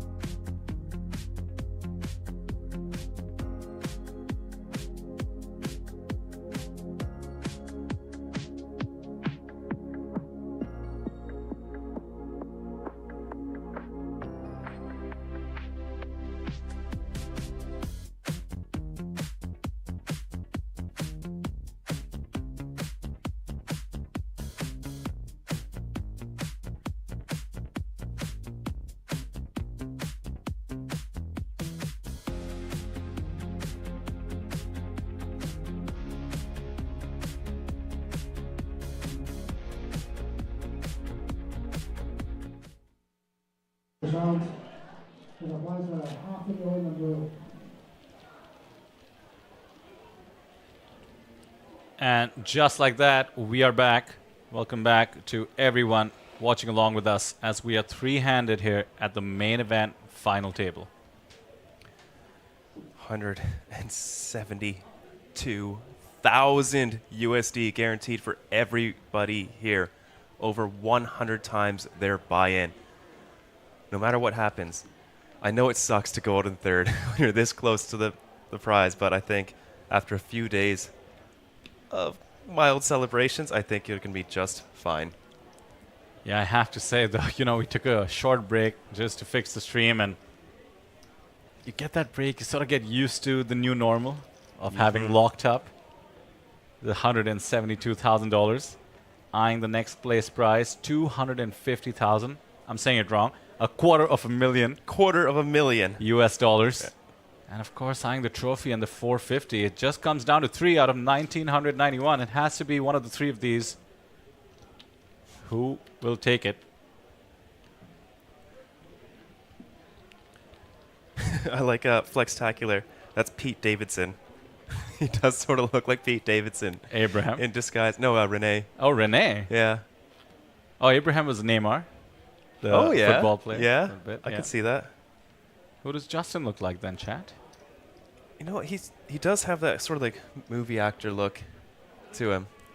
I think if we did a deep dive into Korean theater, we could find someone. Maybe chat can help us out. Jack 10 in the small blind, sitting on 14 bigs here. Chat, which K-pop superstar does Justin Shin look like? All in from the small. Forget the lookalike contest. Let's talk about the chips. 2 million going the way of Shen for that shove. 17 bigs in a stack. Line levels did not go up during the break. 500, 1 million.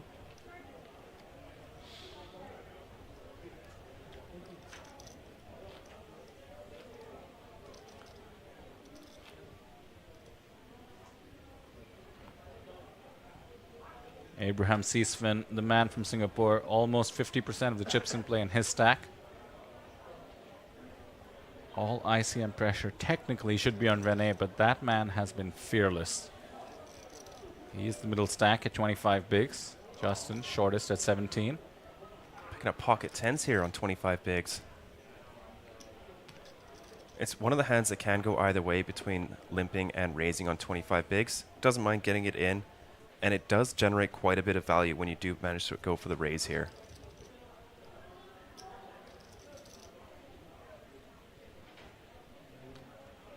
Abraham does not oblige. We're seeing a flop. No 5, no 4. Luckily for Abraham.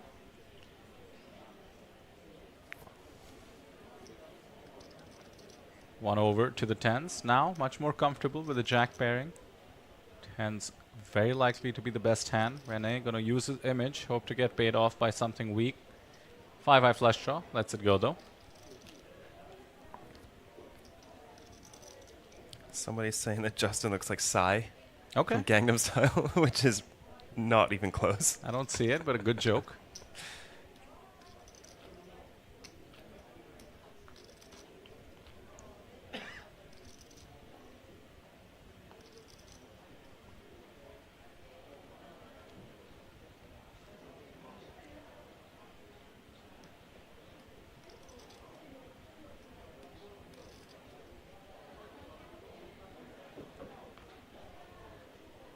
See how aggressive he wants to get with the chip lead. No. That'd be a little bit too out of line there.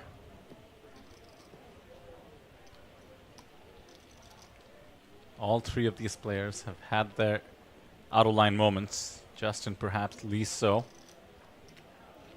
As the short stack right now. He might be planning some moves. 17 blinds is plenty, but we are 3-handed. Pressure just non-stop.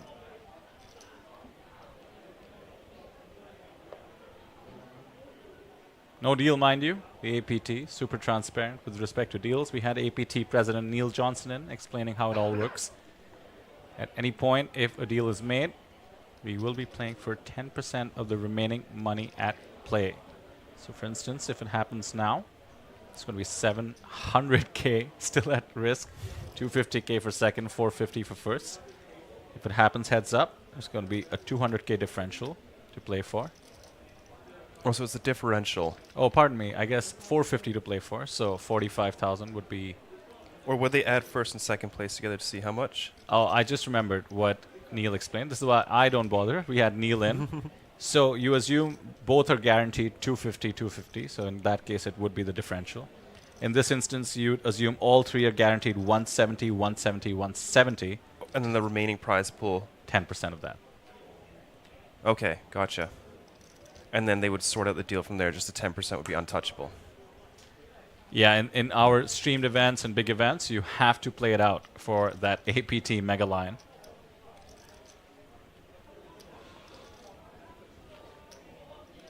Some support from Singapore. Abraham will prevail, says JC.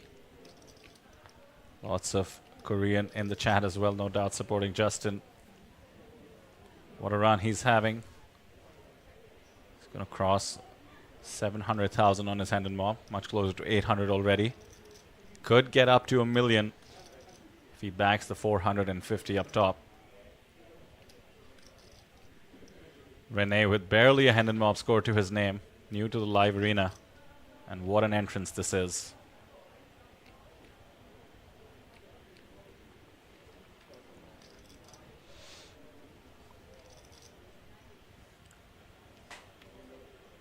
Oh, Abraham raising up the 9-8 suited here in the big blind versus the limp. It's usually one of those hands that really just likes to check back and play some post flop because getting jammed on and folding a hand this nice does not feel good. But Renee, very defendable 6-4 suited here. They're going to take a flop. Renee with the flush draw here. Abraham, massive range advantage on this board. Backdoor flush draw as well.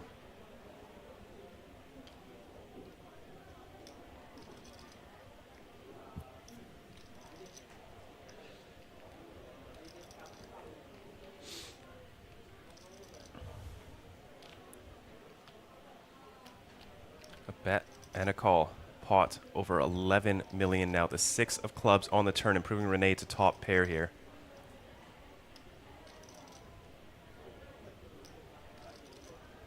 I'd be very worried in Abraham's shoes here. A lot of pocket pairs from Renee will just be jamming pre-flop. So it's a very tight range that he's targeting here. Mostly strong ace highs. I guess flush draws. Renee makes a quick call here. This pot, 20 million. Going to the river with 1 SPR. The Jack of Hearts doesn't change anything. Renee's 6 still in the lead. Check, check. And Renee, our new chip leader with 38.2 million in chips. Wow. A rare sigh of relief from Renee taking that one down with the eventual pair of 6s. I mean, that is a gross spot to see the Jack of Hearts on the river and have to check it over to your opponent out of position. And just hope and pray. Check, check, check, check, check, please, check, please, check, please. Yes. Renee once again reassumes the chip lead. Abraham, second time relinquishing it. It's going back and forth. This is one of the most dynamic final tables we have ever seen here.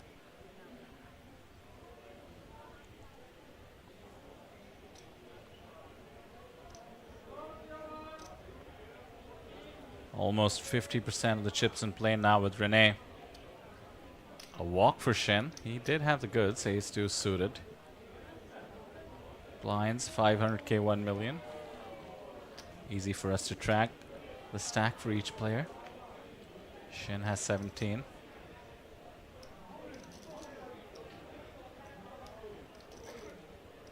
This is a bit of a classic ICM stack distribution.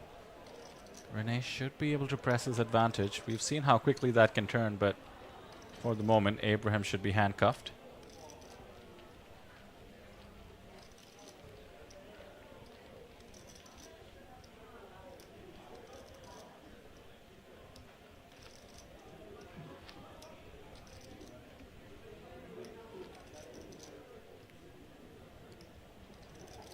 Beautiful 360. To the 2,000 of you in the chat, in case you are not joining us in Taipei, which I suspect most of you are not. Catch a glimpse of what it feels like to play on the feature table. In this case, the main event final table. That beautiful trophy, always in view. Pocket nines now on the button. Standard 2x open. Justin folds the 6-5 suited. Renee with the chip lead, a suited king. Wants to know C-spin stack.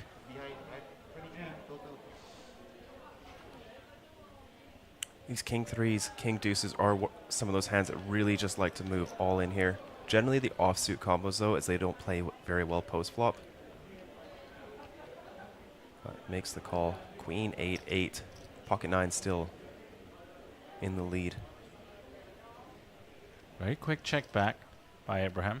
Has to play very defensively against the chip leader with Justin sitting on 14 to 15 blinds. Could induce a bluff from Renee.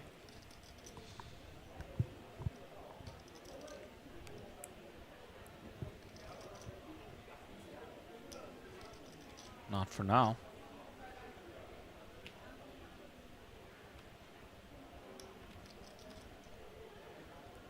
Check once more in position.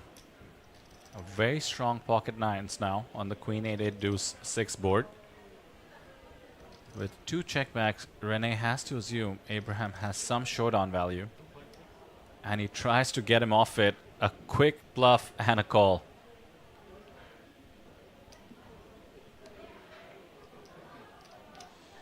Wow, just one small hand there. It's just a raise pre-flop and a 2.5 big blind bet on the river. And they're basically tied for first now. Renee will absorb the information. Abraham can check twice to trap him.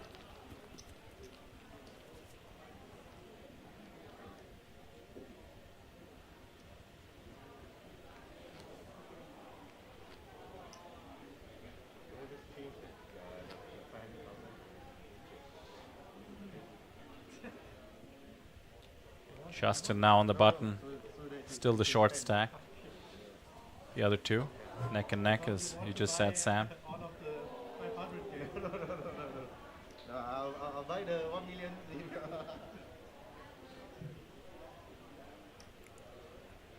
7-3 suited, not going to cut it.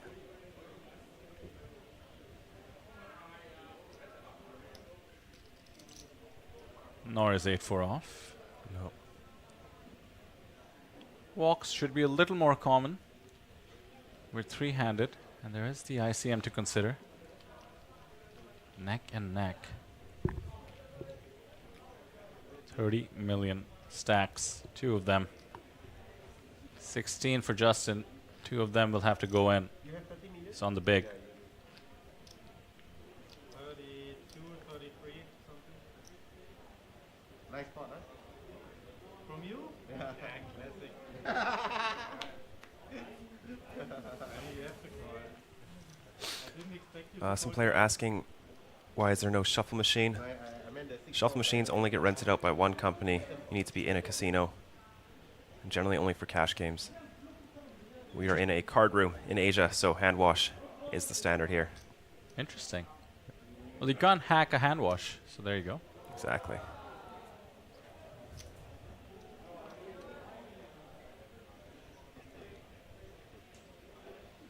Standard open.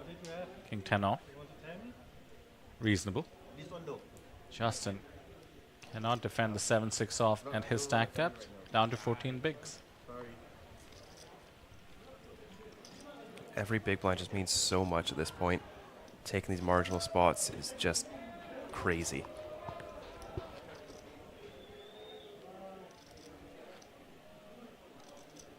The math on what every big blind is worth would certainly be interesting. I suspect the number would come out to the tune of a buy-in.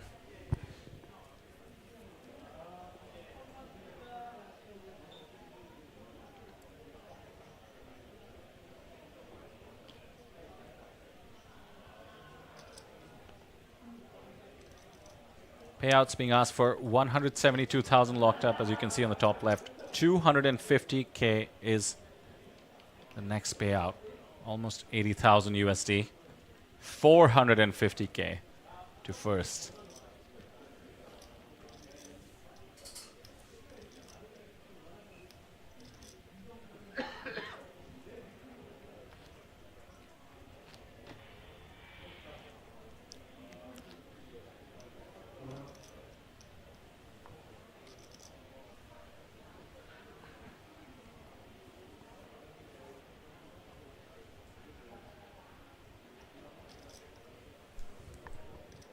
It's done.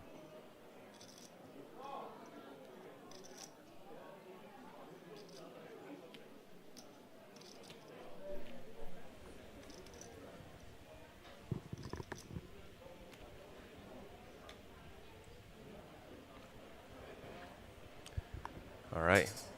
7-6 of hearts, very playable. King 9 off, very playable. 2 actual hands, blind on blind here, 3-handed. 2 pair for Abraham. Flops his opponent near dead. And if it goes to showdown, or if the hand is over right now, as I suspect it might be, Abraham takes the chip lead with the slightest of advantages.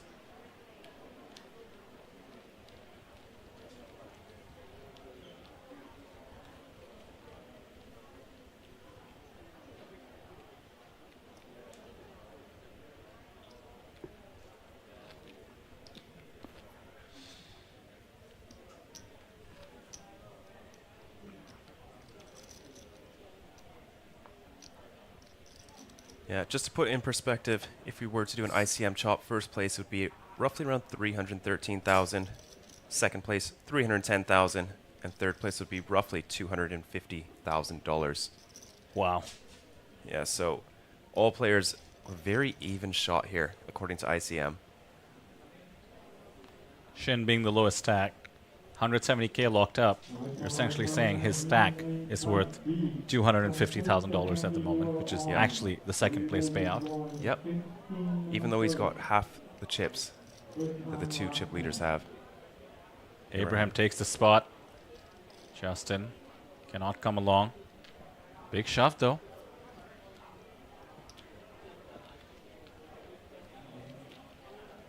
Jammed about 14 bigs. Theoretically, absolutely perfect. A king more than good enough.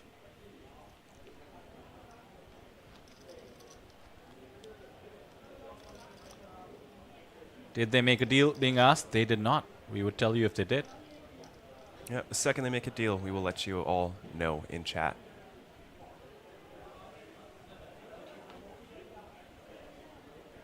Sam was just telling you what the ICM numbers break down to in case they did want to make a deal, or more so just because it piqued our curiosity what these stacks are worth. These numbers are just mind-boggling. A record-breaking prize pool, record-breaking first place prize.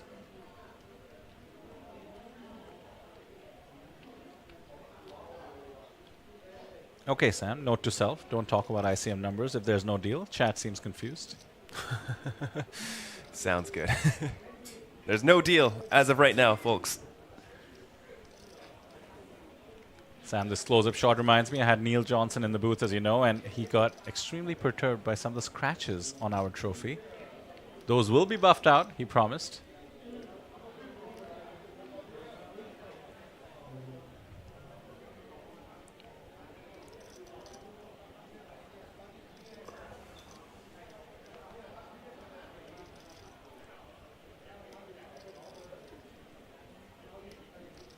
Queen 5 suited probably won't make it into the mix, seeing as he just let Jack 4 suited go in the small blind.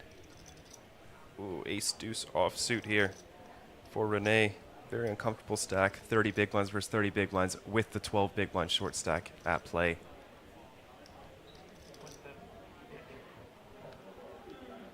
$2.7x is the raise announced to the dealer.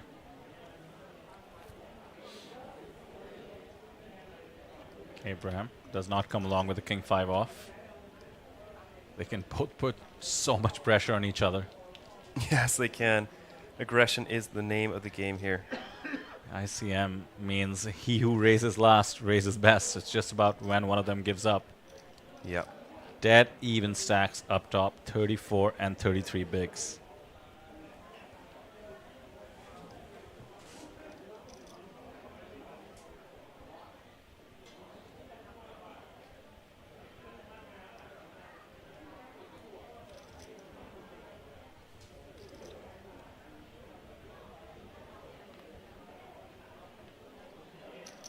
All right, Justin, picking up a walk here.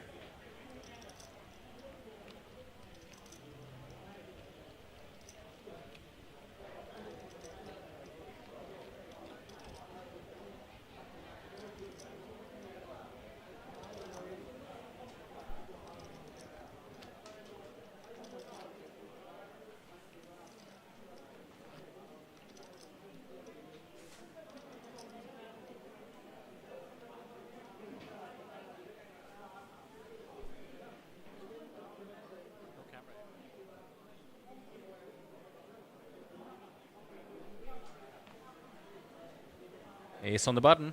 Will be opened.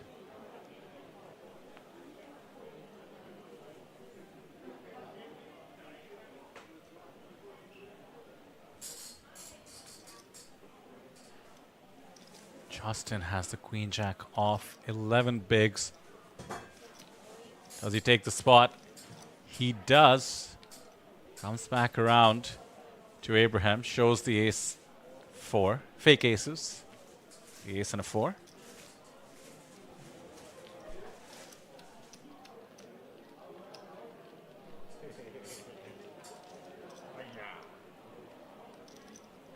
Nice jam there.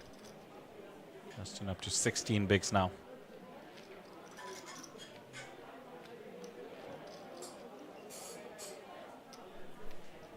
Yeah, those jams seriously take guts. Abraham wakes up with a hand, or Renee, $80,000 gone just like that, but you need to be fighting for these chips. There we are, ace 10 offsuit. Very nice hand here. Jams it in there. 16 bigs into the mix. Just needs to see what the blinds wake up with. Pocket eights for Abraham. It's a very similar situation where Justin jammed, was it ace jack versus ace 10 versus jacks? I think that was a 3-bet jam, if I'm not mistaken. No, he open ripped 19 bigs on the button, and Abraham snapped him off with jacks.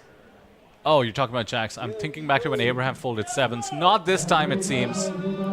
He's made the call with 8s. 7s, no good. 8s in the middle. They could swap stacks here. Justin at risk of elimination. Needs to catch. It is a flip, even with the removed cards taken into account. 54-46. This is a huge flip here.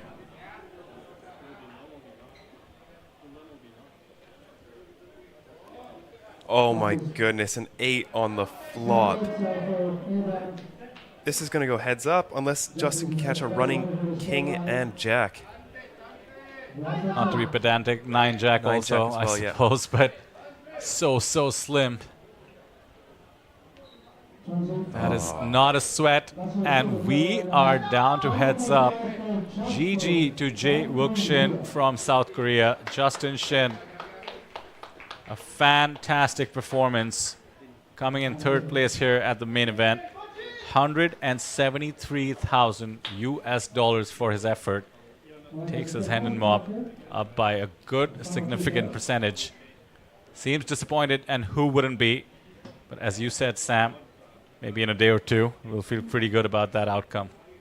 It's always in the moment, you know. You bust out in 3rd, you're very upset. But then you take some time and you think, hey, I just made $170,000. I think I'll be okay.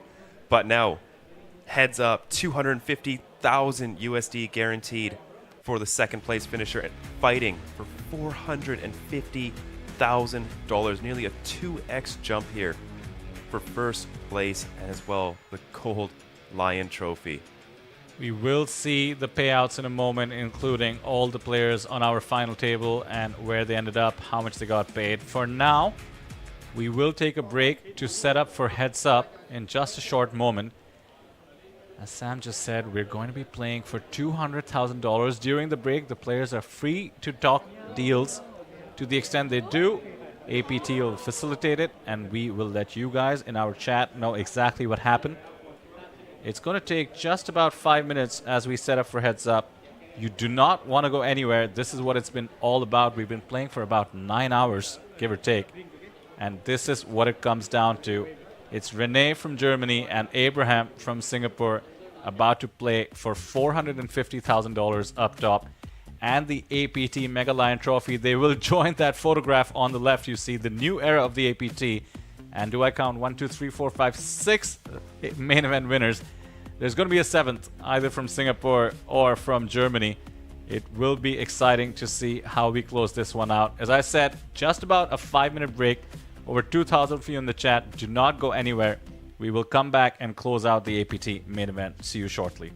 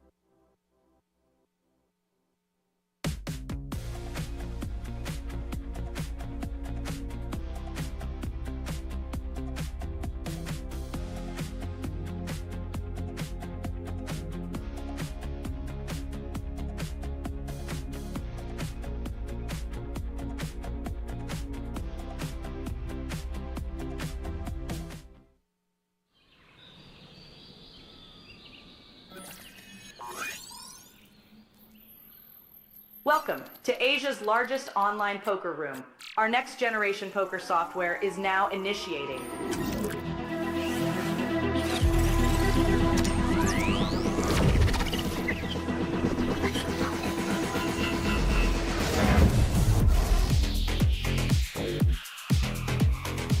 Elevate your online experience with a wide variety of poker variations to choose from. Get fully immersed with fun and social features.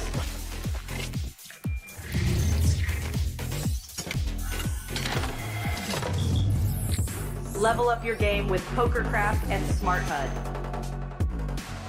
Unlock a wealth of rewards including cashback, bonuses, and jackpots.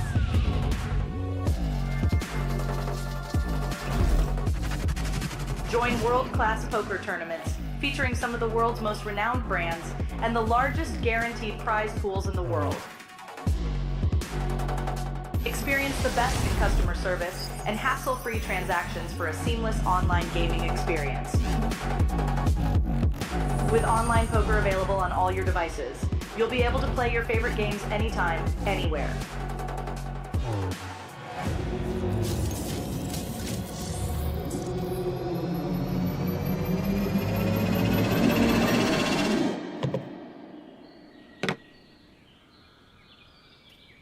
Sign up now and elevate your online poker experience today.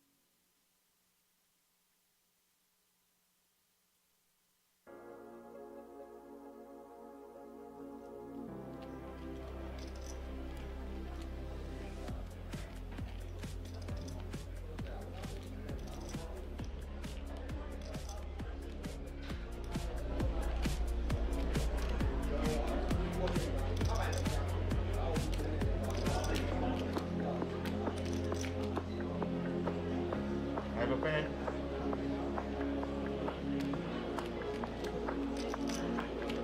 Yes, I would have seen enough.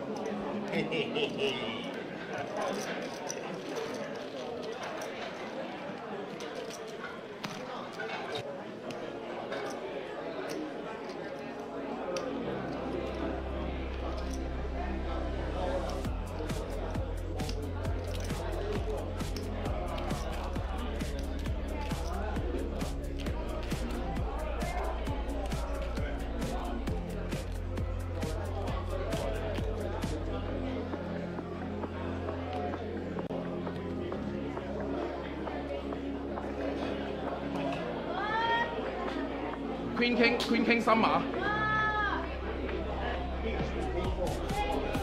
唔係啊，佢哋啊，King Queen 贏即刻一個冰金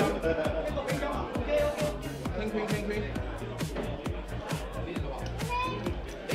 佢係 A 四，King Queen 一掉，King Queen 一掉。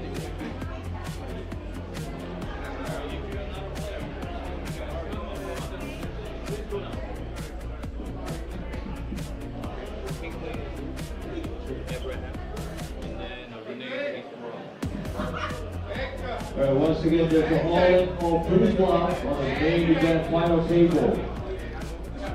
Renee is holding ace-4 off, and then covers Abraham is holding king-queen off suit. Let's do the flop.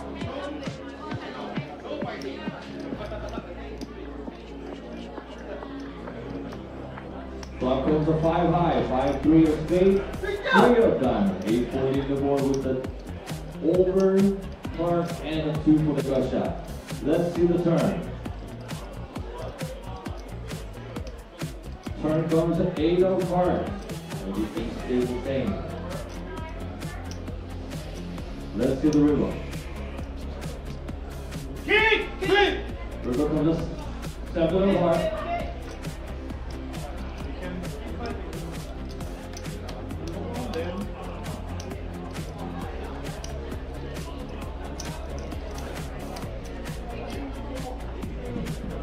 All right, Renee goes up.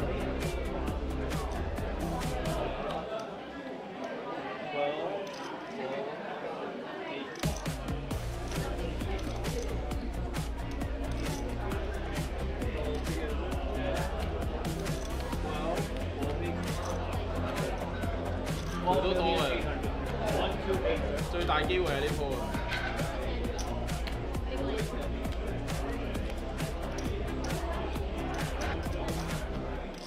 You had like 15, 17, 15, 16, 17, 18, 19.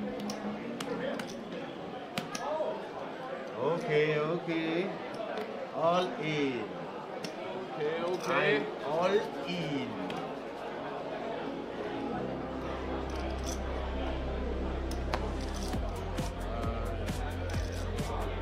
Okay, this side. 哇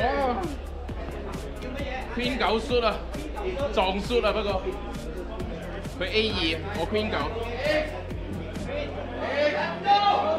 偏內。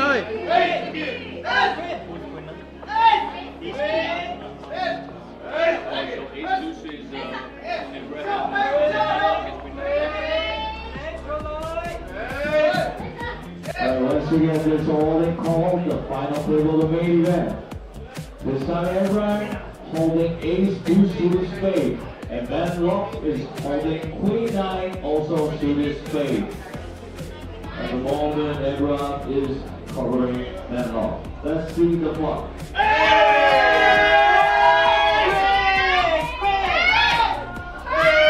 Clock comes king high, king 8 for rainbow, king of diamond, 8 of clubs, 4 of spade. Ace 2 let's see the turn. Turn comes a queen, queen of heart. Let's see the river. River comes a 10 of spade. And low comes up.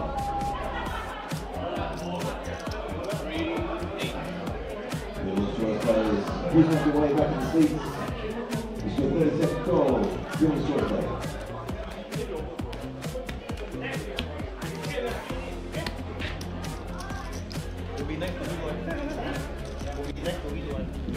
About 7 minutes left for the break time of the final game of the double stack event. Tour players to get started.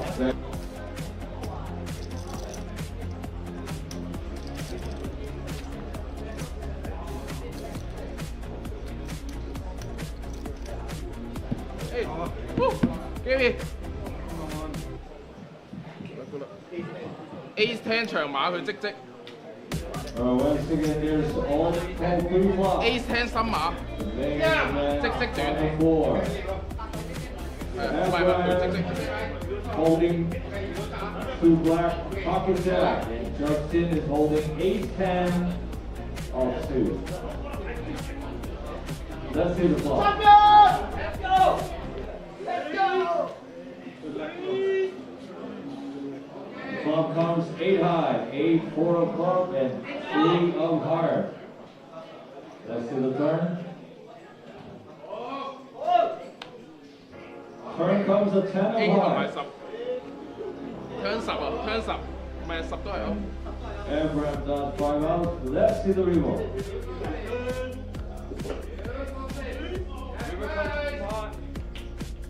Let's get it! 5 of diamonds and 4 of rock.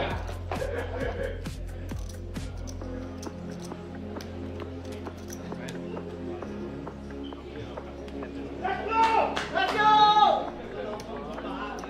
重啊！而家佢重啊！而家又係我同八鬼練啦。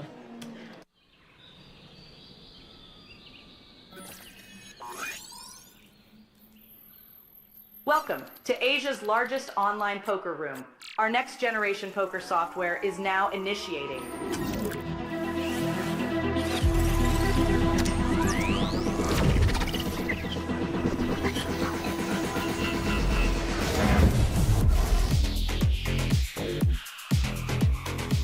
Elevate your online experience with a wide variety of poker variations to choose from. Get fully immersed with fun and social features.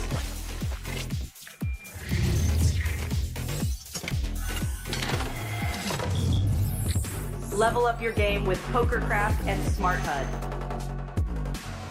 Unlock a wealth of rewards including cashback, bonuses, and jackpots.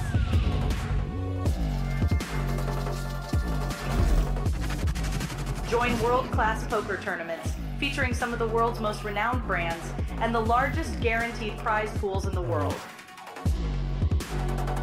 Experience the best in customer service and hassle-free transactions for a seamless online gaming experience. With online poker available on all your devices, you'll be able to play your favorite games anytime, anywhere.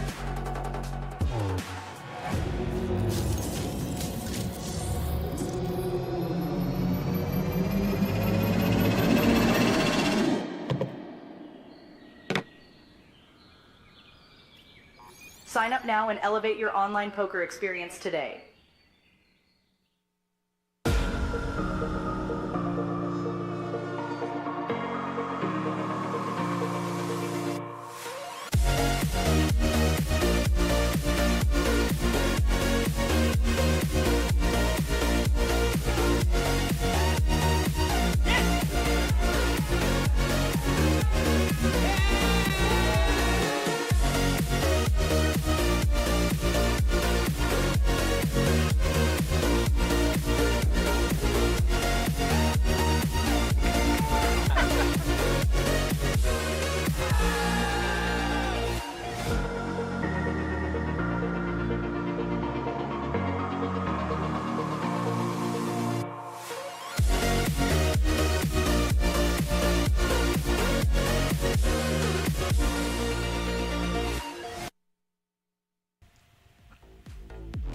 Welcome back, folks. We are heads up at the APT main event Taipei 2024.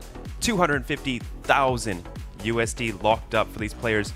$450,000 for first.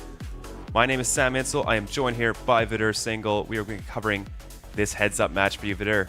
How excited are you for this with these two players making the heads up? Cannot wait. It's Singapore versus Germany. Would be the first German to cinch the APT main event, and it would be the big one, 450,000 plus up top.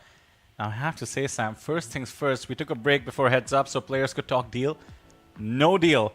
Let's go. Biggest ever heads up in APT history. We're talking about 200,000 US dollars plus.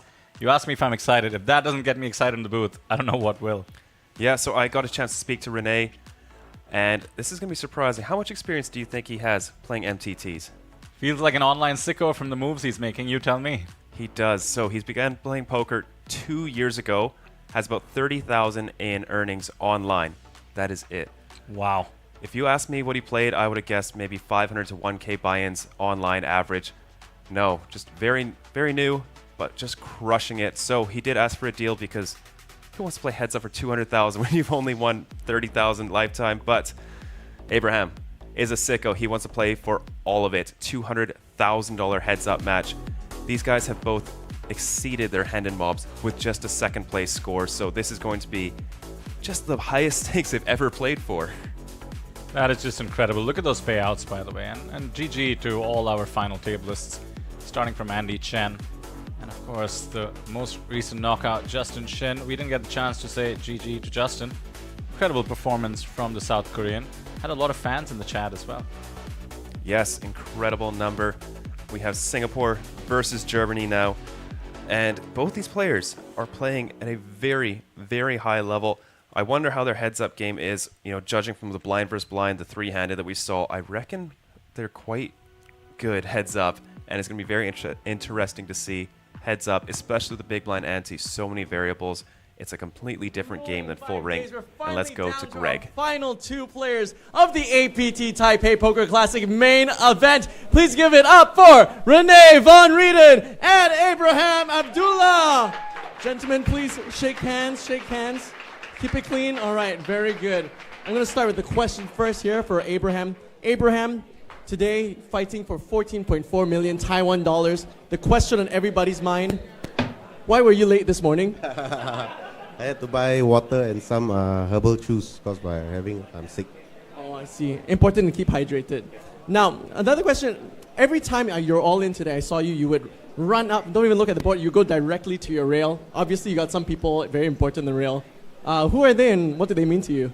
So these are my very close friends, my brothers. They flew in today just to rail me, which means a lot to me. One of them is my backers also, so it means a lot to me that he's here railing with me. Thank you. And I'm just going to ask you, and we'll move along slowly here to Renee. Renee, I know yourself, you're a big tournament crusher, but this really is your one of your first biggest live cashes.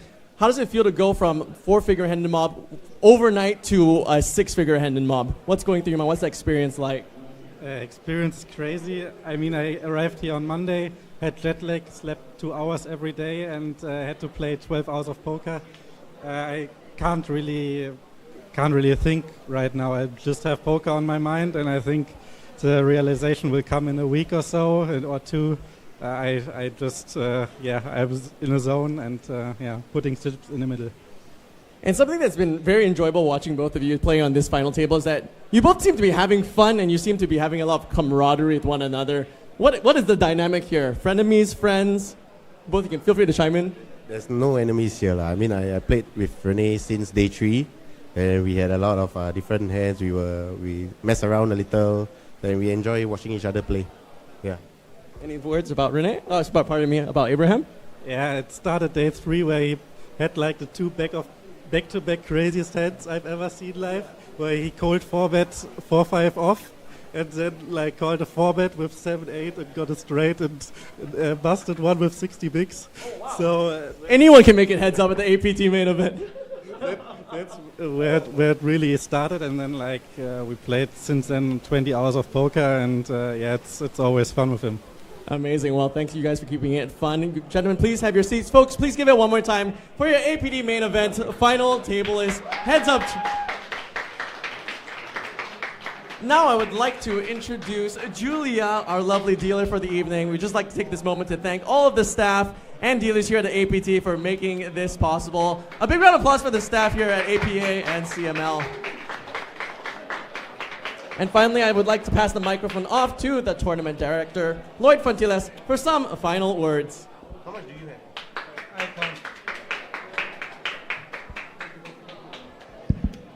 All right, once again, gentlemen, congratulations, guys, for making it this far here. Again, good luck. We're going to maintain the blinds. You guys are at 500,000 and $1 million. And again, good luck. Congratulations. And tournament dealer, please shuffle up and deal. I have 31-6. 21-6? 31-6. Okay. Shuffle up and deal we shall. And pardon the pun, no deal has been made, which means we are playing something I had only dreamed of when I saw the payout, Sam. $200,000 up for grabs in this heads-up battle. And the APT Mega Lion, all the glory of being an APT main event winner. It comes down to Abraham Seesman from Singapore and Renee von Redden from Germany. Yeah, and it's not a huge disparity in chips. They still have quite a bit of play left here. Roughly 40 big blinds each. Abraham with the slight chip lead here. And here we are, hand number 1 of heads up. Hand number 212 of the day. Absolutely sickening 9 hours of poker these two have played. 30 big blind stacks. We do see a lot of limps going on, especially with the big blind ante. You want to play close to 100% of your hands. King 10-6 to kick us off. Abraham, middle pair here versus Renee's. Nothing.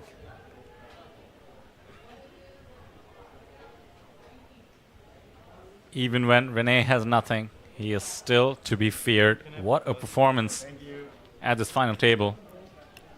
Aggression has been Renee's best friend. And this is the first time in 3 days where ICM is gone. Heads up, ICM considerations no longer a thing. You were just playing for the win.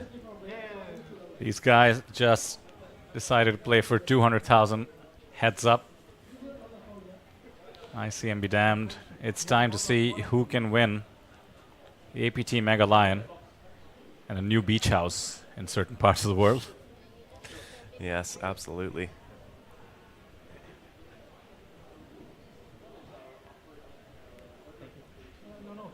We saw the stacks a moment ago at the start of heads up. Basically about 30 bigs to 46 bigs.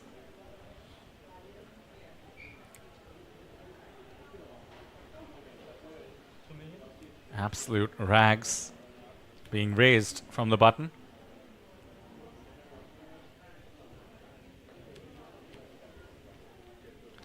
Yeah, 8-3 off, queen 5 off. This is heads up, very wide ranges.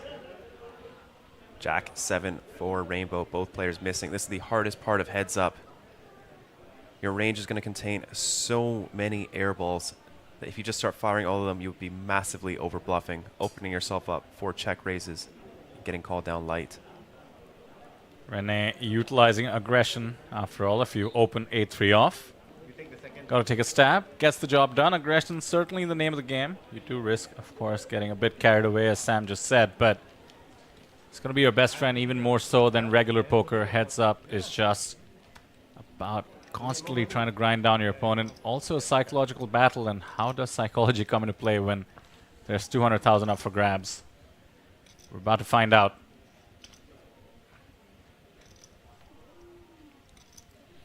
Alright, tournament player for green main 5B. Blinds are up 400, 800, 800 for NT.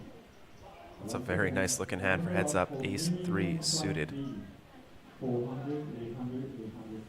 So using the information we have here, Sam, that Abraham turned down the deal, obviously the inference would be he's very confident in his heads up game. I expect he studied. Yep. Yeah, definitely will be. Renee just said he's a sicko and wants to gamble. Referring to Abraham? Yeah, that's. I asked Abraham, I asked Renee if there's going to be a deal, and he says no, he's a sicko and he wants to gamble. Renee going for the 3-bet here with the king 8 offsuit. Heads up, you basically never fold an ace to a 3-bet. Abraham will continue here. Tons of Singapore support in the chat. I want to see some support for Renee here. We had his German compatriots early on. Let me check the time in Germany. Oh, 2 pair to kick things off for Renee on king 9-8. Unfortunately, Abraham not catching any piece of this. So Renee is going to have trouble getting value now. It's 2:16 p.m. in Germany. No excuse. Renee fans, let's hear it in the chat. 2:16 p.m. on a Saturday. No excuse at all. Renee just evened out the stacks. Here we go. Anybody else play a 40 big blind heads up sit and go for 200,000 before? I don't think anyone.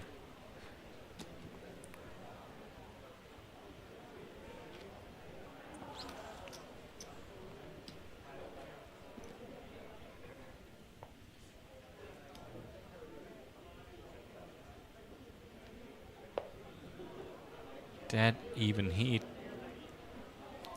I have never seen this before for this amount of money. Players just going for it. Here we go. Some shout outs for Germany and RVR. German flags as well. Now it feels a bit balanced.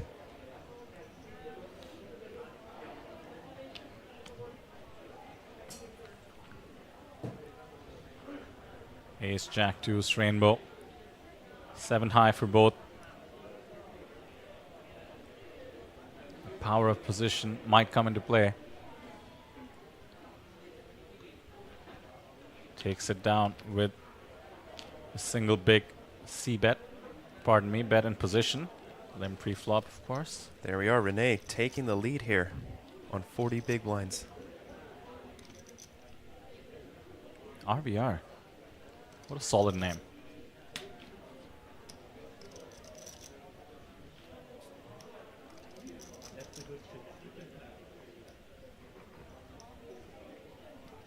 The trophy now sitting squarely in the middle.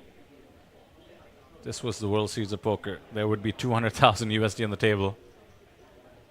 But it is certainly what they're fighting for, along with the trophy. Playing for all of it. 1,600 if you're watching.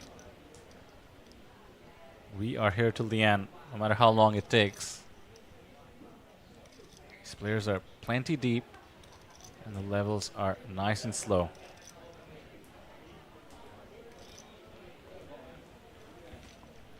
Heads up has so much variance, but also the skill differential does add up. In case Abraham thought he had a skill advantage, should start to show at these stack depths. Ace 9-5. Abraham with the gut shot. Renee with middle pair here. Middle pair usually good to go for 3 streets of value heads up. So it's a very, very, very strong holding heads up.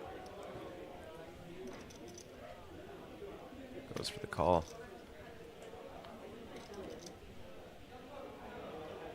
Jack of clubs, another card over Renee's 9.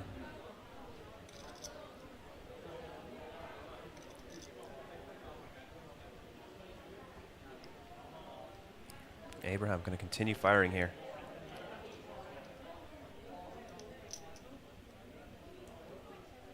$2.7 million in chips here.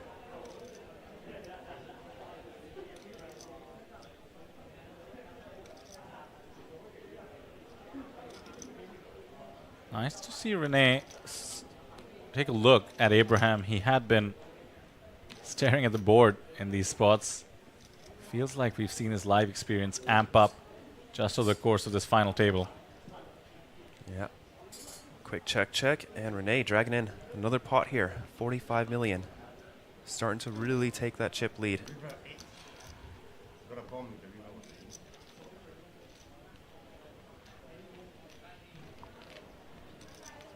45 to 33. All the momentum so far towards the German. You said the river was dead. Sorry? Didn't you say the river was dead? I say if the river was dead. Are we going to see the first ever European to win the Asian Poker Tour? Or does the trophy stay within the continent? Abraham Seesman representing Singapore.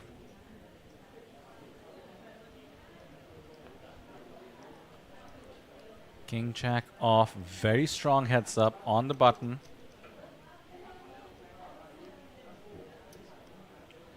Should be a standard open to stay balanced. Same sizing as all the bluffs. King 7 off, dominated. Certainly has to come along with a call at least. Any king good enough to defend in the big. No king, thankfully, for Abraham. 10-8-4, 2 spades.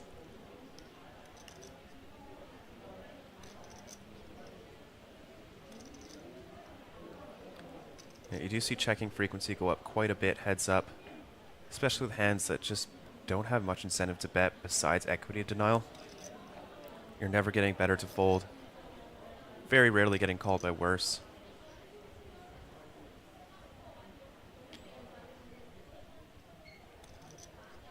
Abraham takes a stab. 5 gives him a gut shot. He's trying to get the ace highs to fold. King Jack just about as good as the ace high. Lets it go. Nice result there.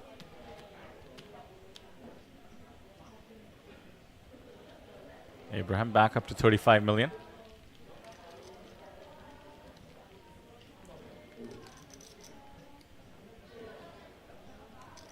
You have more.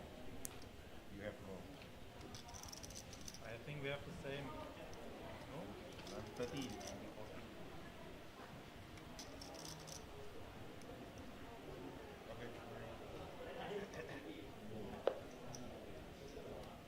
I have like 38.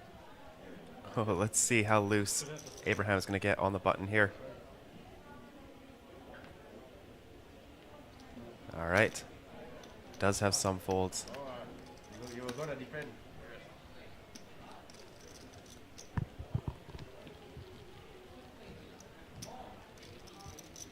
Abraham seems to be a player that somehow does not let ego get in the way. Yeah, for sure. It's evidenced by his play, but also his attitude. All smiles, supportive of the smaller stacks. So many would see folding and giving your opponent, I should say, the very first walk as a weakness, and instead it induces Renee to give a walk as well. We saw him raise much lighter than the 8-4 off earlier.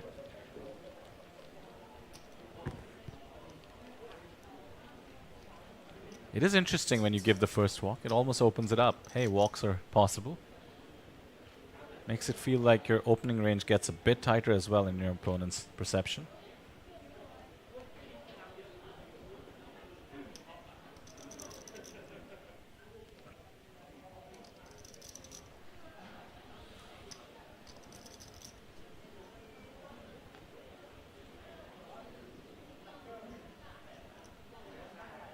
Someone confidently telling us that Renee lives in Cologne in Germany. Pretty cool. I've heard they have amazing Christmases there.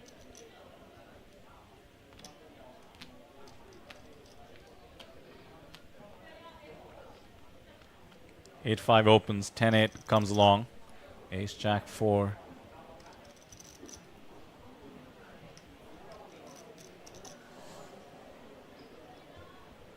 In comes the C-bet on the ace-high board. Quick fold.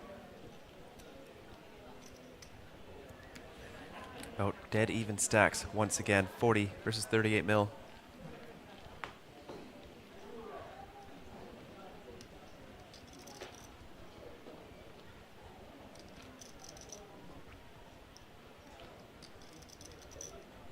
It might just be like this for a while unless the cards decide to force the action.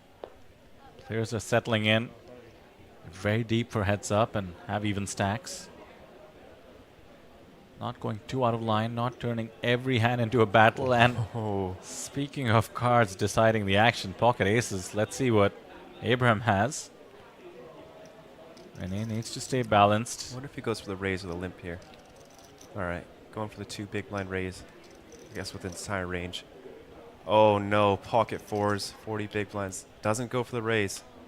That could have been disaster. 40 big blinds. I think 6s and up are the get-ins. 9, 7, 5.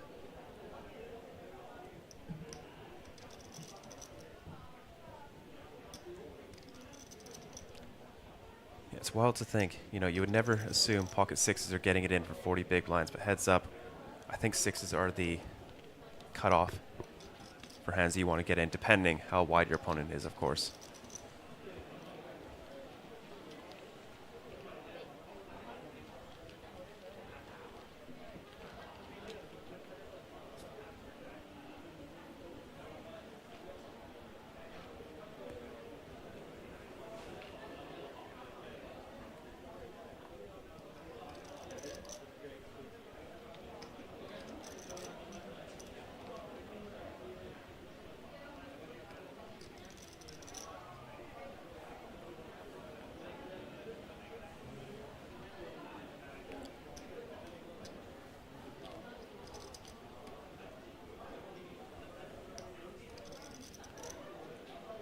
Ace in the big. Is this the 3-bet that I know Renee is dying to make? Here it is. Mr. 3-bet from the blinds himself. We have seen him be relentless in his aggression from the blinds. Now heads up, a whole different ball game with the button first to act. But here we go. The 3-bet has been called. We saw him flop 2-pair with the king 8 off. Now ace 8 off. 9 in the window and the jack queen. Bittersweet. 9. Bottom pair, but the straight draw as well. Lots of comfort. Renee has to hate this flop. As wet as it can get. Has the dummy end of the straight draw.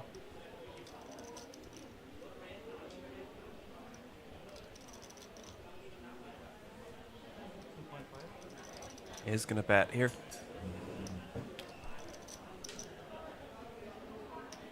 $2.5.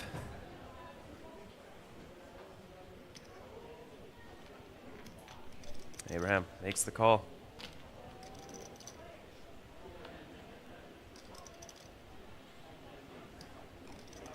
Four of hearts does not change anything.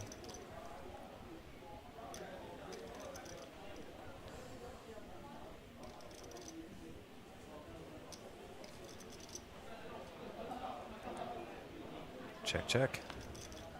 King of spades on the river, giving Abraham the straight.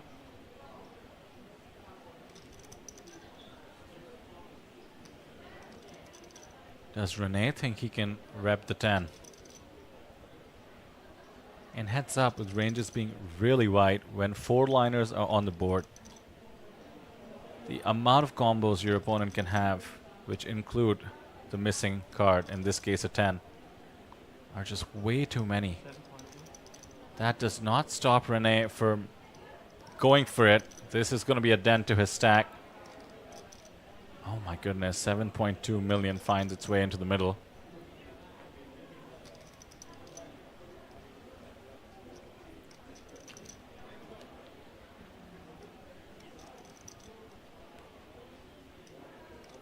I think Abraham picking his sizing here to go for the raise.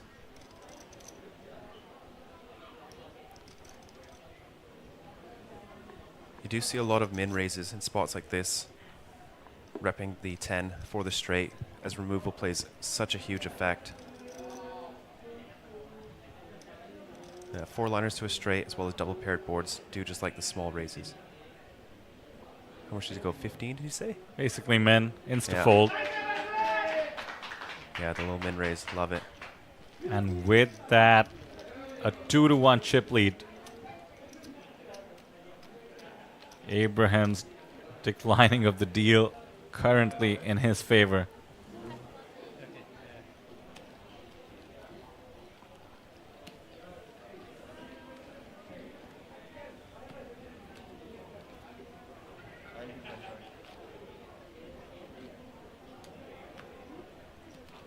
Renee seems undeterred. Has plenty of bigs on the button now.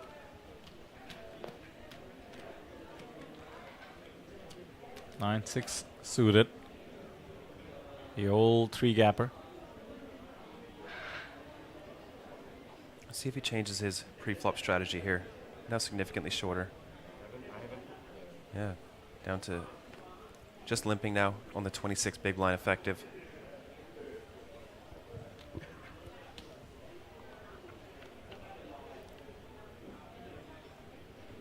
Ace King 7.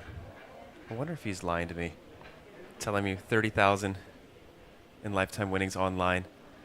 He knows his heads-up ranges, which is probably the last thing most MTT players study. Takes a stab, gets the pot, some clawback, up to about 30 bigs almost. I don't know, Sam, doesn't look like a hustler to me. Maybe just some dry sarcasm.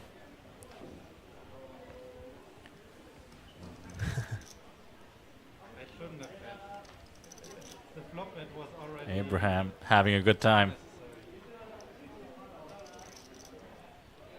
Apparently had been on the same table on day 3, they told Greg. Yep. What a run they've had together. In case you're new to the stream, for some reason, haven't noticed the top left, 454,000 USD is on offer. 250 locked up, so they're playing for 200K.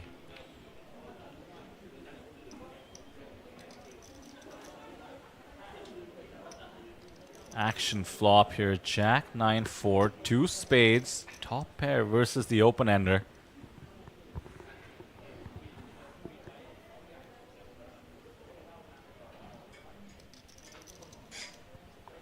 Abraham bets the open-ender in position, and now how does Renee want to approach this? 2 spades on the board as well.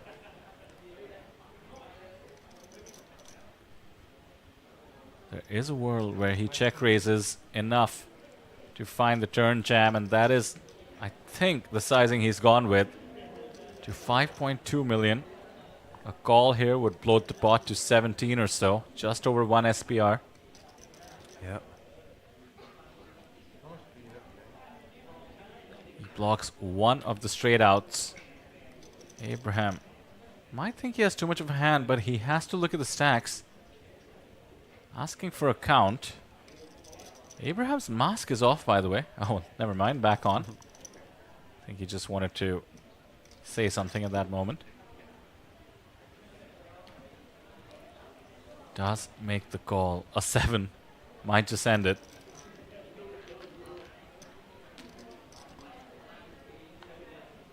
An ace, though, could be a bit of an action killer.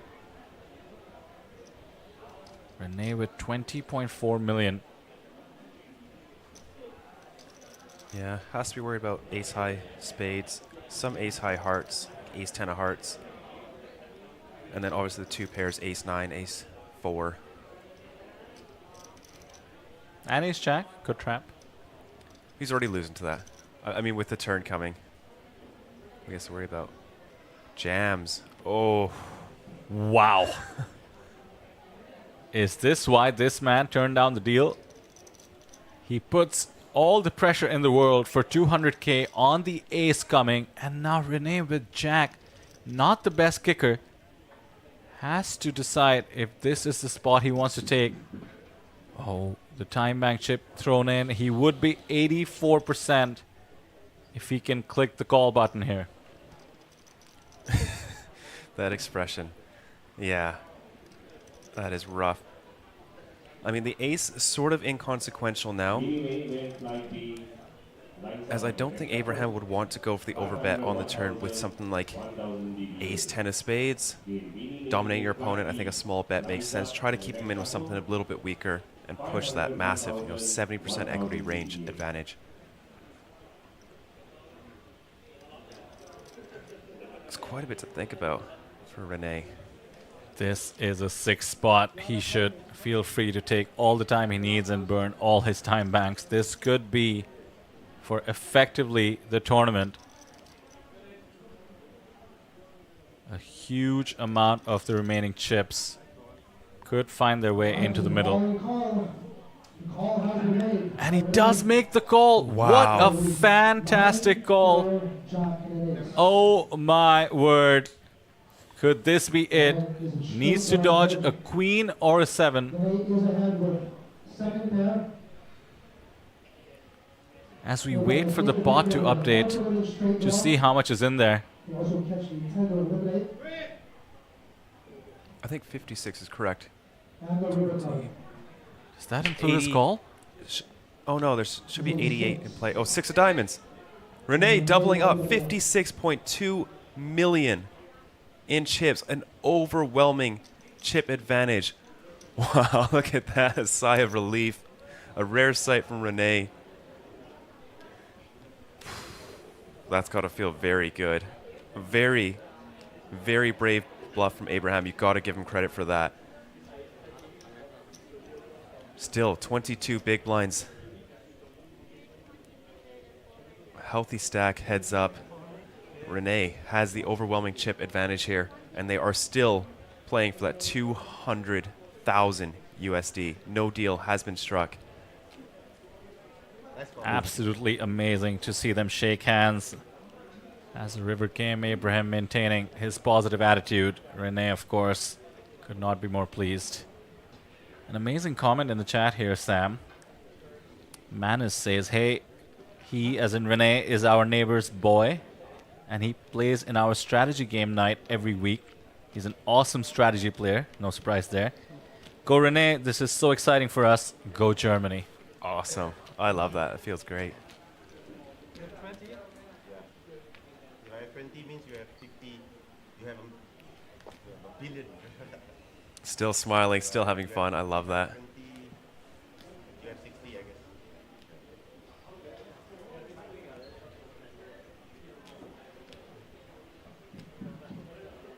Shaking his head as perhaps the adrenaline wears off. Yeah, no kidding. Probably processing what he's just accomplished, taking the chip lead. Yeah, look at that. Needs a breath. It's 16% chance there that he just goes home with $200,000 less. That flip is probably worth his first 6-figure flip in terms of ICM dollar amount there. You ever had a flip for 6 figures, Peter? Can't say I have.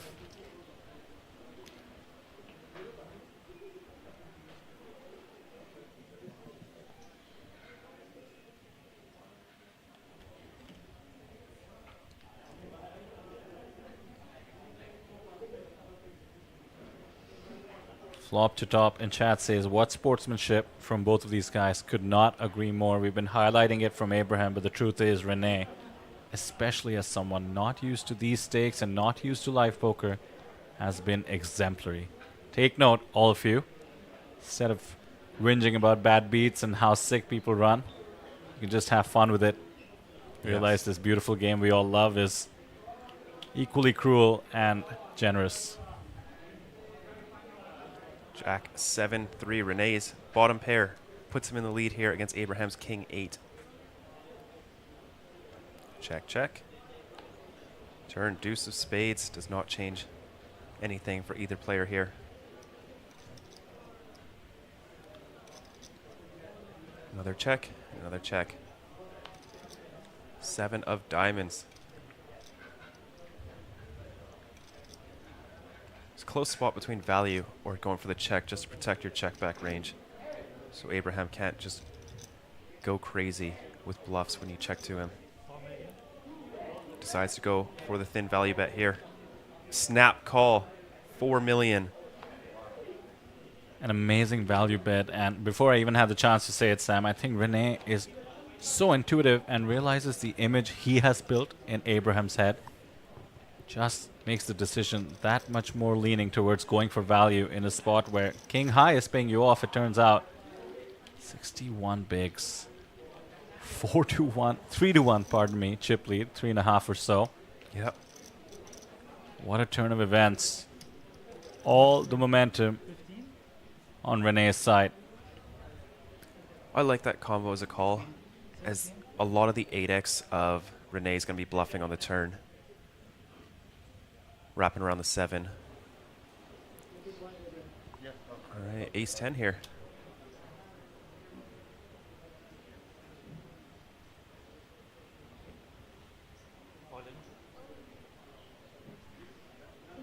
All in for 15 bigs.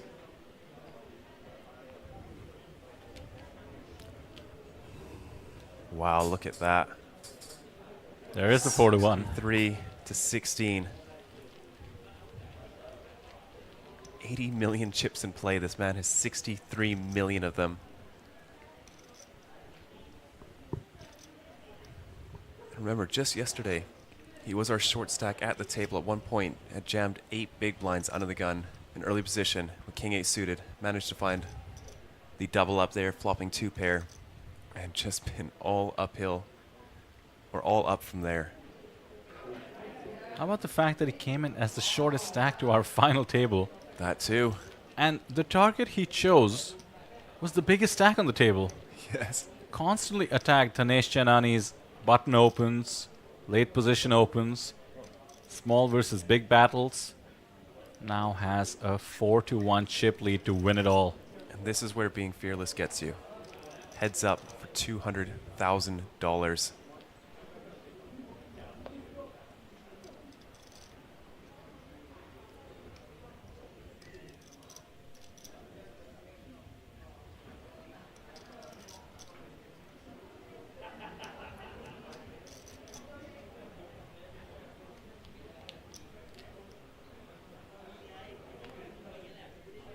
Going for the limp here, Abraham. Queen 8 offsuit in the big line.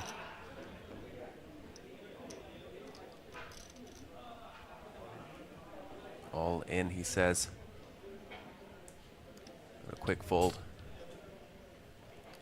Borderline shove, but so important to take the momentum at this stage.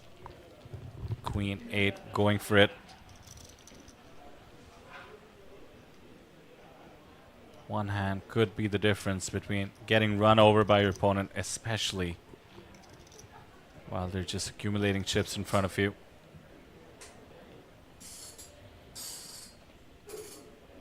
Abraham might not know it, but Renee yet to limp a strong holding.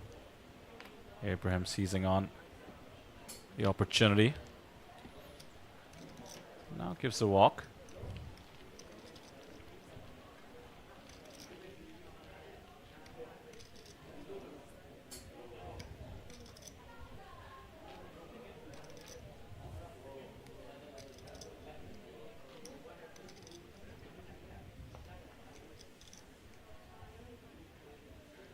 We are 15 minutes away from the next level, but the increments from this point on are very tiny. 1.2 million and 1.4 million. Oh, pardon me, 1.2 and 1.6. But we have an hour at 1.2. Yes. These are pretty much close to the stacks we will be dealing with for a long time.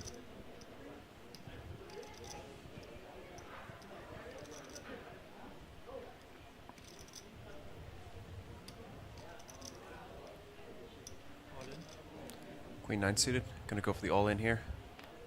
Not a hand that wants to limp and then fold to a jam.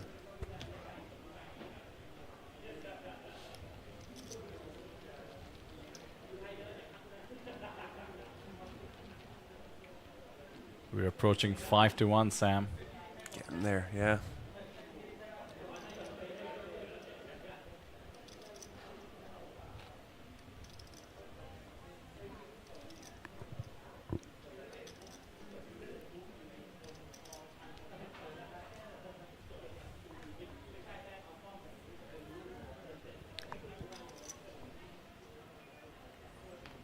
A king on the button with 13 bigs. Could find its way in there. There we go. Perfectly standard. Queen 7 though. Too weak.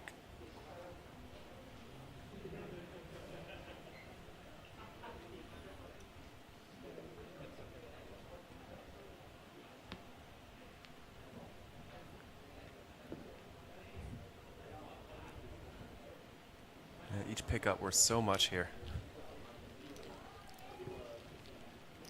1,991 entries, and it comes down to 2. 5 days of grueling poker. No day more grueling than this final table we have witnessed. One of the most action-packed and aggressive final tables I've seen.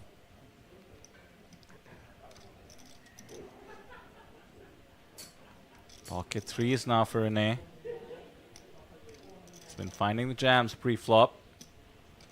Facing about a 15 big blind stack. Says the words. All up to Abraham to pick up something. 5-2s though. It's the muck.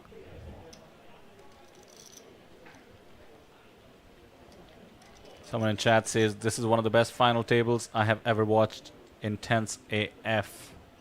I agree. It's a very, very good heads-up match, and it's also got the story. You know, Abraham 250,000 lifetime, Renee 7,000, 30,000 if you include his online scores. Playing for an insane amount of money here.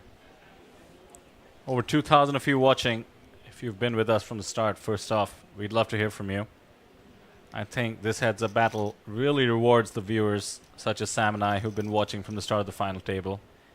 Abraham taking it slow, clearly came in with a game plan. Did not get into that second, third gear until we were four-handed. And gets down to heads up with a chip lead, turning down the deal. Meanwhile, Renee comes in as the shortest stack. Unlike any other short stack, absolutely fearless, not chasing those pay jumps. Instead, making sure he puts himself in the situation he now finds himself in. Chip leading the heads up for 450,000 USD. Akashi says here since 5:30 in the morning in Germany. Thanks for being with us, Akashi.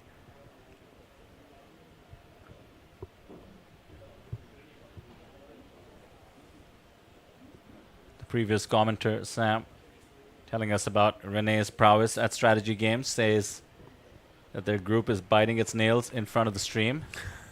Amazing. I would be too. Yeah.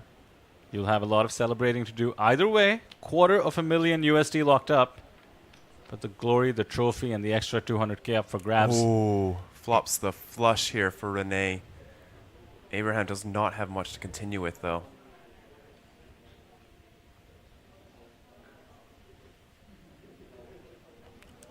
Starts with a small bet here. Oh my goodness, Sam. It's just enough to continue the 3 of clubs with the king high. It's very close, though. Just 10 bigs, though. And his opponent could easily have a bigger club. Reverse implied odds would be in play. Makes the smart fold against the flop flush, and with that, just 11 bigs in his stack. 6.5 to 1 chip lead. It's been a one-way situation to Renee's stack. Abraham, after turning down the deal, down to 11 bigs. His attitude makes me feel like he doesn't have any regrets. It seems like he plays poker the exact way one should, not results-oriented, but it is still a very, very brutal situation to be in.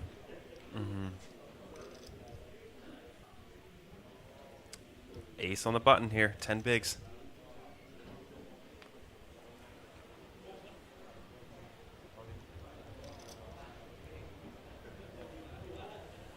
All in, Renee, queen 4 off. Not gonna make it.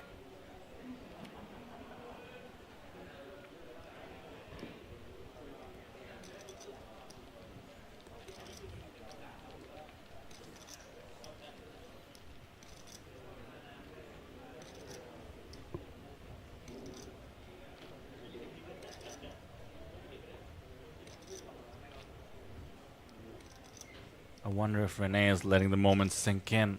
So close to victory. Needs to keep his head in the game if he can somehow manage it. Right next to the trophy, all those blacks forming the settlement in front of him, along with the Tower of Grays. 10-7 off. Limps it. Last time around, Abraham attacked. Oh, I suspect it's going to happen again. Quick fold. On to the next one. No biggie.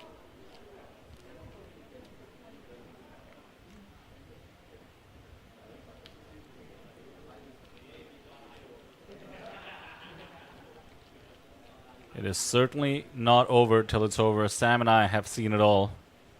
14 bigs is plenty. One double up and he's back in it. Yeah, it reminds me of the Superstar Challenge in Jeju. Joseph Cheong coming in with 7 big blinds. Terry Tang, I think he was on 50-something big blinds. And Joseph Cheong managed to claw his way back and take it down at a 7-1 chip deficit. I think at this very table, Sam, 2023 Taipei main event, after Punat Punstri had been the chip leader all throughout, he came in 10-1 in chips. And 2 hours later, had a chip deficit. Wow.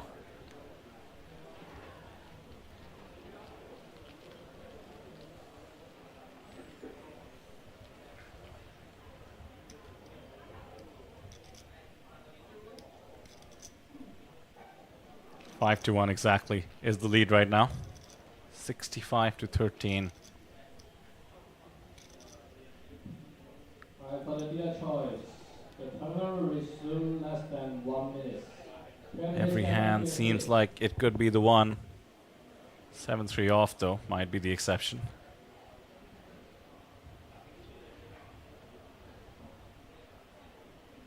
Gives a walk.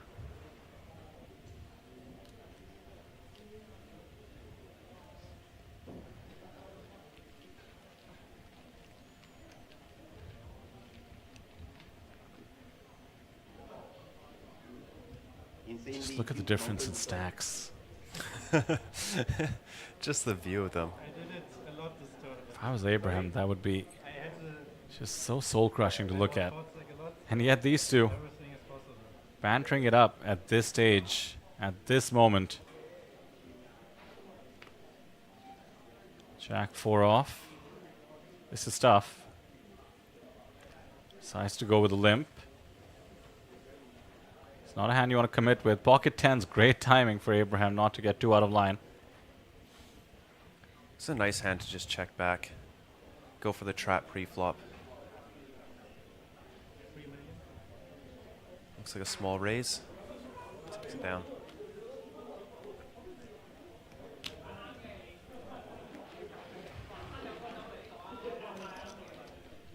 $2,500 if you're in chat.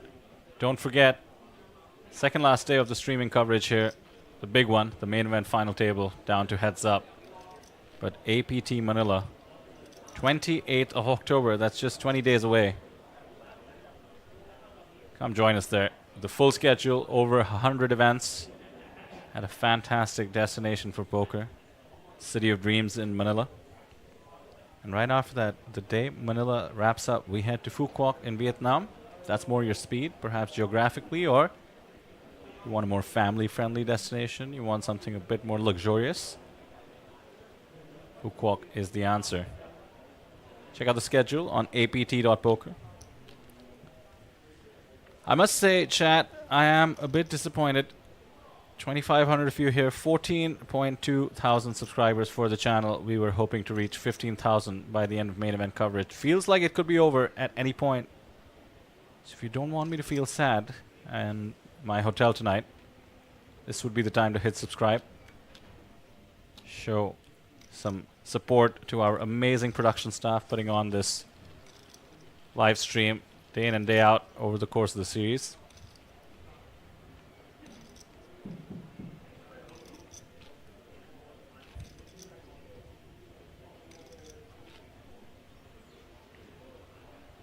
Leading main event flight B. Blinds are up. On the next shuffle, small blind 600, big blind 1200, 1200 DDA. Blinds up for the mini main event flight B. Small blind 600, big blind 1200, 1200 DDA.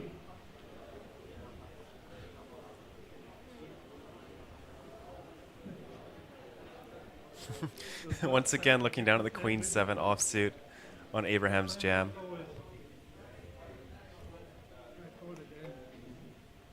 3 times you shove, 3 times exactly the same hand.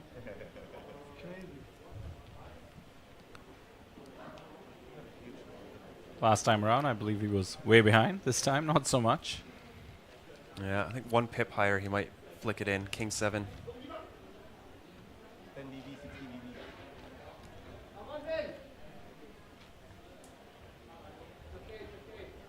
There's Abraham rail. He said some of his closest friends flew down to rail him at the final table.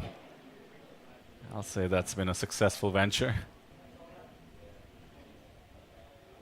Can only imagine the partying that will occur tonight, one way or the other, but the extra 200K will certainly help the cause to the extent Abraham can make this comeback. All in. Oh, that's going to be a call. Queen 4 off versus 7s. 30% to end it right here. Abraham looking to catch up. 24 million in the pot.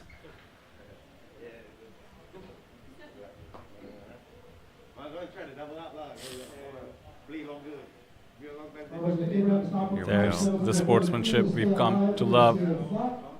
Railing the flop together, Abraham and Renee. Safe board for Abraham. 10 for a sweat? Is that too mean? 6 though. Perfectly safe. A queen and a queen only for an upset. Otherwise, here we go. Back to heads up, baby. 10 of spades. There we are. Back to 24 big blinds effective. Lots to play for. So you're saying there's a chance? There's a chance. 11-6. 11-6. All right, that's a total of 11-6.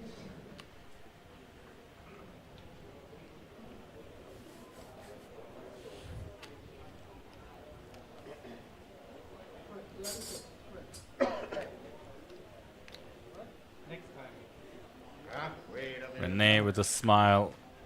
It isn't over till it's over. He knows it. Once you get down to the 10-ish big blind range, all-ins have to be dealt with. Sometimes comes down to the poker gods. 7's way ahead. 79 million. You have 25.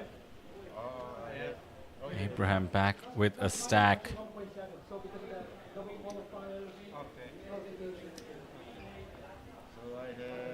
I have 52, you have 25. I have 23, yeah.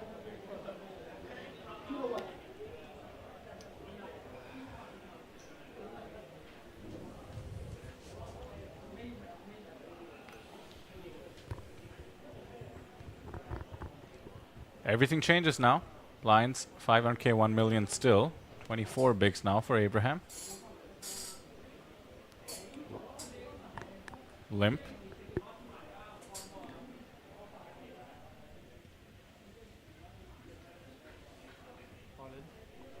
Pocket fours all in. Take it down. So feisty, man.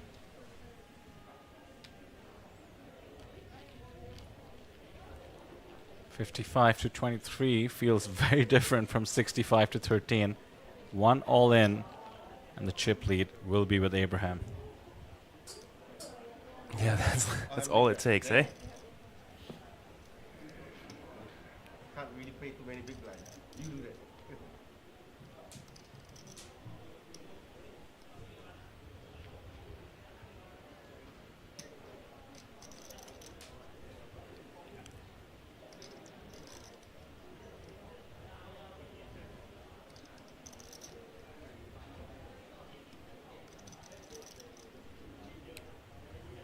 Queen 5, very playable on the button.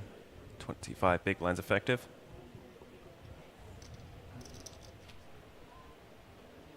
Opts to go for the raise here.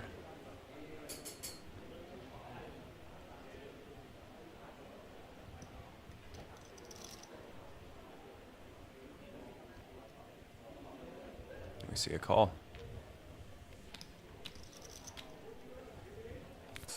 Fair fight heading into the flop. Ace 7-3 favors Seasman.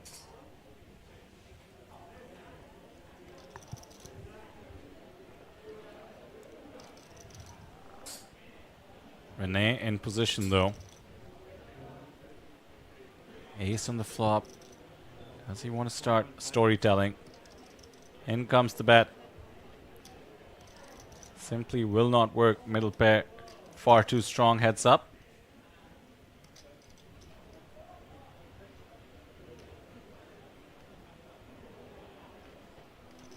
Those red plaques are 1 million chips apiece. 8 of hearts. Board looks more and more dangerous for the 7-10. Yeah, it's a board that Abraham's really going to struggle on. All the ace-high boards, 20 big blinds effective once you've called an open, are very tough for you, as a lot of your ace-6 is just going to be jamming pre-flop. Check, check. 3 of hearts on the river. Could be what Renee needs to somehow win this hand.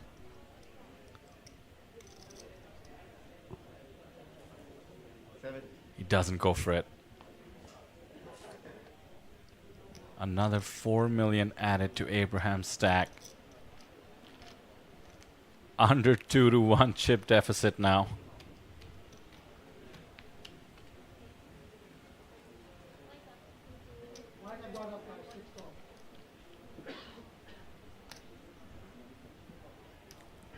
The line is not number 40. I played currently 600. Thank you. 1.2 million. These are the blinds, 612.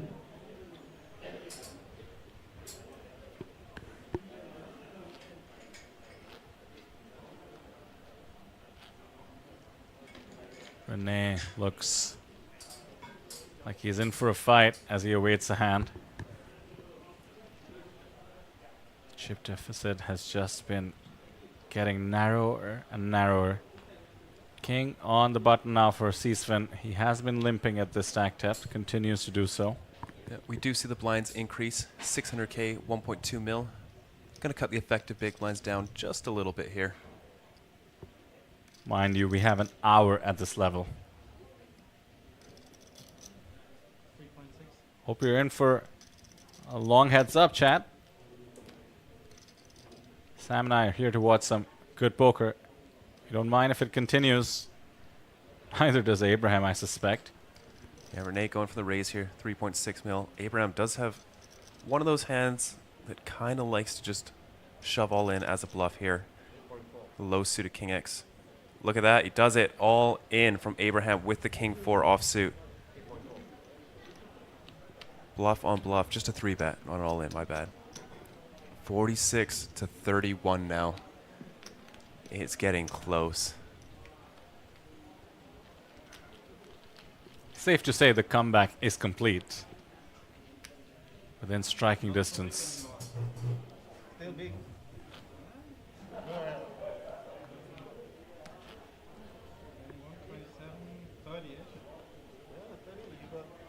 I have 47. Uh-huh. Sorry? Oh, stand on 5 there. Sorry. Should do this. Suited 5-3 for Renee. Has been limping these kind of holdings.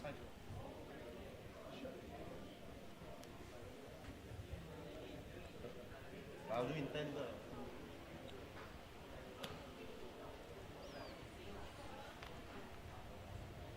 Ace queen for Abraham.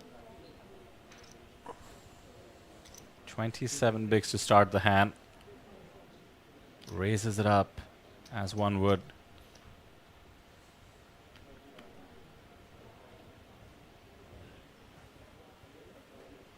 Standard raise size could be tempting with the 5-3 suited in position.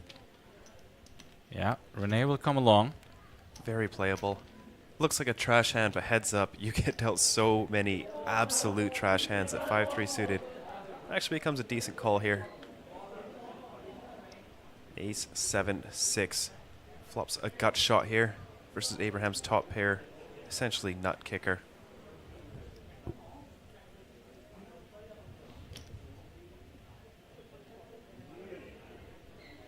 It's going to be close whether he can continue here without the backdoor flush draw.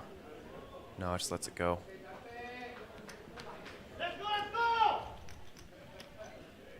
Almost even stacks now.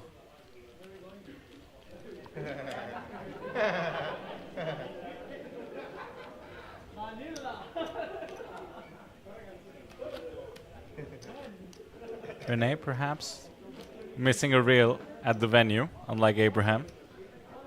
But the reel in chat is strong. Not just from Germany, but the fans who have been watching from the start. I'm certainly a new fan of Renee. I think his girlfriend is here.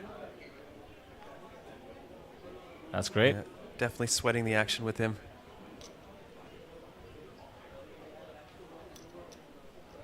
Once again, to those of you joining us at the late stages of this final table, Renee came in as the shortest stack.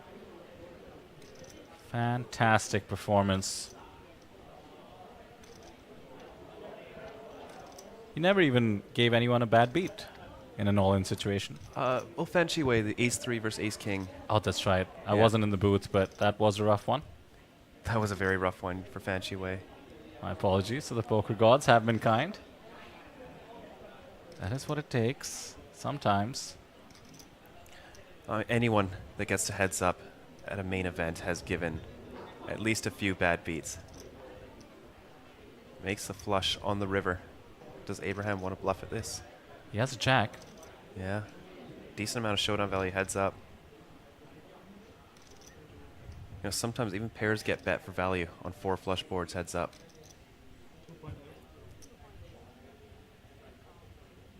Wow, Abraham beats him into the pot. 2.8 million chip bet there.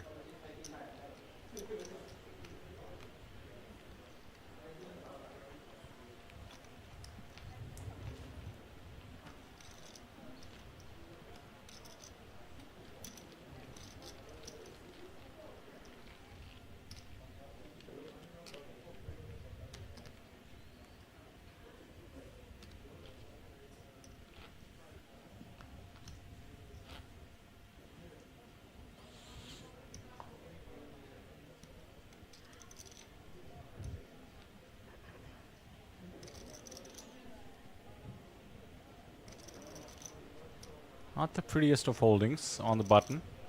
Jack 5 off. RVR, as Chad is calling him. 40 bigs or so.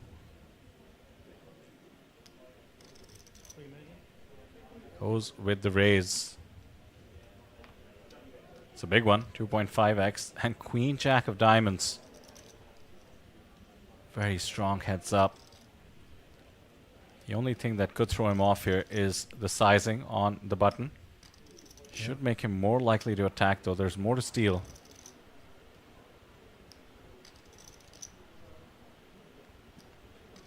.5x open is less likely to be nutted.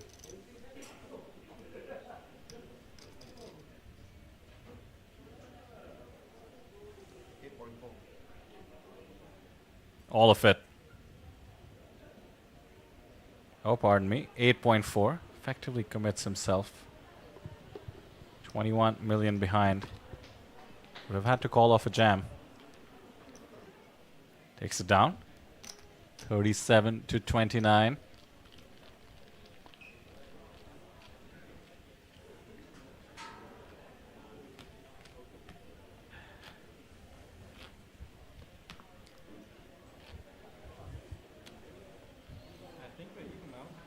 No, we're not even.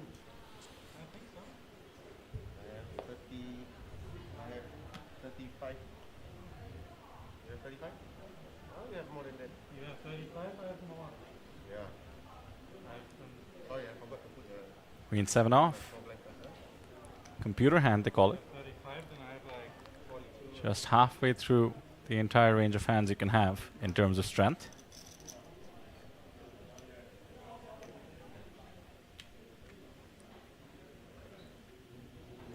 Play Games in chat says they will do a deal. 200k difference is very big. They so will we thought. not do a deal. No deal, said Abraham, and continues to believe so. He's seen every stack depth at this point. Back up to 33 million. Renee calls with the 10-9 and flops trips. Great timing for it. Abraham betting the ace-high board. Yeah, you do want to have some check raises with your trips, but this one doesn't make too much sense. You generally want to use your better kickers, and having a club means you got a lot more playability on a lot of different turns. Goes for the call, sets the trap. Look at that, the 9 on the turn, improving to a full house here. Let's see how much Abraham is going to lose here. Just checks it back. Deuce of hearts on the river.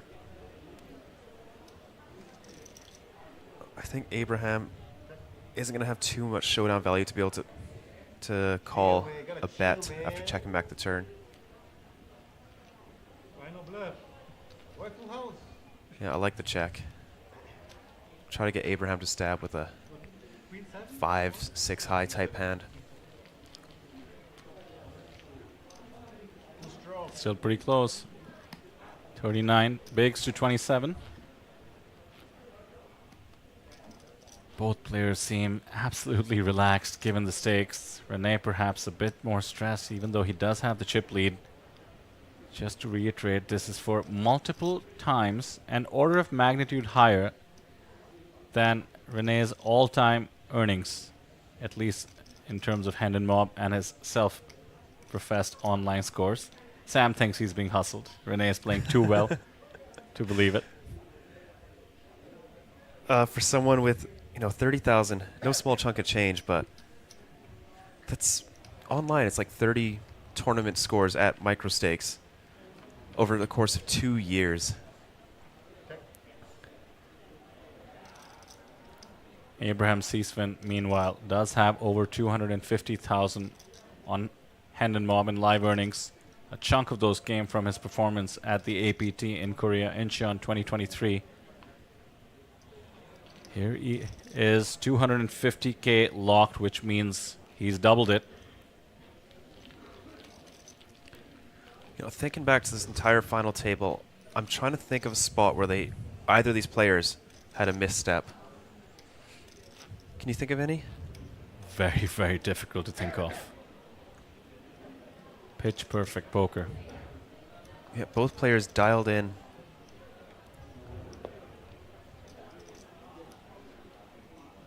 Winning some crucial flips. They're making it look easy out there, actually. Combined with their attitudes. Almost reminds me of when I watch, let's just pick a sport, let's say basketball at the highest level. Yep. Maybe tennis, one-on-one.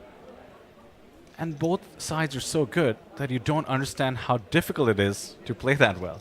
You start thinking I could do it. In this instance, these two competitors make me feel the same way. Sometimes I have been questioning chat. Would you do that? Would you pick that spot? These guys just taking their moments so accurately.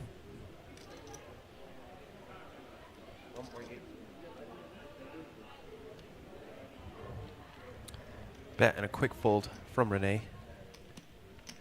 Manus in chat, who has been telling us about Renee's prowess at strategy games, they have a strategy games group, said there are times when we have played those strategy games and Renee was potentially shivering more then. Just goes to show what a cool customer he is. I've been in this situation, Sam, where I had very little live experience, just had a great run at effectively my first ever live tournament.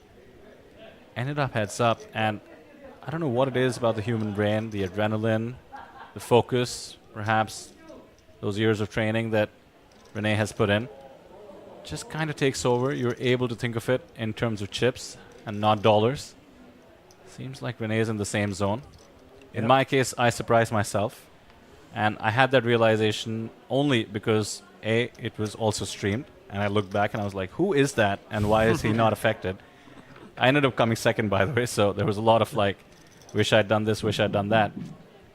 Additionally, all of it came crashing after the tournament was over. And I really felt the emotions. I actually had to go for a motorbike ride just to feel the wind and clear my head. So who knows what he's going through at the moment, but he is doing an immaculate job of keeping it under wraps. Had a monster chip lead, now not so much. But here he is, stabbing at it, taking it down.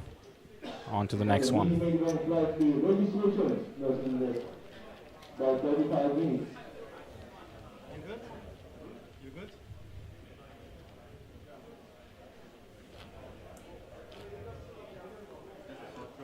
I have a feeling these two are going to be very good friends after this. That would make me happy. I don't know why, but it would warm my heart. We have seen some heads-up matches get ugly. One that comes to mind was Doug Polk and Luke Schwartz. Oh, yeah? Yeah, it was I an remember. online one. Luke Schwartz overbet shoves the river for like 4x pot, and Doug is sitting there with the nuts, so he opens up a new tab, goes, what can I buy with $20,000? Oh, wow. Doug, one of the biggest trolls in poker. Yeah. Gotta love him for it. Used to be the #1 heads-up player in the world. These two certainly showing that they are contenders. Let's not forget Luke Schwartz was one of the most outspoken players of all time. Yep. I loved his British vernacular. He used to call players who annoyed him birds. He's like, these birds out there just raising crash. Yeah.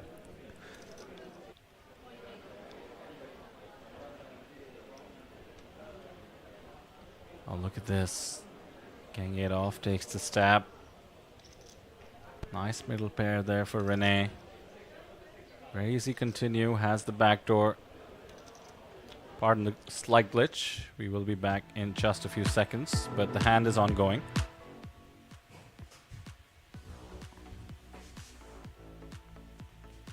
There we go. 5-3 of diamonds. Did make the call as expected, and now the 7 of hearts. Backdoor straight draw comes in for Abraham. Elevate your online And outs. experience with a wide.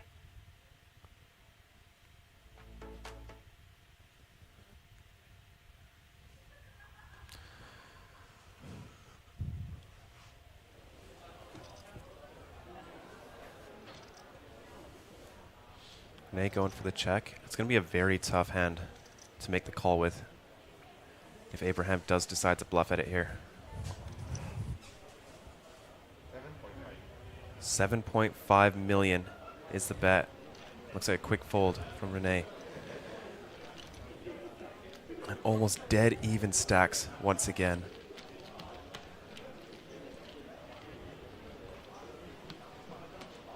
If you had to, Sam. If you had to. Who would you pick here?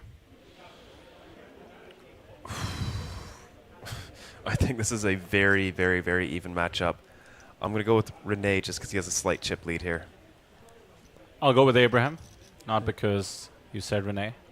I just think when you make a comeback psychologically, you have a tad of an advantage. Also by inference, I think Abraham feels much more confident in his heads-up game. Now that he's made the comeback, he's got to be feeling maybe it's just meant to be. Not for the moment, though. King 7-6. Top pair, 8 kicker for Renee in position. Yeah, very strong gut shot for Abraham, though. Renee could get a street. Abraham decides to chase. Yep. Probably has to here. On a 9, he just absolutely coolers 8-5. Does make the call here. 5 of hearts on the turn. Both players picking up the open ender here. If you do have the open ender here, the ones that you choose to bet, you want them to dominate your opponent's other open enders here. 10-8 does make sense, as it does draw to the nuts. And the king 8s, as you do get called by worse open enders. But decides to check it back, the ace of hearts on the river.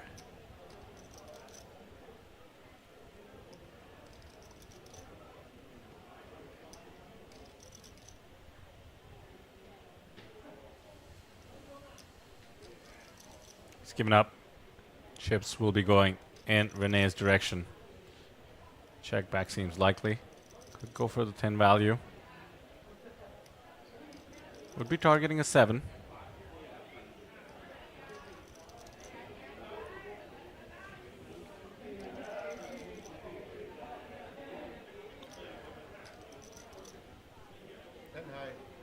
Does check it back and is going to take it down. Might have gone for 10 value with better kickers than the 8. Abraham, no doubt, saying a 9 would have been sick. Yeah, for sure.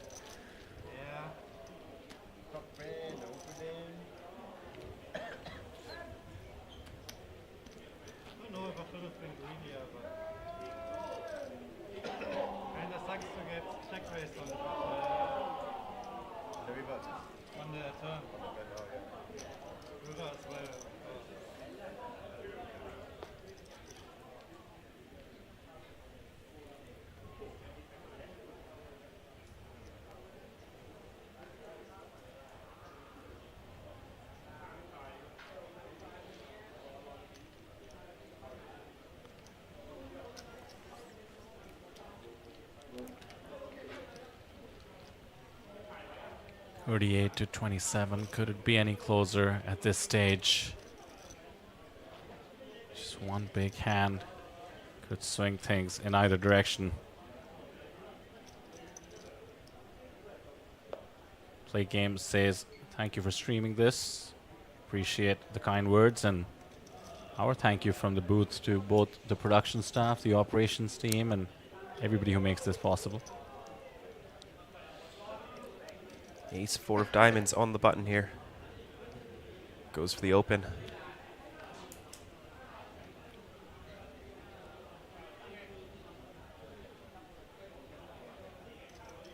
Very playable 8-6 suited here in the big blind.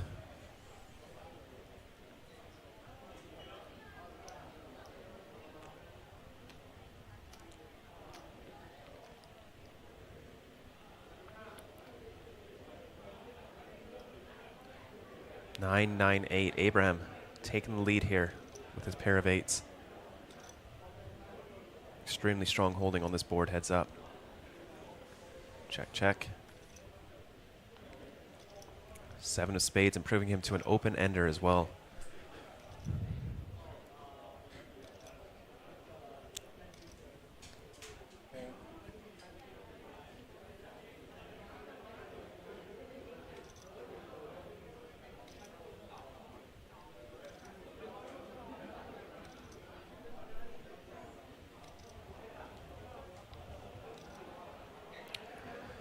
$4 million chip bet and a quick fold from Renee. On to the next one.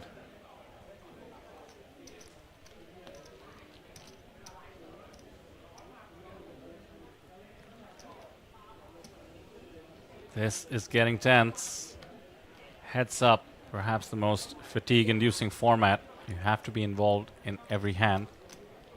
Add the 200K that they're playing for to the dynamic. What does that do to the mind? Hard to fathom, really. here we are.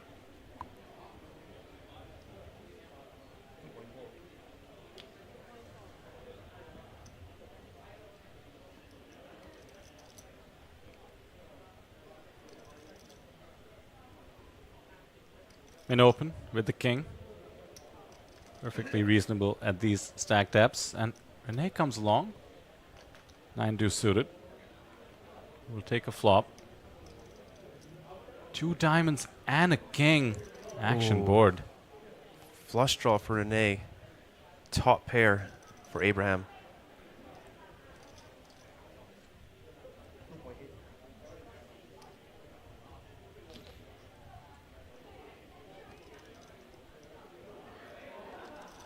That's a bit, yeah, just slightly bigger than we have seen in the past, the c-bet. As the king. Renee with the quick call with the flush draw. Does not want to check raise. Wants to realize his equity. He's out of position. 12 million in the pot. And in comes the 3 of diamonds. Wow, Renee improving to a flush here. Abraham still has outs. Can still boat up with a king or a 3. 6 of diamonds has got to make him feel pretty good about this hand too. And top pair, very, very, very strong holding heads up. 12 million in the pot right now. Oh, he's betting it. Perhaps without the 6 of diamonds, he could have checked back for pot control. In this case, he wants to charge all the single diamond cards that Renee could have. In this case, Renee has 2 of them. The board is paired to 9 high flush. Surely a check raise spot here, considering there it he wants is. to charge Abraham as well. In it comes. Now, how does Abraham feel about top pair? Top pair meant to be super strong heads up, but 3 paired up, and there's 3 diamonds. Abraham could get away from this. The kicker isn't the best either. Shares it with the board. Kings and 3s with a 7. I think kicker's quite irrelevant here because he's never check raising with, say, king jack. So top pair is pretty uniform here. And 6 of diamonds is nice backup to have if Renee's check raising a 3 here. He could have kings with much better diamonds to continue with in case he thinks he would be overfolding. He does know, he did see Renee table the ace-8 where he bluffed Justin just using the nut flush blocker there. Yeah. Thinking back to when we were four-handed, a sick bluff by Renee on the river. He's built an image. Could it get paid off? Oh my goodness. He's gone all in. 91% of the times, Renee has closed this out with the 9 deuce of diamonds. A misstep after you ask Sam, Abraham overplaying his top pair, thinking the diamond draw might help him, and also thinking Renee, aggressive as he has been, does not need to have it. Renee shows up with the flush, and this could be the final card of the APT main event. A king or a 3 need to be faded, otherwise we have a champion. Abraham turning down the deal, and here is Renee about to cinch the APT Mega Lion. 200,000 extra. Abraham can't even look, it seems. Renee, on the other hand, just praying. No king, no 3. Do we have an upset? It's the Queen of Diamonds. And that is it. We have a champion. It is Renee van Redden from Germany. What a performance. Abraham seems understandably disappointed, and Renee has barely processed it. There's his girlfriend. She has seen him accomplish what 1,990 others could not.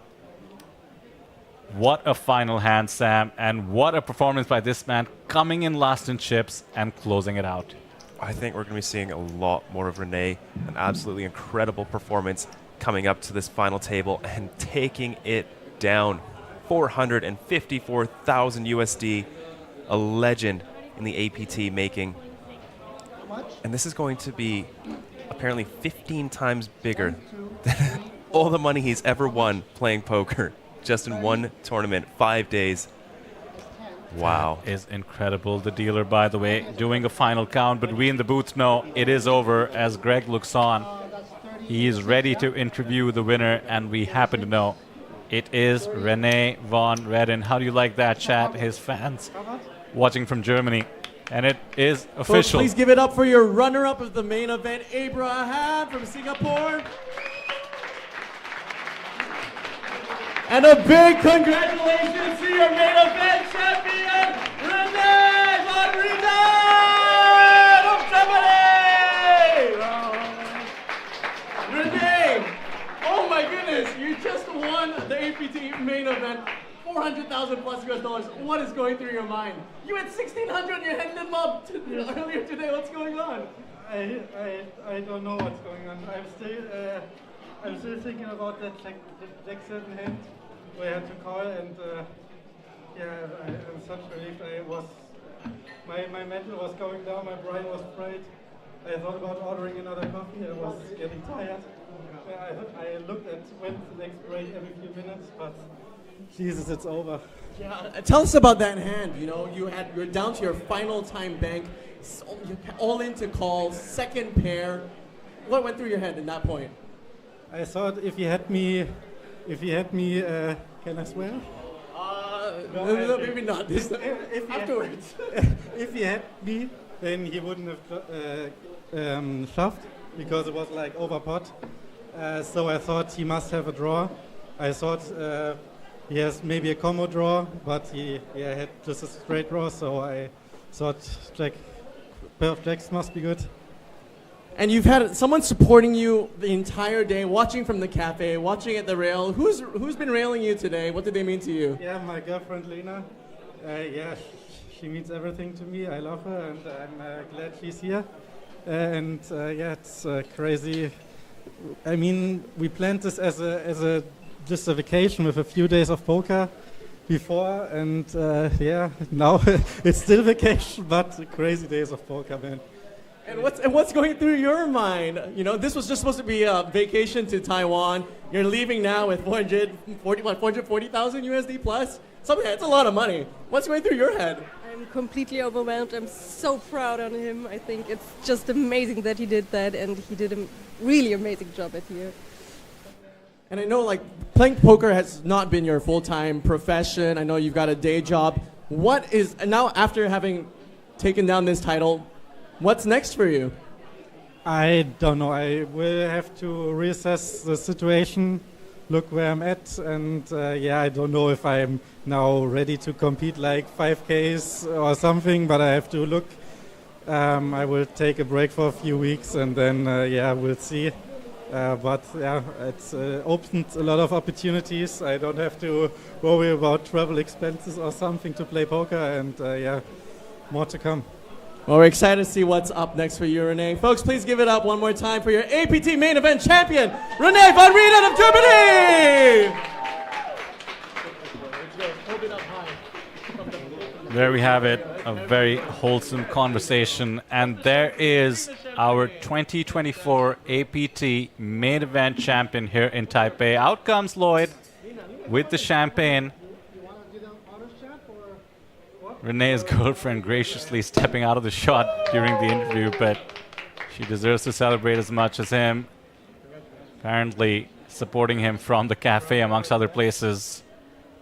What a performance. And may I just say a shout out to second place finisher Abraham Seisman as well. Absolutely enjoyed watching him play, but I enjoyed his attitude even more. In fact, I think it is the reason Renee had such a calm demeanor and a fun, pleasant attitude himself at the table. It was very infectious. On the wrong side of the heads up, but a champion in his own way and $250,000 richer, doubling his total live earnings. That's got to feel good, and what a heartwarming post-game interview. It could not have gone to somebody nicer, and an unbelievable heads-up match. I'm so glad it was these two that came into here. So much entertainment. And there it is, Renee von Redden. Might have some life decisions to make in the coming weeks, but right now, I think he's just gonna take some time, process it, spend some time with his girlfriend, enjoy his vacation. Well, that'll seriously step up your vacation potential when you back $450,000. That APT Mega Lion Gold Trophy better have its own seat on the flight back to Germany. What a performance there by Renee von Red. Now, I have to say, I don't want to influence him too much in case when he catches up with the stream, but I do think he is ready to bump it up. He mentioned, you know, am I ready for higher stakes and stuff? One of the most incredible performances at any final table, from last to first place. Sam, I had a dream when I saw the payouts come out for the main event. The guarantee was smashed, 2.7 million in the prize pool. We did the math. We saw 450k up top, 250k for second, 200k heads up. I thought, no way we don't have a deal. And there we were battling it out for 200k. And what a battle it was. I've never had so much fun in the booth. Certainly, it has been one for the books. Any thoughts on the final table before we wrap up what has been an amazing main event? I mean, I'm probably going to go and rewatch this at some point. It's a very dynamic final table, everybody battling for it. Yeah, just incredible. Just incredible. Yeah, and I will give a shout out to the extent I can get them all to all our final tablists. Andy Chen coming in 9th, Junichi in 8th, Lau in 7th, Fan Chi Wei, of course, the fan favorite.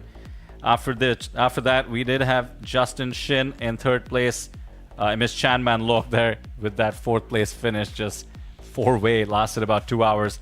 And then our heads-up battlers, Abraham Seesman and Renee from Germany. The first APT main event, Mega Lion going to Germany. All kinds of records set, including the biggest international field. And here we are, Renee, proving how that is so good for poker. The diversity was unparalleled. The production was unparalleled. I have to say, this is just the APT growing from strength to strength. And all of you in chat and the viewership was unparalleled as well. Cannot thank you enough for joining us. This isn't over. We are coming to you tomorrow as well. As we always do, day 2 of the High Roller, the 2-day High Roller, another APT Mega Lion on offer. But for now, that wraps up what has been 4 days of main event coverage. Once again, thank you. If you haven't subscribed, do subscribe. We come back to you tomorrow. And then don't forget, Sam, pop quiz. What's next for the APT? The High Roller Day 2 to close out Taipei 2024. So with that, make sure you hit subscribe. We will see you here tomorrow or else in person at APT Manila on October 28th. For now, from the booth, we wish you good night and we will see you shortly.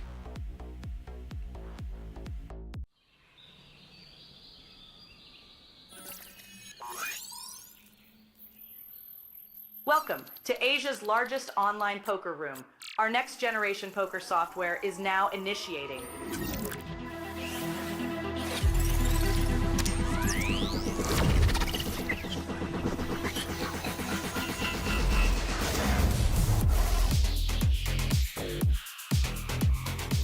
Elevate your online experience with a wide variety of poker variations to choose from.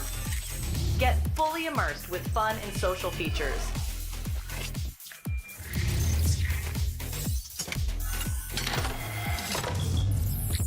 Level up your game with PokerCraft and Smart HUD.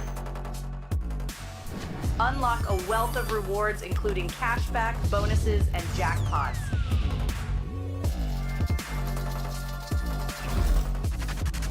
Join world-class poker tournaments featuring some of the world's most renowned brands and the largest guaranteed prize pools in the world.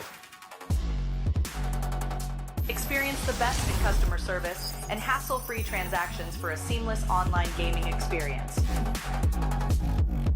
With online poker available on all your devices, you'll be able to play your favorite games anytime, anywhere.